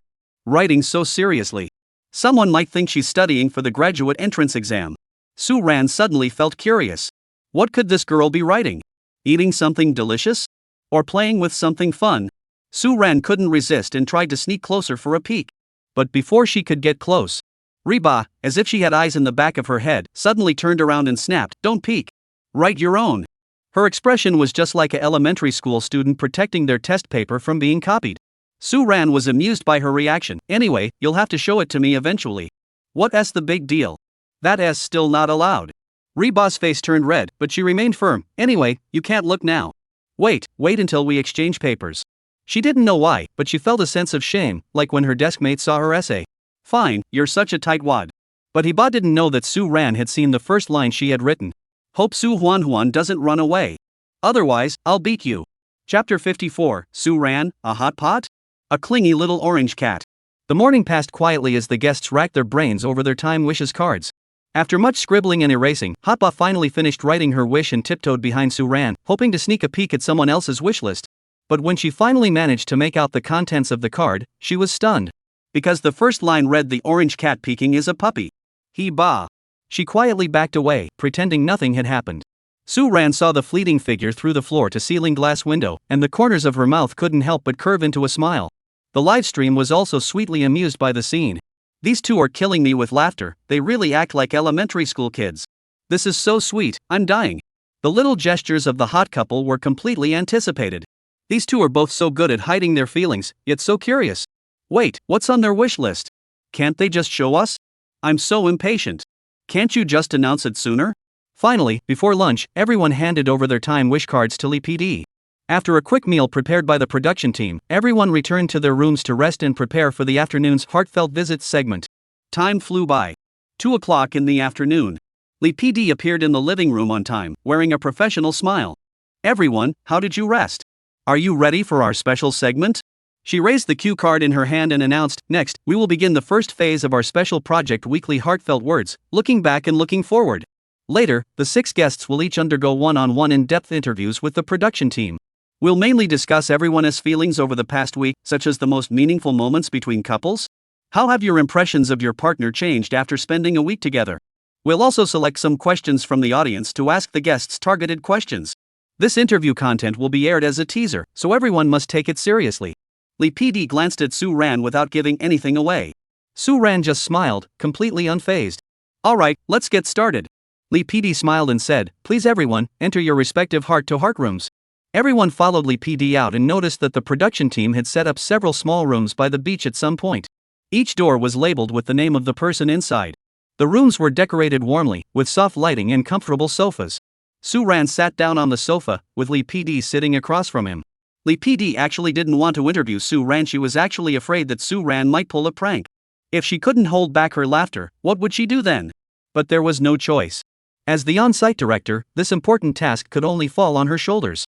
Looking at Suan, who seemed calm and relaxed, Lee PD couldn't help but feel both amused and exasperated. She took a deep breath, summoned her professional hosting skills, and began the interview. Suan, hello. First, congratulations on successfully completing the first week of recording. Looking back on this week, what do you think of your partner? Or are there any memorable moments? Suan thought for a moment. A particularly memorable moment? There are some. How do you see them? Face to face, of course.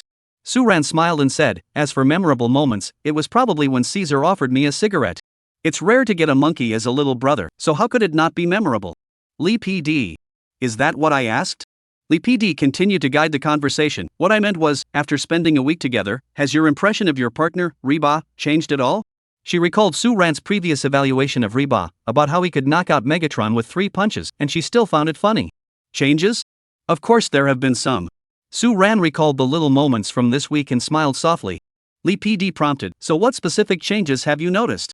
At first glance, she seemed like a pretty, bright, and a bit aloof girl. But now.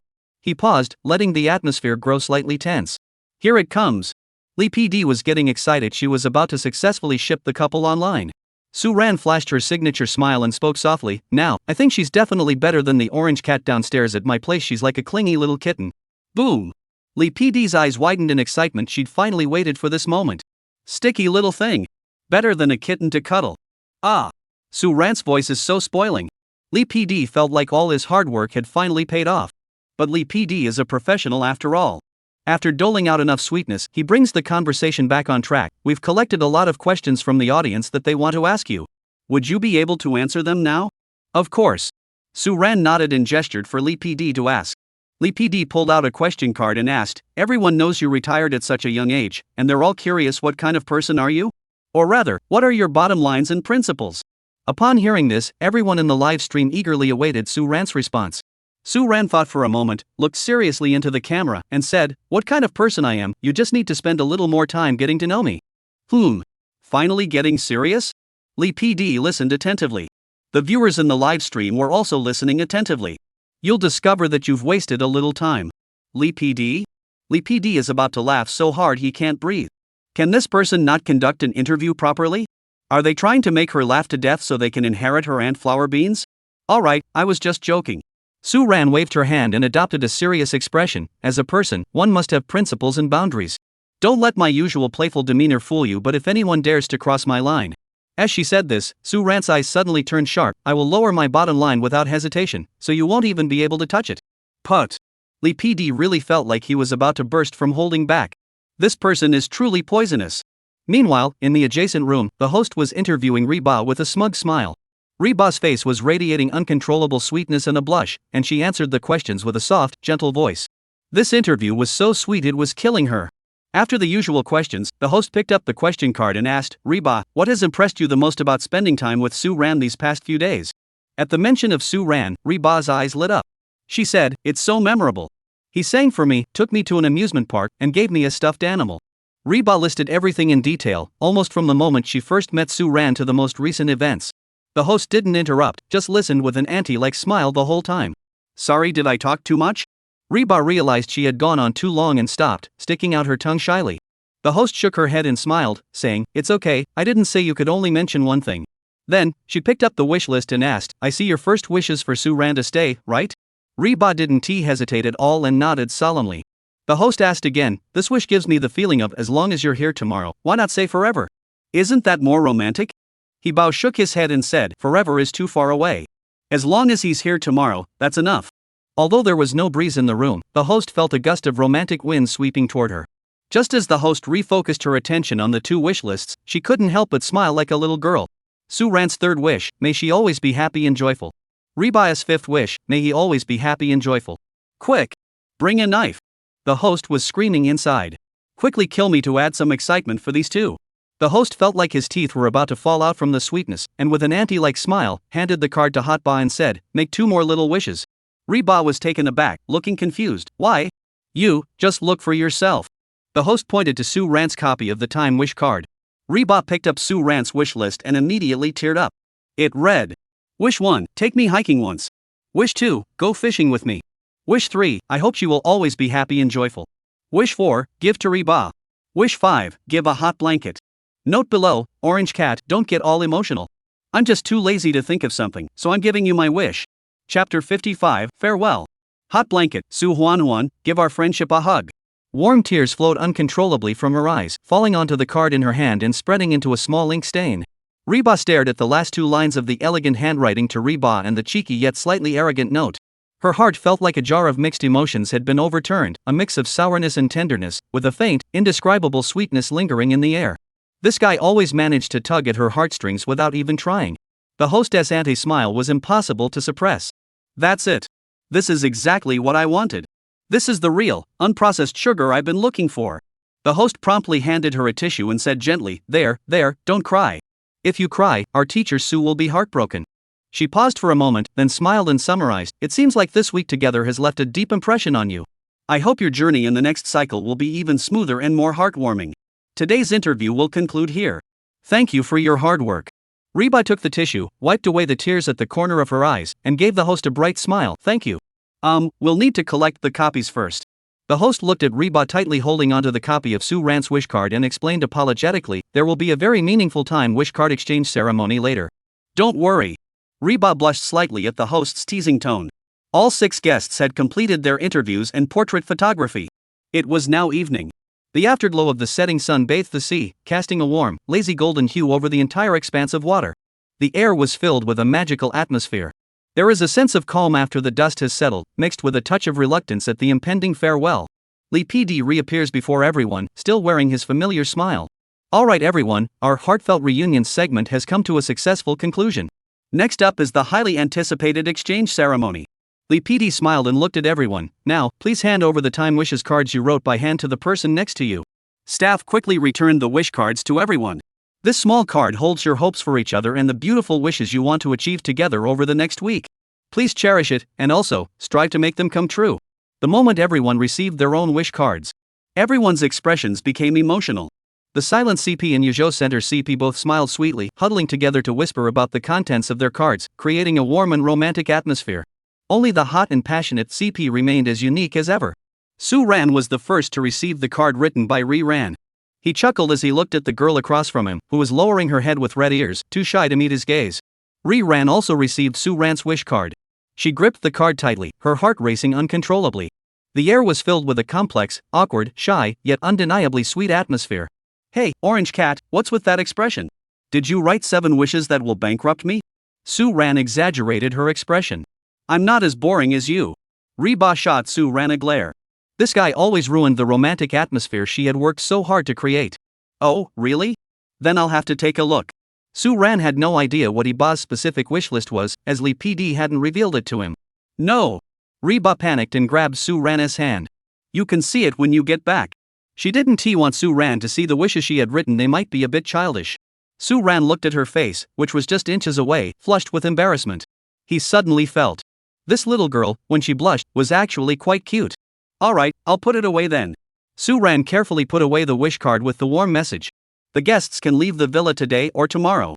At that moment, Lee PD also came out at the right time to announce that today's recording was over.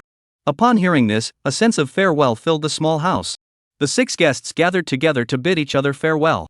At that moment, Suan suddenly stopped smiling. His expression was unusually solemn. He scanned the others present with his gaze, and his tone grew unusually sincere. Everyone, I truly appreciate your kindness and support over the past week. Especially for tolerating my various unreliable behaviors. He even bowed slightly. This sudden change left everyone present speechless. What's going on? Is this really the same Suan who's always pulling pranks? How did he suddenly become so refined and polite? Something's off here. Reba quickly reached out to touch Suan's forehead and exclaimed, You're possessed by a ghost. Suan. The others were struggling to hold back their laughter. Don't interrupt. Suan prized Heba's hand away and pulled out several business cards from his pocket with great solemnity. The business cards were made of cardstock, but paired with Suan's elegant handwriting, they looked quite presentable. He walked up to Meng Zi and Li Yunrui, holding out the business cards with both hands. Zi, Yunrui, our meeting is fate. Let us stay in touch. Then he walked over to Yu Shuxin and Ding Yushi, presenting the cards with the same gesture. Shuxin, Yushi, may our friendship endure forever. Whoa! All 4 of them were speechless. What is Suan up to? But they still took Suan's business card with both hands and promised to stay in touch. However, Yu Shuxin raised an eyebrow in confusion. Suan, this number, why does it start with 62? Isn't that a domestic number? The others, upon hearing this, also took a closer look at the business cards in their hands. Sure enough, they all started with 62 and the numbers were very long. Reba also curiously leaned in to take a look, feeling equally puzzled. Suan waved his hand. Oh, this one? It's from the Bank of Communications. Bank of Communications? A bank card number? This guy. It's the same old thing. Everyone sighed in relief and looked at each other. They all saw a hint of understanding in each other's eyes. Yu Shuxin and Meng Zi shouted, Yushi Yunrui, go! Ding Yushi and Li Yunrui rolled up their sleeves and charged toward Suan, one on each side. What are you doing? Suan saw the situation was dire and took off running. But he was still caught by the 2 strong young men. Meng Zi and Yu Shuxin patted the hot stove's shoulders and smiled, let the Orange Cat go. Reba rolled up his sleeves, he. Suan. Under Suan's terrified gaze, the other 4 exchanged encouraging glances, and Reba began his act of killing a relative for the greater good. The courtyard was suddenly filled with Suan's exaggerated screams and the laughter of those watching the spectacle. The faint sadness that had begun to surface due to their impending separation seemed to be completely swept away by the chaos. After this minor interlude, the heart-pounding cottage finally bid farewell for the first time. The other 4 guests had all left. However, Reba and Suan suddenly appeared on the beach. The evening beach was unusually quiet. Suan and Reba walked forward for a very long time. Until Reba's phone rang repeatedly with her assistant's reminders, she finally stopped. She gazed at the sun about to sink into the sea. She turned around, faced Suan, and spread her arms wide. Her face was tinged with a faint blush. She said, Suan, for our friendship, give me a hug? Suan paused for a moment but still smiled and asked, pure friendship? Reba also laughed, yes, pure friendship. Suan gently embraced her. At that moment, the sunset was gentle, and the sea breeze was soft. The sound of the waves became exceptionally clear, crashing gently against the shore, time and again. Time seemed to slow down in that moment. At that moment, a faint mosquito-like sound rang out. Suan, next week. I'll be back. Suan's voice, as gentle as the softest sea breeze, instantly dispelled all the anxiety and doubt in Renba's heart. Chapter 56, an envy-inducing top-tier contract. Suan, you're more dazzling than the sunset. The flickering lights of the heart-stirring cottage danced in the deepening night. Under the pavilion, Suan's gaze fell on the brand new contract before him. Suan, I called you here today to discuss your contract. Wang Zhengyu cut straight to the chase. Suan picked up the contract and skimmed through it, unable to suppress the ripples of emotion in her heart. Could it be that Wang Zhengyu had called him to discuss the contract amendment? A contract so lucrative that it would make every top star in the entertainment industry green with envy. The only requirement was, Suan must guarantee full participation throughout, no withdrawal midway. The contract was highly detailed, covering salary, bonuses, profit sharing, and even additional resource allocations. $1 million salary plus a 2.5% share of the show's final profits. Interesting. Director Wang seems genuinely eager to advance his career. As a veteran of variety shows, Wang Zhengyu dared not even breathe heavily, fearing he might disturb the big shot in front of him. He had already discreetly sent someone to investigate Suan's background. And the only result he got was this. And it was the only information available. Suan is indeed a student at Peking University. As for anything else, nothing could be found. There were only two possibilities. Either Suan is an ordinary person, or Suan is a high-ranking figure with even deeper connections. Wang Zhengyu didn't want to speculate about who Suan was and had no intention of continuing the investigation. After years of navigating the entertainment industry, Wang Zhengyu has come to understand one thing deeply. Some things are best left unexamined. Some people, you just don't mess with. There was no doubt that the Suan standing before him was exactly such a person. Therefore, when facing Suan, Wang Zhengyu spoke with a touch more politeness. If it were any other day, Wang Zhengyu would have definitely avoided such a person. After all, the temperament of a big shot is always unpredictable. You never know when you might offend them without even realizing it. But there was no choice, he had to grit his teeth and push forward. If Summer Heartbeat truly aims to become a phenomenon-level dating show, it cannot do without the man before him. Thinking of that smiling tiger of a deputy station manager, Wang Zhengyu clenched his teeth and resolved to do whatever it took to keep Suan. Wang Zhengyu cautiously asked, how about it? Is the contract okay? What's your opinion? It's fine. Suan nodded. After all, he found the show pretty interesting, and besides, he had already promised a certain orange cat. Phew, that's great. Wang Zhengyu exhaled in relief, the weight on his heart finally lifted. After thinking for a moment, Wang Zhengyu cautiously asked again, by the way, would you be willing to write a theme song for the show? Something related to love. After a pause, he added, of course. I won't let you write it for free. The copyright is yours. I'll purchase the song's rights at the highest market price. What do you think? Love related? Does that mean a sweet love song? Suan was taken aback. This guy was really bold. He had just depressed the entire internet, and now he wanted him to make everyone cry with sweetness and create a contrast? However, Suan wasn't particularly interested in the idea. He shook his head and politely declined, writing songs is out of the question. I'm not very good at writing sappy, sweet songs. Alright, I understand. Wang Zhengyu felt a bit disappointed but didn't press the matter.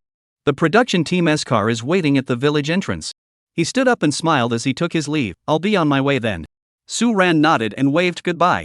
After Wang Zhengyu left, the oppressive feeling of being in the presence of a high-ranking official finally vanished. That guy's aura is truly intimidating. Wang Zhengyu couldn't help but shake his head and laugh, feeling a sense of awe. Suan was clearly far too young, yet he exuded a calmness as deep as an abyss, as if he had seen everything in the world and could effortlessly penetrate its secrets, the overwhelming aura of a superior figure. The courtyard once again fell into silence. Suan sat alone in the pavilion, enjoying the cool sea breeze. Without thinking, he took out the time wish card that Reba had written for him that afternoon. The card, written in neat yet slightly adorable handwriting, listed 7 wishes. Wish 1, I hope Suan doesn't run away next week. Otherwise, I'll beat you. Wish 2, I want to go eat something delicious with Suan. Wish 3, I hope he can always be happy and joyful. Wish 4, I want to watch the sunrise with Suan. Wish 5, I want to hear Suan say goodnight to me every night. Wish 6, I want to do something crazy and childish with Suan. Wish 7, I want to hear Suan sing me a sweet song. Please don't sing Manhwa Bridge again, it's so sad. Note, thank you for the wishes. I'll treasure them carefully. Looking at each wish and the final note, Suan couldn't help but curve her lips into a smile. A warm current also quietly spread through her heart. At that moment, the live stream wasn't on, otherwise the aunties would have seen this wish list and there would have been a commotion. This is a mutual wish. Every little wish in the wish list holds a piece of Suan. Even when she went out to eat something delicious, she always thought of bringing Suan along instead of simply writing, buy me something delicious. Do you want to listen to sweet songs because you don't want me to be sad? What an interesting and adorable woman. This is Suan's latest evaluation of hot bao in her heart. Just then, her phone dinged, indicating a new message. Suan picked it up to look.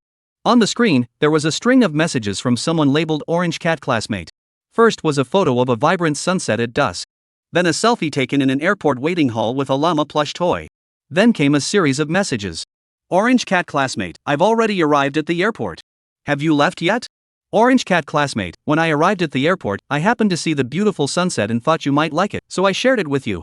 Orange Cat, how about it? Pretty nice, right? Suan looked at the messages, and the smile on her lips grew wider. For some reason, he couldn't help but want to tease her. So, while waiting in the departure lounge, he received this reply. Suan, are you talking about the sunset, or yourself? Ing. When Reba saw the message, his heart started racing uncontrollably. Suan, is she flirting with her? That steel-straight guy, has the iron tree finally bloomed? Reba took a deep breath, suppressing his excitement, and replied. Orange Cat, what if it's a sunset? Suan, it's beautiful. Reba hesitated for a moment before typing 3 words and sending them. What about me? After sending it, she felt her heart was about to burst. Suan, do I even need to ask? Of course it's a sunset. Ah. As expected, you can't expect anything from this guy. She was about to launch an emoji attack. The next second, she saw Suan's reply. Suan, but you're even more dazzling than the sunset. Reba looked at the message, and the anger from earlier was washed away, leaving him smiling. The little assistant beside her was completely baffled. This Baba Jia, how could she be so angry just now and now be smiling like a little cutie? Indeed, love really does make you lose your mind. No way. Absolutely not. At that moment, Suan, who had already boarded the production team's private car and was leaving the villa, looked at the chat window that hadn't responded for a long time and couldn't help but laugh softly. He could even imagine. On the other end of the phone, the orange cat was staring at the screen, looking both annoyed and adorably amused. Suddenly feeling a bit excited about their next meeting. Chapter 57, Doubt and Mockery. Reba's self-improvement plan. After a 3-hour drive, the vehicle slowly entered a high-end residential area in the heart of the metropolis. Returning to her familiar yet spacious riverside penthouse, Suan instantly switched back into retired big shot mode. She tossed her backpack carelessly at the entrance and sank into the soft sofa. Home is still the most comfortable place. No cameras, no paparazzi, no tasks. This is what retirement life is all about. Thinking of a certain chatty person, Suan picked up her phone, intending to let her know she was back. She opened the chat window for Orange Cat. The last message was still from 2 hours ago. I'm on the plane. I'll talk later. See you when I land. Followed by an airplane emoji. Suan smiled and replied, alright, I'm home. Get some rest once you land, don't let those panda eyes get any worse. After sending it, he exited WeChat. Lying on the sofa, Suan suddenly remembered the new supplementary contract. It seemed to mention that he needed to cooperate with the program for some necessary promotional activities. This included opening a personal Weibo account. After thinking it over, Suan downloaded the app and registered an account. He sent a screenshot of the account to Wang Zhengyu, who would handle the verification process with Weibo's official team. 5 minutes later, Suan received a thumbs-up gesture from Wang Zhengyu. What left Suan both amused and exasperated was Suan's Weibo verified status was Summer Heartbeat 2 Amateur Guest Official CP Partner by Hot Bao National Treasure Cute Animal Caretaker Animal Soulmate. Suan's lips twitched. What on earth were these titles? Isn't there a more normal one? How about Independent Musician? Forget it, whatever. Suan didn't even use Weibo in the first place. This account was purely for completing tasks. Just post something random. After editing her first Weibo post, Suan put down her phone and went to take a shower. The Weibo post was simple, just 2 words, and tagged someone. Good night. At Dear Dilly Reba. However, such a simple post. It caused an explosive uproar across the entire Weibo platform. Suan has opened a Weibo account. And what the heck is this verification? I'm dying of laughter. Ha ha ha. Official certification of Dilariba's CP partner? Ah. Did the show's production team officially confirm this? Is this real? National Treasure's honorary caretaker. Animal soulmate. So cute. The official account's memes are the most lethal. No wonder it's Suan. Even the verification is so unique. Sisters, let's go. Follow her now. We need to make a big splash. Woo, he only followed Reba, and the first post was saying goodnight to Reba. Countless CP fans, pranksters, and even casual fans who were driven to despair by Manhwa Bridge. At this moment, they flooded into Suan's newly created Weibo account, which didn't even have a profile picture yet. The number of followers skyrocketed. 10,000. 50,000. 100,000. 500,000. 1 million. In less than 5 minutes, Suan's Weibo follower count had already surpassed the 1 million mark. And the mastermind behind it all, Suan, was currently enjoying a relaxing bath, completely unaware of what was happening outside. 15 minutes later, Suan emerged from the bathroom feeling refreshed, wearing a robe as he made his way to the living room. He picked up his phone, which was charging on the coffee table, intending to check the time. But, as soon as the phone unlocked, the screen was instantly flooded with Weibo push notifications. The notification sounds ding ding dong dong rang non-stop, without stopping for a single moment. Suan quickly blocked Weibo's notification permissions, finally silencing the annoying alerts. When he opened it, he finally understood what had happened. The Weibo post he had casually shared had suddenly become the hottest topic on Weibo. And, in less than 20 minutes, Suan's Weibo follower count had surpassed 3 million. Such numbers might not seem impressive compared to any celebrity with a decent following. But keep in mind, Suan achieved this without any promotion or a team behind her. This is genuine fan engagement. No exaggeration. Moreover, the number of retweets and comments on this Weibo post has also reached an incredibly staggering figure. This has left many artists and agencies who have been quietly following Suan feeling uneasy. Her popularity is truly terrifying. Suan curled up on the sofa, curiously opening Weibo to see what everyone was saying. To her surprise, the comments section was filled with all sorts of reactions. Excited CP fans, good night at Reba. I'll take this sugar first. There were fans demanding updates. Good night? What good night? Hurry up and release the full version of Manhwa Bridge. And there were even devout believers making wishes. Good night, Sushin. Please bless me so I pass my driving test tomorrow. And even people coming to fulfill their wishes? Sushin is truly amazing. Family. I made a wish in the live stream yesterday saying I wanted to win a phone for my wife. Today at work, I won the latest iPhone in a lottery. I'm here to fulfill my wish. Sushin is amazing. Me too. I prayed to Sushin yesterday to find a girlfriend. Today, my dream girl messaged me saying she wants to be with me, and we even got engaged. We're already planning the wedding. Sushin, please accept my bow. Help me become rich quickly. Suan looked at the comments section filled with increasingly outlandish wishes and fulfilled wishes. It's so fake he felt like he was in a different world. This generation of netizens has such wild imaginations. Do they really think I'm a wishing well? Just as Suan was at a loss for words, Wang Zhengyu sent her a message. Can you help promote the teaser for Summer Heartbeat 2? It's airing tomorrow morning at 10 a.m. on Mango TV. Promotional video? Tomorrow? Suan froze for a moment. She quickly understood Wang Zhengyu's plan. Wang Zhengyu really doesn't want to waste a single second.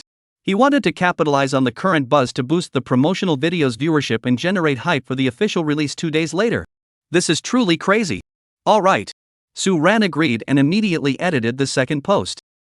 #Summer Heartbeat 2 #exclusive teaser trailer, tomorrow at 10 a.m. on Mango Video. Don't miss it. P.S. I'm not a lucky charm, I have no connections, and I don't take requests. Please contact your own ancestors. Thanks. 2 dogs. This post, which had a touch of self-deprecation and debunking, was immediately posted. It once again set off a frenzy in the comments section. All the fans were thrilled. The teaser is airing tomorrow? I love this unpredictable production team. Ha. So funny, Sushin's debunking is hilarious. Our ancestors aren't as divine as Sushin.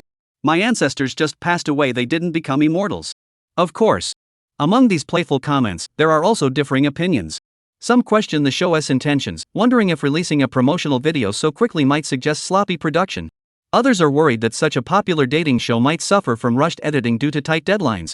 Expectation and skepticism coexist. But regardless, tomorrow at 10 a.m. Mango TV, the advanced teaser for Summer Heartbeat 2. It is sure to capture the attention of the entire internet and even the entire entertainment industry. Summer Heartbeat gained massive popularity thanks to Suan, naturally sparking anticipation among countless netizens who missed the live broadcast. As for the entertainment industry, their focus is more on Suan and Wang Zhengyu. The industry has already been buzzing with the nearly news. Wang Zhengyu, the award-winning director behind a hit variety show. Apparently, he signed a 3% ratings guarantee deal with the TV station just to keep this unknown talent named Suan. The news sent shockwaves through the entire industry. But not in shock and mockery. A dating show aiming for a 3% viewership rating on its premiere in today's highly competitive market? What kind of joke is this?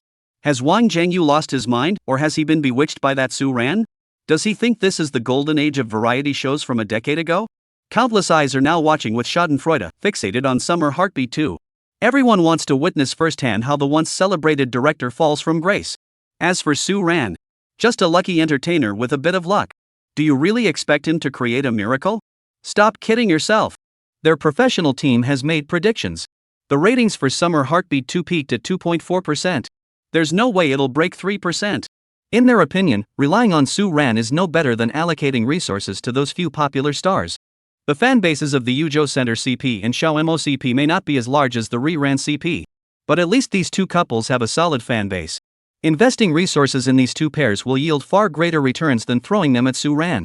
No one believes, and no one dares to believe, that this unknown newcomer named Suan could possibly carry such a heavy ratings burden on her own.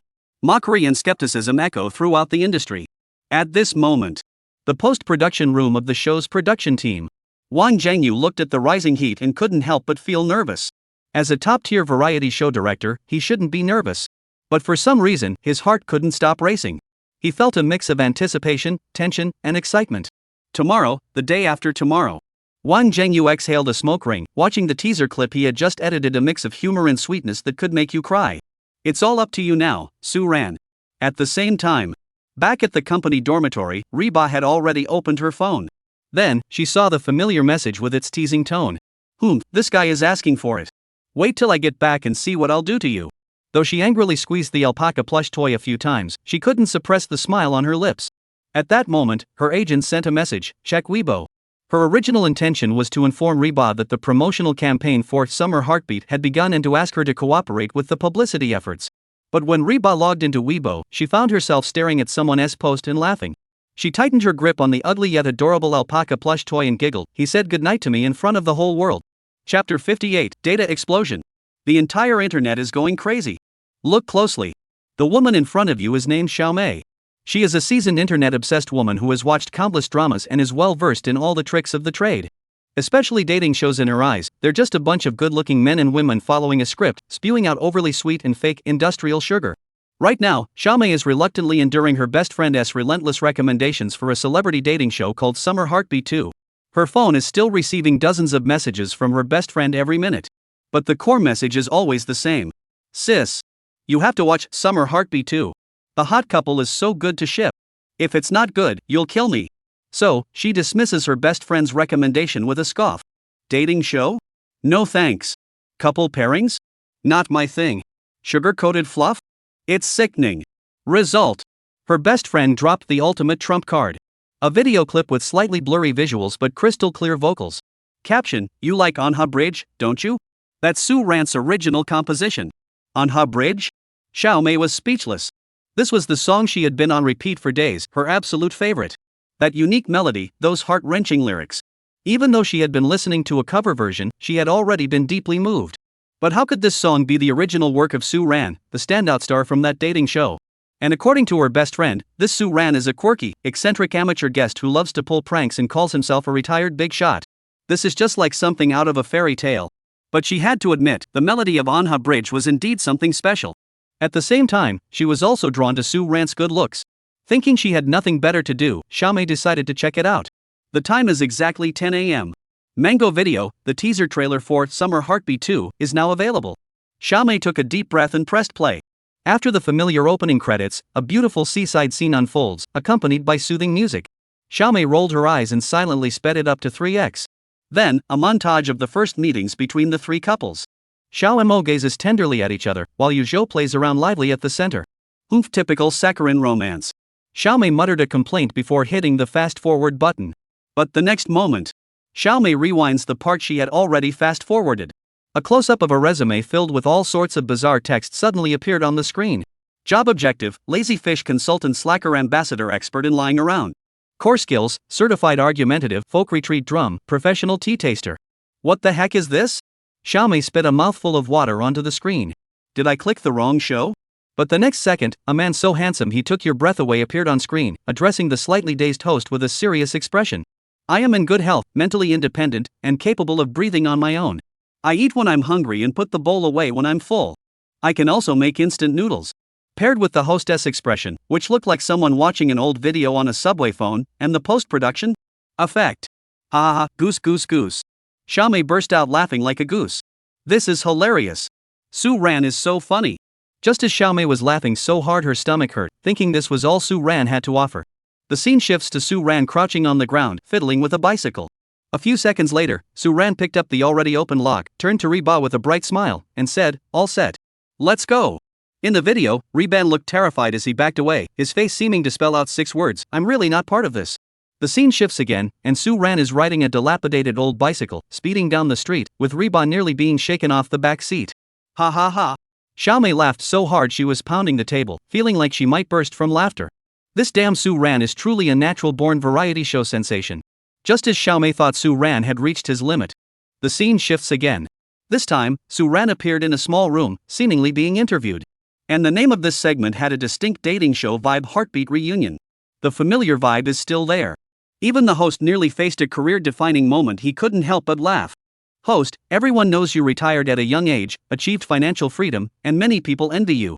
They're also curious about what kind of person you really are.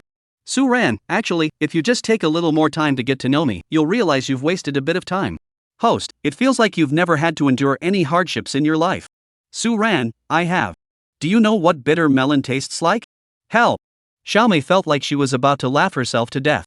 How does this guy manage to be so serious while talking about abstract concepts? Just as Xiaomei was about to laugh herself out of breath. Host, after spending a week together, what changes have you noticed in your partner? Suan, at first glance, I thought she was a bright yet slightly aloof girl. Host, and now? Suan, now, I think she's definitely better than the orange cat downstairs at my place. She's like a clingy little kitten. Boom. Xiaomei's laughter abruptly stops. No way, this is too sweet for me to handle. The scene shifts again. This time, Reba is sitting on the sofa in the interview room, her eyes red, as if she had just been crying. The screen also displayed the contents of her wish card. Wish 1, I hope Suan doesn't run away next week. Host, your first wish feels like I hope you're still here tomorrow. Why not forever? Reba, forever is too far away. As long as he's still here tomorrow, that's enough. Xiaomei's smile faltered. Wait, are we about to start the drama? I haven't even started yet. But the scenes that followed left Xiaomei utterly moved. Whether it was the mutual desire for happiness in Suan and Reba's wishes, they both hoped the other would be forever happy and joyful.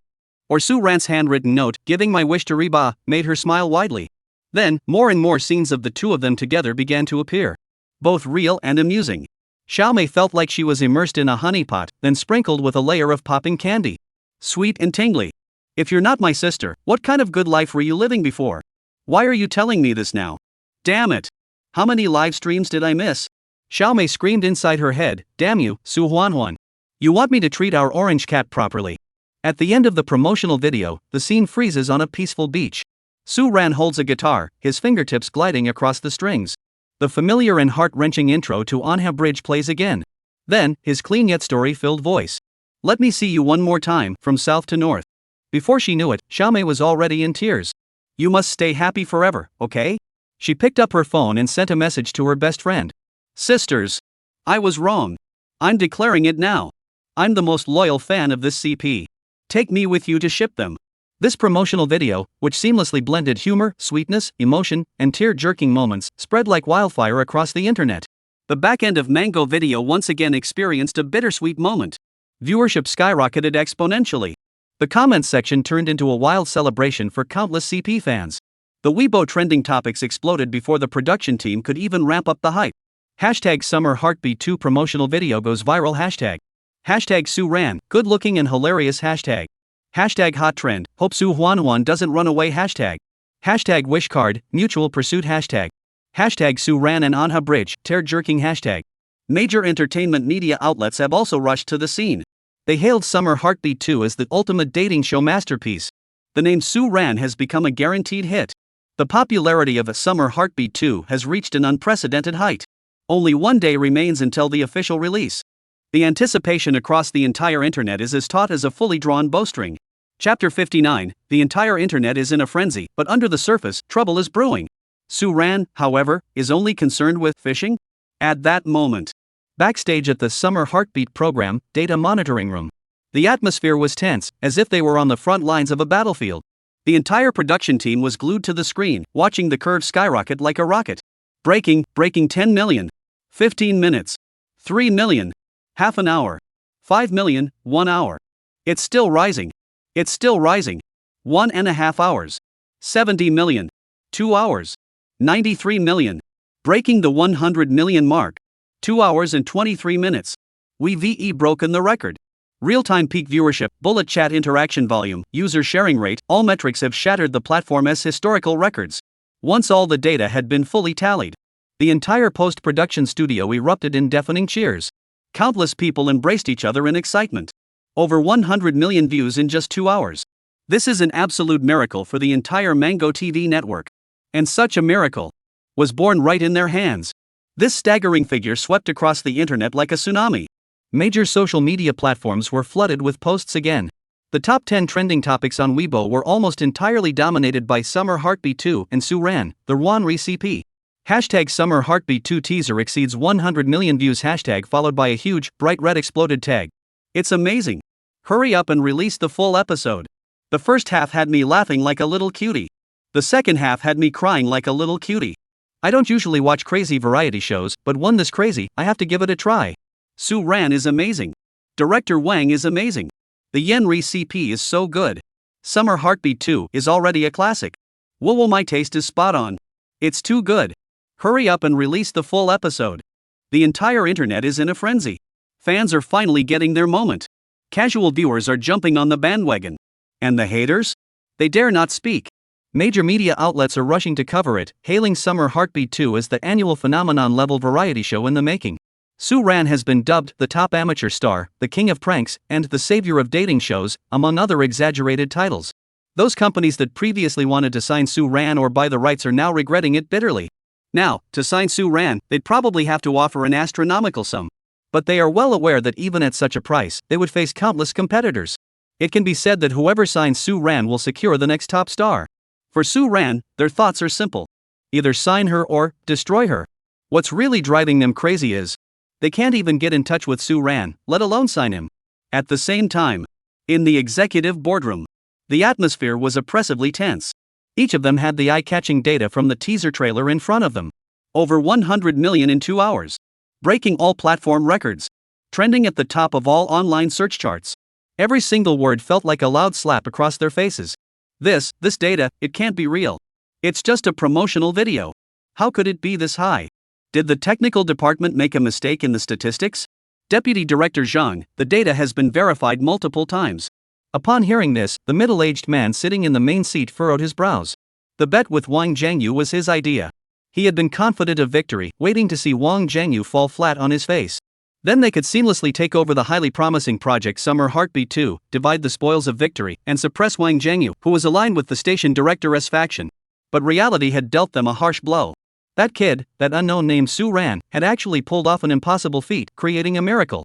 Just then, someone suggested, should we use some means? The words fell, and everyone present fell silent. Using underhanded tactics would mean that the ratings and reputation of Summer Heartbeat 2 would be compromised. That was the last thing they wanted. What they wanted was a flawless Summer Heartbeat, just without Wang Zhangyu. Just as they were pondering, a surprising voice suddenly rang out. Everyone, I've received confirmed information. The data for the teaser trailer of Summer Heartbeat is fabricated. Everyone turned to look. Zhang, the deputy station director, paused for a moment before asking, is the information reliable? This information is absolutely reliable. It was passed on by someone we had stationed there. The person continued to open a web page and laughed. Plus, there are already many online posts questioning the authenticity of Summer Heartbeat 2's data and accusing them of buying trending topics. The momentum has already been set. Wow. Now, everyone's mood immediately relaxed. Humph. Zhang, the deputy station director, sneered, his gloomy expression vanishing. I told you, it's just an amateur. How could they possibly have that kind of influence? Exactly. According to our professional prediction model, without our resources being allocated to it, the premiere ratings for Summer Heartbeat 2 would top out at 2.4%. Breaking 3%? That's a pipe dream. Then, is there any point in doing anything else? Someone cautiously asked. No need. Let them go down in flames if they want to. I'll just wait and see what happens when the actual ratings come out tomorrow night. What will he have to say then? Zhang, the deputy station director, waved his hand dismissively, looking confident. When the data manipulation scandal is exposed, coupled with the failed bet, a flash of cruelty crossed his eyes. We'll just sit back and watch him destroy himself. Everyone nodded in agreement, their faces lit up with knowing smiles. In their minds, Summer Heartbeat 2 was already theirs for the taking. As for Suan's contract issues? Once they got rid of Wang Zhangyu, they had plenty of options. A complete novice, he couldn't possibly cause any trouble. A silent battle was brewing. At that moment, the post-production studio of the program, Wang Zhengyu naturally saw the rumors online about data fabrication. But he merely smiled, unconcerned. His assistant, however, was pacing nervously like an ant on a hot pan. "Director Wang, how can you still be smiling? If we don't clarify this rumor, we're finished." Wang Zhengyu replied calmly, "Clarify? Why clarify?" A sly gleam flashed in his eyes. "Do you think someone else leaked this information? And they think that informant is hiding that well?" The assistant froze upon hearing this. "Why, do we have to do this?" He actually wanted to ask, wouldn't this be like shooting ourselves in the foot? What if it really affects the show? Wang Zhengyu smiled and explained, "Do you think if I don't do it, others won't try to smear us? It's better to choose a smokescreen that's absolutely advantageous for us." After a pause, he continued, "Anyway, we didn't really fabricate anything. What's there to fear? If they want to take us down, they'll need evidence." That makes sense. Currently, all parties are closely monitoring Summer Heartbeat 2 and Suan. Since that's the case, why not stir up the waters ourselves to confuse the opposition? Assuming they really want to accuse us of data fabrication, they can just present the evidence on the spot to prove their innocence. Brilliant. The veteran director really has some tricks up his sleeve. Finally, the assistant asked, "Director Wang, do you think our premiere can really break the 3 million mark?" Wang Zhengyu smiled and shook his head. "Remove the ma." The assistant was taken aback. "So confident?" "No, I have confidence in him." His gaze once again fell on Suan, who was holding a guitar on the screen. At that moment, the one whom Wang Zhengyu had pinned his hopes on. The one being discussedly across the entire internet. The traffic magnate Suan, who had been targeted by countless media companies, is currently at an unknown, remote reservoir with spotty cell service. Wearing a straw hat, he was intently staring at his fishing rod. Beside him lies a small refrigerator filled with ice-cold cola and snacks. A gentle breeze blows by, carrying the fresh scent of earth and grass. The sunlight is completely blocked by the tree shade, leaving only a cool breeze. As for his phone, he had already silenced it and tossed it aside. Trending topics? Data? Betting agreements? Entertainment industry scandal? None of his business. All he cares about right now is whether he can catch a fish today, that's it. Chapter 60, Phenomenal. The entertainment industry goes silent. There are only 10 minutes left until the first episode of Summer Heartbeat 2 airs. The entire internet seems to have fallen into an eerie, breathless state. Countless eyes, filled with anticipation, skepticism, or schadenfreude, are fixed on the countdown timer on the screen. The top 10 trending topics on Weibo are dominated by Summer Heartbeat and Suran-related topics. The Mango TV app is experiencing intermittent lag due to the sudden surge in traffic. Editors at major entertainment media outlets have already prepared 2 completely different press releases, waiting for the final data to be released. Those who had been the most vocal critics and trolls earlier had fallen silent, waiting for the final moment of chaos. In a high-level meeting room at Mango TV, Zhang, the deputy station director, holds a teacup, wearing a confident smile. They have already prepared to open champagne in advance to celebrate. The 2.4% prediction was still overestimating them. If we break 2% tonight, that's all they can hope for. Next, we need to discuss who will take over this project. In another brightly lit post-production room, Wang Zhengyu crushed the cigarette butt in his hand and stared intently at the secondary screen displaying real-time data. His bloodshot eyes burned with a hint of tension he didn't even notice himself. Success or failure hinged on this moment. Time ticked away, second by second. Finally, 8 p.m. sharp. The first episode of A Summer Heartbeat 2 is now available exclusively online. In that moment, it felt as though it had been planned all along. Mango video servers. Once again, without a doubt, the servers were overwhelmed. On countless user screens, all that remained was a spinning loading icon, along with a line of despairing text: "Server is overloaded, please try again later." Crashed again? Can you even handle this, Mango TV? Did you steal the membership fees I just paid? Ha ha ha. Peak viewership at launch? This heat is unmatched. This is killing me. Let me in to watch Suran's antics. I want to see the CP shipping. What the heck? I've been waiting all day for this? Buffering at 99%, slower than when I downloaded the movie. The back-end technical team is in chaos, urgently handling the issue. After waiting for over 10 minutes, viewers finally managed to squeeze into the playback page. But the screen was immediately overwhelmed by an avalanche of exaggerated comments. Countless comments like "high energy content ahead," "the attention-seeking couple is here," and "my favorite ship is here," flooded in like a tidal wave. The actual content of the show did not disappoint any fans. The production team didn't hold back. They had edited in all the highlights from the first week without holding anything back. Whether it was Suran's shocking abstract resume, her addictive song "Foodie from Heaven," or the terrifying yet irresistible Cthulhu seafood porridge, All of these moments had the audience laughing non-stop, almost to the point of suffocation. One laugh-out-loud moment after another left the audience unable to stop laughing. They couldn't believe that someone so handsome could be so abstract. But then, the show took another unexpected turn. Sugar. He went all out with the sweetness. Reba casually mentioned wanting to buy something delicious, and Suan remembered and kept his promise. Despite being afraid of heights, he forced himself to accompany Reba on a vertical roller coaster. Even though she found it childish, she still accompanied Reba on the carousel. And the moments when the two of them are together, though chaotic, are so heartwarming that they captivate countless viewers. They don't even know what magic the hot and spicy CP holds. Perhaps it was when they adopted the panda Juan, and he casually said, "The military medal also belongs to you." Or when he saw Reban scared to tears, his clumsy yet incredibly tender comfort and the words, "Even with your makeup smudged, you're still beautiful." Or the sunset scene where the two walk side by side, their silent yet lingering shadows embracing each other. No artificial additives.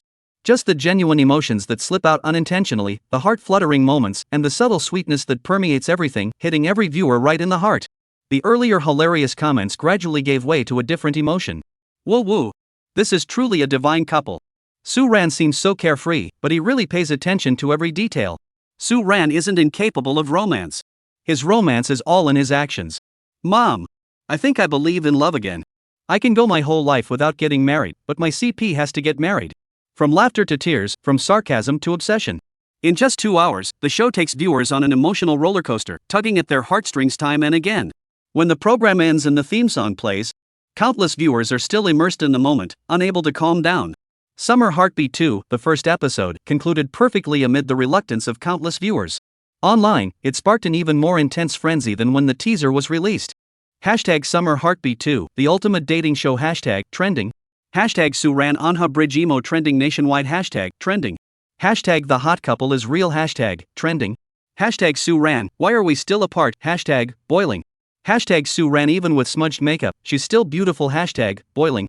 All social media platforms have been completely taken over by Summer Heartbeat 2 and the fiery hot CP. Related discussion groups and super topics have sprung up like mushrooms after rain, instantly attracting a massive fan base. Countless edits and fan creations are exploding in a flood. Summer Heartbeat 2, thanks to Suan, the ordinary guest, and the unique chemistry between him and the hot couple, has completely gone viral. It's gone viral. It's unprecedented. At midnight, when the official third-party ratings data was finally released, the entire entertainment industry fell completely silent. The first episode of A Summer Heartbeat 2 reached a peak real-time viewership rating of over 4% on Kuyun.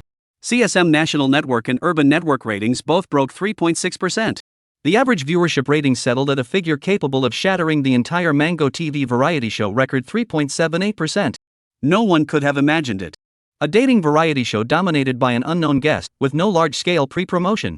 The premiere ratings directly landed among the top spots in Mango TV's history of variety shows. At this moment, in the high-level meeting room of Mango TV, there was an eerie silence. Those who had been celebrating halfway through the show are now staring intently at the data. Is this data fabricated? This data was compiled by Kuyun, they're the most authoritative platform. Impossible. It must be fake. However, this time, no one dared to agree. Everyone knew. They had been completely defeated. But they couldn't understand why. Why had they lost to someone they had never cared about from the very beginning? Suan? They felt their faces burning with shame, as if Suan had slapped them countless times with an invisible hand. The impressive numbers sent shockwaves through the entire entertainment industry. Countless talent agencies swarmed out like sharks sensing blood. Their goal was simple: find Suan and sign her. Suan was now a goldmine. Post-production room of the show. Wang Zhengyu stared at the red numbers on the screen, finally letting a satisfied smile curve his lips. That kid has created a miracle. That was Wang Zhengyu's thought at that moment. He picked up his phone and checked the time. It was already 1 a.m. Had that guy gone to sleep yet? But never mind. He was so excited he couldn't contain himself. He had to share this good news with someone. Wang Zhengyu dialed Suan's number. On the other end, Suan's lazy voice came through. Director Wang? Wang Zhengyu exclaimed excitedly, Suan. We did it. The ratings are through the roof. Do you know how many viewers there were? Let me tell you. On the other end, Suan's surprised voice rang out. How did you know I caught a 21.6-pound croaker? Wang Zhengyu. I didn't ask you about the fish. But he could only sigh to himself. A pro is a pro. Impressive. Chapter 61, A Chat with a Time Difference. A hot surprise. Overnight, Summer Heartbeat 2 and Suan's name swept across the internet like a hurricane. Countless discussions, analyses, and fan-created content flooded in, pushing the buzz to new heights. Suan's 2 original songs, which were vastly different in style yet equally stunning, dominated the music charts on all major platforms. Both songs, accompanied only by guitar, dominated the new song charts on all major music platforms with overwhelming force. Pulling off a stunt, depressing masterpiece, Cthulhu Seafood Porridge, Suan, Orange Cat Classmate, and The Su Family of 3, with Suan being the ugliest. These terms related to Suan and the Suan and Ran Wreath CP quickly became the hottest internet slang of the moment. There's no doubt about it. Suan, who was originally tricked by her mom into joining a dating show and just wanted to coast through the variety show, has unexpectedly become an overnight sensation. She has become the epitome of online traffic this summer. However, as the center of this online frenzy, Suan feels nothing about it. He didn't capitalize on his sudden fame like other overnight sensations, trying to cash in on the massive attention. Instead, he vanished as if he had never existed, completely disappearing from the internet. No one could find him. Not even the entertainment media companies that claim to have connections everywhere. This left the fans eager to ship the couple in a frenzy. Other artists would be working around the clock 48 hours a day. Suan, on the other hand, has simply vanished into thin air. So what is Suan up to? He's simply returned to his retired life, living like a slacker every day. In the morning, he sleeps until he wakes up naturally, then heads to the balcony to tend to his plants. At noon, he occasionally feels inspired to cook a simple yet delicious meal himself. In the afternoon, he brews a cup of tea, leans back in his recliner, and reads a book or watches an old movie. In the evening, his main pastime is going downstairs to play chess with the old men using AI, then watching them grumble and swear that they'll never play with him again.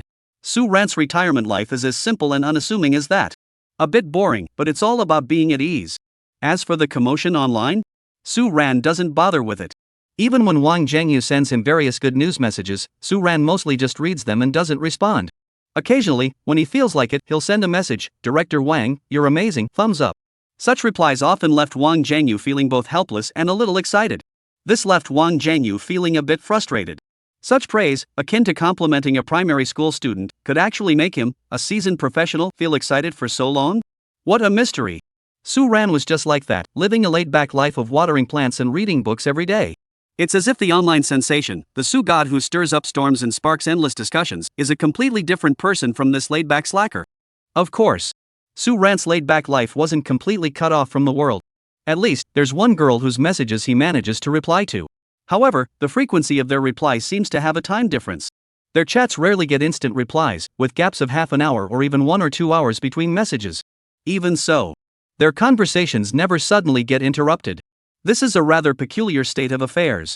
In this fast-paced era where instant replies are seen as a sign of care, Suan and Reba's chat history looks almost like pen-pal correspondence from last century. She might send a message like, "The weather is so nice today," and have to wait an hour or more before receiving his reply, "Just woke up. The sun is really strong."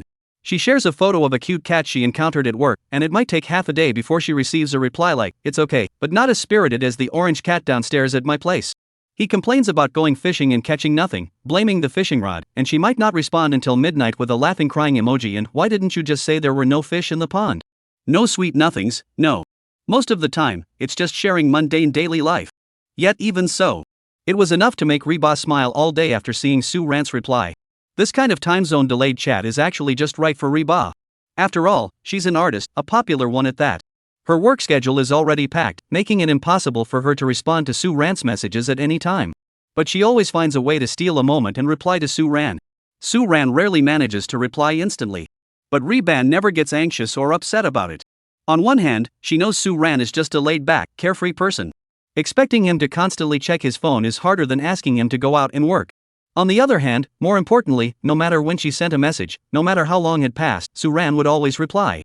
Maybe it's after a long time, maybe it's just a few simple words or an emoji. But he is always there. Every word she says, he sees and responds to. This sense of every word is acknowledged, every matter is addressed feels more reassuring in this era of fleeting relationships. It is far more precious than those fleeting, instant replies. She knows that Suan has retired and has plenty of time. But he also had his own rhythm and hobbies. He might be watering his plants? Or experimenting with some strange, dark cuisine? She won't disturb him or try to persuade him to change anything. As long as, when he has free time, he thinks of her and gives her a response, that's already enough. This way of giving each other space makes her feel comfortable and at ease. As usual, after finishing work for the day, she returned home, took a shower, and then snuggled into bed, opening her phone, and giggled to herself. Suan, nothing to do today, fishing at the reservoir. Suan, good news. No empty nets today, caught a 28-gram prehistoric giant crocodile. Suan, new product development. You'll be the guinea pig next week. Suan, good night, sweet dreams. Reba looked at the messages Suan had sent, which were several hours apart, and the final good night, sweet dreams, and couldn't help but laugh like a little kid. He really says good night to me every day.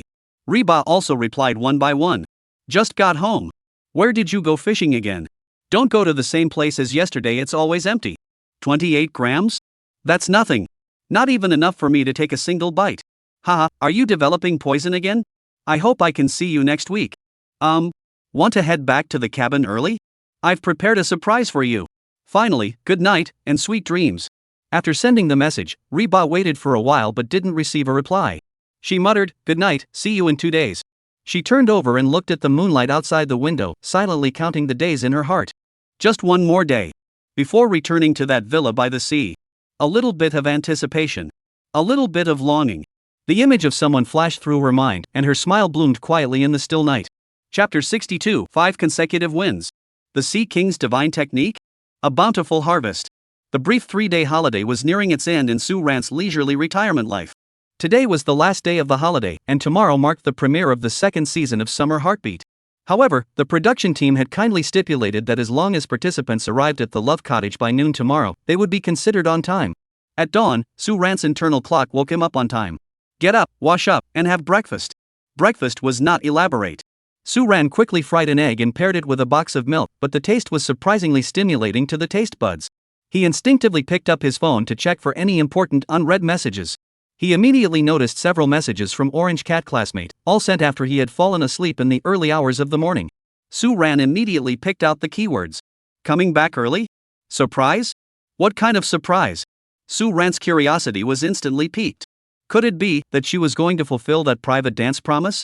Certain slightly risque images flashed through his mind. A little strapless top. Black stockings. Long legs. Stop thinking about it. Suan quickly opened Douyin and watched 2 episodes of Horsehoof Repair to calm down. He, Suan. A proper gentleman who has risen above such vulgar tastes, how could he possibly be into black stockings and long legs? Absolutely impossible. But the villa hasn't been occupied for several days, returning early to tidy up would be beneficial. Thinking this to himself, Suan switched back to the chat window and replied. What time? What a coincidence. I've also prepared a surprise for you. After sending the message, Suan didn't receive a reply from Rehat, so she put down her phone and called up the system panel. He hadn't paid attention to the system for several days, so it was time to check it out. Fun value depression value 5783 3483 plus 2300 points. Skills, God tier singing skills, mastery of all instruments, Chef S special edition beginner, lockpicking master beginner, affinity with all things intermediate, heartstring resonance. Items, Chinese music library. Not bad. Suan looked at the total emotion value and was extremely satisfied. It seems that after the system upgrade, the proportion of emotion points obtained has indeed significantly increased. Suan also opened the system log to take a look. Ding! Detected that the host's performance of the song Manhwa Bridge is gaining momentum, triggering widespread emotional resonance and discussions across the internet, with significant influence, earning healing depression points plus 1000.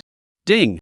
The host's iconic moments such as unlocking, dark cuisine, panda reunion, Caesar paying respects with a cigarette, and mystical lottery scraping have been edited and widely shared, with the entertainment effect continuing to ferment, earning plus 1000 entertainment points. The host continues to spark widespread discussion, earning prank points plus 60 plus 40 plus 25 plus 20 plus 20. In other words, the higher the exposure, the more people it influences, and the higher the emotion value collected. Unfortunately, only 2 modules have been unlocked so far. Otherwise, even just passive income could allow you to open treasure chests at any time. Suan thought about it and decided to ask the system. System, the numerical value of emotion points is calculated based on the response and influence triggered by the entertainment module and healing depression, with a specific formula as follows. Suan looked at the long string of formulas, feeling both impressed and confused, then closed the system dialog and began to ponder. Now, he faced a dilemma. Should he continue to accumulate emotion values for the golden treasure chest, or go all in on the silver treasure chest with a 5 draw? However, Suan only hesitated for a second before decisively choosing the 5 consecutive draws. After all, his life was finally looking up, so there was no need to hold back on emotion points. Let us go all out for a big reward first. Suan decided to treat himself to 5 rewards first. System: 5 consecutive draws. Suan rubbed his hands together, excited and anticipating. The next second, 5 flashes of light appeared, and Suan's mind was filled with continuous notification sounds. Ding! 5 consecutive draws activated. Ding! Congratulations, host!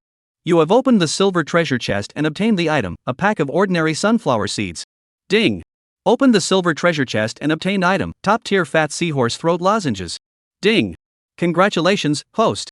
You have opened the silver treasure chest and obtained the skill, Voice Actors or Monsters, Evil Cultivation Edition. Ding! Congratulations, host! You have opened the silver treasure chest and obtained the item, Skill Upgrade Card. Ding! Congratulations, host! You have opened the silver treasure chest and obtained the skill, Bedtime Storyteller. After the lottery ended, Suan felt incredibly relieved. 2 skills, 3 item rewards, and especially a skill upgrade card. That's awesome. The sunflower seeds were indeed ordinary, but the fat seaweed was truly top-notch. According to the system description, just one of them can make your throat feel like it's being pampered by a king, making it an indispensable must-have item for karaoke. The description of the Bedtime Storyteller skill caught Suan's attention. Skill effect: you gain the ability to turn any mundane story into an engaging tale. Your voice will automatically adjust to the most soothing and comforting frequency based on the story's plot. Note 1, this skill has a high probability of influencing the target's dream theme that night, making them more likely to dream of happy and sweet dreams featuring the host. Note 2, the effect is limited to bedtime stories. Suan looked at the notes and couldn't help but laugh. It seemed like a skill straight out of a sea god's playbook. She then shifted her attention to the last skill with an odd-sounding name. Skill name: Voice Actors or Monsters Evil Cult Version. Skill effect: your vocal cords are the finest instruments in the world. You can not only imitate the voices of everyone from elderly people to 3-year-old children but also use your voice to perform, comfort, and ignite the souls of listeners. You are a walking voice actor monster. Note, this skill is the Dark Cultivation version. The activation method is somewhat abstract, but it poses no harm to the host's body. Recipe: bitter melon juice plus a pinch of salt equals uncle voice, honey yuzu tea plus black coffee equals gentle older sister voice. Wow! It does sound incredibly powerful. Your body is an instrument, and you can mimic any sound. But this abstract activation method almost made him freeze up. It's actually pretty interesting. Suan shook his head and smiled, acknowledging it as a promising new skill. Not bad. This was definitely worth it and satisfying. He closed the system panel, stretched, and got ready to go out shopping. That girl had prepared a surprise for him. He should return the favor. Just bring her some food, and while you're at it, record a sweet song. At the same time, a recording studio in Beijing. After finishing an interview, Reba took a quick glance at his phone. Upon seeing that Suan had agreed to come back early for the surprise, her mood was as sweet as honey. She thought for a moment and replied with a time. My work will be done by the afternoon. See you at the villa tonight? This time. The other side replied instantly. Alright, see you tonight. When Reba saw those words, she felt like she was floating. She didn't know why she was so excited. Was she looking forward to seeing him, or to seeing his expression when he saw the surprise? Perhaps, both. The last rays of the setting sun lingered reluctantly on the horizon, leaving a golden border on the sea.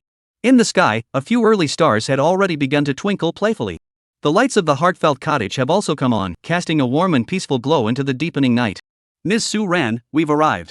The driver stops the car and reminds Suan, who is closing her eyes to rest. Thanks, driver. Suan picked up her backpack, got out of the car, and retrieved the large water tank she had prepared from the trunk. After politely declining the driver's offer of help, Suan walked into the familiar courtyard, but the villa was unusually quiet. There wasn't a single soul in sight. But why are the lights still on? Is the heat on earlier than him? With a puzzled expression, Suan pushed open the front door and entered the villa. As soon as he stepped into the living room, Suan heard the clanging sound of pots and pans coming from the kitchen. Suan's heart skipped a beat. Curious, he tiptoed toward the kitchen. However, as soon as he reached the kitchen door, he froze in his tracks. There stood a slender figure wearing a pink bear-shaped apron, facing away from him and busily working at the stove.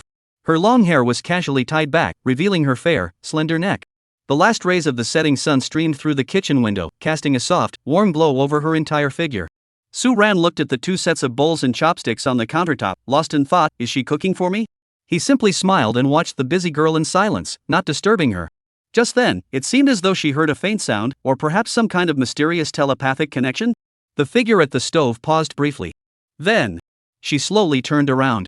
Their eyes met. In the air, it felt as though something was quietly fermenting. Orange cat, it's been a while. Suan, you're back. Chapter 63, Promise Kept. 3 surprises in a row. Suan can't take it anymore. The air was filled with the aroma of food and a subtle atmosphere of long-awaited reunion. Looking at Suan's handsome face with a smile, Reba's heartbeat accelerated involuntarily. In the end, it was Suan who broke the silence. Look again, the cola chicken wings you're cooking are going to burn. Ah! My chicken wings! Reba hurriedly turned off the stove, quickly took the wings out of the pan, and then pouted, "It's all your fault for walking so quietly. You made me forget to turn off the stove."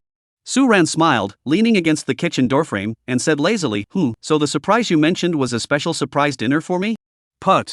Reba's face flushed slightly, but she stubbornly replied, "Who said I prepared it specially for you? I was just making it for myself. Are you a dog or something? You came back just because you smelled the food?" After a few days apart, her tongue sure got sharper. "But," Suan pointed at the 2 sets of chopsticks and bowls, "you're pretty skilled, using 2 sets of chopsticks by yourself?" Her eyes drifted to the distance as she forced an explanation. I have a big appetite. I need 2 sets of chopsticks, is that not allowed?" Alright, you have a big appetite. You're a big eater. Is that okay?" Suan held back a laugh, no longer bothering to call her out, took a step forward, and snatched a piece of chicken wing in the blink of an eye before running off. "Hey! What are you doing, stealing food? Not bad, not bad. This tastes way better than that Avatar-style grilled wings last time." Suan stuck out her tongue, still teasing, "Big brother doesn't eat for free, I'll give you a thumbs up." This guy actually dared to mention Avatar-style grilled wings.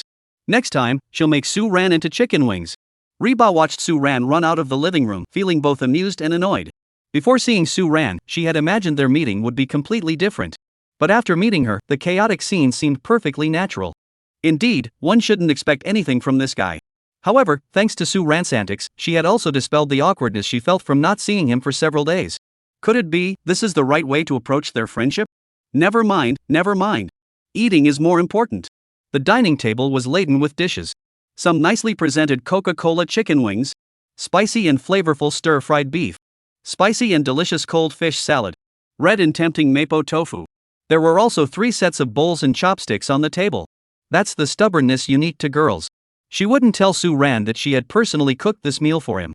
She wouldn't tell Suan that she had meticulously prepared for this meal for several days, spending a full 3 hours just to finish it. She would never tell Suan, never let him notice her little thoughts. Suan looked at the abundant dishes on the table and was also surprised. This spread must have taken a lot of time and effort. She must have come to the villa early. And her cooking skills are truly something to be proud of. A charming and beautiful girl with a kind heart. Suan's admiration for Reba grew even more. The two sat across from each other. They didn't start their usual banter. The atmosphere was a bit quiet. Perhaps it was because they hadn't seen each other in a few days and felt a bit awkward. Or perhaps they were both processing some unfamiliar emotions in their hearts. The lights were soft and the aroma of food filled the air. In that moment, there was an oddly comfortable, almost old couple-like warmth. After dinner, Suan took charge of clearing the dishes. He also took the opportunity to clean the kitchen and living room. It had been several days since he had returned, and the floor was covered in a layer of dust. Meanwhile, Reba was curled up on the sofa, peeking at the screen in a group chat. The Kanglin and Xiao Mo couples both planned to return tomorrow afternoon. They had tagged Suan and Reban, asking about their return time. But Hot Ba, who had something to hide, dared not reply that they had already returned. What if this group finds out? The rumors would spread like wildfire. She and Suan are completely innocent, they can't let people spread rumors. If there was anything, Suan would have to speak up first. But waiting for that stubborn straight guy to speak up, when will that ever happen? Should I take matters into my own hands? Phew. Done. Just as she was lost in her thoughts, Suan plopped down onto the sofa across from her. That sly tone rang out. What are you spacing out for? Spring fever? Get out of here. Stop talking nonsense or I'll tear your mouth off. Like a fluffy orange cat, Reba blushed and threw a pillow at Suan. Suan tilted his head slightly and dodged it, muttering under his breath, "You're getting impatient. Reban. Sometimes I really want to call the police." Reban stood up and, under Suan's slightly puzzled gaze, ran to the corner of the living room. Then, she mysteriously carried back the long, rectangular gift box wrapped in gift paper. Ding dong ding dong. She placed the gift on the table in front of Suan. "Here. The surprise I promised you. It's for you. Open it and take a look." Surprise? Suan froze for a moment. So the surprise wasn't this dinner? Reba urged, "What are you waiting for? Open it quickly. I spent ages researching and planning this." "Oh, okay." Suan began to unwrap the elegantly packaged gift box. Soon, a brand new professional fishing rod appeared in Suan's hands. This is a professional-grade carbon fiber fishing rod? The quality was top-notch, exuding an air of I'm damn expensive. How about it? Do you like it? Reba looked at Suan with eager anticipation. I love it. Suan smiled, that's great. I didn't expect you to have such good taste. This is a real gem. That's good. Next time we go fishing, no more blaming the fishing rod, okay? Reba let out a sigh of relief. As long as she liked it, it was worth all the trips to the fishing tackle store. Suan smiled. So this little girl remembered what he had casually mentioned earlier. Suan. Reba's voice suddenly grew much softer. Suan put down his fishing rod and turned to look at Reba. Reba tugged at her skirt hem and stammered, I promised you I'd dance for you earlier. Do you want to watch? Suan was taken aback. Was this a triple surprise? Suan nodded vigorously, of course. Is it the sexy kind of dance? Reba spat out, pervert. Suan swallowed hard, looking righteous, I'm not being lustful. It's just that the flowers are in full bloom. If I don't look, it would seem like I don't appreciate beauty. Reba shot Suan a disdainful glance and said, no black stockings, no spaghetti straps, you can look if you want. Look. Play the music, start dancing. The courtyard. The night was as still as water, and the moonlight shone like a silk ribbon. A gentle sea breeze carries the fragrance of flowers and grass. Under the moonlight, the graceful figure of a girl with bright eyes nearly left Suan speechless. No black stockings, no spaghetti straps, yet she was utterly captivating. The heat seemed to transform into a lotus flower blooming quietly under the moonlight. Every spin, every tiptoe, every flick of her eyes was filled with an indescribable charm and beauty. It was a sophisticated charm, free from any vulgarity. No wonder ancient emperors skipped court in the morning. This is simply irresistible. Chapter 64, Suan, I've also prepared a little surprise for you. Under the moonlight. Reba wore a dark red ethnic dance dress. The skirt was light and flowing, swaying gently like a flame as she moved. The fitted top accentuates her slender waist, while the naturally flowing skirt exudes a classical and elegant charm as she dances. Her unadorned cheeks glowed translucent and fair in the moonlight, her eyes brimming with absolute confidence and a hint of barely perceptible shyness. There is no sensuality, no trace of vulgarity. The moonlight gently bathes her, as if draping her in a faint, ethereal halo. It was a charm that emanated from her very core, the unique allure of an Eastern dancer. It was as though, the fiery red pomegranate flowers blooming by the sea. She is so confident, so beautiful. The smile on her face shone with a dazzling light. Suan thought to herself. The heat of her confident dance radiates a dazzling glow, making it hard to look away. As the dance came to an end, the moonlight shifted. The dancer took a slight breath, her cheeks flushed with a charming blush. How was it, did you like it? She lifted her eyes, still glistening with moisture, and looked at Suan, her voice tinged with tension and anticipation. Suan snapped back to reality and clapped his hands enthusiastically. He said sincerely, I never believed that an emperor would give up his kingdom for a beauty, but now I finally understand what the emperor doesn't attend court in the morning means. Ha ha. Reba was amused by his serious yet teasing compliment, and the blush on her face deepened. She glared at him playfully, you're so smooth. All you know is how to flirt. But the upturned corners of her mouth and the sparkle of joy in her eyes betrayed her true feelings at that moment. This guy he's actually pretty good at flattery. Anyway, she was flattered. So? Suan looked at her smiling face and asked with a smile, is this the real surprise you were talking about? She replied softly, then extended her delicate hand towards Suan. What for? Suan asked with a laugh, pay to watch? Pay you? Reba rolled her eyes at Suan and asked eagerly, where's my surprise? Hey! Why didn't you say so earlier? Come with me. Suan said, then pulled Reba toward the door. Then, by the door, the two were crouched down, with a large water tank in front of them. Inside the tank was a lively, wriggling creature, a croaker. How about that? This croaker is my catch from the past 2 days. I'll cook it myself and treat you to a whole fish feast. Suan boasted proudly. Reba. She looked at the fish in the tank. It was indeed large, but it had nothing to do with surprise or romance. She glanced at Suan's expression, which seemed to say, come on, tell me how amazing I am. She fell silent. She froze. Suan smirked triumphantly, I was lying when I told you I caught a 28-gram prehistoric giant crocodile earlier. It was all for this surprise today. Hot Bao held her forehead. Well, she shouldn't have expected anything from this guy. But seeing the sincere smile on Suan's face, she couldn't bring herself to crush him. She forced a smile and raised her thumb. Wow. Suan, you're so amazing. Ha ha ha. Suan burst out laughing and said, enough with the act. If you don't like it, just say so.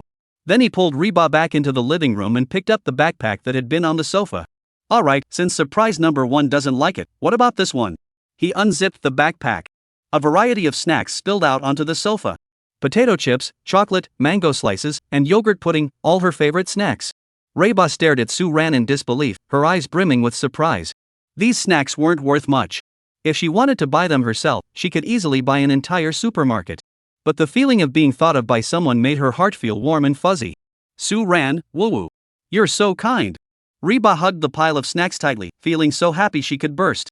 Suan was taken aback. Ha? Are girls really that easily moved? This is nothing yet. Suan looked at her, clutching the snacks and grinning like an idiot, and couldn't help but laugh inside. He cleared his throat and dropped another bombshell. Don't get too emotional yet. I've got a third surprise for you. Another surprise? Reba raised her head, a ripple of emotion washing over her heart. Who would VE thought this guy could be so romantic sometimes? Suan looked at her sparkling eyes, and his smile grew a bit more serious. You wrote on your wish card that you wanted me to sing you a sweet song, not something sad like Manhwa Bridge, right? He paused, meeting the eager gaze of the suddenly excited hot bamboo, and said, I was bored these past few days, so I just wrote a song. I don't know if it counts as sweet. So, do you want to hear it now? Suan. He wrote her a sweet song? Wait. Reba looked at Suran's expression and asked cautiously, are you sure it's a sweet song? Not an emo song or another remix song? But Suan was amused by the girl's words. He couldn't help but ruffle Reba's hair and whispered, don't worry, I won't let you down this time. I'll make sure you're satisfied. Reba nodded like a chick pecking at rice, listen. But the next second, Reba shook his head vigorously like a metronome. Suan was confused by the girl's actions. Was she asking to listen or not? Reba shook his head and said, we can't sing now. Why? Suan looked at her in confusion. Think about it. The show isn't on yet. There are no staff members here. What if they don't acknowledge that our wish has been fulfilled? Then we'll be out of luck. Reba's expression was more serious than ever. I must win the show's mystery grand prize. After hearing her meticulous calculations, Suan couldn't help but laugh and cry at the same time. This girl, she is pretty sharp when it matters. Suan tried to suggest, well, maybe we can sing another time? But, you've already piqued my curiosity. If I don't hear it tonight, I'll definitely be unable to sleep. Reba frowned, but deep down, he really wanted to hear Suan sing for him. That's easy. I'll just tell Director Wang we're back and we'll finish the wish card. Suan thought for a moment and took out her phone to call Wang Zhengyu. Don't! Reba panicked and reached out to stop Suan's action. If those two CP leaders, Yu Shuxin and Meng Zi, found out that she and Suan had returned to the villa together early, the consequences would be unimaginable. They'd definitely be mocked by those two, and the gossip would spread until there was nothing left to talk about. But it was already too late. Suan had already made the call. When Wang Zhengyu found out that Suan and Reba had left early, he was also taken aback. But when Wang Zhengyu found out that Suan had written a song and was planning to sing it, he was even more stunned. Wait. Is there any chance we could do a live stream on short notice? When Suan sings, that's when the traffic is at its peak. Wang Zhengyu didn't want to miss out on such a hot opportunity. Suan thought for a moment and looked at Reba. Reba took a deep breath and nodded. Suan then said into the phone, please have Director Wang arrange it. Hold on a moment. I'll activate the highest level of cross-platform promotion permissions. Give me 10 minutes. Chapter 65, Sugar Content at its Peak. A soul-stirring appreciation. Tonight, the night sky is particularly alluring. Gently, the sea breeze carries the unique coolness of the night and the faint scent of flowers, tenderly stirring the heartstrings. Suan sat cross-legged in the center of the courtyard, holding a wooden guitar in her arms and tuning the strings. Beside him lay a Bluetooth speaker, ready to play the accompaniment. Suan didn't look at the camera or at the slightly nervous Hibao beside him. He simply kept his head down, quietly and intently plucking the strings. The soft moonlight, like the finest silver gauze, gently draped over him, casting shadows that carved his already flawless features into the silhouette of a nighttime elf. This was unlike his usual playful and carefree demeanor. At this moment, Suan, with his focused expression, was like a black hole, exerting a fatal attraction on Reba. Reba sat not far away, staring blankly at Suan before him, his heart racing uncontrollably. This guy, when he gets serious, he's just too much. She recalled the moment she saw his wish card during the interview. Hope she is always happy and joyful. For Reba. And that cheeky note. This wish to listen to music was given by Suan. And she had originally written down this wish, thinking that Suan would just sing any song. What she didn't expect was that Suan would actually write a song for her. Every time she thinks about it, her heart feels like it's about to jump out of her chest. Such a surprise, how many girls could handle that? Oh no, I'm really about to lose my composure. Just as Reba was lost in her thoughts, her mind in a whirl, Suan's phone vibrated slightly. It was a message from Wang Zhengyu. The live stream has started. Top promoted across all platforms. Suan, show off your love. Suan couldn't help but laugh upon seeing the message. What, show off your love? Nonsense. This is just paying the compliment back. Do you even know what a return favor is? He rolled his eyes and looked up at Reba. Are you ready? Reba took a deep breath and nodded. For some reason, she felt a tinge of nervousness. Almost at the same time, all online viewers of A Summer Heartbeat 2. Their phones simultaneously received strong push notifications from Mango Video and major social media platforms. Emergency drop. Hot couple drops sweet moments late at night. Hurry and check it out. A simple push notification ignited the passion of viewers across the entire network. Instantly, countless netizens flooded into the livestream like a tidal wave. The number of online viewers skyrocketed at an incredibly exaggerated speed. 500,000. 1 million. 5 million. 10 million. Fans who had been waiting for this moment for so long finally had an outlet to vent their emotions.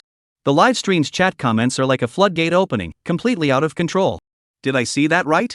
Only the hot and spicy CP is in the livestream. Wow, wow, wow. Today's sugar content is off the charts. Wow, wow, wow. Finally, we can start shipping. What's going on? Are they singing? Is Sushin taking a break? Everyone, gather up. Please don't sing Manhwa Bridge. I still haven't gotten over it. If it's another depressing song, I really don't want to listen, but I can't help but want to. As the hottest couple in the industry, their sudden appearance ignited the passion of their fans. Under the spotlight. In the courtyard, Suran smiled and said, the next song, Garden Party, is for Dilraba Dilamalaiti. I hope you're always happy. Reban stared blankly at Suran in that moment, her eyes slightly reddened. Unlike any other time before. His smile held no teasing or mockery. Only sincerity and tenderness remained. His long fingers finally rested on the guitar strings once more. A light and cheerful guitar melody, as warm and gentle as spring sunshine, yet tinged with the bittersweet excitement of first love, flowed like a gentle stream into everyone's heart. That melody was as sweet as ice cream melting on the tongue, as light and soft as cotton candy, making one's heart involuntarily leap with joy. Just the prelude. It left countless audience members feeling as though their hearts were melting. Wow! This intro is so sweet. So beautiful. I feel like I'm falling in love. The air feels sweeter. Just as everyone's anticipation reaches its peak. A clear, pure, and gentle voice softly echoed. Like a gentle breeze rustling through wind chimes, it rings out, instantly immersing everyone in an atmosphere of racing hearts. The amber-colored twilight is like sugar in a beautiful distant land. Your face, without makeup, has me madly in love. Longing and shadows stretch out together at dusk. The ticket in my hand accompanies me as I count sheep. Lyrics as poetic as poetry. Paired with Suran's flawless vocals, reminiscent of a vinyl record. Instantly captivating every listener's ears. These lyrics are so beautiful. Did Suran, that show off, write this? I can't believe it. Your face isn't even made up, yet I'm madly in love. This line is way too bold. The vocal skills are truly amazing. This song is so sweet. At this moment, even the sugar content in the air has exceeded the limit. I'm standing under the blazing sun, just to hold an umbrella for you. You leaned against my shoulder, taking deep breaths, afraid to forget. Because of that silly fish catching game, we started talking.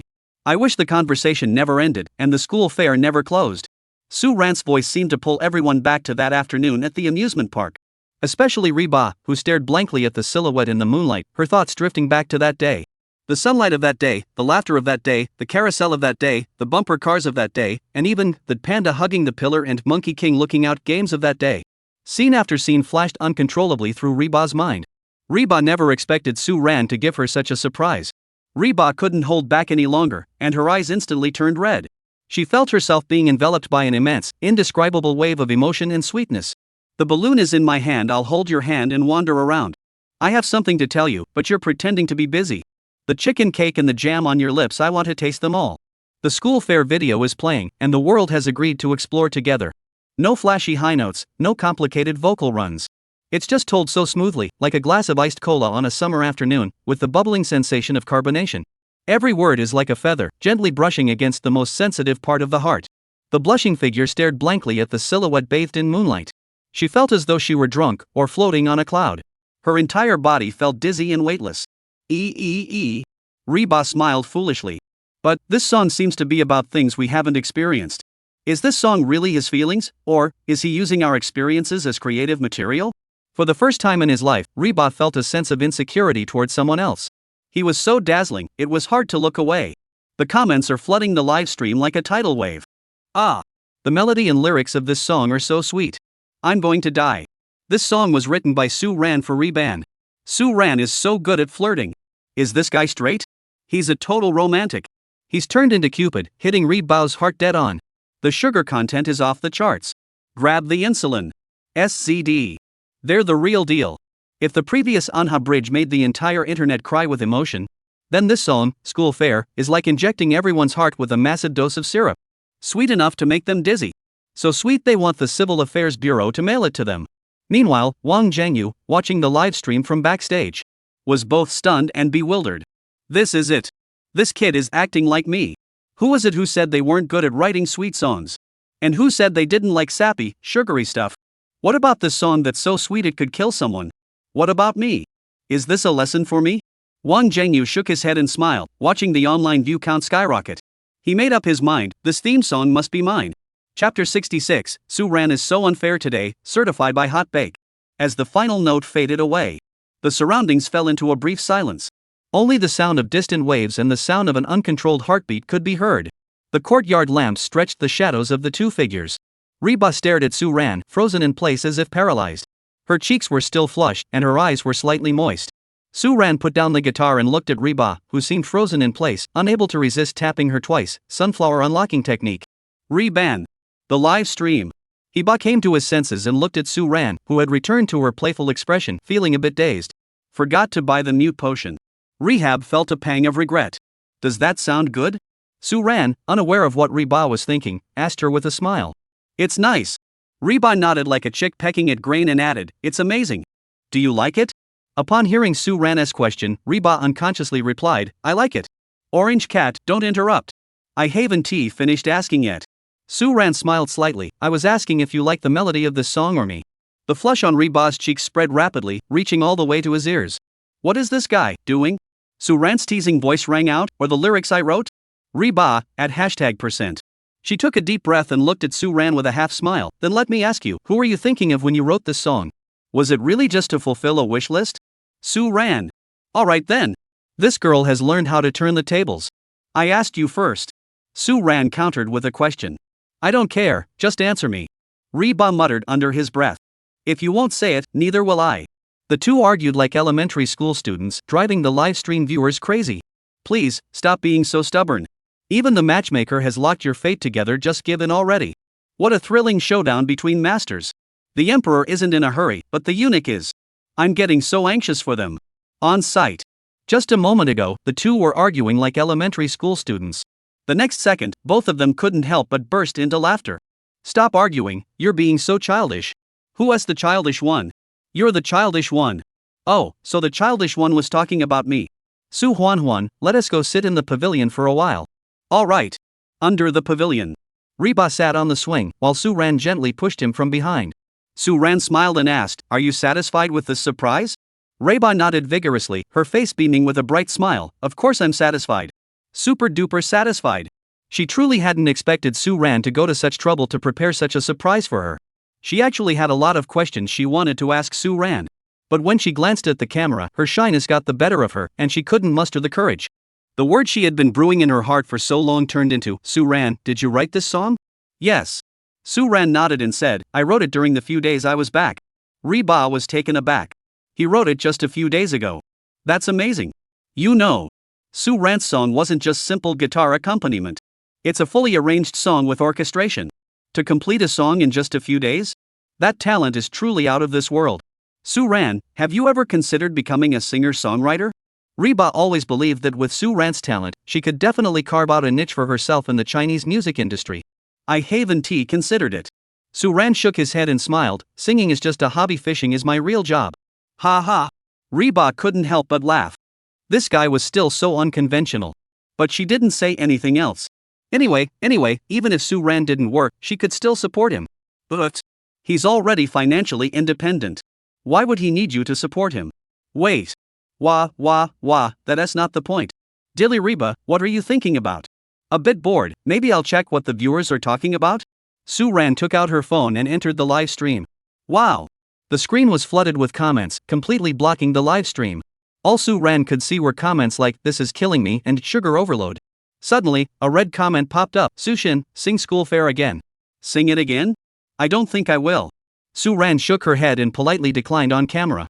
Please, my roommate wants to hear it one last time before they die. The red-colored comment appeared again. Heatfence felt sorry for the person and, since she also wanted to hear it, said, Suan, just sing it for him one more time. I want to hear it too. Alright, since you've given me so many surprises today, I'll sing it again. Suan looked at Reban, then turned to the camera and said, by the way, please wish your roommate a speedy recovery for me. As he spoke, he cleared his throat and sang a cappella. I'm standing under the blazing sun, just to hold an umbrella for you. Reba listened quietly as Suan sang. But inside, he was screaming wildly, it's so good. The live stream comments flooded in. Suan is so spoiled. You're killing me with sweetness. The rich guy's roommate must be regretting it now, ha. School fair? Will there be a connection? With Suan and Reba joining in. The enthusiasm in the live stream reached an unprecedented high. However, this live stream didn't last very long. Before 9 o'clock, Suan closed the live stream, claiming she was tired. Joke, trying to make me work overtime? No way. Let's go back and play a few rounds of Honor of Kings. Hey, didn't you say you were going to sleep? Wow. These young people nowadays still go to bed early? Reba watched Suan's sloppy figure and muttered under his breath, Suan, you're so naughty today. The song I like it too. At that moment, the moonlight was gentle.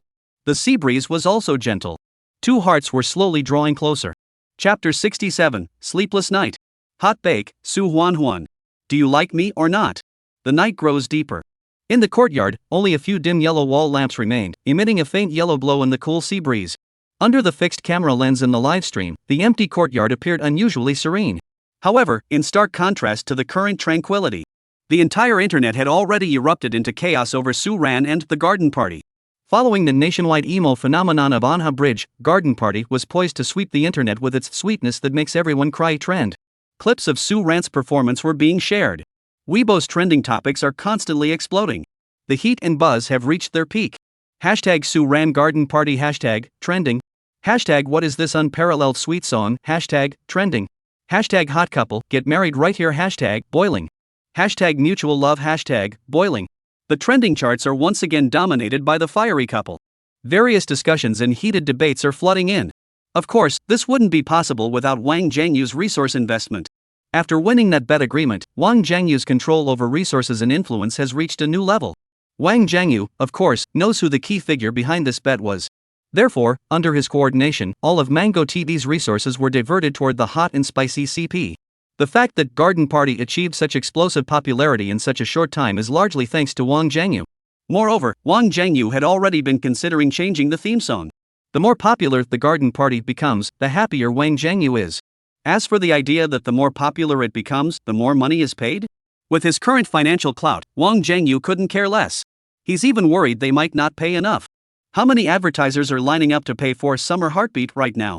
So, Wang Jianyu isn't afraid of Suan asking for more, he's more afraid of him refusing. Suan isn't the kind of person who can be swayed by money, he does things based on his mood and preferences. Of course. Beneath this frenzy, not all voices are harmonious. An emo anthem and a top-tier sweet song? Such a huge style gap? Written in just a few days? I don't buy it. This character is too perfect. Good-looking, highly educated, rich, talented, and can sing and write songs? It's too fake to be true. There must be a team behind this or they hired a ghostwriter. Waiting for the fall. Amidst the massive traffic and buzz, some voices with obvious guiding intentions began to quietly emerge. These scattered doubts are quickly drowned out by the overwhelming support from CP fans and casual fans. However, they are like stones thrown into a calm lake, quietly creating ripples that sow the seeds of trouble for this frenzy. At this very moment. Heartbeat Cottage, Room 201. Unaware of the turmoil outside, Reba was experiencing the sweetest yet most frustrating sleepless night of her life. As soon as she returned to her room, her WeChat exploded. Looking at the messages filled with inquiries, gossip, and well wishes, Reba dared not reply to a single one. The emotions she had managed to suppress were once again unleashed. She thought of the lyrics, "Your face is makeup free, yet I've fallen madly in love with you." Her heart began to race uncontrollably, pounding wildly. Such direct lyrics made her can't help but start overthinking. Is this a confession? Or was it just part of the songwriting? Her heart raced like a frightened deer, and she rolled around on the bed hugging her ugly alpaca. A hint of confusion flashed across her eyes. After all, it was just a song. Without a clear answer, nothing seemed certain. But the next moment, she silly smiled again, because he said this song was for her. I'm standing under the blazing sun, just to hold an umbrella for you.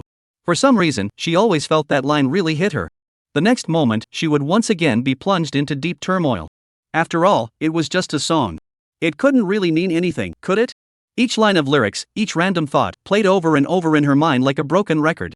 Suan's figure playing Garden Party played like a movie clip, replaying over and over in her mind. How to describe that feeling? A bit sweet. A bit troublesome. And a bit happy. Does he like me, or doesn't he? This question is like a little ant crawling around in her heart, making her feel restless and irritable. Ah! Reba, frustrated, hugged the alpaca tightly in her arms and rolled around on the bed. It's all your fault. It's all that Suan's fault. You've driven me nearly insane. She was truly on the verge of being driven mad by this mix of sweet yet anxious, anticipation yet fear. She wanted so badly to rush over to the next room, grab that guy by the collar. Shout at him, Suan. You idiot. Do you like me or not? But she could only think about it in her mind, dared not act on it. She was afraid that the answer she'd get wasn't what she wanted. What if the lyrics of this song were just for creative purposes, to fulfill a wish or a task? Then she'd be so embarrassed. So full of herself. And given Suan's unpredictable personality, if she really did that, he'd probably mock her for the rest of her life. This is so annoying. Reba buried her face in the soft alpaca stuffed animal, letting out a muffled sob. Liking someone, is it really such a complicated, torturous thing? Sweet pain. That was Reba's experience tonight. She decided not to think about it anymore and picked up her phone to scroll through Weibo.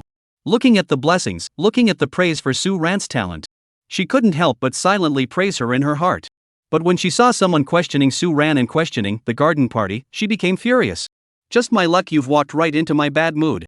Reheated once again transformed into a Suan girl, logged into her alternate account, and vented her frustration on those haters. In room 202 next door. Suan, who was being targeted and blamed by Reba, was also caught up in his own troubles. Today's hot fence gave him a very different feeling. He returned to the villa several hours early just to prepare a lavish dinner. He joked that the Air Force was because of a problem with the fishing rod, and she took it seriously. The red pomegranate flowers blooming by the sea, the skirt swaying under the moonlight, all as beautiful as a broken string, left a deep impression on him. How could the concrete sealed heart feel like it was beginning to crack open again? He looked up and gazed through the window at the bright moon in the sky. He remained silent for a moment. Then, almost inaudibly, he sighed softly, his lips curving slightly upward. A bit of a hassle. But this feeling isn't so bad after all. Chapter 68, Official Approval. Hot bamboo, as long as Suan is forever happy and joyful, that's all that matters. The glaring sunlight streamed through the cracks in the curtains, relentlessly bathing Reba's face. The orange cat, who was still in the midst of a dream, finally reluctantly rubbed his sleepy eyes. Ugh.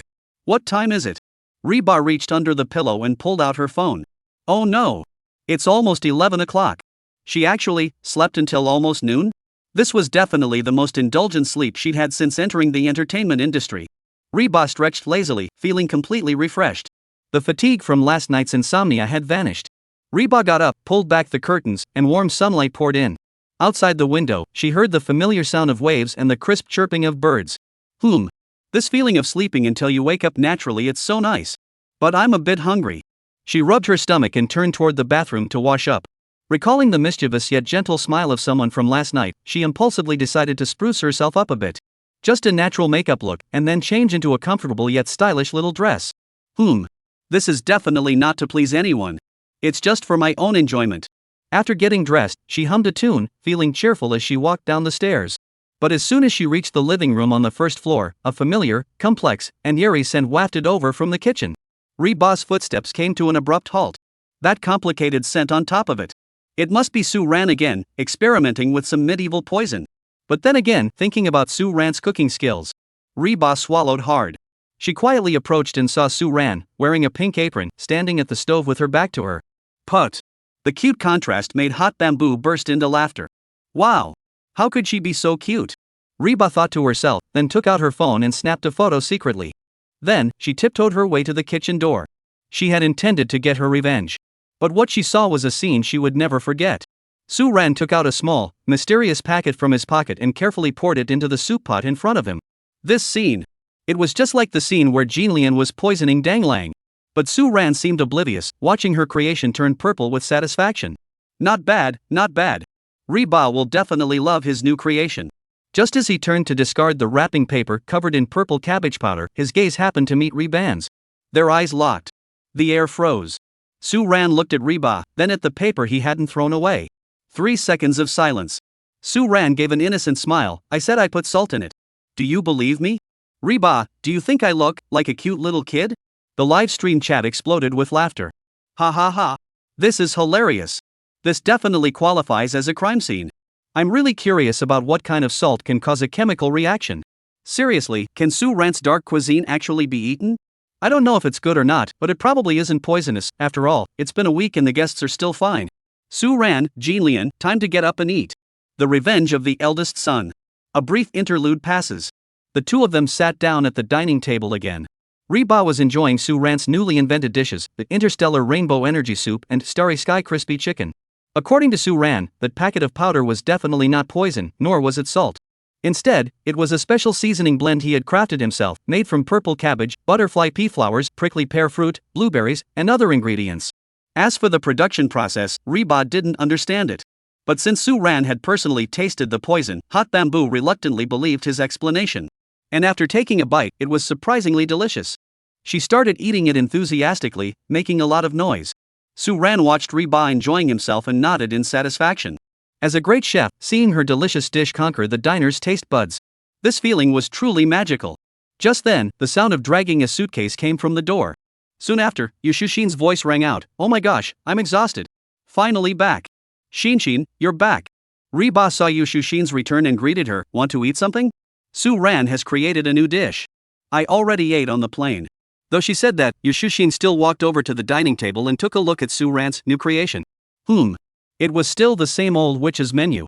She carefully picked up a chicken wing tip and took a tiny bite. The next second, an indescribable, tongue-tingling flavor exploded in her mouth, sending shivers down her spine. Yushushin was truly impressed by Suan. How on earth did he manage to make the dish both delicious and unappetizing? "What's this fried chicken called?" Yushushin licked her fingers and asked. "Starry Sky Crispy Chicken." Impressive. Just as the three were showing off, the guests began to arrive one by one.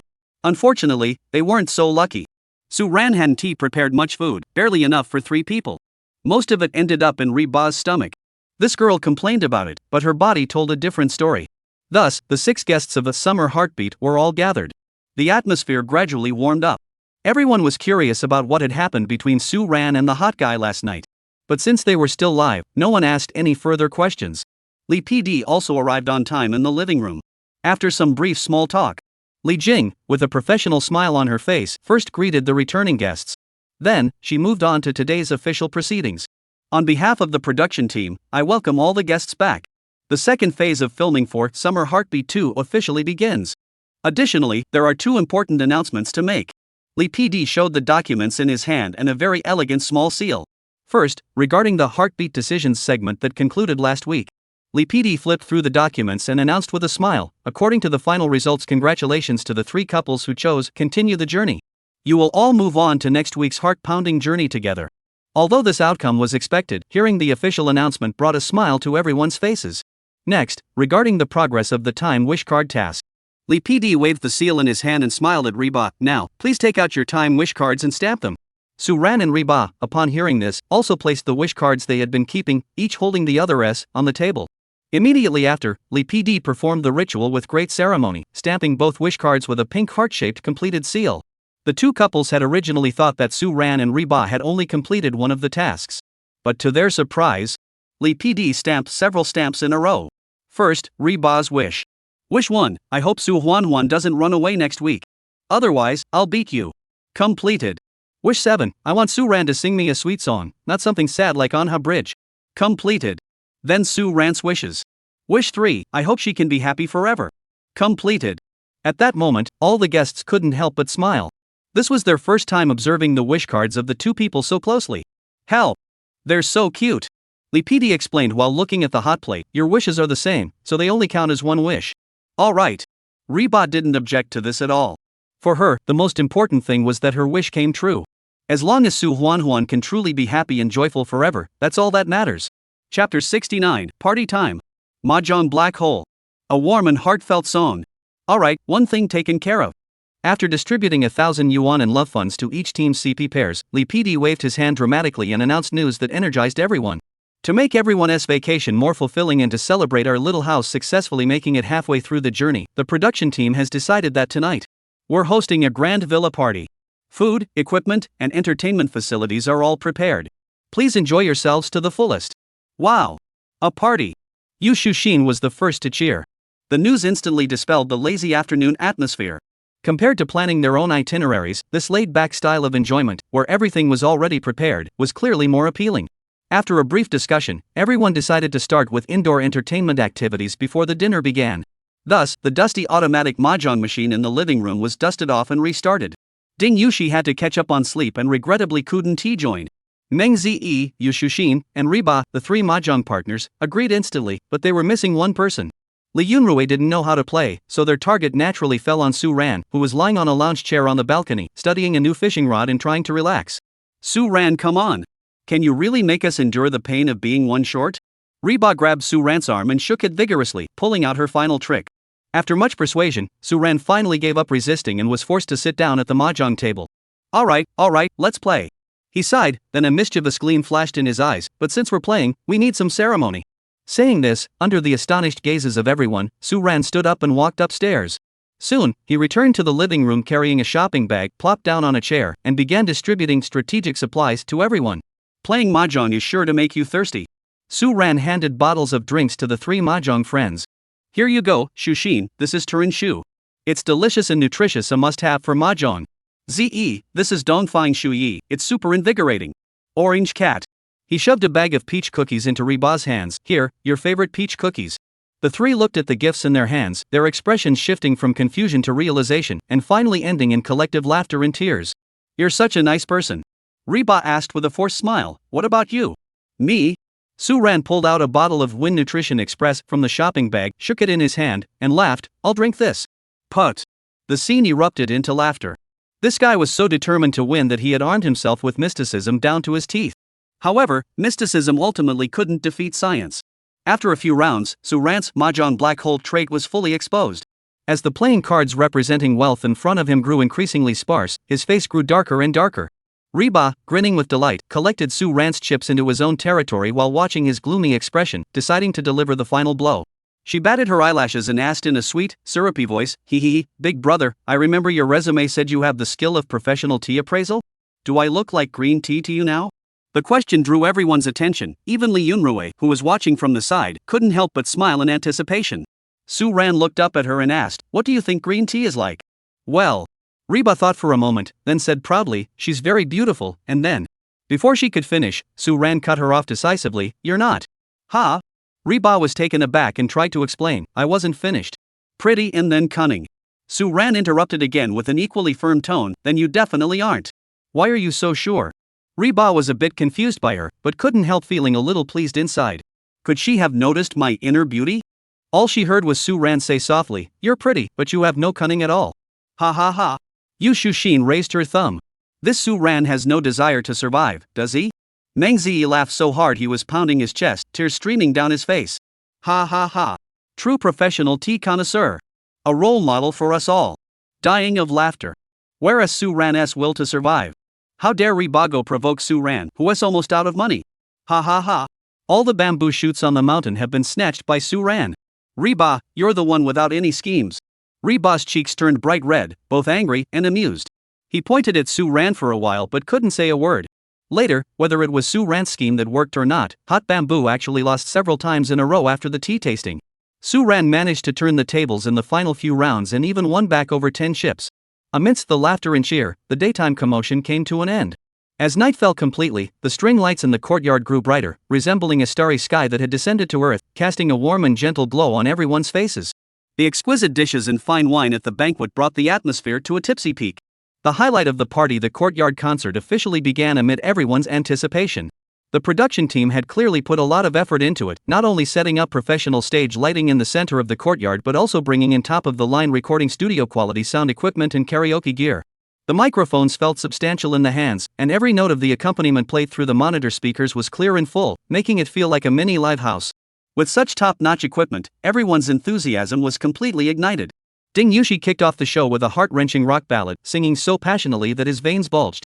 Yu Shushin chose a sweet ballad, her voice delicate and charming, drawing cheers from the crowd. Li Yunrui showcased a segment of RB vocal runs, immediately drawing gasps of admiration. The courtyard was filled with joyful singing and laughter. After everyone finished singing, their attention shifted to Su Ran, who was sitting comfortably on a wicker chair, sipping juice and watching the performance. Su ran. It's your turn. Yu Shushin led the crowd in cheering. Right. Su big shot, sing a song. We haven't heard you sing in ages, give your fans a treat. Ding Yushi joined in, having already declared himself a 10-year fan of Su Ran. Every voice, including the sparkling eyes of Reba under the lights, was filled with anticipation. Faced with everyone's enthusiasm, Su Ran didn't refuse or joke around like he usually did. He simply sat there quietly, his gaze sweeping over the faces of those present, their emotions brimming with excitement and joy under the influence of alcohol and merriment. In his eyes, these unguarded emotions, overflowing with raw emotion, seemed to transform into the finest raw material of the night, waiting for a skilled artisan to harvest. A meaningful smile, tinged with a hint of danger, slowly curled the corners of his lips. A thought flashed through his mind. The heartstring resonance skill lying dormant in the system seemed to have finally found the perfect testing ground. This thought made the playful expression in his eyes grow even stronger. Su Ran slowly stood up and, under the expectant gazes of everyone present, took the microphone handed to him by Yu Shushin. His movements were elegant and composed, exuding a confidence that was entirely different from the lazy demeanor he had displayed earlier that day. He walked to the center of the stage, gave everyone a faint smile, and spoke politely. Since you've all been so kind to invite me, I won't refuse.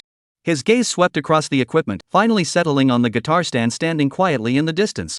He added, however, I'm not very fond of using a karaoke machine. Coincidentally, I have a new song I wrote. I'll just play it on the guitar. Wow! A new song. Quick, quick! The words new song once again sent the atmosphere in the room soaring to a new height. Su Ran took the natural wood guitar from the stand, sat down, and gently plucked the strings to test the tuning. The entire world seemed to fall silent in the clear, resonant notes. He didn't look at anyone, just lowered his eyelids, watching his fingers, as if brewing something. The entire audience held their breath. After a few seconds, he slowly raised his head, a faint smile on his lips. This song is called Under the Sea. It's a very warm song. Chapter 70, the entire internet is in mourning. Under the Sea has gone viral. First depressing, then healing. When the words Under the Sea were softly uttered from Su Ran's lips, the bustling courtyard fell silent as if someone had pressed the mute button. That name, they couldn't possibly associate it with warmth. It carried an innate deep blue hue, causing the faint warmth in the air to cool slightly. The live stream's chat was instantly filled with curiosity. Under the Sea? What a unique song title. Is it about ocean conservation? Another original song. Sushin is amazing. The title alone is so evocative. I have a bad feeling about this. The title doesn't sound very cheerful. The figure under the spotlight, with a subtle smile on their lips, seemed to reassure everyone, don't worry, this song is warm. The next moment, an ethereal yet oppressive melody echoed, like a crystal clear tear dropping into the silent depths of the ocean, creating ripples that spread out in concentric circles. That's not the romance of the sea, but the suffocating sensation of being trapped underwater. The joyful atmosphere is suddenly sucked away, and an inexplicable sadness envelopes the entire courtyard. Heartstrings resonate, flowing silently. Scattered moonlight pierces the clouds, avoiding the crowd, spreading across the sea like scales. The waves wet your white dress, trying to push you back. The waves wash away the bloodstains, deluding themselves into thinking they can warm you. Listen to the depths of the sea, whose mournful cries are guiding souls into silence, with no one to wake you. Su Ran's voice was soft, almost a whisper, yet every word seemed soaked in icy seawater, piercing precisely into everyone's ears. The voice and melody intertwine into an invisible net, seeming to pull everyone present toward a dark, icy sea. They felt trapped in the depths of the sea, constantly struggling upward, yet never seeing the moon. Despair, oppression, unable to breathe. The smiles on everyone's faces vanished instantly. Is this the warm song you were talking about? The live stream's comments flood in like a torrent. This song, why is it so depressing? Stranger, hug me, I'm about to break down crying so hard. I don't know why, but I suddenly feel like crying. I feel like I see the twilight, the sound of waves in my ears, a girl in a white dress, her eyes filled with despair, walking step by step toward the sea. No. Sushin, who seems so carefree, why would he write such a song? Hell! Is this a dating show sponsored by NetEase Cloud Music? What are you waiting for? Cry your eyes out. Please, it's just losing a mahjong game. Is it really necessary to write a song and cut us all down like this? I was wrong. I really was wrong. I thought he was just messing around, but he stabbed me in the back. Her eyes were already brimming with tears. Su Ran's voice was like a precise surgical knife, effortlessly slicing through her usual facade. Those scenes she had buried deep within her heart with smiles and strength now surged uncontrollably to the surface. It was the empty dance studio, the sweaty reflection in the mirror, the laughter of peers outside the window, every moment of forced smiles, and the silent sobs in the dead of night when misunderstood. It turns out I've always been in the depths of the ocean. She thought. Just as she felt herself about to be overwhelmed by this immense sadness, a thought struck her like a bolt of lightning. With tears in her eyes and blurred vision, she looked at the man singing and playing under the lights. Just listening to this makes me feel like I'm suffocating. What about the one who wrote this song, who sang this song? In what kind of desperate depths of the ocean has he been struggling alone for so long? In that moment, her own grievances seemed to fade into insignificance. An overwhelming, all-consuming wave of compassion swept over her heart. She suddenly wanted to rush forward, embrace the shattered Suan, and tell him, "Don't be afraid, I'll be with you." His voice continued, the sorrow reaching its peak. Just as everyone thought the song would end in endless despair, a turning point occurred. Zheng. A clear, resolute guitar strum cut through the heavy oppression without warning. It was as if, in the pitch-black depths of the ocean, someone had forcefully torn open a crack leading to the human world. The originally heavy and despairing rhythm was instantly swept away by a firm and powerful force. No longer sinking but rising. His vocal style also changes. No longer whispers and exhaustion, but clear, resolute shouts filled with a glimmer of hope. You love the salty scent of the sea breeze, walking on the wet sand. You said that people's true home should be back in the sea. Like the chanting of underwater monks, it sang of hope and rebirth, roaring to those who had sunk to the ocean floor, "Get us out of here." The crowd stared blankly at the shattered figure on stage, a beam of light shining upon him, as if an angel had descended. Year after year in this world, who dares to say it's like smoke? You once laughed through your tears. There's no time, but I must sing it for you. Spring rain, summer cicadas, tomorrow will be a good day. Autumn winds rise, snowflakes fall lightly, and the seasons are invisible beneath the sea. Boom! Reba felt goosebumps all over his body. If the broken singing before gave her a sense of shattered despair, like a whale falling and everything dying, the current melody, however, felt more like the redemption of a whale's fall, bringing life to all things. He seemed to be telling her, "I understand you." He seemed to whisper in her ear, "Listen, listen, someone is calling you back." Finally, he commanded her gently, "The ocean is too cold. Come back." The song comes to an end. The last note, filled with warmth and hope, fades into the night. The courtyard was deathly silent. But it was no longer a suffocating silence, but a sacred stillness enveloped by profound emotion. The live stream was flooded with comments, like snowflakes rushing in. Suan is trying to tell everyone that when you come to this world, you should at least see the sun once. Suan is so kind. He really did it. I'm crying so hard. Thank you. From a person with moderate depression. Deep in the ocean, there's a small shop selling blue loneliness. Suan sings about being too late, yet she is telling us everything is still possible. A few seconds later, no one knew who started it, but thunderous applause and cheers erupted like a tsunami, echoing endlessly. Suan put down his guitar and slowly stood up. He politely bowed his head slightly toward the thunderous applause, like an artist who had just finished his final bow. But his gaze did not linger on the enthusiastic crowd for even a moment. Instead, it pierced through the chaos and landed on the hot stove. Their gazes met in the air. Hebao's face was still wet with tears, but his expression had completely changed. There was tenderness, awe, admiration, and above all, a feeling of being utterly captivated. Amidst the cheers of the entire world, she did not move or speak. In her heart, she made a vow to herself with an unprecedented resolve. Suan, even if you can illuminate the entire ocean floor on your own, I will be the lamp by your side, never to be extinguished. Chapter 71, The Ascension.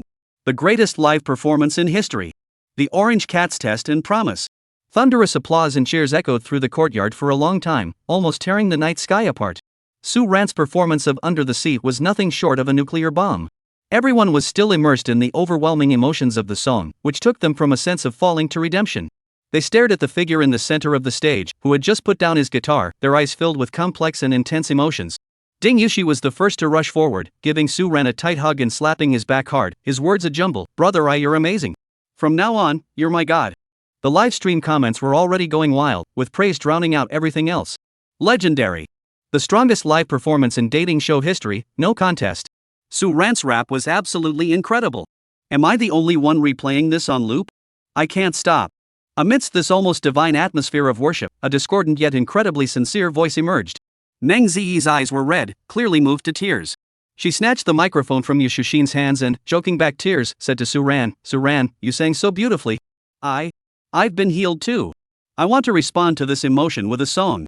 At those words, Yu Shushin, who had just been looking up at Suan with admiration, suddenly looked terrified. She reached out to stop her, but it was too late. Meng Zi had already closed her eyes, taken a deep breath, and with all her strength, let out a high-pitched shout. Scattered moonlight, piercing through the clouds. Hiding from the crowd, forming the scales of the sea. If Suan's singing was a hopeful redemption that resonated with the soul, then Meng Ziyi's voice was pure physical area of effect damage, indiscriminate and unyielding. The pitch that strayed all the way to Siberia, the contradictory singing style that was as faint as a thread yet strained to a scream, instantly transformed the atmosphere from a heavenly sanctuary to a comedic car crash scene.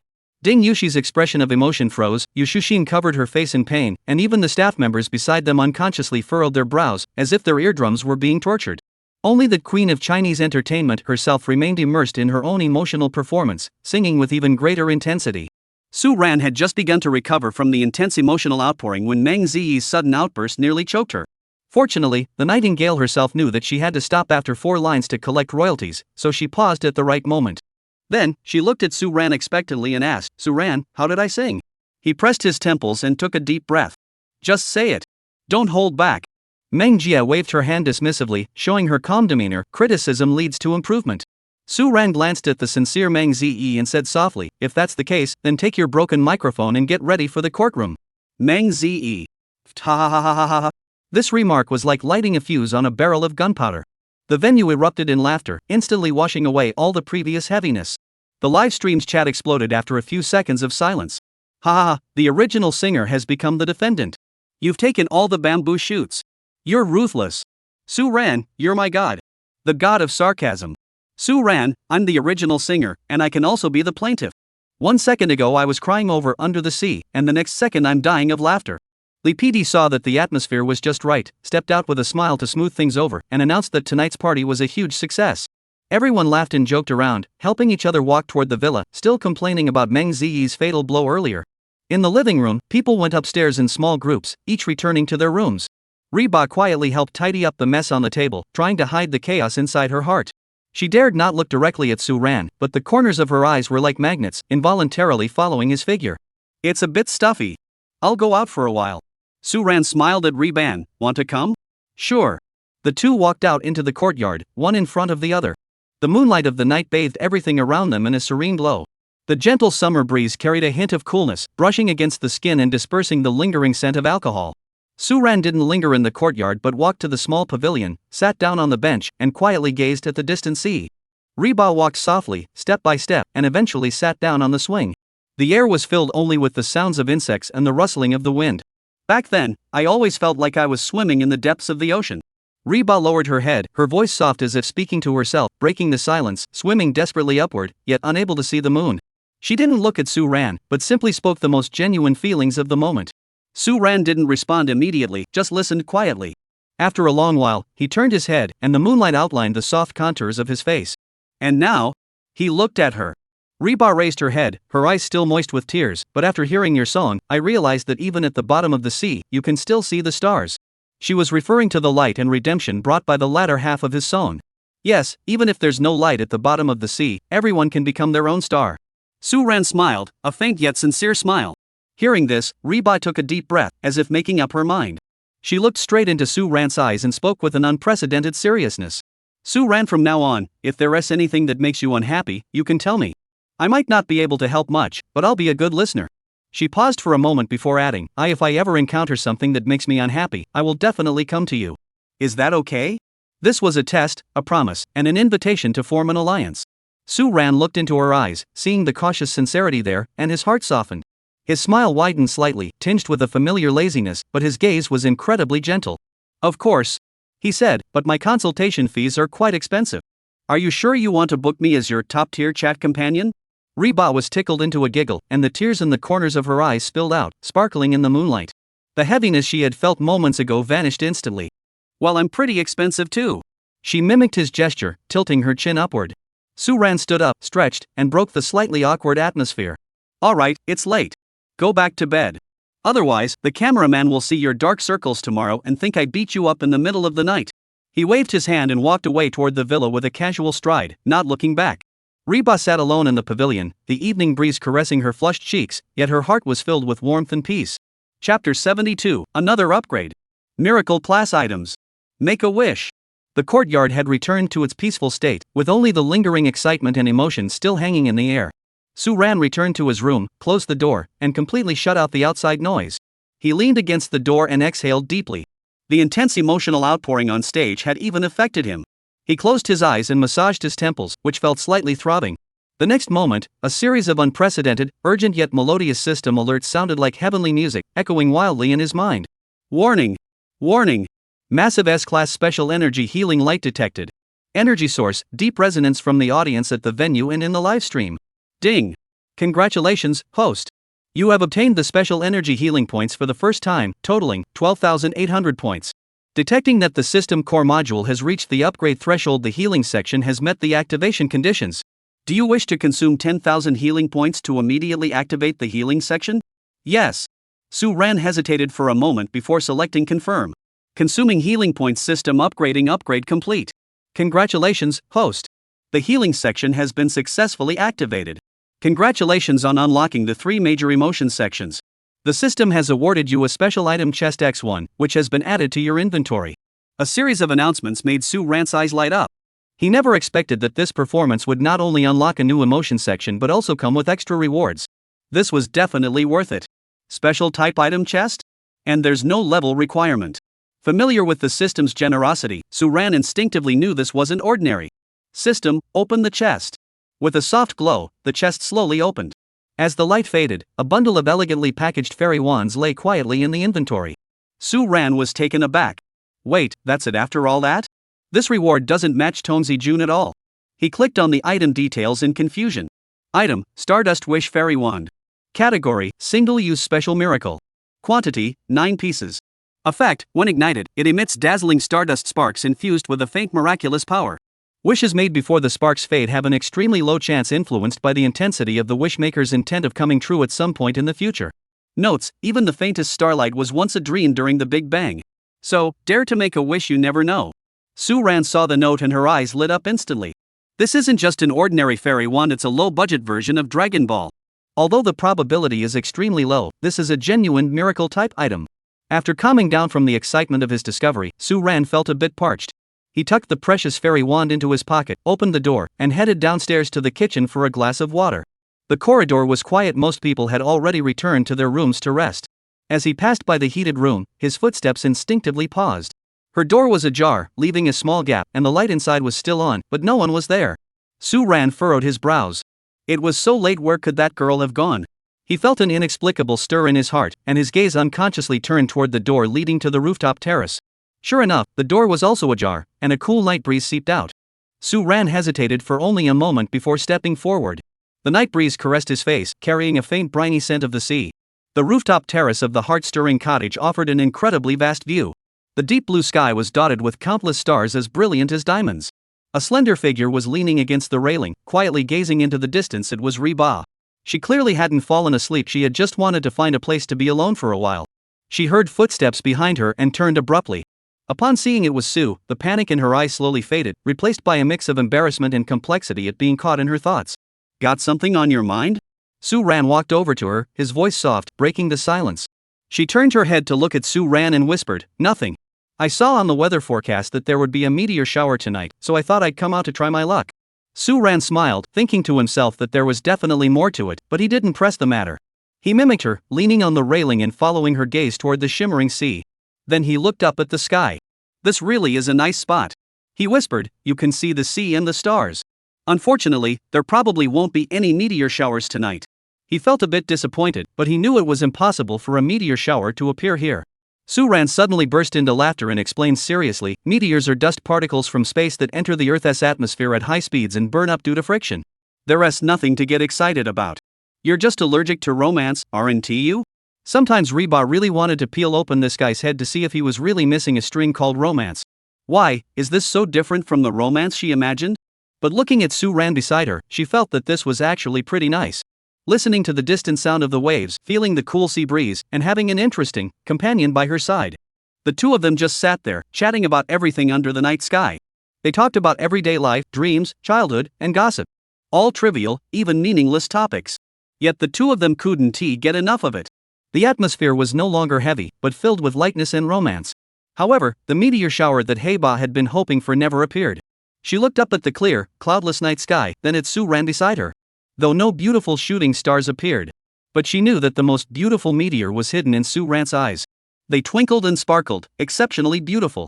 After chatting for a while, Reba rested her chin in her hands, gazed at the stars, and murmured softly with a touch of longing, "But to be honest, I've never really made a wish upon a shooting star before." Her voice carried a hint of slight regret. Suan listened quietly, saying nothing. Make a wish? He looked at the bright, expectant eyes of the girl bathed in moonlight and felt a surge of emotion. Orange cat. Look. A shooting star. What? A shooting star? Where? Rei's attention was instantly captured.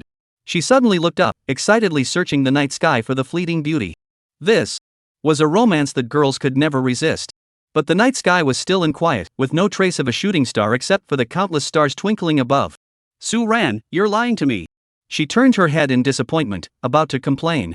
But the next moment, she covered her mouth, all her complaints turning into disbelief and overwhelming emotion. Suan's face was adorned with a gentle smile. Unbeknownst to her, he had already lit several sparklers in his hands. The tips of the sparklers erupted into countless delicate yet dazzling golden sparks. In the darkness, they traced brief yet incredibly brilliant golden trails. Since we can't wait for a meteor shower to break through the sky, let us use sparklers instead. Suan's voice was so gentle it could melt ice, as he handed the lit sparklers to Reba. Come on, make a wish. I heard this really works. Alright. Reba took it dazedly, her voice choked with emotion. She looked at the man who had created this meteor shower for her, and an indescribable wave of warmth swept through her heart. She closed her eyes in reverence. The sparks faded away, and the night sky fell silent once more. What did you wish for? Suan asked with a smile. I won't tell you. Her eyes sparkled with a smile as she shook her head. She wouldn't tell Suan that she had secretly wished to stay by his side forever. She simply looked up at the night sky illuminated by the lingering warmth of the fairy wands and silently added in her heart. Suan, thank you for appearing in my world. Meeting you was truly wonderful. Chapter 73, Shooting a Couple Vlog.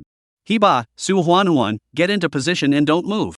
Suan looked at the girl in front of him, whose eyes sparkled with stars and whose face was filled with emotion because of his small gesture. The corners of his mouth couldn't help but curve upward slightly, and his eyes held a tenderness he hadn't even noticed himself. Night had grown deep. The sea breeze on the rooftop carried a heavier chill. The two of them still hadn't seen the meteor shower the observatory had predicted. But Reba felt that he had already witnessed the most beautiful man-made meteor shower in the world. It's very late. Suan broke the warm silence first, smiling as he said, let's go back to sleep early. We have to get up early tomorrow. Alright. Reba looked at Suan, hesitating to speak, as if two little voices were arguing inside her head. One little voice mocked her, Dilly Reba, you're so useless. You can't even ask a simple question? The other said, don't rush. Take your time to get to know him, and you'll grow to like him. In the end, Reba couldn't muster the courage. She wished time could slow down, even if it meant she could stay with Suan just a little longer. Just a little longer, and her courage would grow a little more. Let's go, what are you daydreaming about? Suan tidied up the mess on the ground and walked over to Reba, gently patting her on the back of the head. Ouch, you could just called me. Why hit my head? Reba covered her head and followed Suan, muttering under her breath, if you hit me, you have to marry me. What did you say? Suan didn't hear clearly. I'm not telling you. The two of them walked up to the second floor and stopped in front of their respective doors. The atmosphere grew slightly awkward. It was different from the playful banter earlier. At that moment, the air was filled with a faint sense of reluctance. Reba lowered his head, fidgeting with his fingers, unable to meet Suan's gaze. Suan looked at her reddened ears and her slightly awkward demeanor, finding it amusing. But this time, he didn't tease her. Reba quickly glanced up at him before lowering her eyes again. Good night. Suan nodded, his tone unusually gentle. Good night. Get some rest. After a pause, he added, oh, and don't stay up too late and end up with panda eyes again tonight. Reba rolled her eyes, I know, you're such an egg.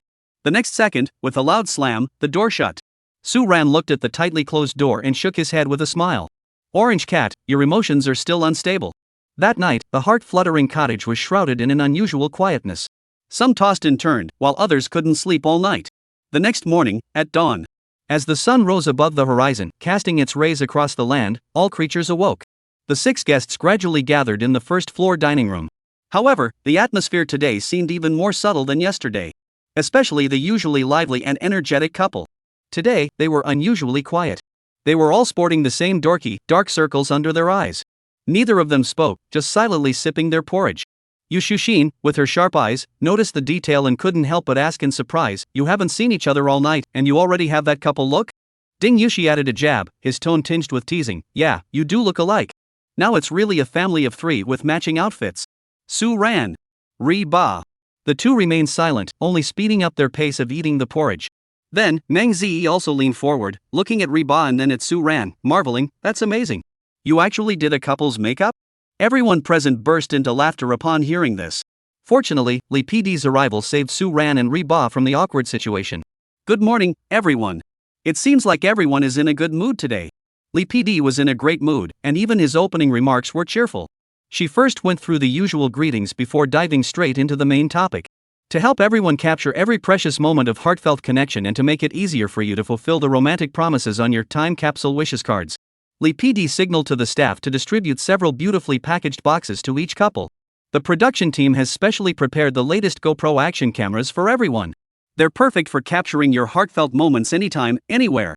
Everyone couldn't help but play with the compact and elegant action cameras after receiving them.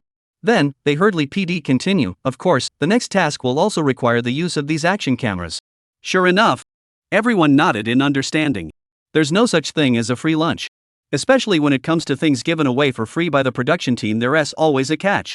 Lee PD handed 3 task cards to the 3 couples. Everyone began to read them carefully. The task cards read, Heartfelt Moments CP Mutual Photography Theme Blog. The task was simple. Each couple would act as each other's exclusive director and photographer, shoot around a theme, and edit it into a vlog short film of at least 5 minutes in length. The filming equipment was this action camera, with no restrictions on location or theme. This task aims to help both parties get to know each other on a deeper level.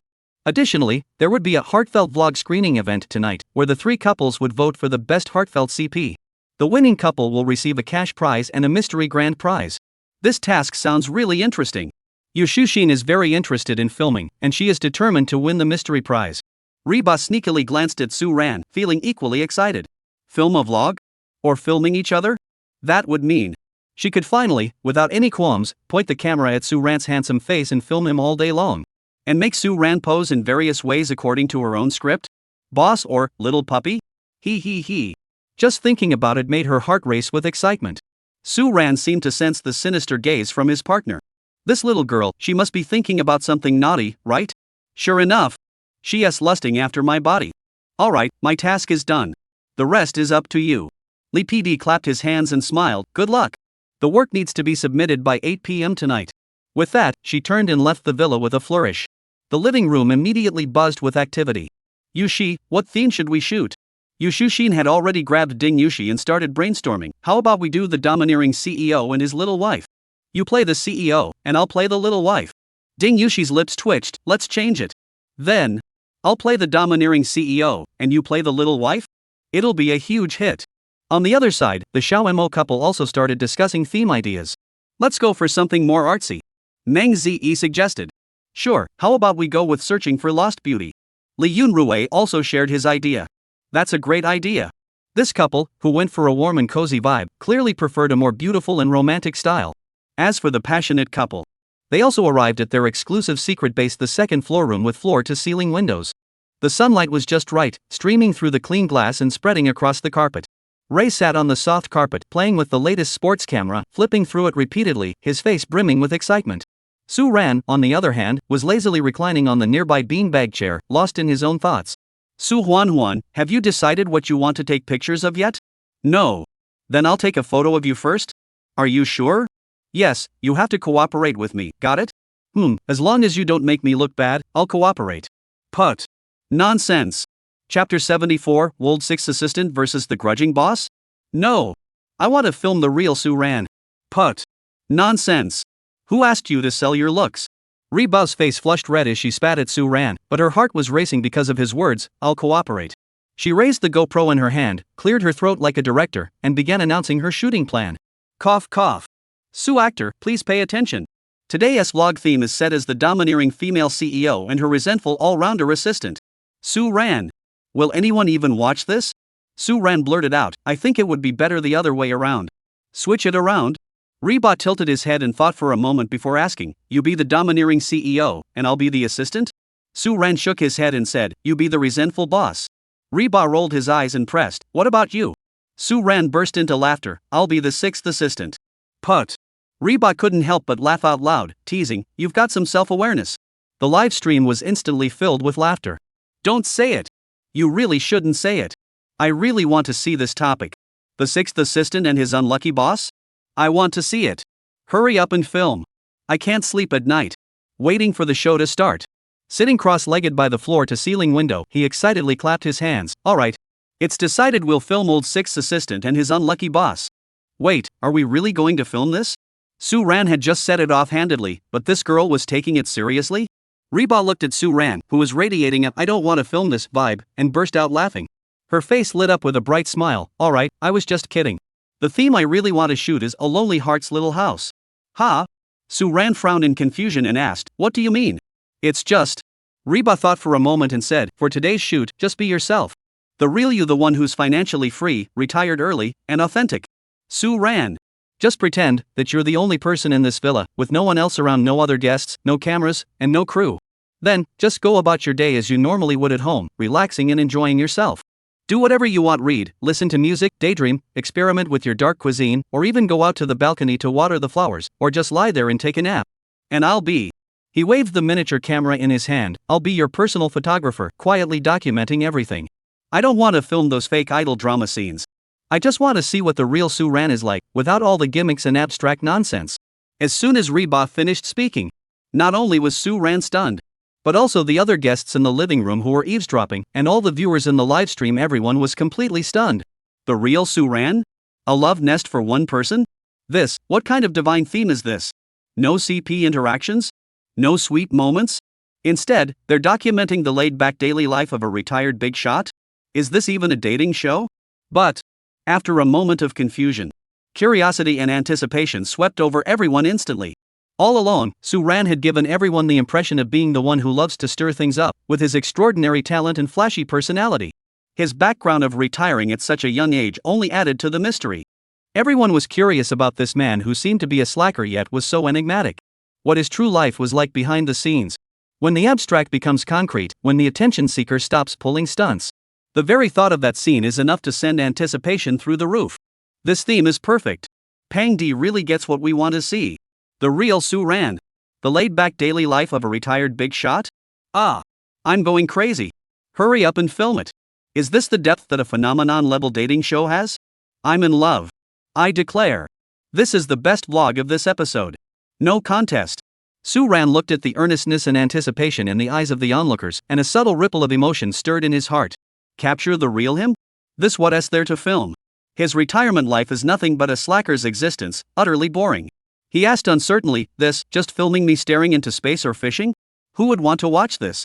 Reba shook his head, then nodded firmly, his tone unwavering. I don't know about others, but I really want to see it. She looked at Suan with bright, honest eyes. Then she gave a mischievous smile and waved the task card in her hand. Actor, you promised to cooperate with me. You can't back out now. Got it. Suan shook his head and laughed, saying, I'll do it. Once the theme was settled, the atmosphere lightened up again. The three couples returned to their respective secret bases to prepare for the afternoon's vlog filming. The MOCPs redefined their theme as how we see each other and each designed some deeper topics for discussion to showcase a different side of themselves. As for the Yujo-centered CP, the theme remained undecided, but it was roughly along the lines of the dominant boss trope. As for the hot and spicy CP, Suan had completely entered lazy mode, flopping onto the lazy sofa with his eyes closed, claiming this was his way of getting into the zone early. Riran, on the other hand, is furiously writing, refining the shooting plan and preparing a list of questions to ask. She knows that simply documenting Suan's daily activities isn't enough. She wants to use this vlog to have a deeper conversation. She wanted to know the real reason why Suan chose to retire at such a young age. What were his thoughts on life, love, and the future? What kind of heart lies beneath his seemingly carefree exterior? Driven by curiosity, Hotba wanted to truly touch the depths of Suan's soul. Chapter 75, The Philosophy of Mayflies and Cash Power. His charm comes from his soul. After a quick lunch, three couples set off for their chosen filming locations. The Yujo Center couple headed to a nearby town, planning to film a vlog titled Beauty is All Around Us. Xiao MOCP chose a sunlit studio in a villa for a face-to-face conversation. Hiba, on the other hand, started acting as a background extra, following Suan around for some candid shots. Suan didn't do anything special either. He truly acted as if he were the only person in the villa. He first lay on a lazy chair in the courtyard, covered himself with a thin blanket, and dozed off in the warm afternoon sun and gentle sea breeze. After waking up, he brewed a pot of clear tea in the living room, then randomly picked up a book from the study, sat on the sunlit bay window, and read quietly. When he grew tired of reading, he would head to the small garden at the back of the villa to tend to the flowers and plants. Occasionally, he would walk out to the terrace facing the sea, do nothing, just lean against the railing, and quietly gaze at the endless expanse of the ocean, letting the sea breeze blow through him, his thoughts drifting away, staying there for 10 or 15 minutes. To ordinary people, these scenes might seem ordinary or even a bit boring. There was no deliberate interaction, no thrilling challenges, no dramatic conflicts. It was the most authentic, most ordinary. Suan's life alone. But Reba watches with great interest, filming with particular care. The quiet Suan exudes an indescribable charm. That composed demeanor, that mindset of savoring the moment, that serene indifference to the world. All of it draws her in like a magnet. This also allowed the viewers in the livestream, who were accustomed to Suan's attention-seeking side, saw a more three-dimensional, more authentic, and more captivating Suan. After tidying up the house, Suan stepped out for a stroll. The afternoon sea breeze carried a hint of warmth, the sand was soft, and the waves were gentle. Suan walked barefoot on the sand, gazing out at the distant sea, her face radiating relaxation and contentment. Reba held the GoPro, carefully following behind him, capturing this moment. Through the GoPro's ultra-wide-angle lens, the scene was stable and clear. The turquoise sea, swaying coconut palms, and a man bathed in natural soft light. The photo quality is excellent. Reba nodded in satisfaction. Suan casually chose a spot under a coconut tree to relax. He simply leaned against the coconut tree, gazing out at the distant azure sea, his mind wandering in a daze. At that moment, Reba suddenly asked a question. Suan, if you were given another chance to start over, would you still choose to retire so early? Suan heard this but didn't respond immediately. He picked up his beer, took a big gulp, and laughed. Of course I would. Why not? This answer did not surprise Reba. Why? You're so young. Don't you feel it's a pity? Don't you think you should pursue more so-called success and value? Reba wasn't trying to persuade Suan to be ambitious or work harder, he was simply curious about why Suan had chosen to retire early. Success and value? Suan smiled and didn't answer, instead asking, do you know about mayflies? Mayflies? I know them, they're like ants trying to shake a tree. But Reba didn't understand why she asked that. Yes, that is right. Suan nodded, his gaze growing distant and serene. There is a creature in the world that spends its youth hidden in water, emerges as an adult, and dies by evening. It is called a mayfly. The mayfly's entire life is compressed into 24 hours. A human day is its entire life. In that single day, they feel the sunlight, flap their wings, seek a mate, leave behind offspring, and then return to dust. They learn to walk at dawn, meet their true love at noon, achieve fame and success at dusk, and turn to dust at midnight. He paused, turned his gaze back to Reba, and smiled. Do you think there might be a mayfly that flaps its wings, soars through the blue sky, just to catch a glimpse of the wonders of this world? Reba was startled, she had never considered it from that angle. And, isn't the mayfly a metaphor for humanity? Before Reba could respond, Suan continued, as I said before, I don't think one pursuit is nobler than another. I just believe that the meaning of life shouldn't have a single standard answer. Pursuing a career, fulfilling one's ambitions, getting married, and having children following the traditional path is also fine. But for me, he shrugged, his smile tinged with lazy contentment, I just prefer to be that carefree mayfly. His eyes were clear and honest. I didn't come into this world to live up to others' expectations.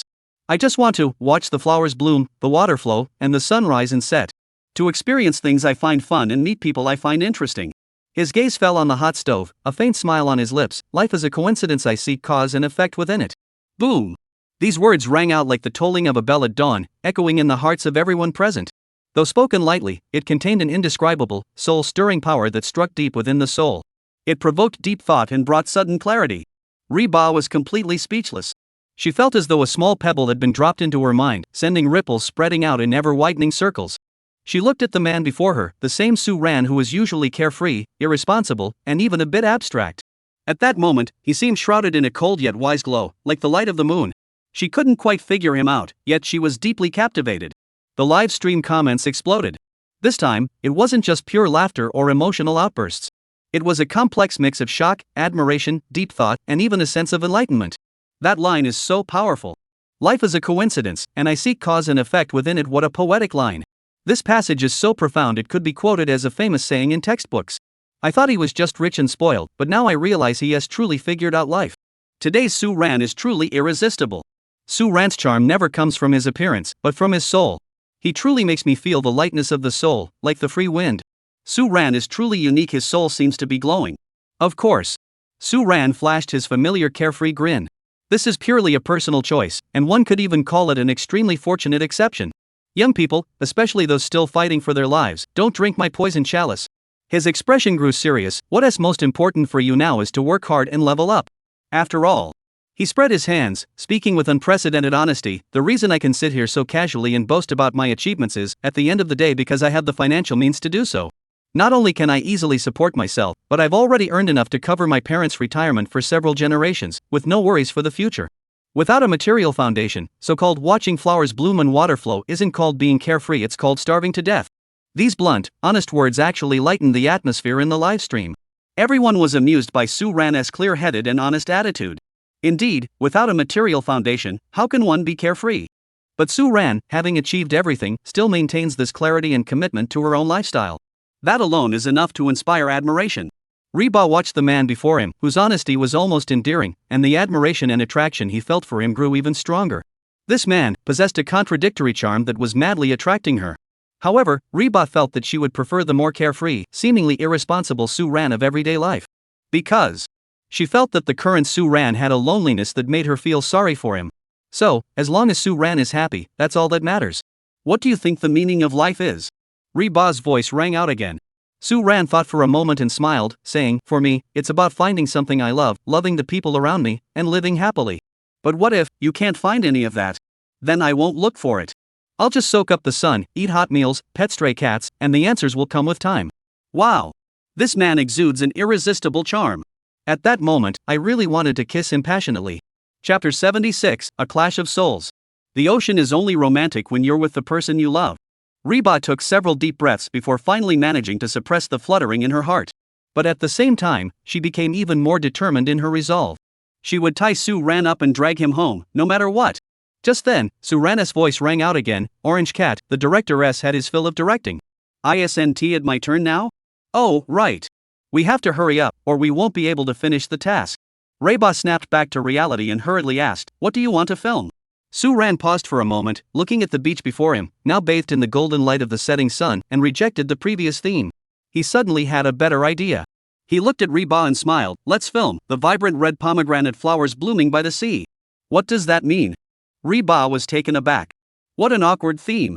Suan looked at Reba and smiled. "That night's moonlit solo dance, you were like a pomegranate flower blooming freely by the sea, so confident and full of charm. I want to show the world a confident you, how dazzling you are." Reba was slightly startled. Had that night's dance left such a deep impression on him? And Suan's praise made her feel a bit embarrassed. "Go on, put on that ethnic dance dress. I'll be waiting here for you." Suan smiled at her and encouraged her. "Don't worry, I promise I'll take great photos of you." "All right." Reba took a deep breath and smiled charmingly. 10 minutes later, when Reba walked toward them in her dark red ethnic dance dress, which flowed like flames, barefoot and moving slowly, even Suan couldn't help but be stunned once again. The gentle afterglow of the setting sun enveloped her, while the sea breeze gently caressed her flowing skirt and jet black hair. She resembled a crimson pomegranate flower blooming quietly in the twilight, exuding an air of mystery and passion, beautiful and unrestrained. The live stream exploded instantly. "So beautiful. My goodness, this is too stunning. Woo woo." I almost cried from how beautiful it was. On site, the hot guy stood elegantly in front of Suan, watching him stare in awe, and couldn't help but feel a surge of joy. "You fool, just wait until I show you how beautiful I am. Should I just start dancing?" Seeing that Suan didn't speak, Reba took the initiative to ask. "Not yet." Suan thought for a moment and said, "Let's take some, really lively shots first." Reba was confused. "What should I do?" Suan pointed to the golden beach ahead, where the waves were crashing against the shore, and said, "Start from there and run toward me, facing the waves. Remember, you need to run with that feeling of breaking free from constraints, rushing toward freedom, and full of strength." Reba was confused. How was she supposed to run like that? But she obeyed anyway. She faced the sea breeze, lifted her skirt, and began to run across the sand. No, not enough tension. Wildly. That's it. That's the one. Faster. Wilder. Swing your arms wider. Something felt increasingly off about the scene. She felt like Suan wasn't filming pomegranate flowers, but rather the fleeting youth under the setting sun. Finally, when Reba ran until she was out of breath, Suan finally called cut with satisfaction. "How about it? Did you get the effect you wanted?" Reba approached Suan, panting slightly. "It's not just good, it's like a TV drama." Suan boasted, "I think I have real potential to be a director." Reba rolled her eyes, rolling them all the way back into her head. Then she snatched the action camera and started watching the playback. As she watched, she nearly exploded on the spot. "You just go ahead and film. What the hell are you doing adding that dee sound effect?" There she was, running in the sunset, like Sun Wukong breaking free from the Five-Finger Mountain's restraints. Ray turned around, clenched her teeth, and asked, "This is what you meant by filming it like a TV series? Journey to the West." Reba closed his eyes and took a deep breath again. Then, she suddenly opened them. His eyes blazed with a rage that could kill. Suan! I'm not done with you today. The live stream's chat exploded with laughter. The theme Suan wanted to film wasn't about Sun Wukong escaping from the Five-Finger Mountain. He just wanted to relax the tension a bit and not get too worked up. And the effect was excellent. In the end, after Suan promised that he would definitely photograph her as the most beautiful pomegranate flower in the entire universe in the future, Reba finally let him off the hook. The two began filming their main vlog. The last rays of the setting sun were about to disappear below the horizon. The sky by the sea took on a dreamlike purple-red hue.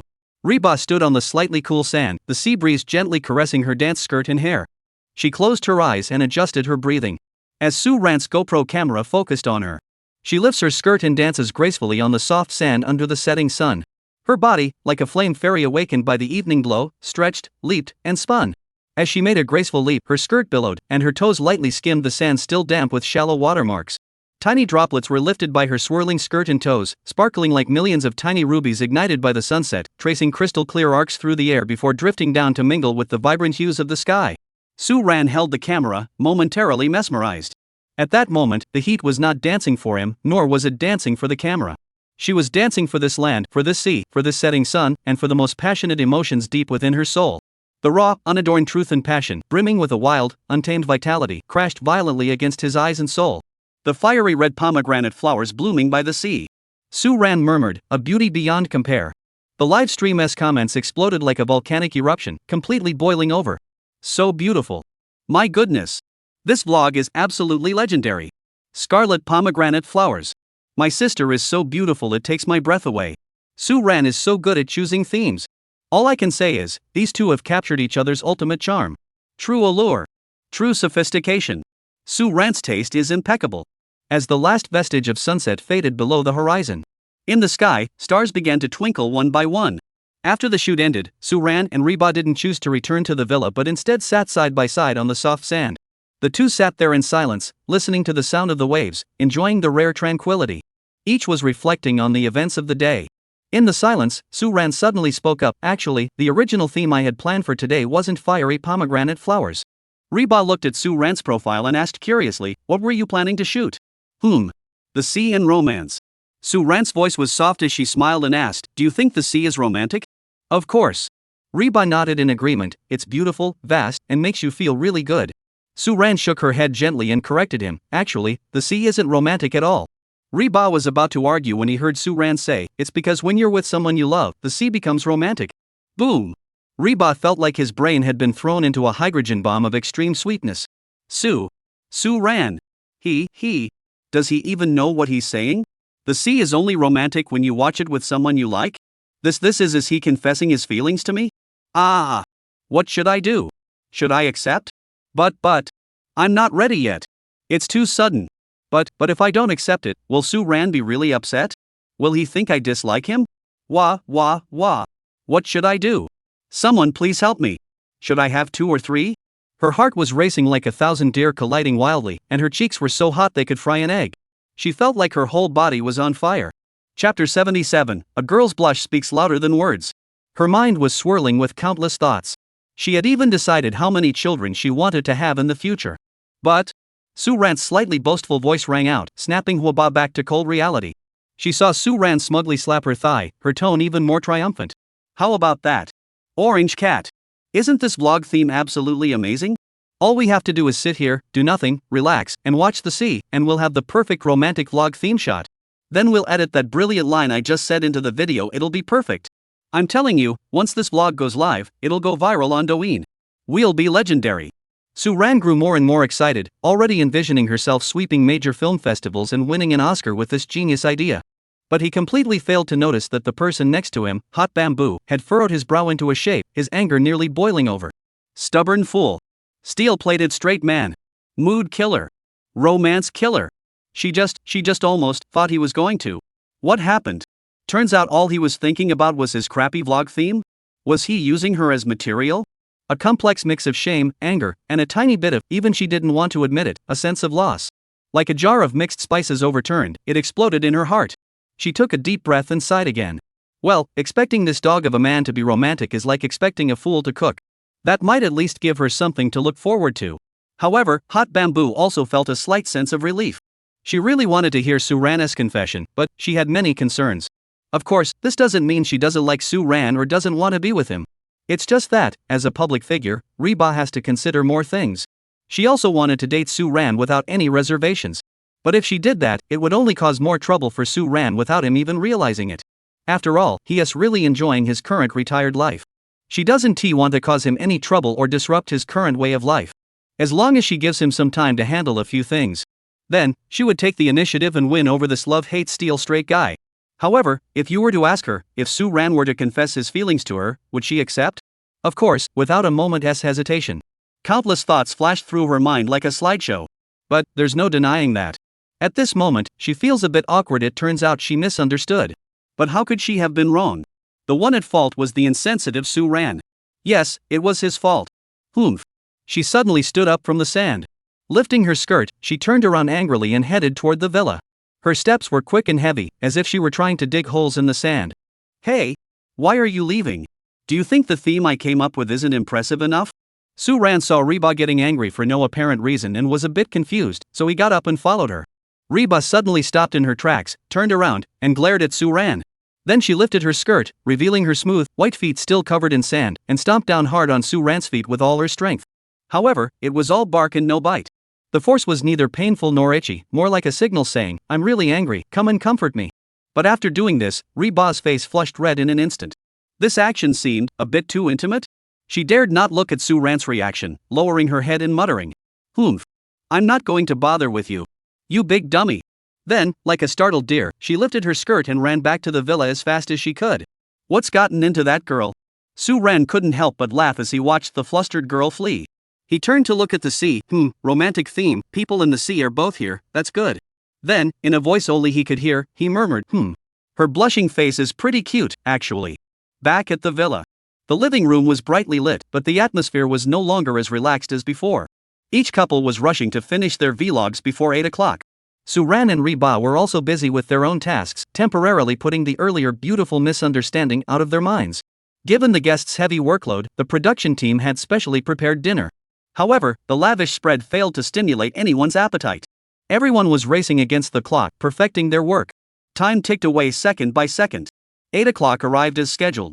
The living room of the Heartbeat Cottage had been transformed into a vlog screening venue by the production team. A large projection screen slowly descended. Lee PD, with his signature smile, announced, "Ladies and gentlemen, and viewers at home. The exciting heart-pounding images, CP Mutual Vlog theme sharing session is now officially underway. First, let's welcome the first CP pair to share their work. The first vlog to be played was from the Ujo Center CP. Their theme is the first moment of heart flutter, and just from the name, you can tell it's a very romantic theme. The entire vlog's color palette, camera work, and soundtrack are brimming with sweetness, perfectly aligning with the couple's established personas. The short film perfectly showcases Yu Shushin's playful cuteness and Ding Yushi's boyfriend charm. This has left their CP fans screaming with excitement. Next up is the Xiao Mo CP. This time, they ditched their usual warm and fuzzy vibe and went for a heart-to-heart chat face-to-face. The conversation starts with how they met, then moves on to the excitement of collaborating again on this dating show, giving all the CP fans a delicate and unique dose of sweetness. There was no forced or artificial behavior, allowing their peaceful and harmonious relationship to shine through naturally. Overall, both CP's vlogs perfectly align with their respective styles, allowing viewers to feel the beauty of love. Evenly PD had to admit that the topic chosen for Xiao Mo CP this time was excellent. It fully showcased their individual charms. Moreover, through this conversation, the beautiful emotions between the two, from their initial meeting to their heart-pounding moments, have been firmly established. Lee PD praised from the bottom of his heart, a clever and romantic way of filming. Perhaps this victory will be claimed by the Xiao Mo couple. However, when Suan and Reba's vlog began to play, Lee PD realized he had jumped to conclusions too soon. Chapter 78, Soul Resonance Through the Lens. A hot and spicy CP goes wild. A heart-fluttering cottage for one director. Photography editing, Dilly Reba Dillamu. Blooming red pomegranate flowers by the C director. Photography editing, Suan. When two lines of subtitles appeared side by side, both the live venue and the live stream fell silent. Earlier that afternoon, the other two couples had already learned about Dilly Reba's shooting theme. At that time, they were already very interested in Dilly Reba's choice of topic. They were also curious to see how Suan, who usually seems so unconventional, would behave in a different setting. As for Suran's choice of topic, the name was a bit hard to understand. What exactly was fiery pomegranate flower? With great curiosity, they couldn't wait to see how this couple, known for being the attention seekers, would pull off this vlog. And the vlog officially began. The first thing that catches the eye is Suan under the hot camera. No staged poses, no flashy transitions. In the footage, Suan is mostly quiet, lazy, and even a bit aimless. Napping in a rocking chair, reading by the window, tending to flowers in the garden, staring out at the sea from the balcony. These scenes are as plain water. Just as Suan mentioned earlier, the leisurely life of a retired big shot. Yet, through the lens of the camera, all of this takes on a unique charm. Through her lens, the Suan who is usually playful and carefree becomes more three-dimensional, more authentic, and even more captivating. In the vlog, there are occasional, soft voiceovers from Reba, as if she's talking to herself or conversing with Suan in the frame. Suan, you really love daydreaming, don't you? The way you read books, you're pretty focused. Wow, you actually know how to take care of flowers. What are you thinking about when you're alone by the sea? There are no intimate interactions or heartfelt lines. But the tenderness conveyed through the lens is more touching than any direct words. Especially the soul-stirring dialogue at the end, which made everyone feel Suan's pure and innocent heart. At the end of the vlog, the camera freezes on Suan leaning against a coconut tree, facing the sunlight, with a serene smile on her face. The voiceover then plays. This is the real Suan living simply and freely. Manhwa. The short film ends here. The scene falls silent. The other 4 guests were all lost in thought. They had never imagined that a vlog could be filmed this way. No plot, no interaction. Yet through simple shots, it revealed a more three-dimensional and deeply captivating Suan to everyone. They felt as though they were peering through the lens, witnessing Suan's solitary tranquility and her soul fully immersed in the moment. Especially Lee PD, whose eyes were already slightly moist. She never imagined that this young person, who was always laughing and joking, could have such a quiet and transparent side to her. And the camera, this seemingly carefree girl, captures Suan's most charming side with such a delicate perspective. Isn't this a kind of soul connection? Whoa. I'm crying so hard. Hot Bake really gets Suan. This is true understanding and appreciation. Reba didn't try to create any sweetness, she simply showed us the most authentic Suan as she sees her. This unobtrusive, silent companionship is hitting my inner teenager right in the feels. Suan and Hot Bamboo, you two are going to have a hard time ending things if you don't get married. While everyone was still immersed in Reba's silent tenderness, the screen went black and the theme of Suan's video blooming red pomegranate flowers by the sea began to play. Completely different from Reba's vlog style. Suan's lens was filled with beautiful colors and intense visual impact. The fiery sunset, like shards of gold, and the crimson gold sand. A hot beach, dressed in a flame-like ethnic dance skirt, danced freely on the golden sand under the setting sun. Every one of her dance moves exudes wild energy and the vitality of life. Her skirt billows like burning flames. Her bare toes glide lightly across the sand, stirring up tiny waves that reflect the fiery glow of the setting sun. The sunset serves as her lamp, the waves as her music. It seems as though the entire world is her stage. That dancer lost in her dance under the setting sun is just as the theme describes the fiery pomegranate flowers by the sea. Under Suan's lens, the heat is confident, passionate, unrestrained, and bold. Without any complex techniques, it remains the purest and most straightforward shot. Yet they capture the most striking beauty of the scene, bringing it vividly to life on screen. On site, Yu Shuxin and Meng Zi were so captivated that they instinctively covered their mouths, afraid their gasps might disrupt this magical moment. They realized for the first time that when Hot Bamboo dances, she is so dazzling, so captivating. The theme of these two had nothing to do with love. But in the silence, there was always so much love. This was far more sophisticated than their theme. There were nor any romantic scenes. Their affection doesn't surface on the surface, it's a deep understanding and resonance that reaches the soul. They simply used the most authentic lens to magnify those hidden sparkles in their hearts. They used the most sincere words to express the emotions and admiration they feel deep within. And at the end of the vlog, the scene freezes on a sunset beach, with the silhouettes of the two standing side by side. Suan's deep, magnetic voiceover slowly echoes. The fiery red pomegranate flowers blooming by the sea. Reba stared blankly at Suan, feeling his breath catch in his throat. Some people are born to shine on the stage. And you, Dilly Reba, are that flower, the brightest, the most passionate, and the most unique, the ultimate beauty of this world. Boom!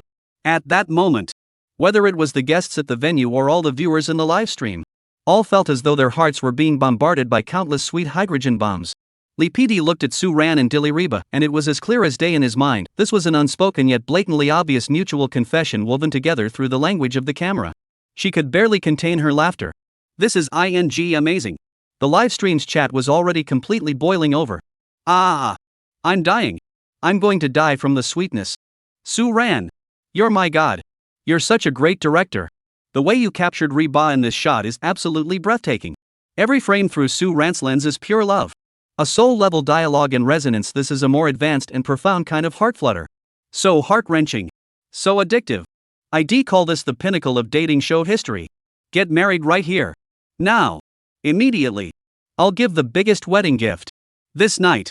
The fiery CP's vlog, with its overwhelming, mind-blowing presence, conquered everyone. That authenticity that didn't need to be forced, that deep appreciation and resonance from the soul, became the most heartfelt, heart-fluttering melody of this summer. It also made everyone believe once again. True love has nothing to do with form. It's hidden in those little, unnoticed details, in the gentle gaze you give me when you look at me. Chapter 79, Shocked for a Million Years. Su Ran, it's just the system being considerate. After the 2 short vlogs finished playing, the lights in the living room came back on. The scene remained silent. The other 2 CP guests. The looks they now cast at Su Ran and Reba were no longer just envy. What they felt was more like genuine admiration and being deeply moved. It turns out that heartfelt emotions can be expressed through such a lens. As the female lead of the vlog, Reba. At this moment, she felt as though her heart was soaking in warm honey water, sweet, soft, and tingling with her eyes already slightly moist. That girl dancing freely under the setting sun was so unfamiliar to her, yet so captivating. She never imagined that in Su Ran's eyes, who had captured her as the Monkey King stirring up the sea, she would appear as such a confident and passionate, radiant figure. Especially Su Ran's voiceover at the end. This is 100 times more beautiful than watching the sea with the person you love is romantic. Su Huan. The feelings I have for you seem to have broken through the surface and are beyond salvation.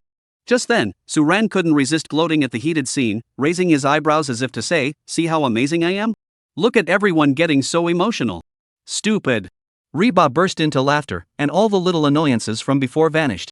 In that moment of quiet and emotion, Li PD's voice rang out at the perfect moment, breaking the silence.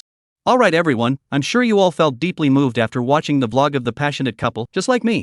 Her eyes were slightly red, clearly moved as well. Now, it's time for the exciting voting segment. Please pick up the voting devices in front of you and cast your precious vote for the vlog you think is the most heart-fluttering tonight. Taking advantage of the moment when everyone began to look down and vote, Li PD discreetly walked over to Su Ran and gave her a subtle glance toward the courtyard. Su Ran, Director Wang is waiting for you outside. Su Ran didn't ask any questions, nodded, handed the voting device to Reba, and said, you vote for me. I need to use the restroom. Reba was puzzled by Su Ran's sudden departure but didn't dare to ask further. In the villa's courtyard, moonlight shone like water. Wang Zhengyu was sitting under the pavilion, his brows slightly furrowed as if deep in thought. When he saw Su Ran approaching, he extinguished his cigarette but smiled, his face weary yet excited. Su Ran, you really are always managing to create some big news for me. Wang Zhengyu sighed, his tone filled with complex emotions. From Manhwa Bridge to garden party, and now tonight's legendary vlog. The surprises Su Ran had brought were one after another, making him so happy he felt like he was about to faint. Wang Zhengyu didn't even need to do anything. Tonight's trending topics would undoubtedly be all about Su Ran. Su Ran just smiled and said, Director Wang, you didn't call me here just to talk about this, did you? Upon hearing this, Wang Zhengyu's expression grew serious. I'd like to formally invite you to grant our production team the rights to use Garden Party as the official theme song for promotion. As for the licensing fee, within my capabilities, I'll definitely secure the highest possible terms for you. Saying this, he took out a brand new contract from his briefcase and pushed it toward Su Ran. Su Ran looked at the contract in front of him but did not take it. He simply looked at Wang Zhengyu calmly, shook his head with a smile, and said, Director Wang, thank you for your kindness. But this song, let's just forget about it. Forget it? Wang Zhengyu was taken aback and pressed further. Why? Is it because the fee is too low? Or have you already sold the copyright? Neither. Su Ran just smiled and said lightly, I just find it troublesome. Wang Zhengyu was completely dumbfounded. He had considered countless possibilities, but he never expected Su Ran's reason for refusing to be so absurd. Signing contracts, recording, promotions, chart-topping. If it becomes popular, you'll have to attend events and hold concerts. Ugh. Su Ran counted on her fingers and then looked exhausted, as if just thinking about it was tiring. Wang Zhengyu tried to persuade her further, but Su Ran, the song is so meaningful. It could bring so much to the show. For me, the greatest significance of this song is fulfilling Hot Bias' wish. Su Ran waved her hand to interrupt him. Since it's a surprise for her, just keep it as a gift. Using it for commercial purposes would be pointless. Then, he delivered the final blow, the copyright fee you're giving me. 1, 2, 3. Wang Zhengyu looked at Su Ran in confusion. Su Ran pulled out his phone and showed Wang Zhengyu a string of numbers in a bank account. Then he grinned, I made a profit. Damn. After being thoroughly outdone, Wang Zhengyu gave up completely. He looked at the stubborn Suan in front of him, shook his head, and sighed inwardly. Avoiding trouble is just an excuse. The real reason is that this song is a gift for Reba, and he doesn't want to commercialize this sentiment. However, he really had no way to deal with Suan. Throw money at him? It doesn't seem to work either. Even if those top-tier superstars were standing here, the licensing fee for a single song would only be a few $100,000. That amount of money is just pocket change for Suan. Moreover, Suan is an amateur. Even if Wang Jiangyu wanted to offer the highest possible licensing fee, he'd have to follow the rules. Otherwise, not only would there be resistance from the station, but it would also violate industry norms. Never mind, let him be. Alright, then. By the way, there is something I need to discuss with you. Wang Jiangyu seemed to remember something and said, "You're too popular right now. There are all kinds of opinions about you online. Although the program team has been working hard to control and guide the comments, but..." He sighed and continued, "Recently, there have been some, clearly targeted, organized negative rumors and smear campaigns against you personally. For example, questioning the originality of your songs, accusing you of hiring a ghostwriter, and even digging into your personal background to spread rumors and slander you." Suan remained calm, looking at Wang Jiangyu as if this were just a minor issue. "Most of it has been suppressed, and we've managed to steer the narrative in a positive direction." Wang Jiangyu smiled wryly. "I actually know who's behind it, but I lack evidence, so you should tone down your recent activities." Suan was about to speak when a series of voices echoed in his mind. Ding! Detected malicious public opinion and potential risks targeting the host. Ding!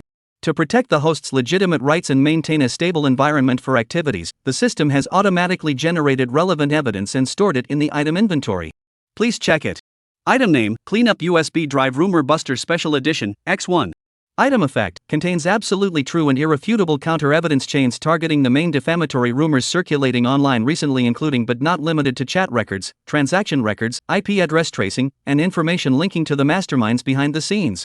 Can be selectively disclosed to settle the matter once and for all and crush all unfounded accusations. This system really knows how to handle things. Suan smiled and discreetly removed the USB drive, placing it on the table and pushing it toward Wang Jiangyu. Wang Jiangyu froze. What was she doing? What you wanted is inside. A new theme song? No, this is the evidence you wanted. Get rid of those annoying flies as soon as possible. I don't want them to ruin my mood while I'm recording the show. Wang Jiangyu almost knelt down in front of Suan. Who the heck is this guy? He has got connections that reach all the way to the top. However, what shocked Wang Jiangyu was far from over. Suan casually picked up a pen nearby, used the contract worth hundreds of thousands of dollars as scrap paper, and scribbled away.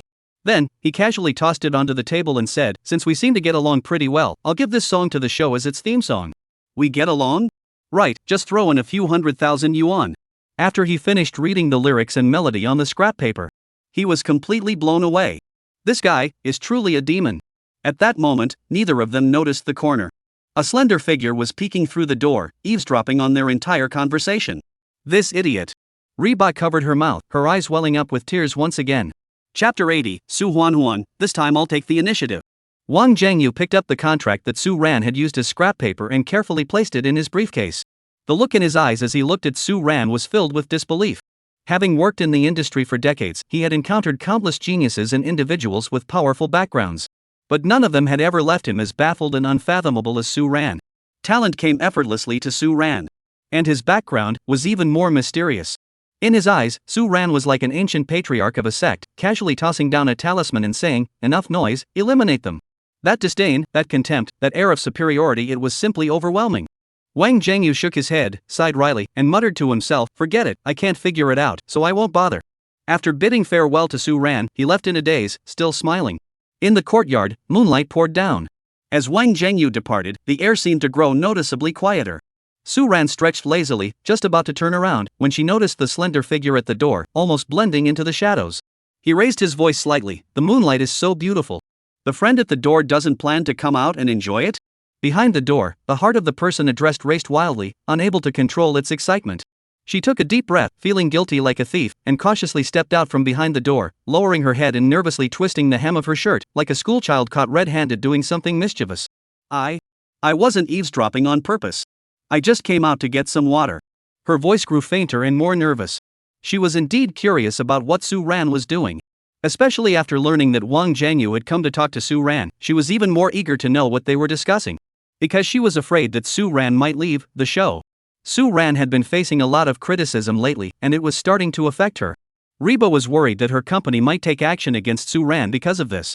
But it turned out she had overthought it. Looking for water? Suan smiled at her, not calling her out, but instead leaning lazily against the pillar of the pavilion. Oh, really? Should I help you look? Hearing this, Reba lowered her head even further, her cheeks as red as a ripe apple. She could feel Suan's teasing smile as he looked at her, and her heartbeat accelerated involuntarily. This mischievous guy was definitely teasing her on purpose. But thinking back to everything she had just heard, Reba couldn't muster any anger. He had rejected hundreds of thousands of dollars in copyright fees without batting an eyelid, simply because the song was a gift for her. Present the evidence to resolve the rumors and controversies affecting her. This idiot, he has done so much, yet he always acts like it's none of his business. Plus today's vlog. A wave of indescribable emotion swept over Reba. She looked at Suan, at his side profile bathed in moonlight, at the faint smile on his lips. A sudden surge of courage welled up inside her. Suan, let me take the initiative this time. Reba took a deep breath, making up her mind. She took one step at a time, slowly approaching Suan. Suan watched her approach, noticing the slight redness in her eyes and the misty glow in her bright eyes, making her look utterly captivating. He wanted to say something, but didn't know what to say. Comfort? She didn't seem sad. An explanation? He felt like he hadn't done anything wrong. Just then, Reba suddenly reached out, quickly and gently hugging him. The soft touch, carrying the delicate fragrance of a young girl, was gone in an instant. So quickly that Suan didn't even have time to react before the gentle touch vanished. Suan, thank you. The girl's voice carried a hint of shyness and determination. After saying those words, she retreated 2 steps like a startled rabbit, her cheeks as red as ripe apples, but her eyes sparkled with courage and relief. This hug, she thought, must have taken all the courage she had in her entire life. Suan blinked, clearly still in a daze. What just happened? This girl had actually hugged him? And thank you? I don't think I did anything, did I? But she was so soft and fragrant, just a bit too quick. Suan looked at Reba with a smile. Your thanks seem a bit rushed. Reba's heart was racing. Thinking about it now, she felt so embarrassed. How could she have been so impulsive? Hurry up, the award ceremony is about to start. Let us go claim our mystery prize. Suddenly, she remembered the voting was still ongoing and hurriedly grabbed Suan's hand, rushing toward the living room. Suan was pulled along, stumbling slightly, and couldn't help but laugh and cry, Hey, slow down, slow down. The grand prize isn't going anywhere. Despite his words, he let her pull him along, his lips curling upward involuntarily. The two of them held hands and rushed back into the brightly lit living room. In the living room, everyone's gaze was fixed on the two of them. Then, everyone's gaze subtly froze on their tightly intertwined hands. The air began to fill with a oh my gosh kind of ambiguous atmosphere. Everyone couldn't help but flash a meaningful, excited smile. He finally realized that in his haste, he had taken Suan's hand. And it was the kind where their fingers were intertwined. With a snap, her cheeks turned bright red all the way to her ears. It's all Suan's fault. He was moving so slowly. I was afraid I'd miss the award. Reba hurriedly let go of Suan's hand and tried to cover up her embarrassment with an explanation. Then she nudged Suan with her elbow, say something. She was almost too embarrassed to speak. Right. Suan chuckled as he looked at Reba, then slowly said after a moment, I got lost in the courtyard. Thanks to Orange Cat, I wouldn't have been able to find my way back. Reba. Oh my god, I told you to explain, not make it worse. Everyone was laughing so hard their mouths hurt. We get it. We all get it. The live stream was already going wild. The ship they were shipping seemed to be one step closer to fruition. After a brief sweet moment, the award ceremony proceeded as scheduled. The result was no surprise to anyone. The hot and spicy CP won the title of Best Heart-Fluttering CP of the night. In addition to a cash prize of $1,000, a hot and spicy CP also received a special gift from the show's producers, a custom-made couple's watch. The watch hands record every passing second, symbolizing time's eternal witness to genuine emotions. I sincerely hope that your chemistry and heart flutter will be like these hands, always on the dial, carving out circles that never overlap yet beat in perfect harmony. I also hope you will cherish this hard-won connection and treasure every single moment you spend together. Finally, thank you to all the guests for their wonderful sharing, and thank you to every viewer watching on screen for your companionship and witnessing this moment. The heartbeat continues, and romance never fades. Let us look forward to the next chapter of this extraordinary journey together. Good night. As Lee PD's words fell, the heartfelt moments sharing session came to a close. At the same time, back at the program's temporary office, Wang Zhengyu was staring at the contents of the USB drive, his face filled with shock. This Suan, who on earth is she? This evidence is as powerful as Mjolnir, the hammer of Thor. Chat logs, transaction screenshots, IP traceability chains, and even several critical surveillance clips and recordings. Wang Zhengyu looked at the documents one by one, unable to help but gape in astonishment. You've really picked a fight with Suan. You've hit a brick wall. Wang Zhengyu curled the corners of his mouth into a smile. Some people won't be able to sleep tonight. Chapter 81. The carnival comes to an end. The storm approaches. Suan, countdown to purifying the entertainment industry. As soon as Li PD finished speaking, he announced that today's recording was officially over. Almost at the same time, everyone immediately surrounded Suan and Reba. Heba, blushing fiercely, glanced at the meaningful smiles on everyone's faces and, like a cat whose tail had been stepped on, fled upstairs in a hurry, making a series of thud, thud, thud sounds. Leaving behind a poorly made excuse, I'm going to apply a face mask, and a fleeing figure. Suan watched her hasty retreat, a faint smile curving her lips.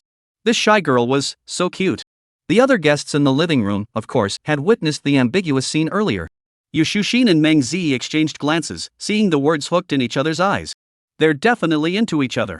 Ding Yushi and Li Yunrui couldn't help but chuckle, silently giving Suan a thumbs up. The sugar content tonight is simply too much. The viewers in the live stream were already completely immersed in the frenzy of shipping the couple.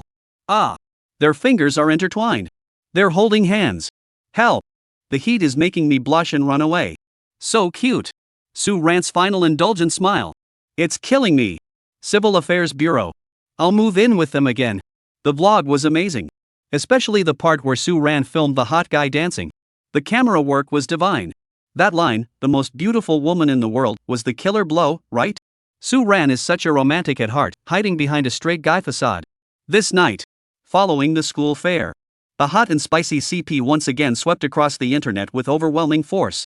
Weibo, Douyin, the trending charts on all major social media platforms have been flooded with terms like hot vlog, the ultimate beauty dilly-riba, and the ephemeral theory. Hashtag Summer Heartbeat 2 vlog goes viral. Hashtag this topic directly shot to the top of the trending charts, followed by a huge, bright red exploded label. Countless netizens were moved by the soulful connection and genuine emotions between Suan and Dilraba. No artificial sweetness, just sincere emotions that touch the heart. The way they capture each other in their respective lenses is truly captivating. The quiet Suan and the dynamic Reba, one still, one in motion, their charm is off the charts. Suan's voiceover segment is the best love confession of the year. Countless CP fans, casual viewers, and even some who were previously indifferent to dating shows have been completely swept off their feet. The popularity and reputation of Summer Heartbeat 2 have once again reached an unprecedented peak.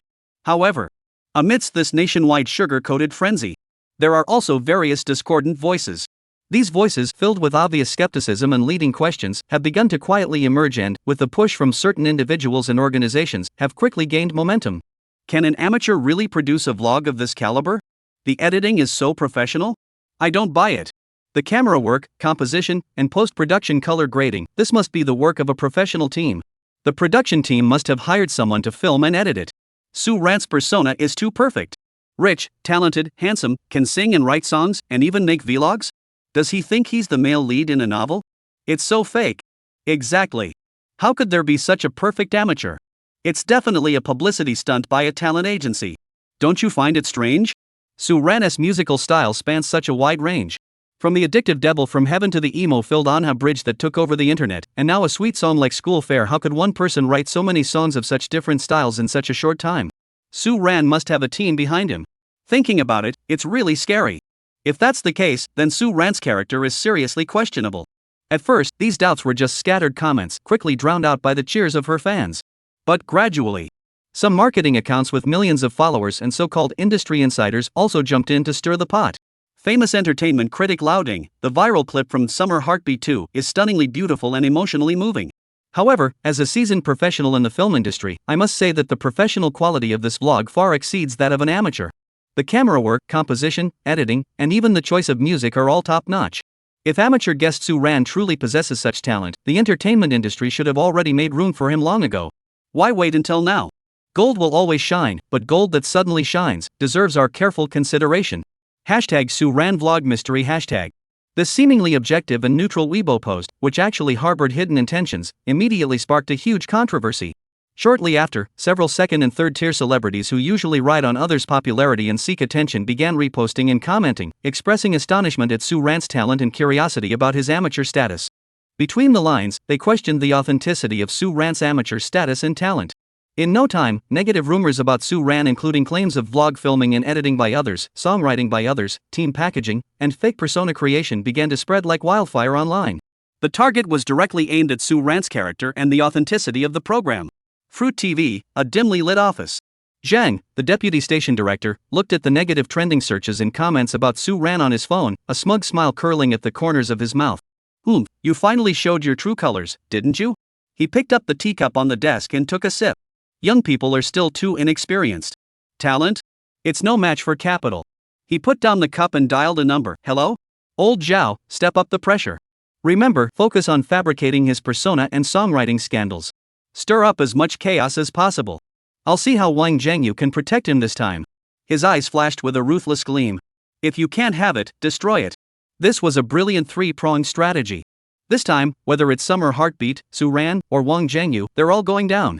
This is the show he's been waiting for. At the same time, in the post-production room of the TV show, Wang Zhengyu also saw the negative online backlash. His expression, however, remained unusually calm. In fact, the corners of his mouth even curled into a faint, almost imperceptible smile. Finally, couldn't resist taking action? The assistant, seeing Wang Zhengyu's composed demeanor, couldn't help but ask, Director Wang, you're so calm this time. Could it be that you were the one who did it again? He recalled the previous public relations crisis and sighed, realizing how naive he had been. But Wang Zhengyu shook his head and said, this time, it has nothing to do with me. I didn't do a thing. Hearing this, the assistant was speechless. But aren't you worried about all the negative trending topics flooding the internet? Isn't negative attention still attention? If this keeps up, the show is over. The assistant urgently said, Director Wang, the internet is flooded with posts questioning Suan, and even some influential figures and seasoned veterans have gotten involved. Should we issue a statement to clarify the situation? Or have Suan go live to address it? Clarify? Why clarify? Wang Zhengyu heard this but only shook his head, speaking calmly. Without Suan's USB drive, this matter would be very difficult to resolve. Not to mention the trouble they'd get into trying to prove themselves. Even if they clarified, who would believe them? It's always easier to spread rumors with just a mouth than to clarify the truth by running yourself ragged. We can't very well ask Suan to write a song on the spot, can we? That's the dumbest and most useless solution. Those people don't care whether Suan is truly talented or not. They just need a baseless excuse to crush her. Self-proof? That's falling into their trap. How can we break this deadlock? Simple. Since we can't clear our name, let's just eliminate the ones spreading the rumors. Are we just going to do nothing? The assistant frowned, looking concerned. But what about? Who said we're not doing anything? We're just not clarifying. We never said we wouldn't do anything. You must understand that some things become more certain the more you clarify them. Wang Dao rubbed the USB drive in his hand, a meaningful smile curving his lips. He recalled when he had asked Suan for his opinion earlier, the young man had casually replied, just shut it down completely. Now it seemed that the information on Suan's South USB drive was about to unleash a storm. Finally, Wang Zhengyu picked up his phone, dialed a number, and spoke in a low voice, Hello? It's me. Proceed with the plan. I need to see the results before dawn. Don't let it affect my brother's mood. The assistant stared blankly at Wang Zhengyu, his shocked expression seeming to say, Director, where's your integrity? After hanging up, Wang Zhengyu fell into deep thought. Suan. Who exactly is this guy? This level of influence was far beyond his imagination. Chapter 82, the whole world is guessing who Suan is, while Reba just wants to give him a thumbs up on his social media. Dawn broke. At the same time, the sky had changed. For some people, today might be the darkest day of their lives. Breaking news. The account of renowned entertainment critic Lao Ding has been permanently banned. Shocking. Multiple million-follower marketing accounts have been taken down by the platform for spreading rumors. The big V accounts that led the charge against Suan last night are all gone? Overnight, major social media platforms seem to have undergone a massive earthquake. The influencers and marketing accounts that were boasting and setting the tone for Suan yesterday now only have a cold message on their homepages. This user has violated laws and regulations and has been permanently banned. Clean and decisive, with no further explanation. Before netizens could recover, another bombshell hit them hard. From within the Apple ecosystem. Without any warning, a harshly worded internal disciplinary notice and personnel reshuffling began circulating. The deputy director of a department responsible for artist collaborations was suspended. Several mid-level employees involved in program promotion who were found to have engaged in improper financial dealings with external companies were immediately fired. Even the powerful deputy station director has been transferred to a non-executive position with a single order, effectively sidelined. The notice did not specify the reasons, only stating personal reasons, requested transfer. But anyone with eyes can see that this is far from straightforward. This is clearly a swift and ruthless internal shakeup. If the above is just the appetizer, then the bombshell that's about to explode will send shockwaves through the entire entertainment industry. Breaking news. Third-tier male star Joe Mao exposed for adultery during marriage, videos and photos leaked. Shocking. Female singer Lee Mao accused of massive tax evasion, investigation launched. Shocking. A recording of a certain variety show director, Sun Mao, allegedly engaging in unethical practices has been leaked. Crazy. Completely mad. One sensational scandal after another is emerging like mushrooms after rain. The artists involved range from top-tier stars to second- and third-tier celebrities, and even include several respected veteran artists. But the evidence is crystal clear, with photos, videos, recordings, and transaction records. Everything is there. They're not giving them any chance to defend themselves. Relevant authorities in major state-run media outlets have all stepped in, naming names, criticizing, and then banning them. Endorsement contracts are being terminated. Cast replacements. Removal from variety shows. All within just a few hours. The entire entertainment industry is in turmoil, with everyone feeling insecure. Once glittering celebrities plummeted from the heights of fame to the depths of disgrace, their reputations in tatters. Those media companies that once boasted of their unmatched influence are now teetering on the brink of collapse in this storm. Their core artists are collapsing one after another, and the company's stock prices are plummeting. Several companies were even directly investigated by relevant authorities for serious issues such as unfair competition and signing shadow contracts. For a time, the entire industry was in a state of panic. All artists were ordered to watch their words and actions, fearing they might be the next to fall. The internet is in complete uproar. Servers have crashed multiple times. Bystanders were excitedly jumping around in the gossip fields, with so much gossip to consume that it was impossible to keep up. This day was later jokingly referred to by many netizens as the magical entertainment industry cleanup day. However, amidst the shock and the spectacle, a huge mystery looms over everyone like a dark cloud. What could possibly be the reason behind all of this? And why today? Who is the invisible hand pulling the strings behind the scenes? Gradually, some began to connect these seemingly unrelated events. Those banned influencers and celebrities exposed for scandals all seemed to share a common thread. On the day before they were banned, they all followed Suan's lead. The mid to high-level staff members at the fruit-themed platform who were disciplined were, to varying degrees, involved in suppressing Suan. The agencies under investigation were even more eager to take advantage of the situation to drive down Suan's value or even ruin her reputation outright. A chilling suspicion began to spread like wildfire within the industry. Could everything that happened today be connected to Suan? This speculation immediately triggered deeper panic. Speculation about Suan's background and identity also ran wild. Could Suan be the illegitimate son of a powerful figure from the Beijing entertainment circle? Nonsense.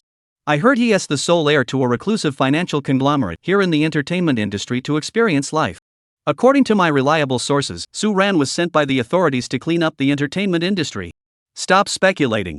My great-uncle's neighbor's nephew's classmate said that Suan is actually the reincarnation of a cultivation master. Stop talking. I feel bad for my teacher Wang Wei. Her new song dropped today, and it's not trending anymore. Rumors are getting more and more outlandish. The rumors are getting more and more outlandish. But regardless of the truth, one thing has become a consensus among insiders. Suan, this man, is definitely not someone to mess with lightly. His influence and background are beyond comprehension. Those companies that once tried every means to sign Suan are now all terrified out of their wits, dare not entertain any such thoughts, and are as docile as rabbits. They also remind their artists to stay away from Suan, no matter what. Especially the guests from Summer Heartbeat. At this moment, they are constantly reminding themselves to keep a low profile and make it a part of their DNA. At this point, a massive campaign targeting Suan. Before it could gain momentum, it was shattered by a force from a higher dimension, sweeping away everything in its path. Unbeknownst to anyone, it also purified the air of the entire entertainment industry. At the center of the storm, the love cottage was in stark contrast to the chaos outside. Morning sunlight filtered through the curtains, casting a warm glow into the room. Reba yawned, rubbing his eyes as he sat up on the bed. Her two puffy panda eyes reappeared. Last night, she had barely slept a wink. In her mind, one moment she was seeing herself in Suan's vlog. Then by Suan's deep, magnetic voiceover. Then it was everyone teasing each other at the sharing session. Finally, the image that lingered was of the two of them at the living room door, caught in the act, their fingers tightly intertwined. Ah! She clung to her ugly alpaca stuffed animal, rolling around on the bed, yet she couldn't fall asleep. In the wee hours of the night, unable to sleep, she impulsively opened WeChat and found the profile she had secretly pinned to the top, labeled Suan. She carefully tapped into his moments. And then, she saw a different side of Suan, not the lazy, laid-back, occasionally sarcastic person she knew. Suan's moments were updated rarely, with almost no selfies and little text. Besides complaining about fishing and being a no-show, it was filled with various mountains, steep cliffs, winding mountain paths, and mist-shrouded peaks. The photos were taken casually, but the composition and lighting were spot on. However, the theme is surprisingly consistent: mountain climbing. This guy, why does he always insist on going into the mountains? Reba couldn't help but mutter under his breath, but the corners of his mouth curled upward involuntarily. She was as excited as if she had discovered a treasure, eagerly scrolling through every post, not even skipping over Suan's updates from years ago. Then, she did something she even found a bit silly herself. She liked every single post in Suan's WeChat moments. Watching the little red hearts light up one by one, Hot Fence laughed to herself for a while before finally putting down her phone and drifting off to sleep.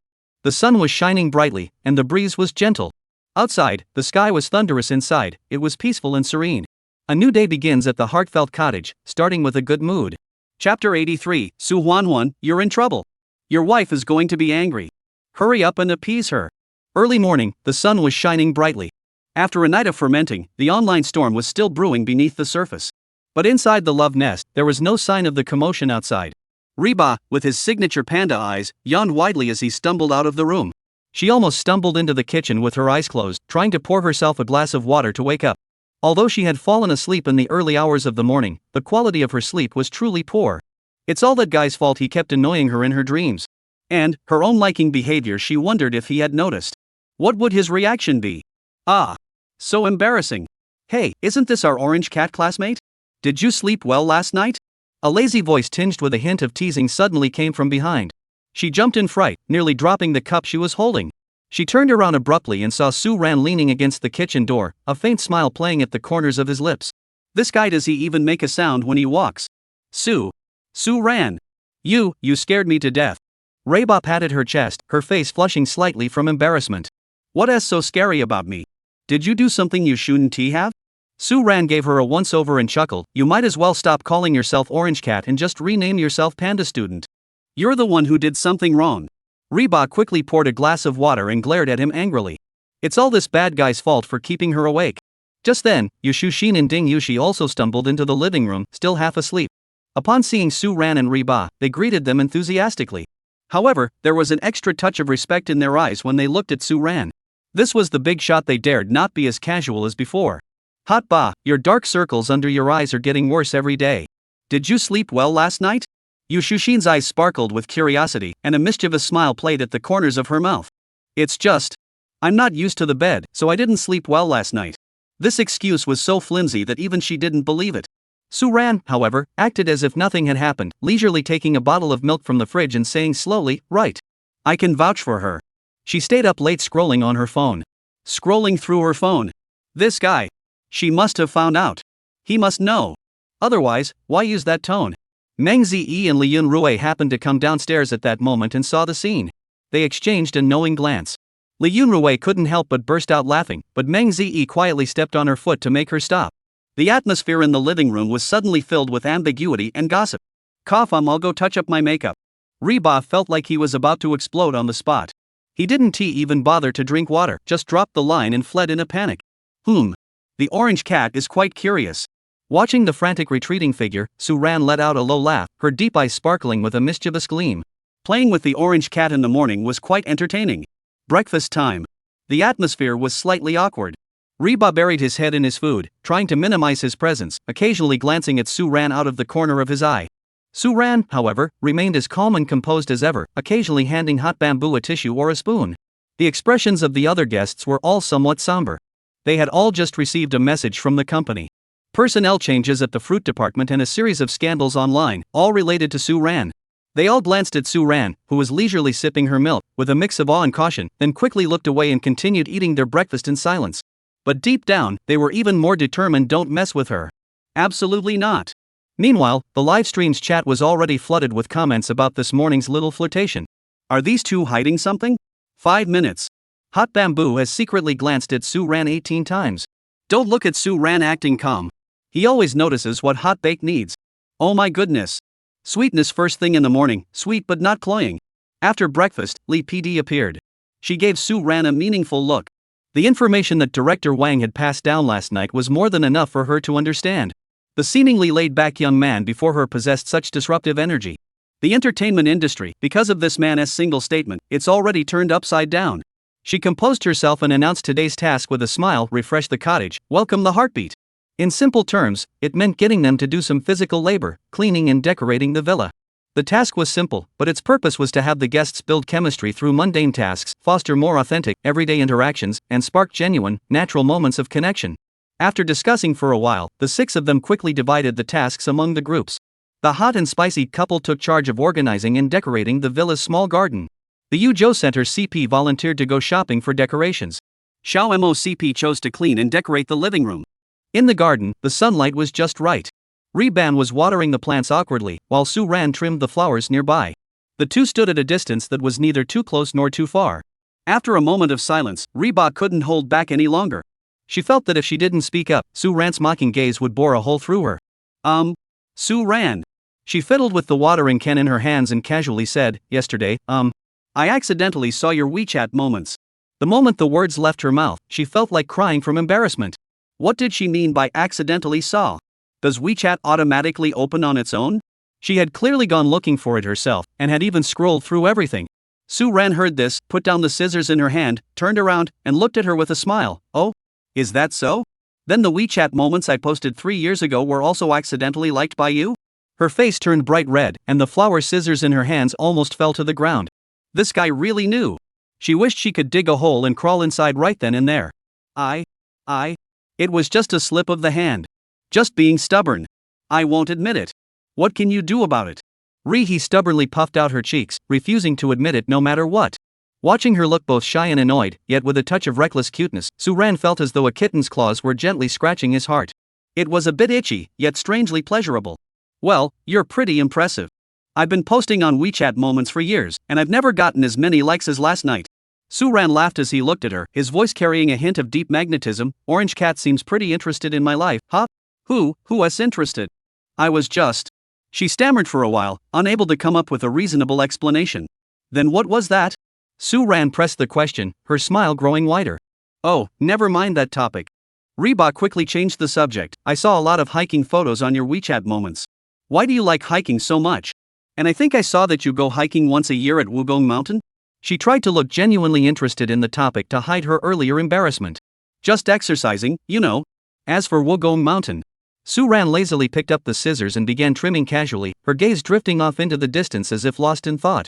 What makes Wugong Mountain special? The scenery there must be beautiful. Ba asked curiously. From the photos you took, the sunrise and the sea of clouds look breathtaking. Ran shook her head and smiled. The scenery is indeed beautiful. Is the sunrise more beautiful or the sunset? Ba pressed further. Neither. Ran shook his head. What? Then what's so beautiful? Ba was taken aback, a bit confused. If it's not the sunrise or sunset, what else could be particularly beautiful? Could it be the mountain view? Ran slowly uttered a few words. The strapless dress is pretty. Ba.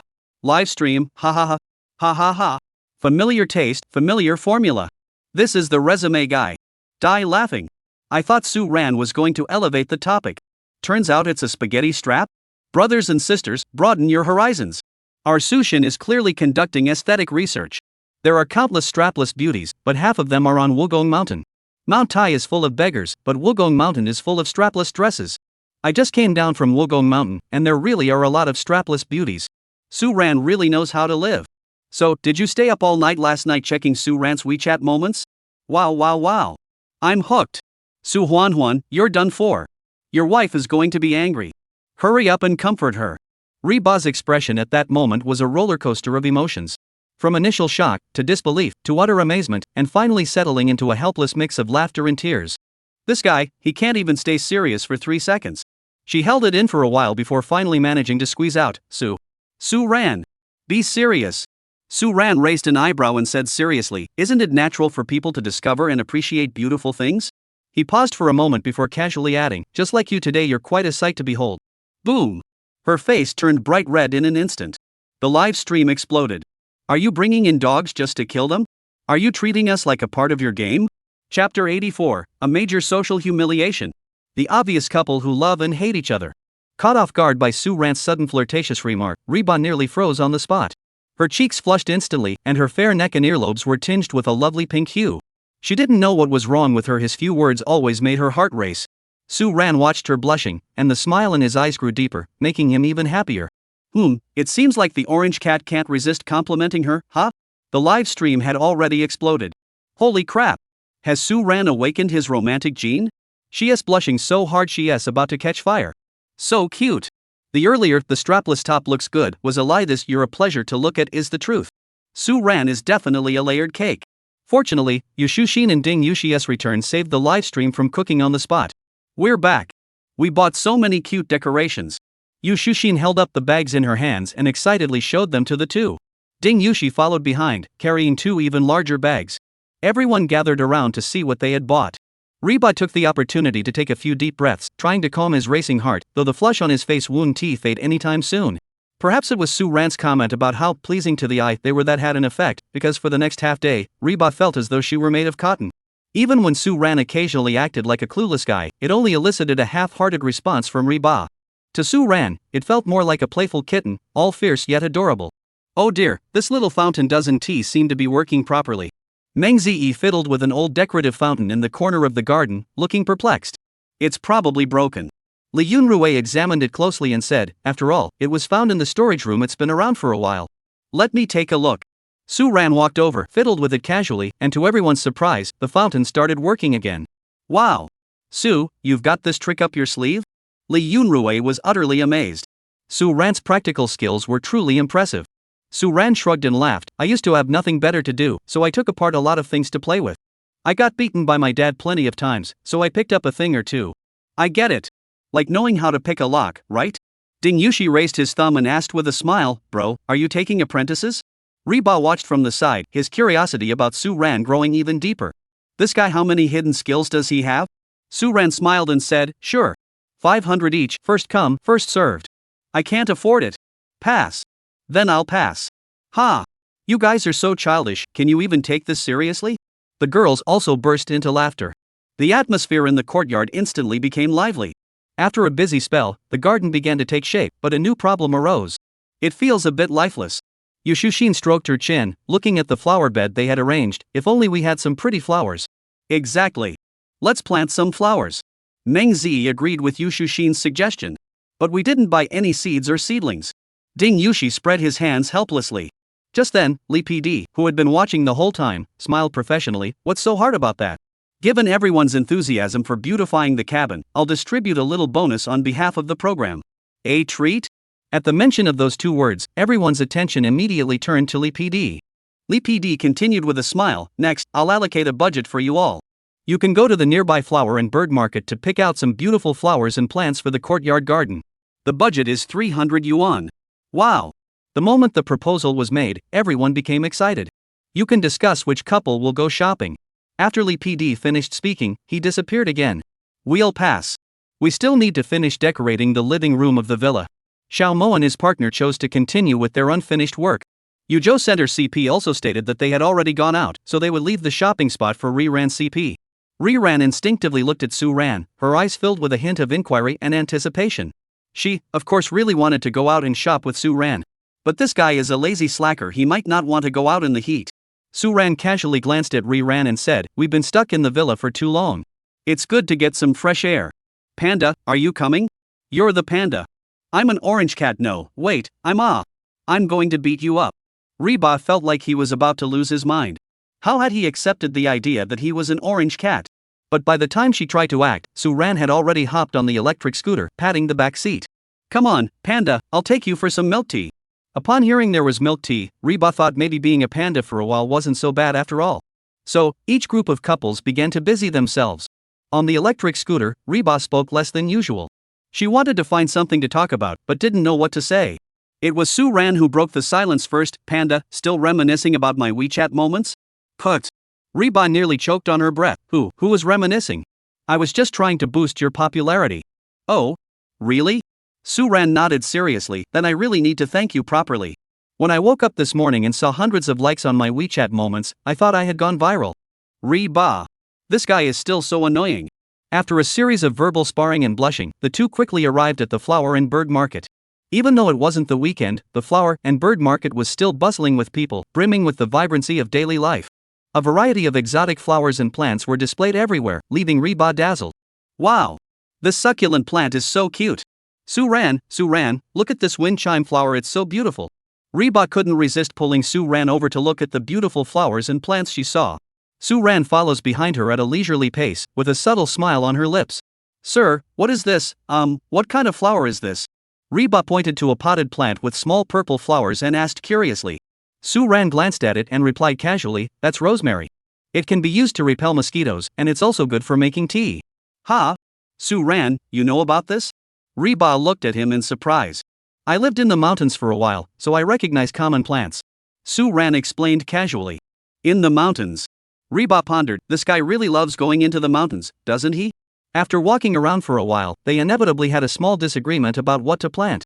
Reba preferred those romantic-looking roses or hydrangeas with vibrant flowers. Suan, however, pointed to a cactus and said, this one is perfect for you, it's easy to care for. Reba stubbornly refused, I don't want it. It's ugly and unattractive. Suan suggested, oh, how about this one? It's a pitcher plant, it can catch mosquitoes, fun and practical. Reba sighed, wondering how this person's sense of aesthetics could be so peculiar. After some haggling, Reba chose a packet of sunflower seeds, a few cute succulents, and a budding jasmine plant. Sunflowers symbolize sunshine and hope. Reba explained, succulents are cute and easy to care for, and jasmine flowers smell nice. I like them. Suan looked at her sparkling eyes, satisfied with her choice, and nodded, they are indeed prettier than cactus. Reba. Are you really that obsessed with cacti? When it came time to pay, the shop owner, a cheerful middle-aged woman, smiled at Suan and said, oh, you have such good taste. This sunflower is wonderful, it faces the sun, symbolizing a bright future. And the jasmine, also known as emoli, is perfect for newlyweds like you. Auntie, you've misunderstood. We're not married, just. Reba didn't know how to explain, should he say they were just boyfriend and girlfriend? It seemed acceptable, but she felt too shy to say it outright. Meanwhile, Suan pretended not to hear, but the corners of her mouth curled into a smile, clearly enjoying the show. Oh. I see. You're not married yet, right? The woman, acting like she knew everything, looked her up and down. These days, many people get married after having a child. Your belly looks like you're pregnant. How many months along are you? You should hurry up and get married. The young woman was speechless. This. I've gotten so fat I look pregnant? Suan couldn't help but burst out laughing. 3 months. Are you trying to get yourself killed? Don't you dare say that again, or I'll tear your mouth off. Reba was both angry and embarrassed, wanting to drag Suan out and beat her to death right away. Seeing Suan's shoulders still twitching slightly in a provoking manner, Hotbake came up with a plan. She took a deep breath, forced a sweet smile, and wrapped her arms around Suan's arm, saying in a delicate voice, brother-in-law, how could you tell someone else such an important thing? What will my sister say if she finds out? After saying that, she deliberately gave Suan a provocative glance, as if to say, come on. Let's hurt each other. Suan.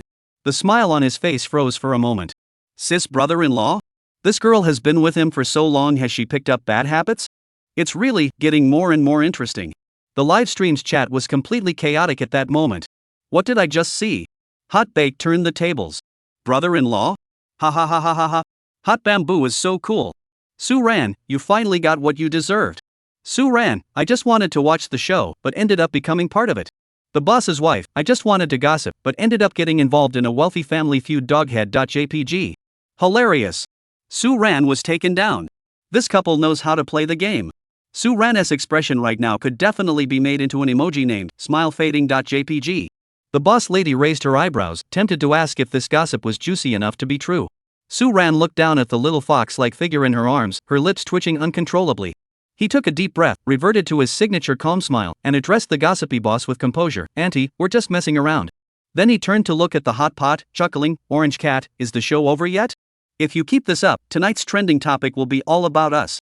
The kitten blinked its innocent big eyes and said, Uncle, our child wants to drink bubble milk tea. Alright, let's buy it. Finally, after paying the bill, the two fled the scene under the shop owner's disapproving gaze, muttering, these young people today sure know how to have fun. Chapter 85. He's never been romantic, but his affection is hidden in the details. After getting a cup of bubble milk tea, Reba's little revenge plan was finally complete. On the way back on the electric scooter, Reba sipped the milk tea in small sips, a hint of pride still lingering on her face. Seeing Suan at a loss, Reba felt utterly satisfied, unable to suppress the curve of her lips. Suan seemed to have eyes in the back of his head and suddenly spoke up, little sister-in-law, is the milk tea good? Yes, it's delicious. Reba blurted out before realizing what she'd said. Who's your little sister-in-law? You're the one. Oh? Then earlier, someone admitted they were pregnant just for a sip of milk tea. Suan chuckled lightly, her tone full of teasing. That was a strategy. Reba tried to save face. Right, a strategy thought up by a panda. The two continued their banter as they rode along, unaware that their electric scooter had passed through a pedestrian street filled with the aroma of various street foods. Reba's gaze was involuntarily drawn to a string of candied hawthorn berries coated in a shiny sugar coating by the roadside. Suan noticed her eager gaze in the rearview mirror but said nothing. He simply pulled over to the side of the road, said, "Wait here for me," and walked straight toward the stall. Moments later, Suan returned with two large, red candied hawthorn skewers, handing one to Reba. "Here, as a reward for your good acting today."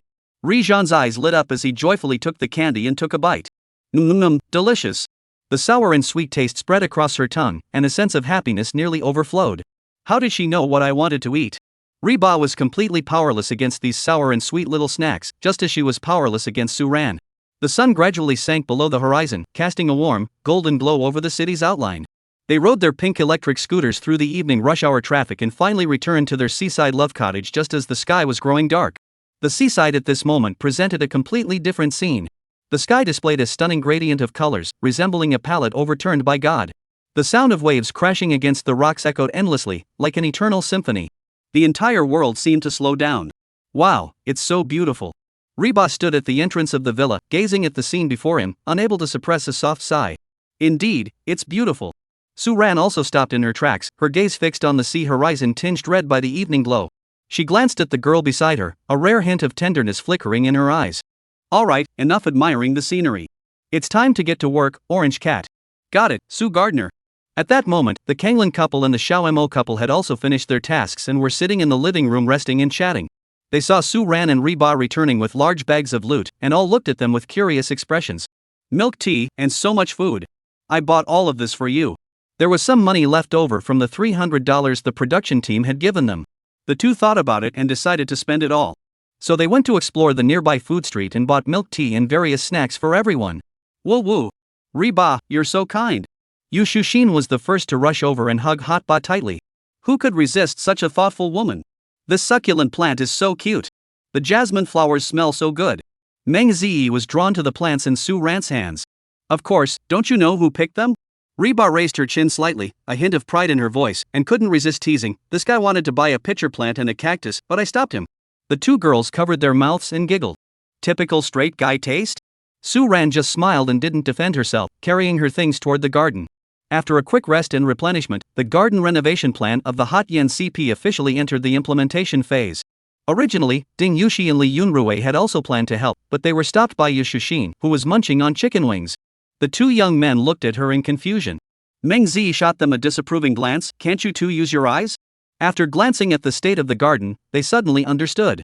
After an afternoon of joint efforts, the garden had taken shape. All that was left was to plant the flowers and plants they had bought to create a beautiful landscape. "Suan, I want to plant the jasmine flowers near the window so that we can smell their fragrance at night when we open the window." Reba pointed to an empty patch of ground, her eyes sparkling. "Sure, that's fine." Suan nodded and picked up the shovel, beginning to dig. Reba carefully removed the jasmine sapling from the flower pot and gently placed it into the dug hole. Then Suan began to fill the hole with soil. The two stood very close together, able to clearly feel each other's breath. The setting sun cast their shadows long and intertwined, as if they had merged into one. Occasionally, Reba would accidentally brush against Suran's arm, and Suan would sometimes help her brush away the strands of hair that had fallen onto her forehead. There were no words spoken, yet an indescribable harmony was quietly blossoming between them. In the live stream, the viewers had long been captivated by the beautiful scene and warm atmosphere, left speechless. Hell! What kind of divine scene is this? The iron tree has bloomed. Suan actually helped Reba tuck her hair back. No need for a script, these little everyday details are already melting my heart. The chemistry is off the charts. Suan isn't the romantic type, but his affection is hidden in the details. The four guests on set in P.D.Ly are all completely obsessed. Even without, just being together like this makes me want to ship them so hard. The way they plant flowers, doesn't it look like they're giving a child a bath? Your analogy is truly brilliant. Who else is like us, forced to transition from regular guests to love observers? Shut up and just enjoy it. Finally, it was time for the bag of sunflower seeds filled with hope. The two of them deliberately chose the most central spot in the garden, where the sunlight was the brightest. They knelt side by side. Suan used a small shovel to loosen the soil, while Reba carefully placed each seed into the little holes they had dug. Their coordination grew increasingly seamless. Suan, do you think they really bloom into flowers? Reba looked at the patch of soil where the seeds had just been sown, his eyes brimming with anticipation. If we nurture them with care, they will bloom. Suan's voice was soft but firm. After planting all the seeds, the two carefully watered them together. As they watched the small garden, which had been nurtured with their shared effort, come alive with a unique vitality and beauty under the setting sun, a sense of fulfillment and happiness, indescribable in words, quietly spread through their hearts. He sat cross-legged before the freshly planted sunflowers, extending his fingers to gently touch the moist soil. The evening breeze caressed her hair, and the last rays of the setting sun gently kissed her cheeks. She turned her head to look at Suan's eyes, which were always so beautiful, now appearing especially deep and captivating in the twilight. A surge of inexplicable courage, or perhaps an impulse inspired by the beautiful atmosphere, prompted her to blurt out, "Suhanin, do you think the flowers we planted together look like a symbol of love from a TV show?" As soon as she asked, she regretted it. Ah! What's wrong with me today? Why am I always saying such strange things? And symbol of love, that's way too direct. She sneakily glanced at Suan, afraid to see any trace of displeasure or mockery on his face. But Suan didn't mock her or tease her. He simply knelt down beside her, their gazes fixed on the newly planted sunflowers. Suan said, "Whether it's a testimony or not, it's too early to say now." He paused, turned his head, and looked at the beautiful eyes of the young girl, filled with tension, and the corners of his mouth curved into a faint smile, one that was enough to make her heart race. "But I'm really looking forward to the day they bloom. To watch them with you." Boom! Reba felt her brain short-circuit with happiness once again. Suan, was that our response? Though he didn't directly answer yes or no, the impact of looking forward to them blooming and watching them with you was as devastating as a nuclear bomb. Reba felt her cheeks burning hot enough to boil an egg. She wanted to say something, but found herself speechless. Finally, she hurriedly stood up, turned her back to Suan, and blurted out, "I'll go check on Xinqing and the others." Then she fled the scene once again. Suan watched her almost jumping away, and laughed softly. It was strange. Why was he growing more and more fond of teasing this little orange cat? However, he did feel a bit of anticipation. Those sunflowers, blooming together with her. Chapter 86, The Kind Orange Cat and the Glowing Suan, their shadows merged into one. The villa had been completely transformed thanks to the collective efforts of all the guests. Everyone looked at the transformed little house and couldn't help but smile with satisfaction. At dinner time, the atmosphere was particularly harmonious due to the day's shared labor. Lee PD announced at the right moment, "Considering everyone's hard work today, there will be no additional filming tonight. You can all relax and do as you please." The news sent all the guests into a frenzy of excitement. With no filming tasks, everyone could do whatever they pleased. Yu Shuxin and Ding Yushi claimed the sofa and started watching a movie. Meng Ziyi and Li Yunrui, however, said they were heading to the gym to burn off the calories they had forced themselves to consume today. Reba unconsciously glanced at Suan. Suan seemed to sense something and glanced back at Reba, speaking lazily, "I'm a bit full. Panda, do you want to go out and walk it off?" Calling him Panda again. Reba was about to retort, but was cut off by Suan's next sentence. "The tide has just gone out at the beach. Let's go for a walk on the sand and enjoy the sea breeze. It should be pretty nice." The beach, the sand, the sea breeze. These three little words combined were the very essence of romance. Especially when it's with Suan. The slight annoyance Hotbot felt because of his panda nickname was instantly swept away. "Alright, fine." She tried to look as though she wasn't in a hurry, but the slight curve of her lips betrayed her true feelings. Amidst the teasing murmurs of the other guests, Suan and Reba walked side by side out of the brightly lit villa, strolling leisurely toward the nearby beach. The nighttime beach had shed the daytime bustle, replaced by a sense of peace and tenderness. The sea breeze carried a hint of saltiness, gently caressing the skin and bringing a refreshing coolness. On the beach, couples and tourists strolled in small groups, their occasional laughter soon drowned out by the sound of the waves.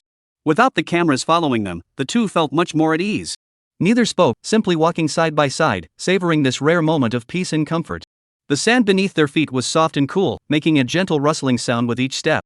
Reba secretly glanced at Suan beside him.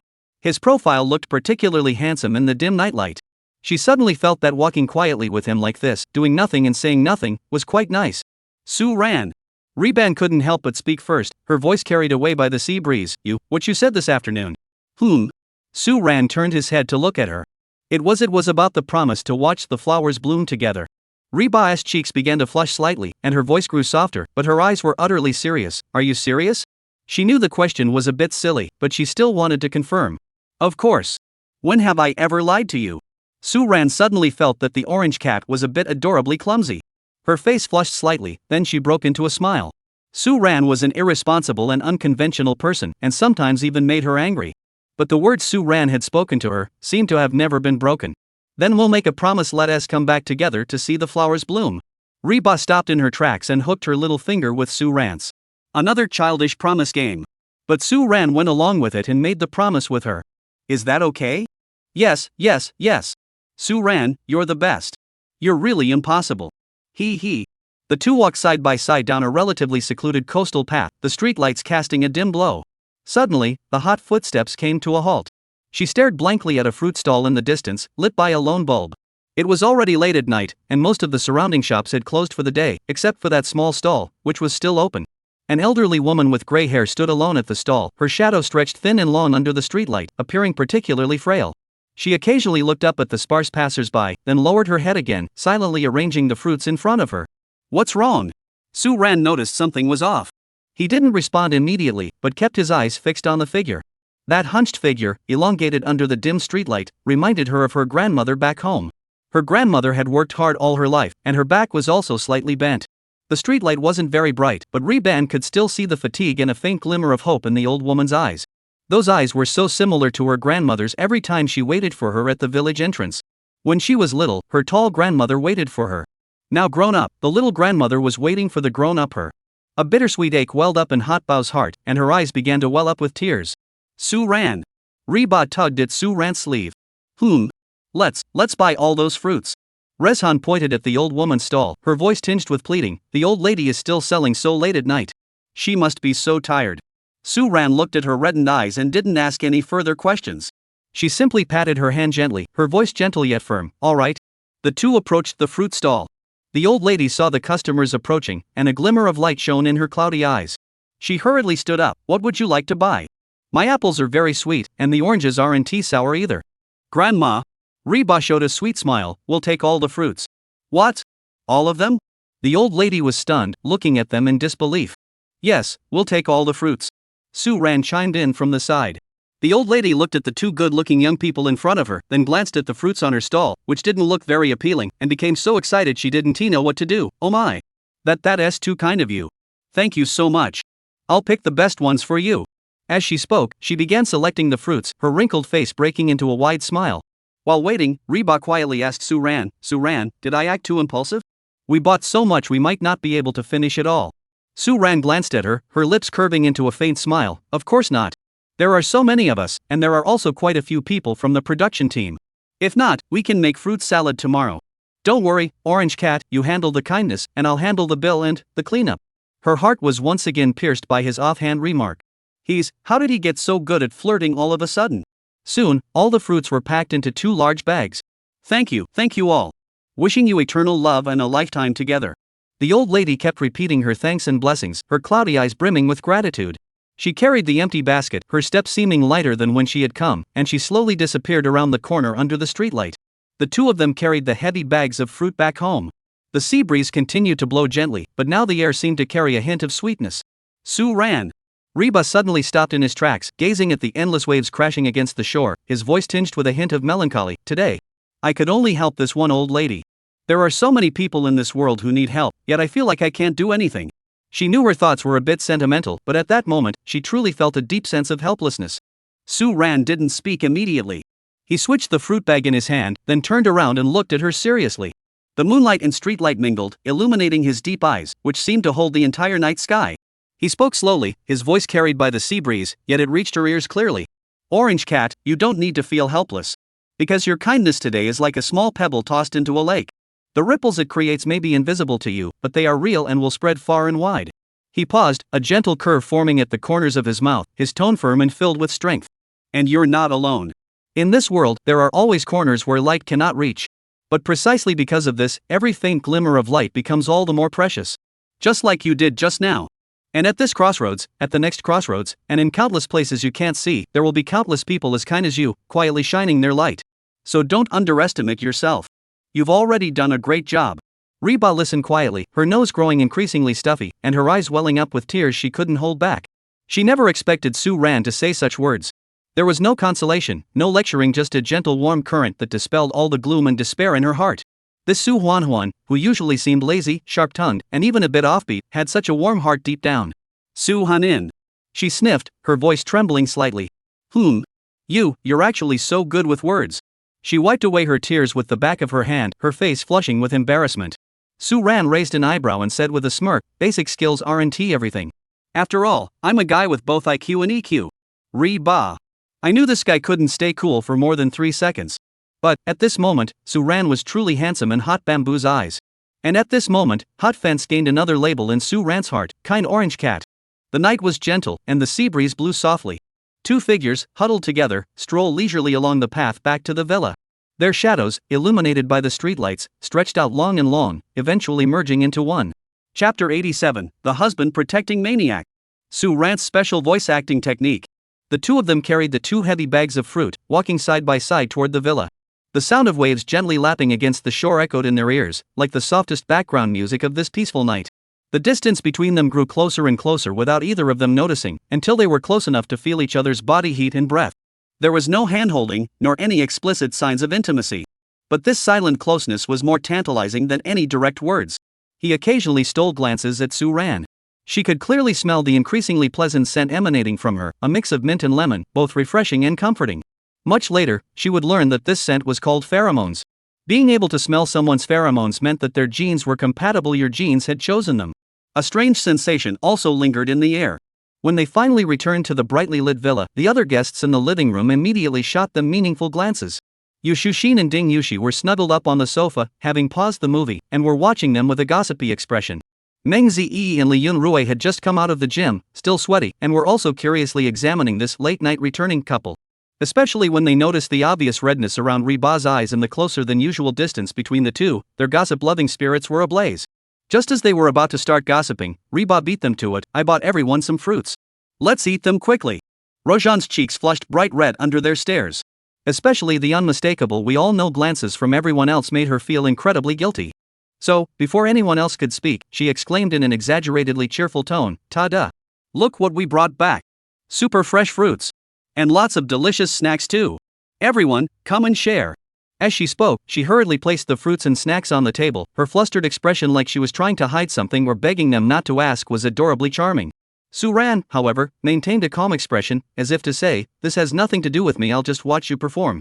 After placing another bag of fruit on the table, he walked over to the nearby sofa and sat down, his eyes brimming with amusement at someone's trying to hide something behavior. Seeing Reba's actions, the others couldn't help but realize that something significant must have happened between the two of them. However, the two of them were both masters at hiding their feelings, and neither was willing to admit anything. Sigh. It's like the emperor isn't in a hurry, but the eunuch is. At that moment, everyone wished they could tie the two of them together and force them to admit their feelings for each other. But they dared only to think it. The big shot sat down over there, exuding an aura of dominance that made no one dare to approach. The living room was filled with the sweet scent of fruits, the temptation of snacks, and the thick, indescribable pink bubbles of ambiguity. That night, the love nest drifted off to sleep in sweet bliss. The next morning, sunlight streamed through the large floor-to-ceiling windows, filling the living room with warmth. A breeze carried the fresh scent of the sea. When Hot Batch appeared in the living room, feeling refreshed and invigorated, he immediately felt the scorching gazes from all directions. "Good morning, Orange Cat." Suan looked at Reban in admiration. "Why didn't you do your panda eye makeup today? Don't you like pandas anymore?" Reban truly wanted to rush over and tear off Suan's mouth. Everyone's up so early. Early, another brand new day. As the guests gradually woke up, the living room grew increasingly lively. After breakfast, everyone was sitting in the living room resting when Li PD walked in with the cameraman. Everyone thought she was about to announce a new heart-pounding task, but Li PD smiled and said, "Good morning, everyone. It seems like everyone got a good night's rest last night." She glanced meaningfully in the direction of the hot pot, causing the latter to cough uncomfortably. Considering how intense the tasks have been these past few days, and to make this heart-pounding journey more relaxed and fun, Li PD paused before announcing, "The production team has decided that there will be no filming tasks this morning. Instead, we'll give everyone a chance to relax and play some games." "Wow. Really? That's awesome." Yu Shushin was the first to jump up. "This is a great idea." Meng Zi also looked eagerly forward to it. Li PD smiled at everyone. "We won't impose any mandatory requirements for the games. Let's all discuss together and decide what games we want to play. Additionally, in the afternoon, we'll give everyone time to complete the wishes they wrote on their wish cards." "That's great." Reba also sighed in relief. Their wish progress was already behind other teams, so they could use the afternoon to catch up. Hearing that they could play games, everyone's enthusiasm was ignited, and they began discussing excitedly. "Why don't we go to the beach and play beach volleyball? It's too sunny out there." "That makes sense. Let us do something indoors instead. How about solving some business math problems?" Everyone chipped in with their ideas, and the discussion was lively, but they just couldn't decide on a game to play. I've got it. Let us play that super popular online game Soul Dubbing. Just then, Yushushin raised her hand excitedly and said, it's where you find some classic movie clips and do voice acting for them. You can follow the original version or improvise. What do you think? That sounds like fun. Let us do it. The suggestion was immediately met with unanimous approval from everyone. Only Reba, upon hearing the word voice acting, furrowed her adorable brows. She glanced sideways at Suan beside her, a hint of worry flashing in her eyes. Suan may have a beautiful singing voice, but voice acting is a highly specialized field within the performing arts, requiring a strong foundation in dialogue delivery, the ability to convey a wide range of emotions, and versatile vocal techniques, all of which demand extensive professional training. Among the few present, all were experienced actors. As an amateur, would Suan be at a disadvantage in this game that purely tests professional skills? The more she thought about it, the more she felt this game was unfair to Suan. Moreover, she worried that Suan might not feel very involved. She took a deep breath and said softly, voice acting sounds pretty interesting, but Suan probably doesn't have much exposure to professional performance stuff. Why don't we try something else? Right. Yushushin slapped her forehead, almost forgetting about that, and hurriedly said, let's change it. I forgot that your Suan isn't an actor. Upon hearing this, Reba's face flushed red again, but she didn't argue. Just as everyone was about to discuss it again, Suan, who hadn't said much, smiled softly and said, it's okay, it's just a game. There's no need to compete. Let's just play this one. It sounds interesting. Reba glanced at Suan and asked, do you really want to play? Her expression seemed to say, if you don't want to play, I'll help you decline. A warm current flowed through Suan's heart. The orange cat was indeed considerate. He nodded and smiled, no problem, I have special voice acting skills. Reban was taken aback. Wait, you know how to voice act too? Suan's heart was already bursting with joy. Voice actors are Monster's evil cult version. This skill, which had been gathering dust in his skill list for ages, finally had the perfect stage to shine. And Suan glanced at his system panel, where the pranking points column displayed a staggering 95-27. Just one more push. This voice acting minigame was tailor-made for him to rack up points. Just one more push to boost his fun points, and that golden treasure chest would be his. A smug smile curled up at the corners of Suan's lips. Chapter 88. When Reba opened her mouth, it was Chinese language, but when Suan spoke, the entire audience laughed until they couldn't breathe. Thus, the first ever voiceover competition at Heartbeat Cottage was officially set in stone. With the assistance of Lee PD, the specific rules for the voice acting minigame were quickly established. The rules were simple. The production team would provide multiple classic movie or TV show clips or popular animation scenes. Each CP pair could choose one clip based on their preferences and strengths to take on the challenge. During the challenge, both members of the CP pair must perform live, improvised voice acting for the two main characters in the clip, acting out their scenes. There are no winners or losers, it's purely for fun. Those who perform well will get a chicken leg at night. Soon, the staff brought out a large screen displaying a continuous loop of classic film and TV clips. There was a scene from Stephen Chow's A Chinese Odyssey featuring the dialogue between Zixia and Jinju Bao. There was the high sugar scene from Yuzhou Center CP in Eternal Night Galaxy. There was also the romantic scene between Xiao MOCP in 9 Layers of Purple. Of course, there were many other classic clips, and the production team even thoughtfully prepared a few poetry recitations for Suan. When Reba saw the poems, her eyes lit up. But she guessed that, given Suan's personality, he probably wouldn't choose any. After thinking for a moment, Reba pulled Suan and said, let's choose the poems together? Suan glanced at the poems on the screen and shrugged, sure. As for the Yuzhou Center CP, they naturally chose a classic, high sugar scene to recreate. However, Yushushin's portrayal of Ling Miaomio had a bit of a drama queen vibe. Her affected voice and overly sweet acting truly captured the essence of a villainous female supporting character. On the other side, Ding Yushi, seeing this, completely let loose and turned Mu Sheng into a white lotus flower. This scene, which could be called a voice acting disaster, had all the guests and staff on set laughing so hard they couldn't stop. Next up was the Xiao Mo couple. Meng Ziyi and Li Yunrui exchanged a glance and once again reenacted a romantic scene from 9 Layers of Purple, leaving the audience who were shipping the couple swooning with sweetness. Both CPs finished their performances, though their styles were vastly different. They both pushed the atmosphere of the venue to a small climax. All eyes then turned to Suan and Reba. When Reba announced he would choose a poetry recitation, no one objected. Everyone could see that Reba had chosen poetry recitation because of his connection to Suan.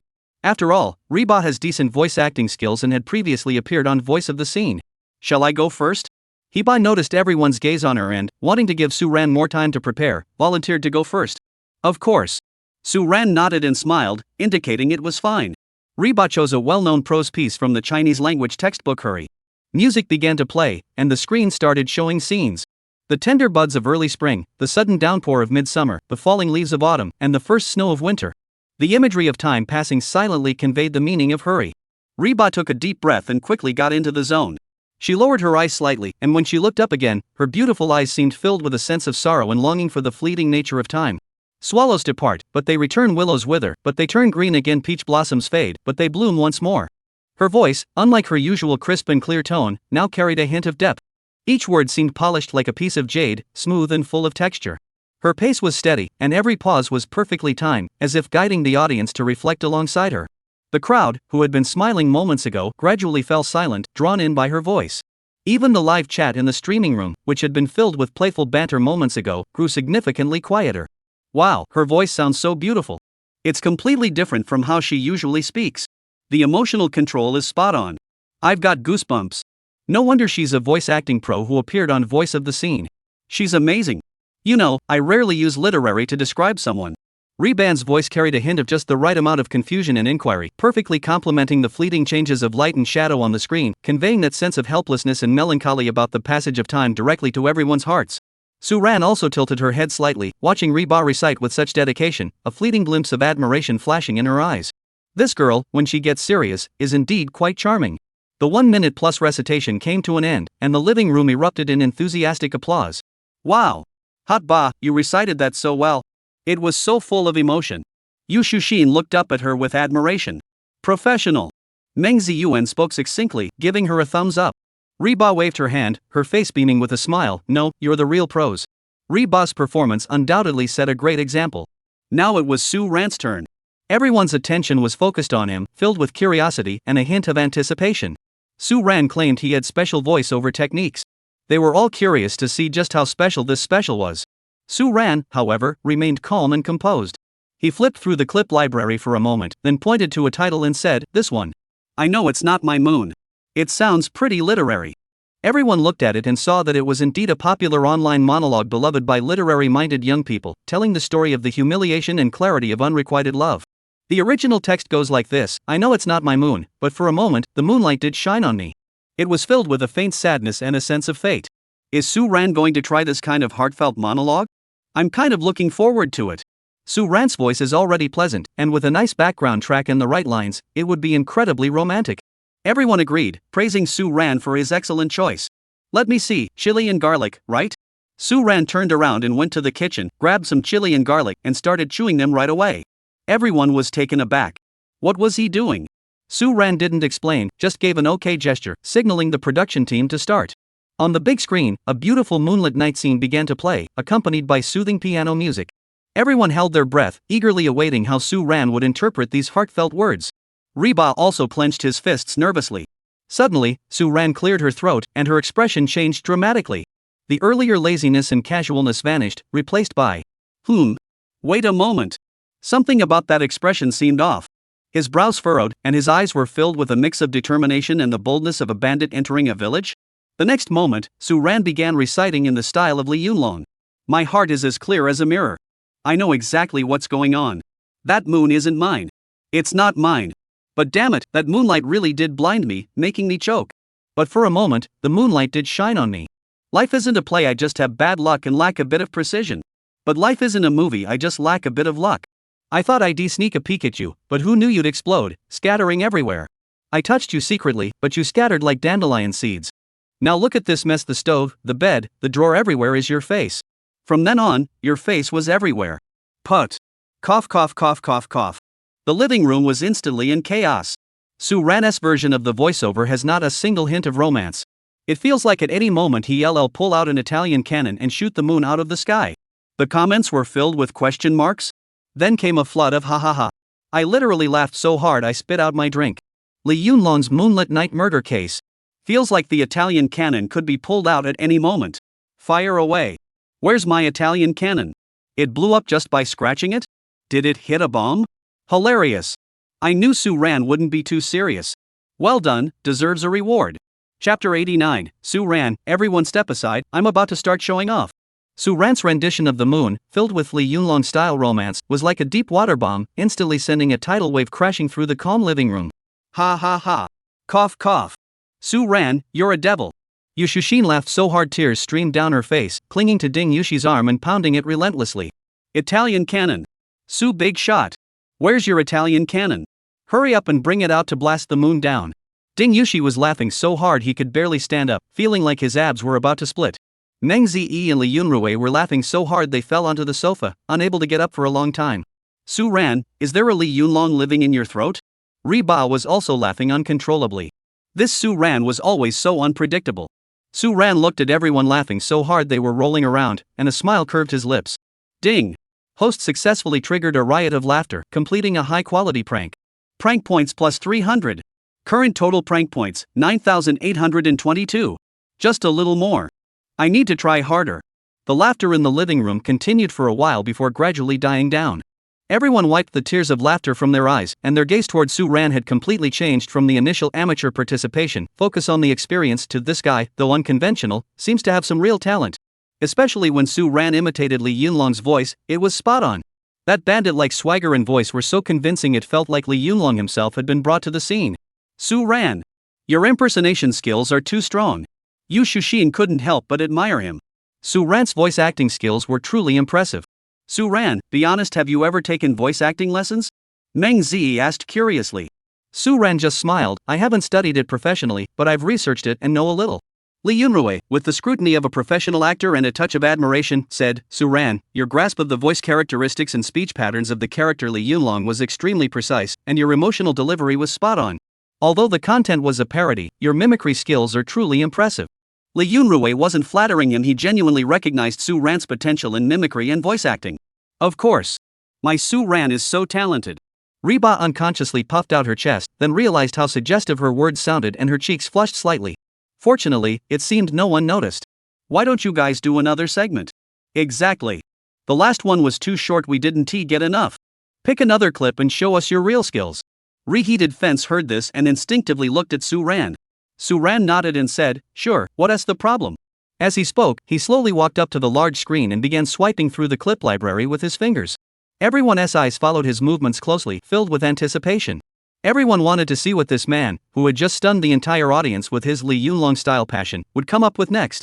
Suddenly, Su Ran's finger came to a stop on one of the clips. On the screen, several bold words appeared prominently. Myth, I want to be the highest-ranking Zhao Gao. The living room fell into a brief moment of silence once again. Su Ran actually chose a textbook-level clip? The voice acting difficulty was no joke. That's Zhao Gao. That infamous eunuch who embodied meekness, endurance, madness, venom, and despair. His lines are iconic, his emotions complex, and the performance demands are so high that they rank among the best in the history of film and television. He felt his heart race with anticipation. She was about to speak, relying on her understanding of the character to volunteer to take on the challenging role of Zhao Gao and leave the relatively simpler role of Yi Xiaochuan to Su Ran. After all, she was a professional actress by training and felt more confident than Su Ran, who was an outsider to the field. However, before she could speak, Su Ran curved her lips into a faint smile. This one then. I'll take Zhao Gao. The moment those words left her mouth, the entire room erupted in chaos. Su Ran, are you kidding? You're going to voice Zhao Gao? Yu Shushin was so startled that she jumped up from the sofa. Su Ran, this role is really, really difficult. Meng Zi couldn't help but furrow her brow. She was genuinely worried for Su Ran. Li Yunrui went straight to the point. Su Ran, I was actually considering this scene too. I was planning to play Zhao Gao. This role is quite a challenge for me as well. Maybe you should reconsider? Reba didn't say anything, just quietly waiting for Su Ran's decision. Su Ran merely smiled faintly. It's just for fun. There's no reward or punishment, so why bother? He paused, a mischievous gleam flashing in his eyes, and added, besides, I told you, I have special voiceover skills. Upon hearing this, everyone sighed in relief. It seemed Su Ran had something up his sleeve. Curiosity piqued, everyone wondered how Su Ran would use his voice to portray Zhao Gao. He turned around, walked into the kitchen, rummaged through the cabinets, and brought out 2 items. He then strolled back into the living room.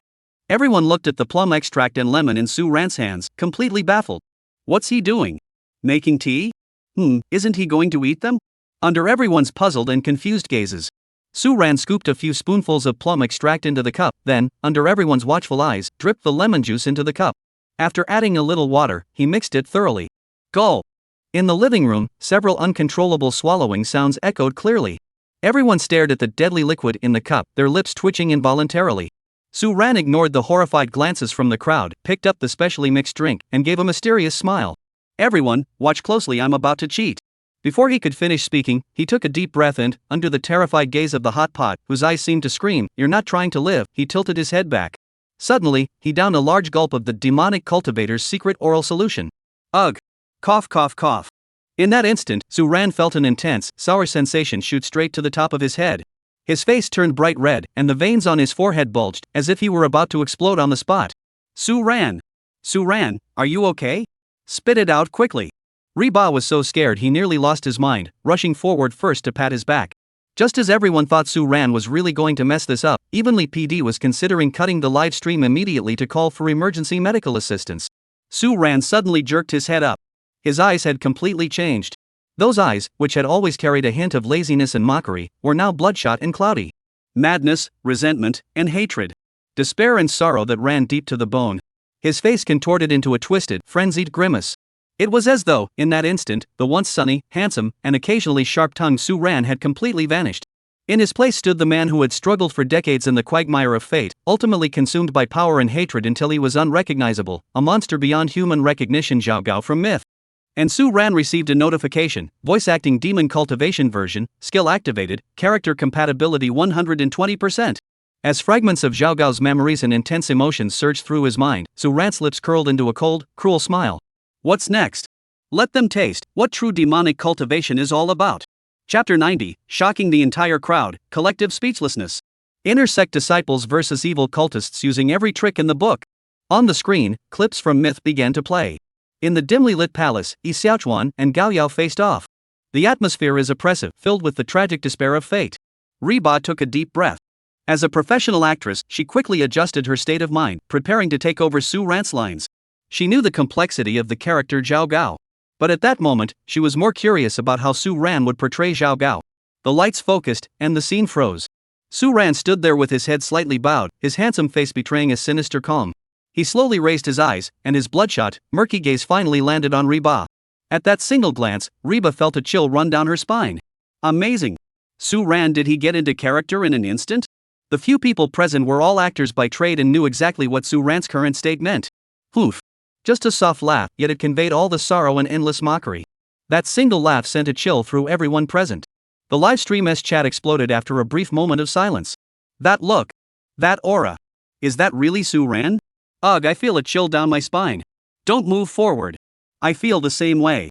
Evil cultivators are so terrifying. Is this oral solution that potent? Holy crap! No wonder the demon sect has been hunted by the righteous path since ancient times. This growth rate is way too unorthodox. On the screen, Yi Xiaochuan's lines appeared. Reba steadied himself, trying not to be affected by Suan's aura.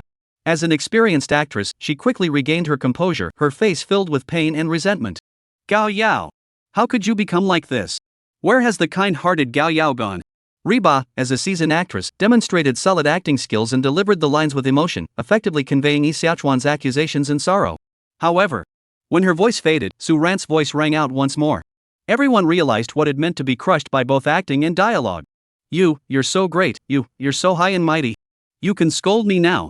Suan slowly extended her thumb, her voice hoarse and icy, each word seeming to be forced out between her teeth, dripping with sarcasm and trembling. What's wrong with me cursing you? After a moment of daze, Reba also delivered her lines. You're so righteous. You're so brave. You can look down on me now. But you brought me here, did you ever think about bringing me back? But what gives you the right? Just because you're luckier than me? Because you had Susu girl fall head over heels for you from the start? Because you have a good brother like Xian Yu? This barrage of questions came crashing down on Reba like a storm, and into the hearts of every listener. Suan's voice fluctuated wildly, sometimes sharp and piercing, sometimes bitter and low, every word carrying the humiliation and despair of Gao Yao's entire life. That madness, twisted beyond recognition by fate's cruel mockery, surged through the screen with overwhelming force. Reba stared wide-eyed, feeling an invisible pressure bearing down on her. Every word Suan uttered felt like a heavy hammer striking her heart, making the line she had prepared so carefully difficult to utter.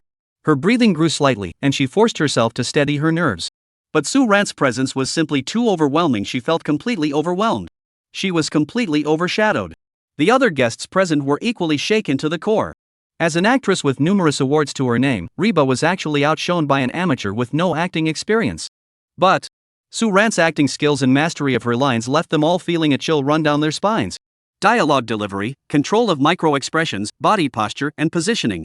Suan executed them all flawlessly. Even if they were to take her place, they couldn't keep up with Suan's performance. This guy is too ruthless. The live stream was flooded with comments. Suan's performance in this scene is so intense. It's not better than the original, but Suan's version definitely has its own style. That edginess, that madness, it's so addictive. My goodness. I'm getting goosebumps all over.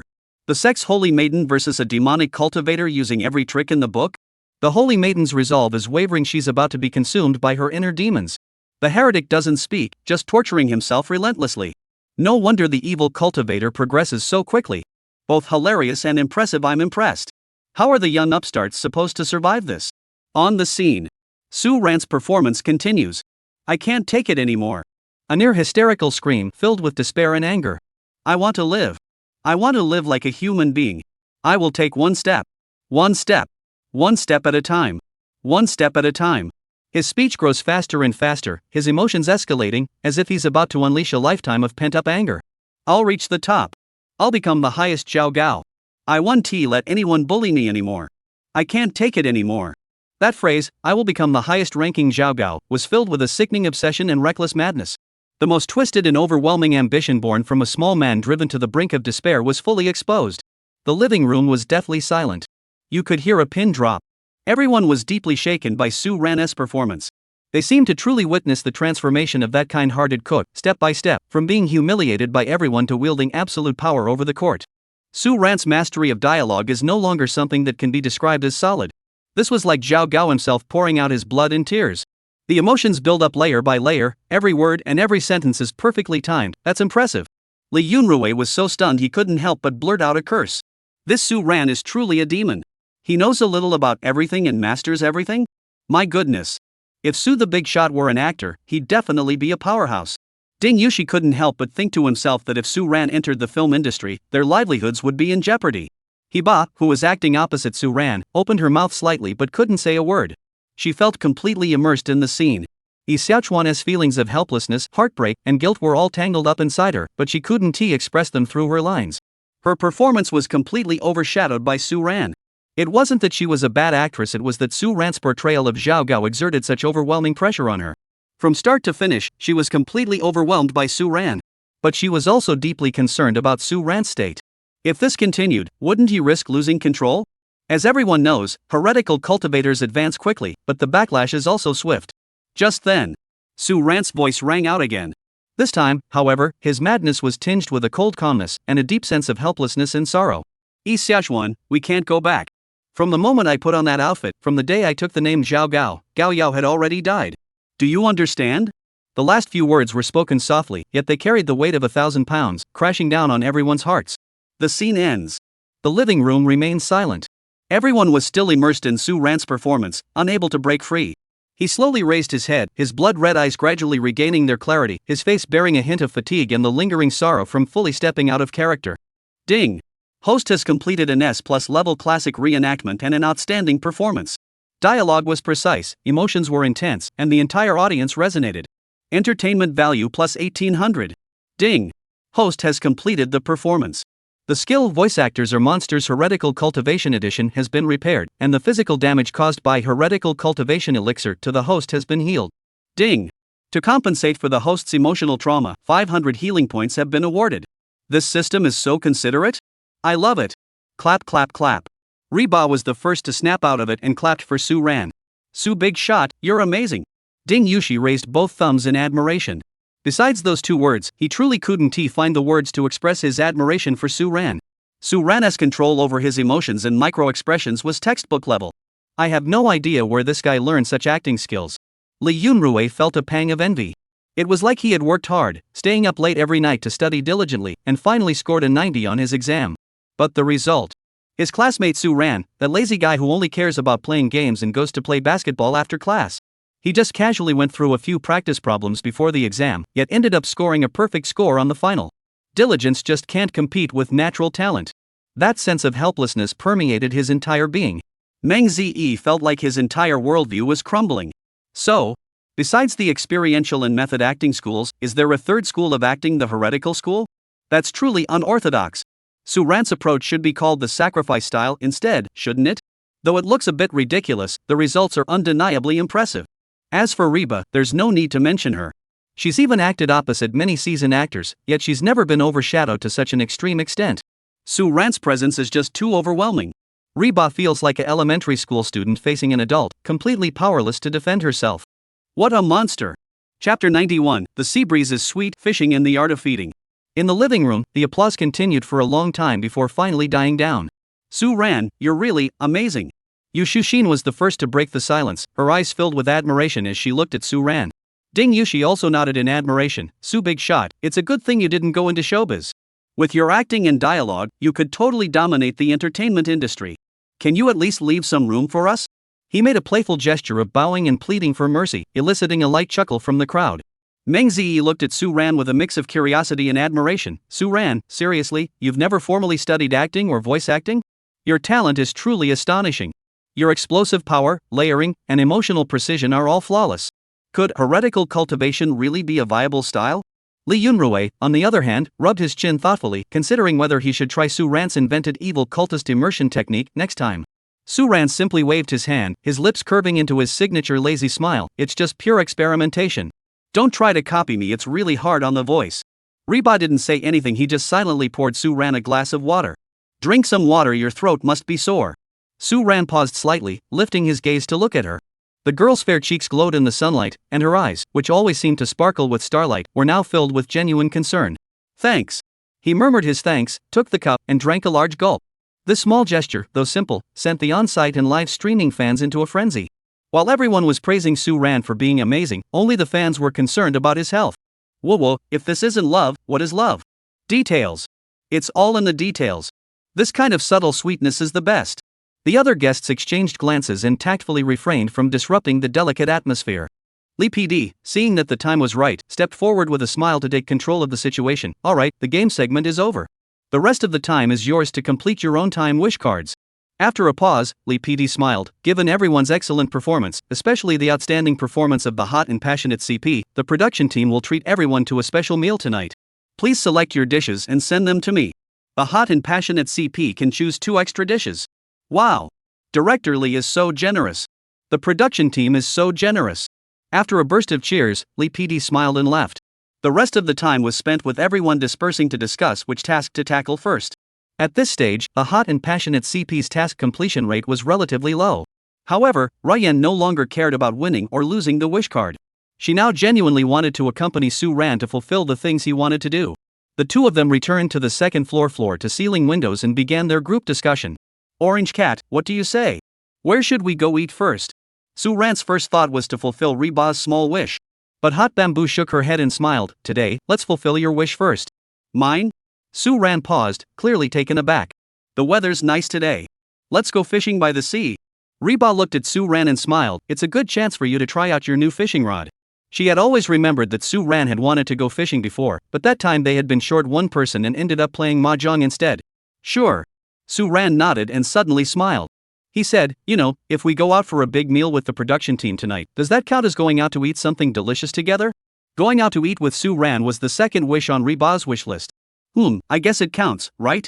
Hot Bamboo also realized that if it counted, they would effectively fulfill 2 wishes today. Then let us go back and get ready, change clothes, and head out?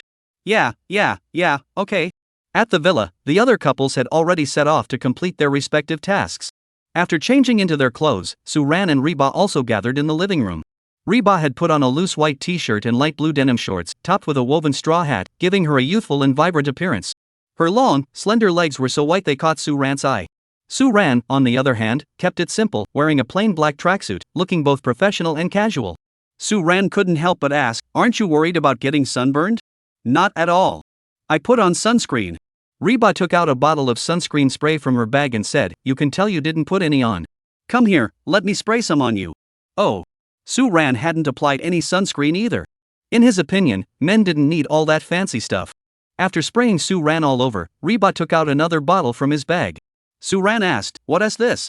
It's also sunscreen, but it's for your face. How do you use it? You don't know how to use it. Let me help you apply it. Oh. After making all the preparations, the two set off carrying 2 buckets. They didn't go very far, just finding a rocky area with a good view near the villa. The azure sea crashed against the irregularly shaped rocks, sending white foam flying. Suan selected a relatively flat rock, placed the 2 sets of fishing rods and simple rock fishing gear on it, and skillfully retrieved them before beginning to assemble them. All the fishing gear and shrimp bait for today's sea fishing were provided by the production team. Suan couldn't help but give the production team a thumbs up this time. Old Wang was truly reliable. Reba curiously gathered around to watch him assemble the fishing rod. Suan's movements were very skilled. He was clearly an experienced angler. He first secured the reel, then threaded the line, tied the anti-bite leader, attached the lead weight and float, and finally took a small piece of shrimp meat from the small box beside him and threaded it onto the hook. Wow! Sea fishing uses floats too? Reba pointed at the orange-red float and asked in surprise. Yeah. Suan replied casually. In no time, both sea rods were ready. He securely inserted the rod holder into the crevices of the reef rocks and set up the fishing rod steadily. He handed one rod to Reba and pointed to the reel and bait. This rod is easier to cast, and the line is more durable. When the float sinks or the rod tip moves significantly, that means a fish has bitten. I've got this. Reba eagerly took the rod, mimicking Suan's movements, and cast the line, sending the bait through the air before it landed in the azure sea. Suan glanced at the excited Reba, smiled, and then began using the bait scoop to create a bait pile. Sea fishing also requires making a bait pile, and it works quite well. The 2 sat side by side on the reef, each holding a fishing rod, feeling the sea breeze blow against them. At first, Reba watched his float with interest, but sea fishing is all about patience. After 10 minutes, the float remained completely still. The young angler grew restless, his eyes darting around, occasionally glancing at Suan as if by accident. Suan seemed to notice and smiled. Is it a bit boring? Not really. Reba thought that sitting with Suan was actually quite enjoyable. She said, maybe we chose the wrong spot. There are no fish here. Maybe. Suan remained calm as ever. Fishing is all about going with the flow. So calm? Are you used to coming up empty-handed? Reba narrowed her eyes, highly skeptical of Suan's skills. Suan thought to himself, how does she know that? But he wouldn't admit it. Seeing that Reba was indeed bored, he said, if you're bored, go for a walk and enjoy the scenery. You don't have to stay here. I'll call you if anything happens. Reba blinked and gave a mischievous smile. All right. She said this and really skipped off happily. However, Reba didn't go far. Instead, she wandered around the nearby rocks, occasionally bending down to pick up a few beautiful seashells or oddly shaped small stones. In the sunlight, her figure was light and beautiful. Suan's gaze followed her, his eyes unconsciously softening. He realized that he seemed to be growing increasingly accustomed to having such a lively and radiant presence by his side. Shaking his head with a smile, he refocused his gaze on the sea. After about 10 minutes, when Suan noticed that Reba's figure had disappeared and was about to send her a message to ask where she had gone, Reba returned to the reef area, carrying a small basket. Ding dong! The sea supply station has arrived. Reba carried the bamboo basket like a child presenting a treasure and placed it on the small folding table. Suan looked closely and realized the basket was filled with various snacks, sliced fruits, and drinks. In the sunlight, Reba's fair cheeks were slightly flushed from running, and the strands of hair on her forehead were tousled by the sea breeze, adding a touch of charm and liveliness. She picked up a bright red apple slice and held it to Suan's lips. Try it, see if it's sweet. Suan paused for a moment, looking at the apple so close to her face and the sparkling eyes of the girl. He hesitated for a moment, then took a bite and smiled mischievously. It's sweet, just like you. Stop it, you're such a tease. Reba's sparkling eyes, now resembling those of a startled deer, fluttered nervously, unable to meet Suan's smiling gaze. As their words fell, the live stream was flooded with the word sweet. Aha! What did I just hear? Sushin's iron tree has finally bloomed? I don't know if Sushin will catch any fish this time, but hot bamboo has already been hooked. If Suan says a few more words, the hot topic will probably faint from sweetness. Suan is way too good at this. The other day while fishing, I saw a woman being so considerate to a man, wiping his sweat and feeding him fruit. I was so envious, thinking, if only that were my wife. But when I got closer, it was actually my wife. Wah! Bro, look at you. It's your wife, and you're not even happy about it. Sushin's life is my dream. According to statistics, the Dragon Nation's army has 1.3 million troops, the Navy has 450,000, and the Air Force has 21 million. Chapter 92, Golden Treasure Chest. Master Level Skills. Pink Lucky Fairy. On the rocky outcrop, the sea breeze caressed his face. Suan's words, it's sweet, just like you, felt like a pebble dropped into a calm lake, sending ripples spreading out in circles. She forced herself to stay calm as she bit into the watermelon, but her earlobes were so red they could bleed, and her heart was pounding wildly. Suan watched her adorable expression, as if she wanted to bury her face in the watermelon, and the smile on her lips grew wider, while a hint of triumph flashed in her eyes. This shy orange cat is truly a sight to behold. The two didn't speak anymore, one focused on eating, the other on fishing. Of course, Suan wasn't fishing, he was secretly summoning the system. Host Suan. Entertainment value, depression value, healing value 12031 points. Skills, God tier singing skills, mastery of all instruments, chef's special edition light and dark, lockpicking master, heartstring resonance, voice actors or monsters evil cult version, bedtime storyteller. Items, Chinese music library, ordinary sunflower seeds, top tier fat seahorse throat lozenges, skill upgrade card. Not bad, not bad. Suan looked at his creativity points rising again and felt even happier. After thinking for a moment, Suan shouted in his mind, system, exchange for a golden treasure chest. When he saw the golden treasure chest lying in the props section, Suan couldn't help but feel excited. After waiting so long, the system better not pull any tricks. Suan took a deep breath and said to herself, system, open the golden treasure chest. Ding! The golden treasure chest is now opening brilliantly. May the luck of the chosen one be with the host. Suan couldn't help but laugh. Indeed, the higher the tier of the treasure chest, the more elaborate the system's animations. The next moment, a golden light flashed before Suan's eyes. A golden treasure chest, far more luxurious than the silver one, adorned with countless sparkling gems, was slowly opening. Ding! Congratulations, host. Your luck is off the charts. You have successfully obtained a master level rare skill from the golden treasure chest. Masterful brushstroke master level. Plus an extra bonus, Spark of Inspiration bookmarks x3. The skill sounds amazing. And it's master level. He hurriedly checked the skill details. Skill name, Masterful Writing master level. Skill effect, your words gain the magical power to turn stone into gold. Whether it's poetry, prose, scripts, novels, love letters, copywriting, or even impromptu jokes and rants, anything you write will gain an unimaginable boost in literary flair, depth, emotional impact, or comedic effect. As a master, you can even use words to effortlessly touch others' hearts, evoke strong emotions, or make them laugh out loud. Not bad, not bad. The system finally stopped being abstract. And this skill seems like it could help him perfect that unfinished novel he wrote when he first time traveled, the one he had such high hopes for, the one that was halfway to becoming a masterpiece. Finally, he can shed the nickname of Eunuch Supervisor. Phew! Suan suppressed his excitement and closed the system interface. Then, breaking the silence, Suan spoke in a matter-of-fact tone, speaking of which, judging by today's luck, we're probably going to come up empty-handed today. Who said that? Ribai immediately retorted, I'm sure I'll catch a big fish. Then, she glanced at Suan with a mischievous look. Suan, I seriously suspect you're a master of coming up empty-handed. You always come up empty-handed. Nonsense.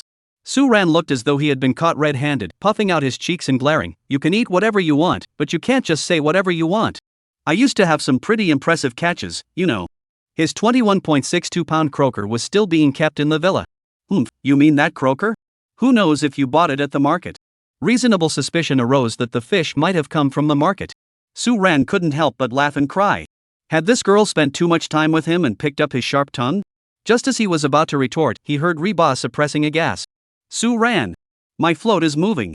Is there a fish? Suan followed the sound and saw that the fishing line was taut, and the float had already disappeared below the surface of the sea. Suan, look! I caught a big fish. Riba was already shouting excitedly, fumbling to grip the fishing rod tightly. But the immense pulling force caused her to stumble, nearly dragging her off the reef. Fortunately, Suan had already stood up and rushed over to Riba's side, quickly steadying her body with one hand and grabbing the fishing rod with the other. Stay steady. Don't panic. Suan said in a low voice, the sensation in his hands sending a chill down his spine. This force, it's no joke. Riba felt the strength in Suan's arms and the steadiness in his voice, and her panicked heart gradually calmed down. She nodded firmly, gripping the fishing rod tightly with both hands, feeling the powerful surges of force coming from beneath the water. Wow, it's so heavy. Suan, is this a big fish? Her voice was filled with excitement and tension. No wonder Suan loves fishing so much. This feeling of reeling in a fish is amazing. Hard to say, let's reel it in and see. Suan adjusted her posture and, together with the heated rod, exerted all her strength, beginning a fierce battle with the big fish beneath the water. The viewers in the live stream held their breath, staring intently at the screen. After a fierce tug of war, the two of them finally managed to pull a silver-scaled fish out of the water. It was a sea bass weighing 3 or 4 pounds, thrashing its tail vigorously in the sunlight, its scales shimmering with a dazzling glow. Wow! I caught it! I caught it! What a huge fish! Riba watched as Suan netted the sea bass and jumped up in excitement. Then, she looked at Suan excitedly. Wow, fishing is so easy. Yes, you're so skilled. After tossing the sea bass into the bucket, Suan returned to his fishing rod. Riba proudly lifted her little chin, winked mischievously, and teased, how about it? Want to make me your master? I can teach you. Su Tai Gong. Don't get too cocky. You're just in your beginner's luck phase. I'm sure I can catch a bigger fish than you. Just as he spoke, Suan's float began to move. Suan felt the force on his hands, it was a big one. Reba quickly covered his mouth, daring not to make a sound to disturb Suan. However, when a small sea bream weighing only a few dozen grams was reeled in, Suan was left with no face. That's really a big fish. The merciless teasing from Reban left Suan so embarrassed he wanted to dig out a 3-bedroom apartment. The joke he had made earlier had now come back to haunt him. This time, he had truly caught a monster weighing just a few dozen grams. The live stream viewers, seeing Suan's humiliation, also sent a wave of mockery. Ha ha ha. It's not easy to see Suan humiliated. As an expert in the Air Force, I can totally relate to Suan. Laughing so hard. Suddenly, Suan seems a bit pitiful. I wonder who's actually fishing with whom. In the time that followed, both of them managed to catch some fish. But Suan didn't know if it was bad luck or just lack of skill. None of the fish he caught weighed more than a pound. Meanwhile, Reba was as if blessed by the goddess of luck, catching 3 fish weighing 3 or 4 pounds each. Hey, I can't fit anymore. Reba looked at the fish in the small bucket he had brought and couldn't resist teasing. Suan, why don't you give me your bucket? You don't seem to need it anyway. That's just cruel, isn't it? Suan remained silent, determined to give it his all. Suddenly, Reba pointed at the sea surface not far away and let out a low gasp. Suan, look! What's that? Suan followed her gaze. A graceful arc leaped out of the water, then landed lightly back into the sea, creating ripples that spread out in concentric circles. A pink dolphin? Suan stared intently, unable to tear her eyes away from the breathtaking sight. A pink creature was freely rolling in the golden waves, as if it were the most vibrant stroke in this breathtakingly beautiful painting. In that moment, whether or not they caught any fish seemed to matter little. Suan smiled and said, "They say pink dolphins are extremely rare. You have to be incredibly lucky to see one." Reba hurriedly urged, "What are you waiting for? Make a wish." "But you already made a wish earlier. What's the harm? It doesn't cost anything. If it comes true, it's a steal." That makes sense. The live stream's chat was flooded with various wishes. Chapter 93, The Indecisive Suan and the Straightforward Orange Cat Classmate. The golden sunset gradually sank below the horizon, dyeing the sea surface a stunning orange-red. The fleeting pink dolphin, carrying everyone's wishes, also vanished into the darkening horizon. On the reef, the sea breeze grew slightly cooler. Ray gathered her hair, which had been tousled by the wind, and her little face still bore traces of excitement from seeing the dolphin. She felt her luck today was simply off the charts. Not only had she caught a fish, but she had also encountered the legendary lucky dolphin. As for Suan, today's good fortune seemed to have been completely drained by that golden treasure chest. All he caught were tiny shrimp, and he couldn't escape a round of mockery from Reba. But the expression on his face was more excited than if he had caught any rare fish species. There was no way he could be anything but excited. The magic brush skill. This skill is practically a cheat code made just for him. Suan's thoughts drifted back to a long time ago. As a proud time traveler, Suan had arrived in this unfamiliar parallel world with nothing to his name. To make ends meet and pass the time, he picked up his old hobby from his previous life, writing online novels. Drawing on his deep understanding and clever homages to the blockbuster masterpieces of his previous life, Suan quickly made a name for himself in the online novel scene of this world, earning his first fortune and gaining a loyal following of readers. But Suan's ambitions didn't stop there. After securing his livelihood and solving his survival issues, a more ambitious plan began to take shape in his mind. He wanted to write a true masterpiece of his own, a work that could establish a new school, climb to the pinnacle of online literature, a divine creation. That was the divine path. This book poured every ounce of his talent and passion, both before and after his journey through time. He skillfully integrated the grand settings, explosive plot twists, and touching emotions from the classic masterpieces of his previous life into the unique backdrop of this world. Combined with his own boundless imagination, he sought to create an unprecedented, sweeping Eastern fantasy world. Its vast worldview, meticulous world building, dense plot twists, and vivid characters set it apart as a true standout in the online literature scene at the time. Upon its release, the divine path struck like a thunderclap, instantly igniting the online literature scene. Its metrics broke records time and again. Countless readers went wild, showering it with donations and demanding updates.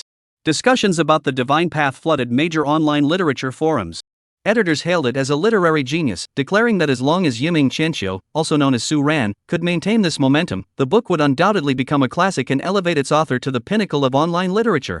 However, unfortunately, although Suan is a time traveler with imagination that surpasses this era by 10 or 20 years, his writing skills are ultimately limited, making it difficult for him to handle the vast and epic narrative of the stars and the sea.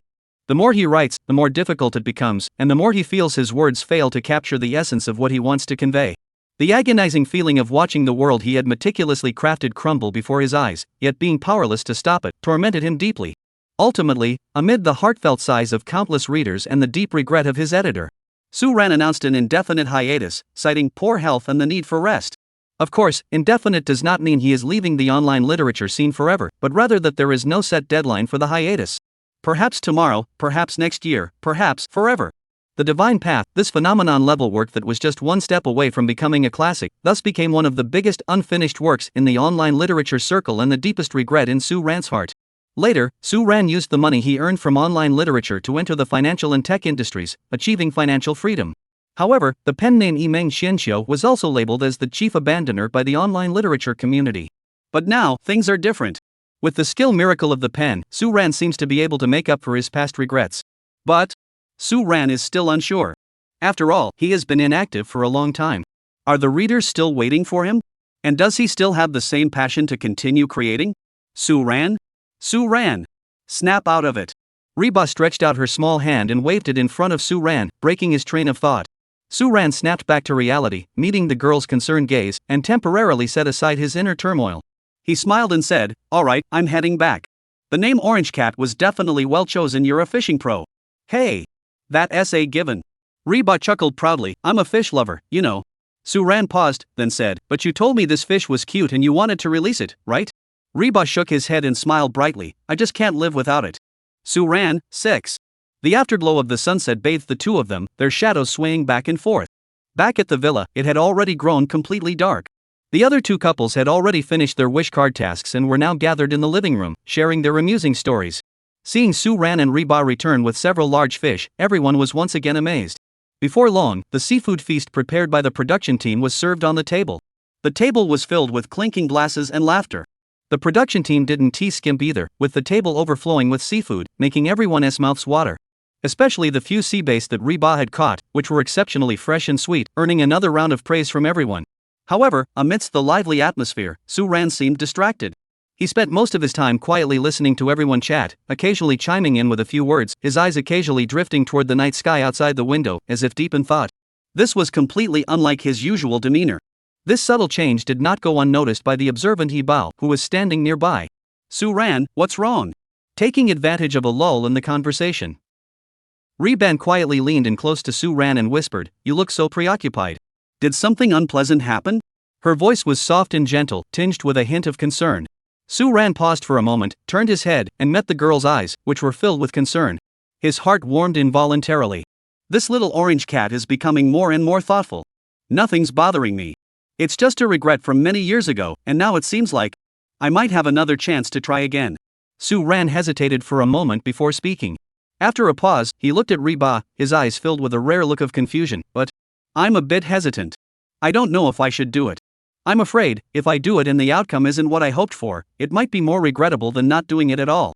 But if I have the chance now and don't try, I might end up regretting the decision not to do it in the future." Reba listened quietly, her beautiful eyes fixed on Suan without blinking. She rarely saw Suan display such a conflicted and uncertain expression. In her memory, Suan had always been so calm and composed, as if everything was under her control and no difficulty could stand in her way. So, Suan had her own worries after all. She burst into laughter, teasingly. Who would ve thought that Su the lazy fish, Su the troublemaker, and Su the fishing master would ever be so torn? Suan was caught off guard by her sudden teasing, unable to decide whether to laugh or cry. Seeing Suan's expression relax slightly, the smile on her lips gradually faded. Her bright eyes sparkled with a serious and determined light. She spoke softly yet with great solemnity. "Suan, there's a saying, isn't there? The greatest regret in life isn't failure, but that I could have. Since you said that, whether you do something or not, you might regret it. So," she tilted her head slightly, her eyes clear and pure, "then it's definitely better to regret doing something than not doing it at all." As she spoke, her voice grew softer, tinged with encouragement, "And, no matter what decision you ultimately make, I will always stand behind you and support you." The last few words were spoken very softly, but with unwavering determination. I know what to do now." Suan paused for a moment, and all her confusion and indecision vanished instantly. "That's good." Reba looked at Suan with utmost seriousness, gathering her courage. "Suan." Suan looked at her. Reba said, "If you ever have anything that makes you unhappy, remember to tell me, okay?" Suan was a bit confused. But if you can't solve it either, wouldn't that just add to your troubles? But I don't want other girls to comfort you." After saying that, her fair cheeks couldn't help but flush a beautiful pink, and her eyes shifted awkwardly elsewhere. Sigh. This girl. Suan felt his resolve was about to break. Chapter 94, The Embarrassment of Social Death and the Return of the Divine. I understand. Suan took a deep breath, suppressing the intense emotion surging within him, and nodded slightly. This girl is getting better and better. The little orange kitten who used to blush at the slightest tease had now learned to use such subtle, cutting remarks to provoke him. Suan's casual remark caused Hotfence to pause slightly, a bright smile curving his lips. Suan cleared his throat. Orange cat, can I borrow your laptop? Ha? Oh, sure. Reba was taken aback for a moment but didn't ask what Suan wanted it for. Instead, he said, it's on the bedside table in my room. You can go get it yourself. I'll stay here to help clean up the dishes. She stood up and joined Meng Zi and the others in clearing the messy table, seemingly trying to hide her still racing heartbeat with her busyness. Alright, thanks. Suan nodded and got up, heading toward the second floor. Heba also got busy in the kitchen. But, the next moment, Reba froze in place. She remembered something. What's wrong, Reba? Yu Shushin was startled by her sudden reaction. Nothing. Reba's face betrayed her frustration as she thought to herself, oh no. I forgot to change my screensaver. Her screensaver was a photo she had secretly taken of Suan. Oh no, this is going to be so embarrassing. She desperately tried to catch up, but it was already too late. Suan had already returned to her room with her laptop. She couldn't just go and grab it back now, could she? Oh no. Reba could only stamp her feet helplessly, silently praying that Suan was in a hurry to use the computer and wouldn't notice the wallpaper. Meanwhile, Suan, who had already returned to her room, had opened the laptop. There was no password, but after booting up, he was taken aback. There, right in the center of the screen, was his handsome profile photo. And it was even retouched. Suan smiled wryly, never expecting that this girl would take a photo of him without his knowledge. Suan shook his head and smiled, shifting his gaze away from the wallpaper and clicking on the browser with his mouse. His long fingers paused on the keyboard before typing in a URL he once knew by heart but had deliberately avoided for years: Qihang Chinese Literature Network. The world's largest original literature portal website. It was also the place where he had once achieved fame with a single book, only to leave in disgrace. He logged into his long-dormant author account with practiced ease, a dream of 1,000 autumns. The familiar author dashboard popped up, with all the data seemingly frozen in time from 8 years ago when he had stopped updating. On the bookshelf, the two bright red words serialized next to The Way of the Gods now seemed like a silent mockery or a series of heavy sighs. He found himself clicking on the comments section of The Divine Path. At the top were still the comments from 8 years ago, filled with anger, regret, and confusion over his sudden disappearance. But scrolling down, he could see that even in the 8 long years since, there were still scattered readers who stubbornly left new comments. Big guy, I'm a senior in high school passing by. I hope to see The Divine Path resume updates after the college entrance exams. Give me a surprise. A comment from 3 years ago. 5 years have passed in the blink of an eye, and my child can already call me dad, but the Divine Path still hasn't moved. This is the series I'll wait for until I die. A comment from a year ago. Every time I'm out of books to read, I come back to flip through the Divine Path. Every time, I hope that gray not updated will turn red. Author, are you still there? A comment from 3 months ago. To be honest, setting aside the author's absence, this is absolutely the best novel I've ever read, no question. What a shame, such a pity. A week ago. In my lifetime, I'm still waiting for an ending. 1,000 autumns in a dream, you owe us a world. Yesterday's comment. Suan's gaze swept over each line. These words felt like countless needles, gently piercing his heart and causing a sharp, bitter pain. 8 years. It turns out there were still people waiting. It turns out that the world he had created with his own hands had not been forgotten by everyone. The Divine Path.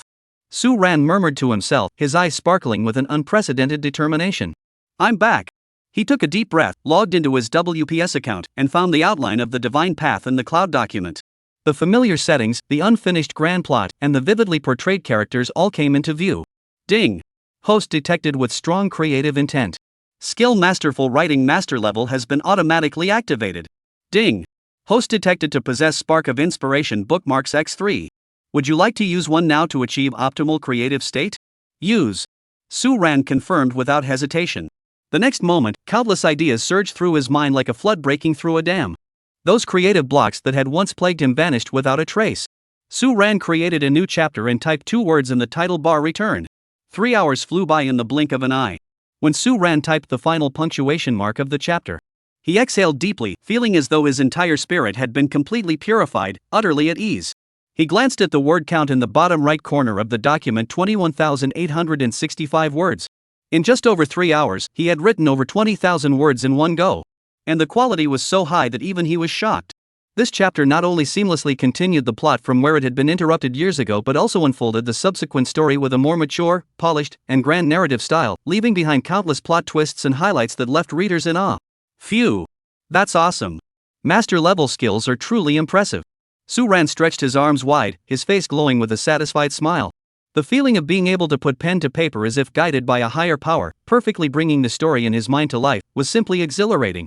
Without a moment's hesitation, he clicked the Publish Now button on the author's back end.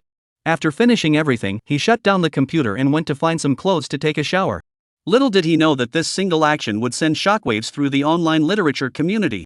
Just 5 minutes after Suan's latest chapter was published, the servers of the entire Qihang Chinese literature website seemed to tremble violently under the strain at that very moment. Countless dormant God's Path fan groups, specialized sections on major online literature forums, even the author's discussion group, were simultaneously flooded with messages filled with exclamation marks and question marks, completely igniting the forums. The divine path has been updated. The once revered god of online literature has returned. Chapter 95, 8 Years of Forging a Sword. He aims to slay the gods and prove his path. The fear of being dominated by the old gods. Night deepens. As Suan stood in the bathroom, enjoying the refreshing shower that washed away his fatigue, savoring the exhilaration of completing his work after a long time, he had no idea that by casually clicking Publish Now, he had unleashed an unprecedented digital storm.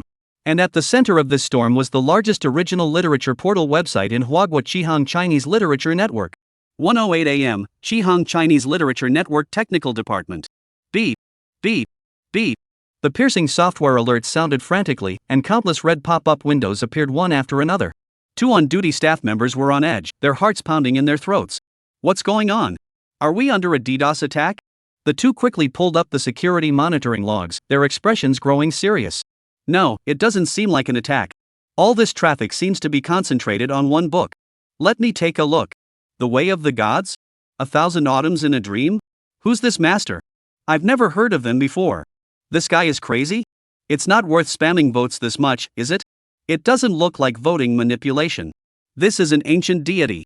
Forget about that for now, report it immediately. Activate the backup servers right away. The 2 watched the traffic spike relentlessly, beads of sweat already forming on their foreheads. 1:12 a.m. The urgent ringing of the phone, like a series of life-threatening calls, jolted the editor-in-chief of Qihang Chinese Network, who had just entered a light sleep, awake. Who is it? In the middle of the night. Jinghong sat up irritably, fumbling for his phone on the bedside table.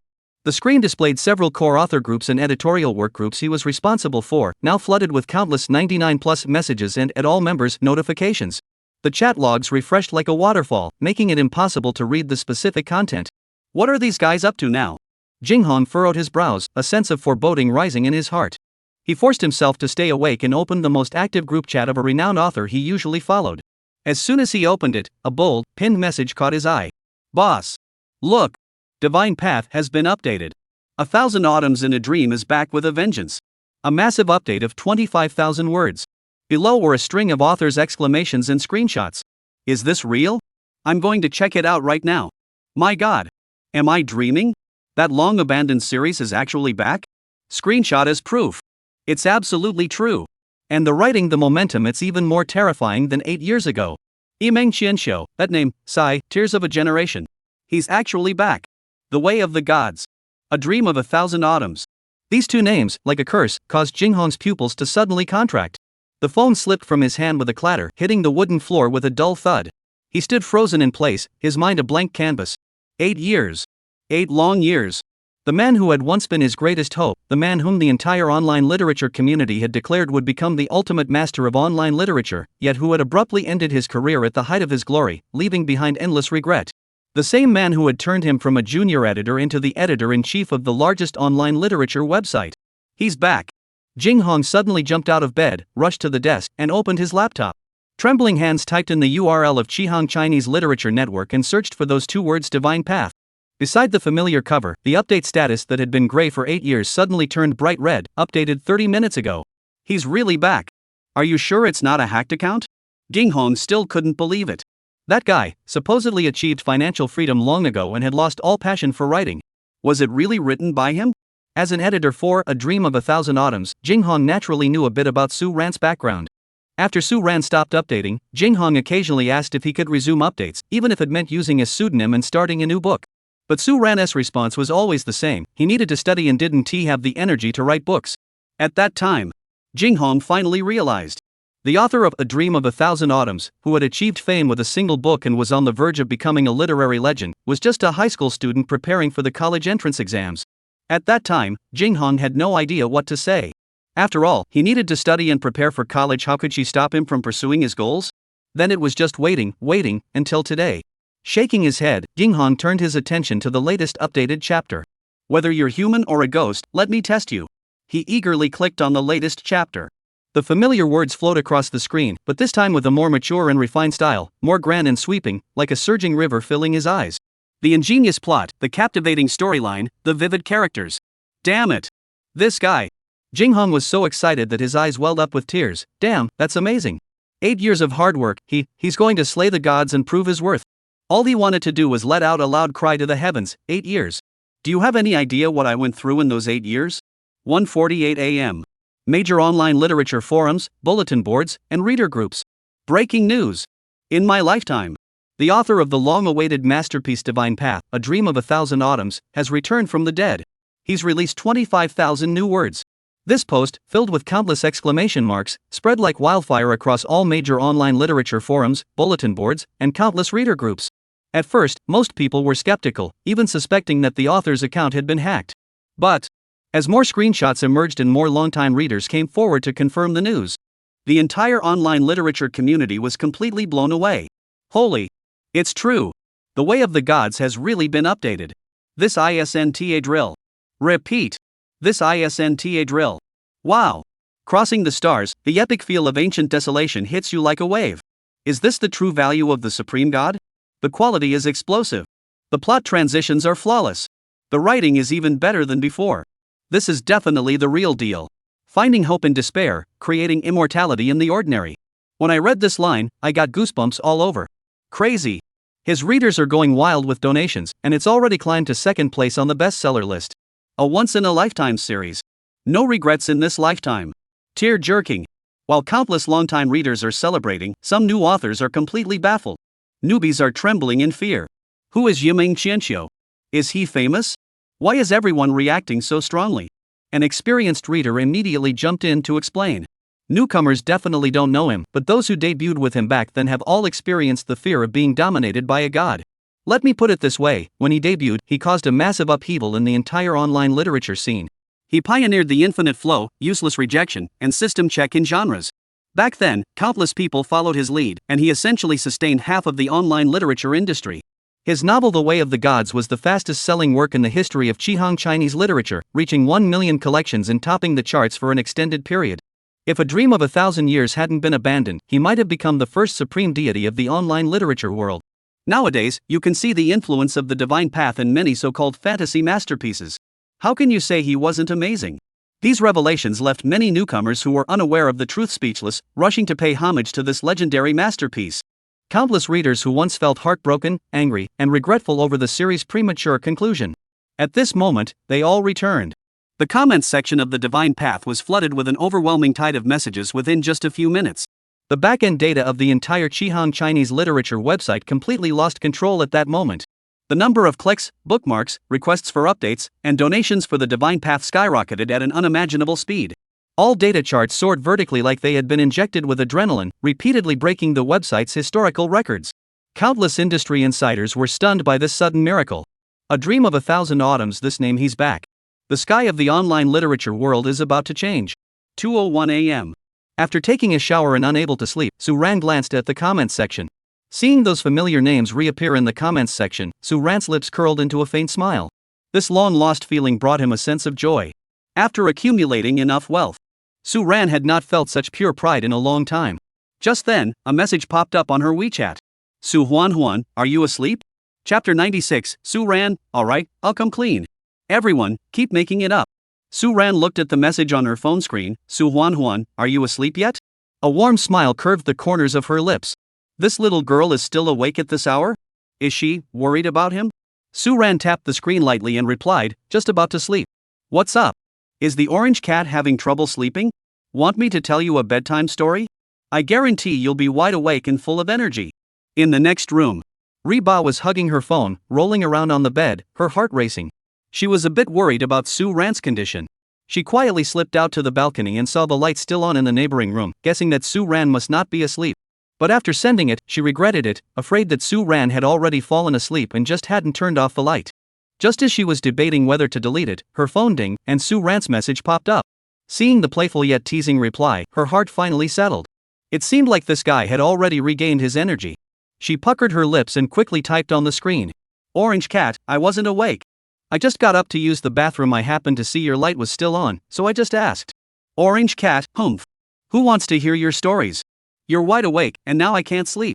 Suan, Orange cat, you care so much about me, Uncle is truly touched. How have you been lately? Do you have enough money? If you do, send some over to Uncle. Orange cat classmate, sweetie, I transferred you 500 yuan. It's just a little something from me. Thank you so much for always being there for me. It's not much, but it's sincere. Suan. The two of them continued like this, taking turns teasing each other. After who knows how long, the two finally reluctantly ended this chaotic yet amusing chat. The next morning, as the first rays of sunlight streamed through the floor-to-ceiling windows into the villa's dining room, the guests had already begun to arrive. However, unlike their usual energetic selves, each guest now had a pair of panda eyes. When Suran entered the living room and saw this scene, she couldn't help but laugh. What happened? Did you all go coal mining last night? Don't mention it. I stayed up all night reading a novel. At the mention of Shindao, Ding Yushi's previously listless eyes suddenly lit up. Have you heard of Shindao? The sequel has been released, and I was so excited I couldn't sleep all night. Oh? Me too. Yushushin's eyes sparkled with excitement. I read all the updated chapters in one go last night, then started from the beginning again. I just couldn't stop. Wow, you're reading it too? I was catching up last night as well. Meng Ziyi's tone was also filled with excitement. I never used to read online novels, but with the recent IP craze, I decided to give it a try. Then last night I saw the news about the Divine Path resuming updates, so I clicked in out of curiosity, and ended up reading until dawn. The Divine Path was indeed a phenomenon back in the day. Even Li Yunrui, who usually kept to himself, couldn't resist joining the discussion. He recalled, back in college, so many of my classmates were obsessed with this book. Apparently, the author even pioneered multiple genres that's pretty impressive. It's not just back, it's a divine return. Ding Yushi grew more and more excited. He pulled out his phone, opened the page for the Divine Path, and said to everyone, look. It's been updated in less than 10 hours. Over 100 million clicks. Millions of requests for more updates. The donation amount has broken the website's records. Its viral potential has skyrocketed, it's utterly unbelievable. Right.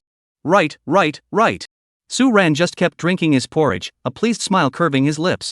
This feeling, how to describe it? It was a bit of a twisted sense of satisfaction. If you're going to praise it, might as well go all out. Why not just publish a book? Speaking of which, Ding Yushi paused, his eyes fixed on everyone. I'm a die-hard fan of the Divine Path. Back when the book first came out, I jumped on the bandwagon right away. I followed every update, watching it rise from an unknown new release to the top of every chart, becoming a phenomenon. I even became a diamond patron for Yimeng Xianxiu. How much did that cost? Yu Shushin asked curiously. Not much, just 5,000. Ding Yushi held up his palm, his tone brimming with pride. Wow, 5,000 for a book? That's so generous. Meng Ziyi and Yu Shushin both found it hard to believe. They rarely came into contact with the online literature circle and couldn't understand why a guy would spend so much money on a book. However, the pen name A Dream of 1,000 Autumns left a profound impression on them. An author who could make a book that had been on hiatus for 8 years explode the entire online literature community the moment it resumed updates, even trending outside the community. Their influence and appeal were truly terrifying. As everyone marveled at the prowess of Yimeng Xianxiu and the legend of Shindao, Ding Yushi suddenly shifted the focus, turning his gaze toward Suran, who had been quietly sipping her porridge the entire time. Speaking of which, Suran, the master.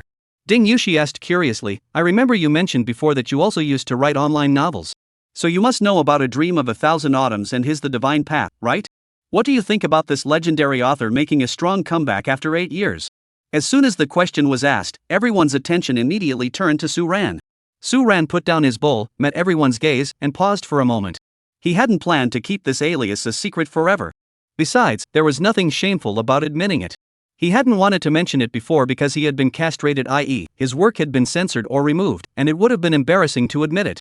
But now that he had resumed his updates, there seemed to be no reason to keep it hidden anymore. So, he nodded slowly, flashing a carefree smile, and spoke calmly. I originally wanted to interact with you all as an ordinary person, but all I got in return was distance. Alright, I'll come clean, I'm the very person you've been talking about, a dream of 1,000 autumns. Dead silence. The scene fell silent for a few seconds. Then burst into laughter. Ding Yushi laughed hysterically while pointing at himself. Ha ha ha. Su Dalao, stop joking around. If you're Yiming Chinchou, then I'm Tang San. Yu Shushin laughed so hard she could barely stand. Su ran. Ha, you're really always thinking about pulling pranks. But you didn't pull this one off properly.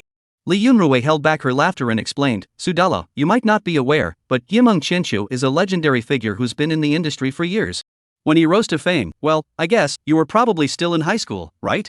A high school student wrote The Way of the Gods, a grand, epic fantasy masterpiece with such mature writing? Li Yunrui couldn't believe it. Meng Ziyi chimed in, yeah, Su Ran, your joke sounds so fake.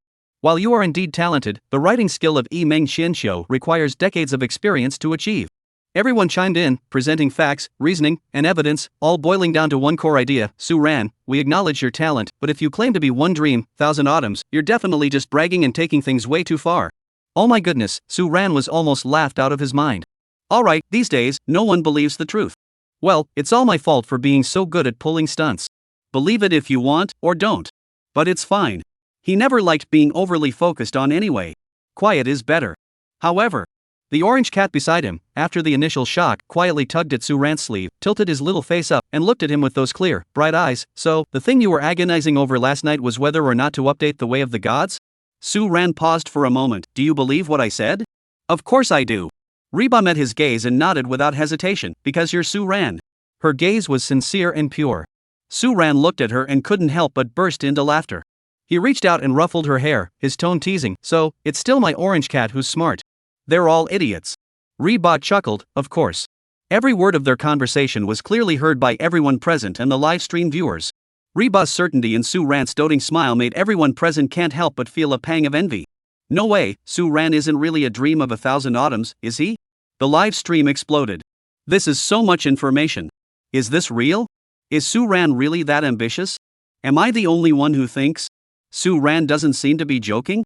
What if he really is a dream of 1,000 autumns? Trembling in fear. Chapter 97, the entire internet is abuzz. Su Ran equals a dream of 1,000 autumns. That guy wasn't messing around.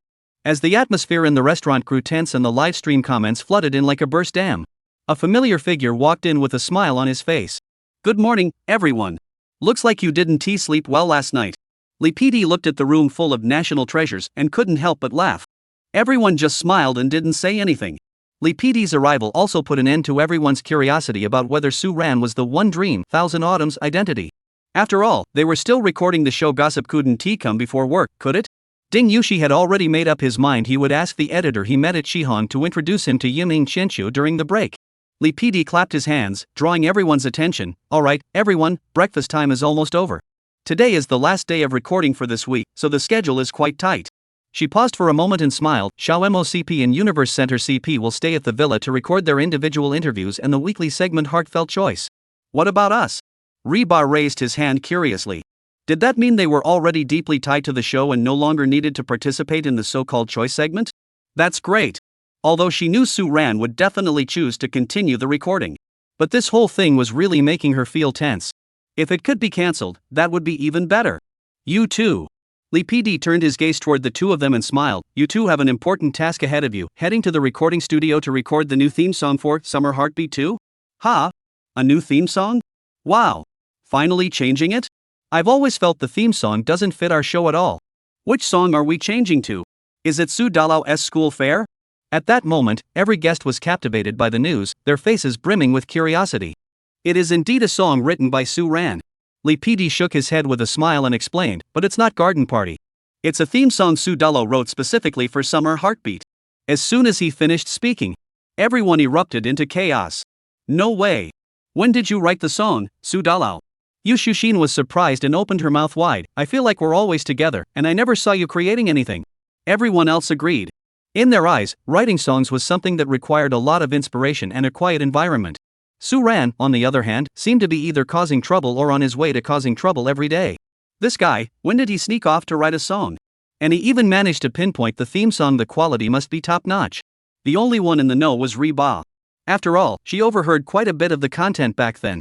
But as for the song itself, Hot Bamboo has no idea what it sounds like. But, can I record it too? Reba felt a mix of excitement and nervousness. Recording a song with Suan seems like such a romantic thing to do. In response to everyone's surprised looks, Suan just smiled faintly and said, "It's not that difficult. I just took some time to write it a few days ago." Everyone. The live stream exploded. "I need to report this. Someone's showing off here. No wonder you're a big shot, you just wrote it off the top of your head. Can't wait. Finally a new song. Wow. A theme song? That must be another sweet song. Still the two of them singing together? Can't wait." In the following days, the three couples split into two groups. Suan and Reba boarded the production team's chauffeured car and headed to the recording studio to record the song. Half an hour later, Suan and Reba arrived at their destination. As they pushed open the heavy soundproof door, it felt like entering another world. The recording studio was larger than Suan had imagined. The control room housed a massive mixing console covered in knobs and faders. Directly across from it was the soundproof recording booth, lined with sound-absorbing materials and featuring a top-of-the-line microphone at its center. Looking at the professional and complex recording equipment before him, Reba couldn't help but feel a touch of nervousness. "Suan, I'm a bit nervous. Maybe I shouldn't record after all?" He was worried he might hold Suan back. "What's there to be nervous about? Just sing like you normally do." Suan smiled and said, "If you're really worried, I can teach you a few tricks." "Sure. Teach me." Reba's eyes lit up, and she agreed happily. "Relax a bit. Don't sing with your full voice. Find a humming position. Take a deep breath and hold it.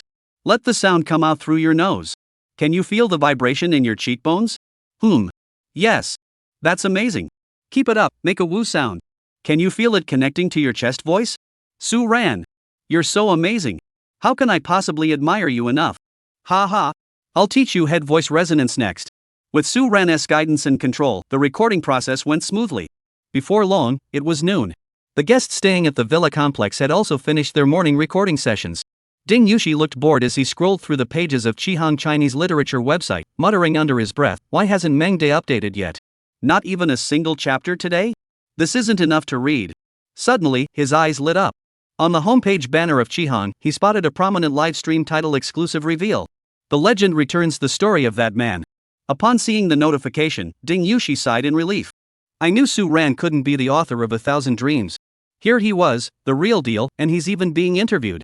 But when Ding Yushi clicked to watch, he realized it wasn't an interview with 1,000 Dreams himself, but with the editor-in-chief, Jinghong. Oh, it's the editor of Mengde. Ding Yushi was a bit disappointed, as he had hoped to catch a glimpse of Mengda's charm. But it's not that bad. As the editor of Dream Big, Jinghong must know more about him. As the live stream began, the host immediately posed the question that all readers of Divine Path were most curious about. Jinghong, after an 8-year hiatus, Yiming Qianqiu suddenly resumed updates and dropped 25,000 words in one go, with such high quality. This is truly surprising. Could you share with us why Yiming Qianqiu paused updates in the first place? Jinghong, in front of the camera, thought for a moment and said, "Well, actually, you might not believe this, but the reason he gave me back then was that he had to go to school and didn't have time to write." "Ha?" The host clearly paused for a moment before asking again, "Are you saying he was a college student at the time?" "No, he wasn't." Jinghong shook her head and recalled, "Actually, I met Yiming Qianqiu when we were very young. Back then, well, he was just a high school student in uniform, still full of youthful innocence. Who would have thought that such an ordinary-looking teenager could write a masterpiece like The Way of the Gods, with its grand scale and vast world building? It's truly mind-boggling. High school student?" Upon hearing this, Ding Yushi, who had been eavesdropping on the livestream, dropped the mineral water bottle he was holding with a clatter onto the ground. He froze in place, as if struck by a bolt of lightning, his pupils contracting sharply from sheer shock. High school written The Way of the Gods? Uncontrollably, he recalled Li Yunrui saying that when A Dream of 1,000 Autumns made him famous, Suan was still in high school. Damn it! No way, no way. Could Suan really be the one who dreamed big? It must just be a coincidence, right? Just as Ding Yushi was left speechless and overwhelmed by this earth-shattering news. In the livestream, the host asked a question that all readers were eager to know: "Dream big, now that One Dream 1,000 Autumns has returned, can you guarantee the update frequency? After all, it's been 8 years. Even if it's just one update a month, Dream Big owes us a lot of updates, right? Asking for updates? Forget about it. As far as I know, that guy is currently filming a variety show. I didn't ask for details, but there's no way he'll be able to update more frequently in the near future." When Jinghong finished speaking, Ding Yushi's head nearly exploded. All the clues pointed to one fact. That guy isn't messing around. Ding Yushi suddenly jumped up from the sofa, his voice trembling violently from sheer excitement, his eyes filled with disbelief and shock that defied all expectations. What are you doing? Are you crazy? Yu Shushin rolled her eyes, nearly scared out of her wits. No. Suan, he really is a dream of 1,000 autumns. What? Yu Shushin's almond-shaped eyes widened, her small mouth slightly open, as if she had heard something unimaginable. Meng Ziyi was even more surprised, his face clearly saying, "You're kidding, right?" Several exclamations of surprise rang out. The live stream exploded instantly.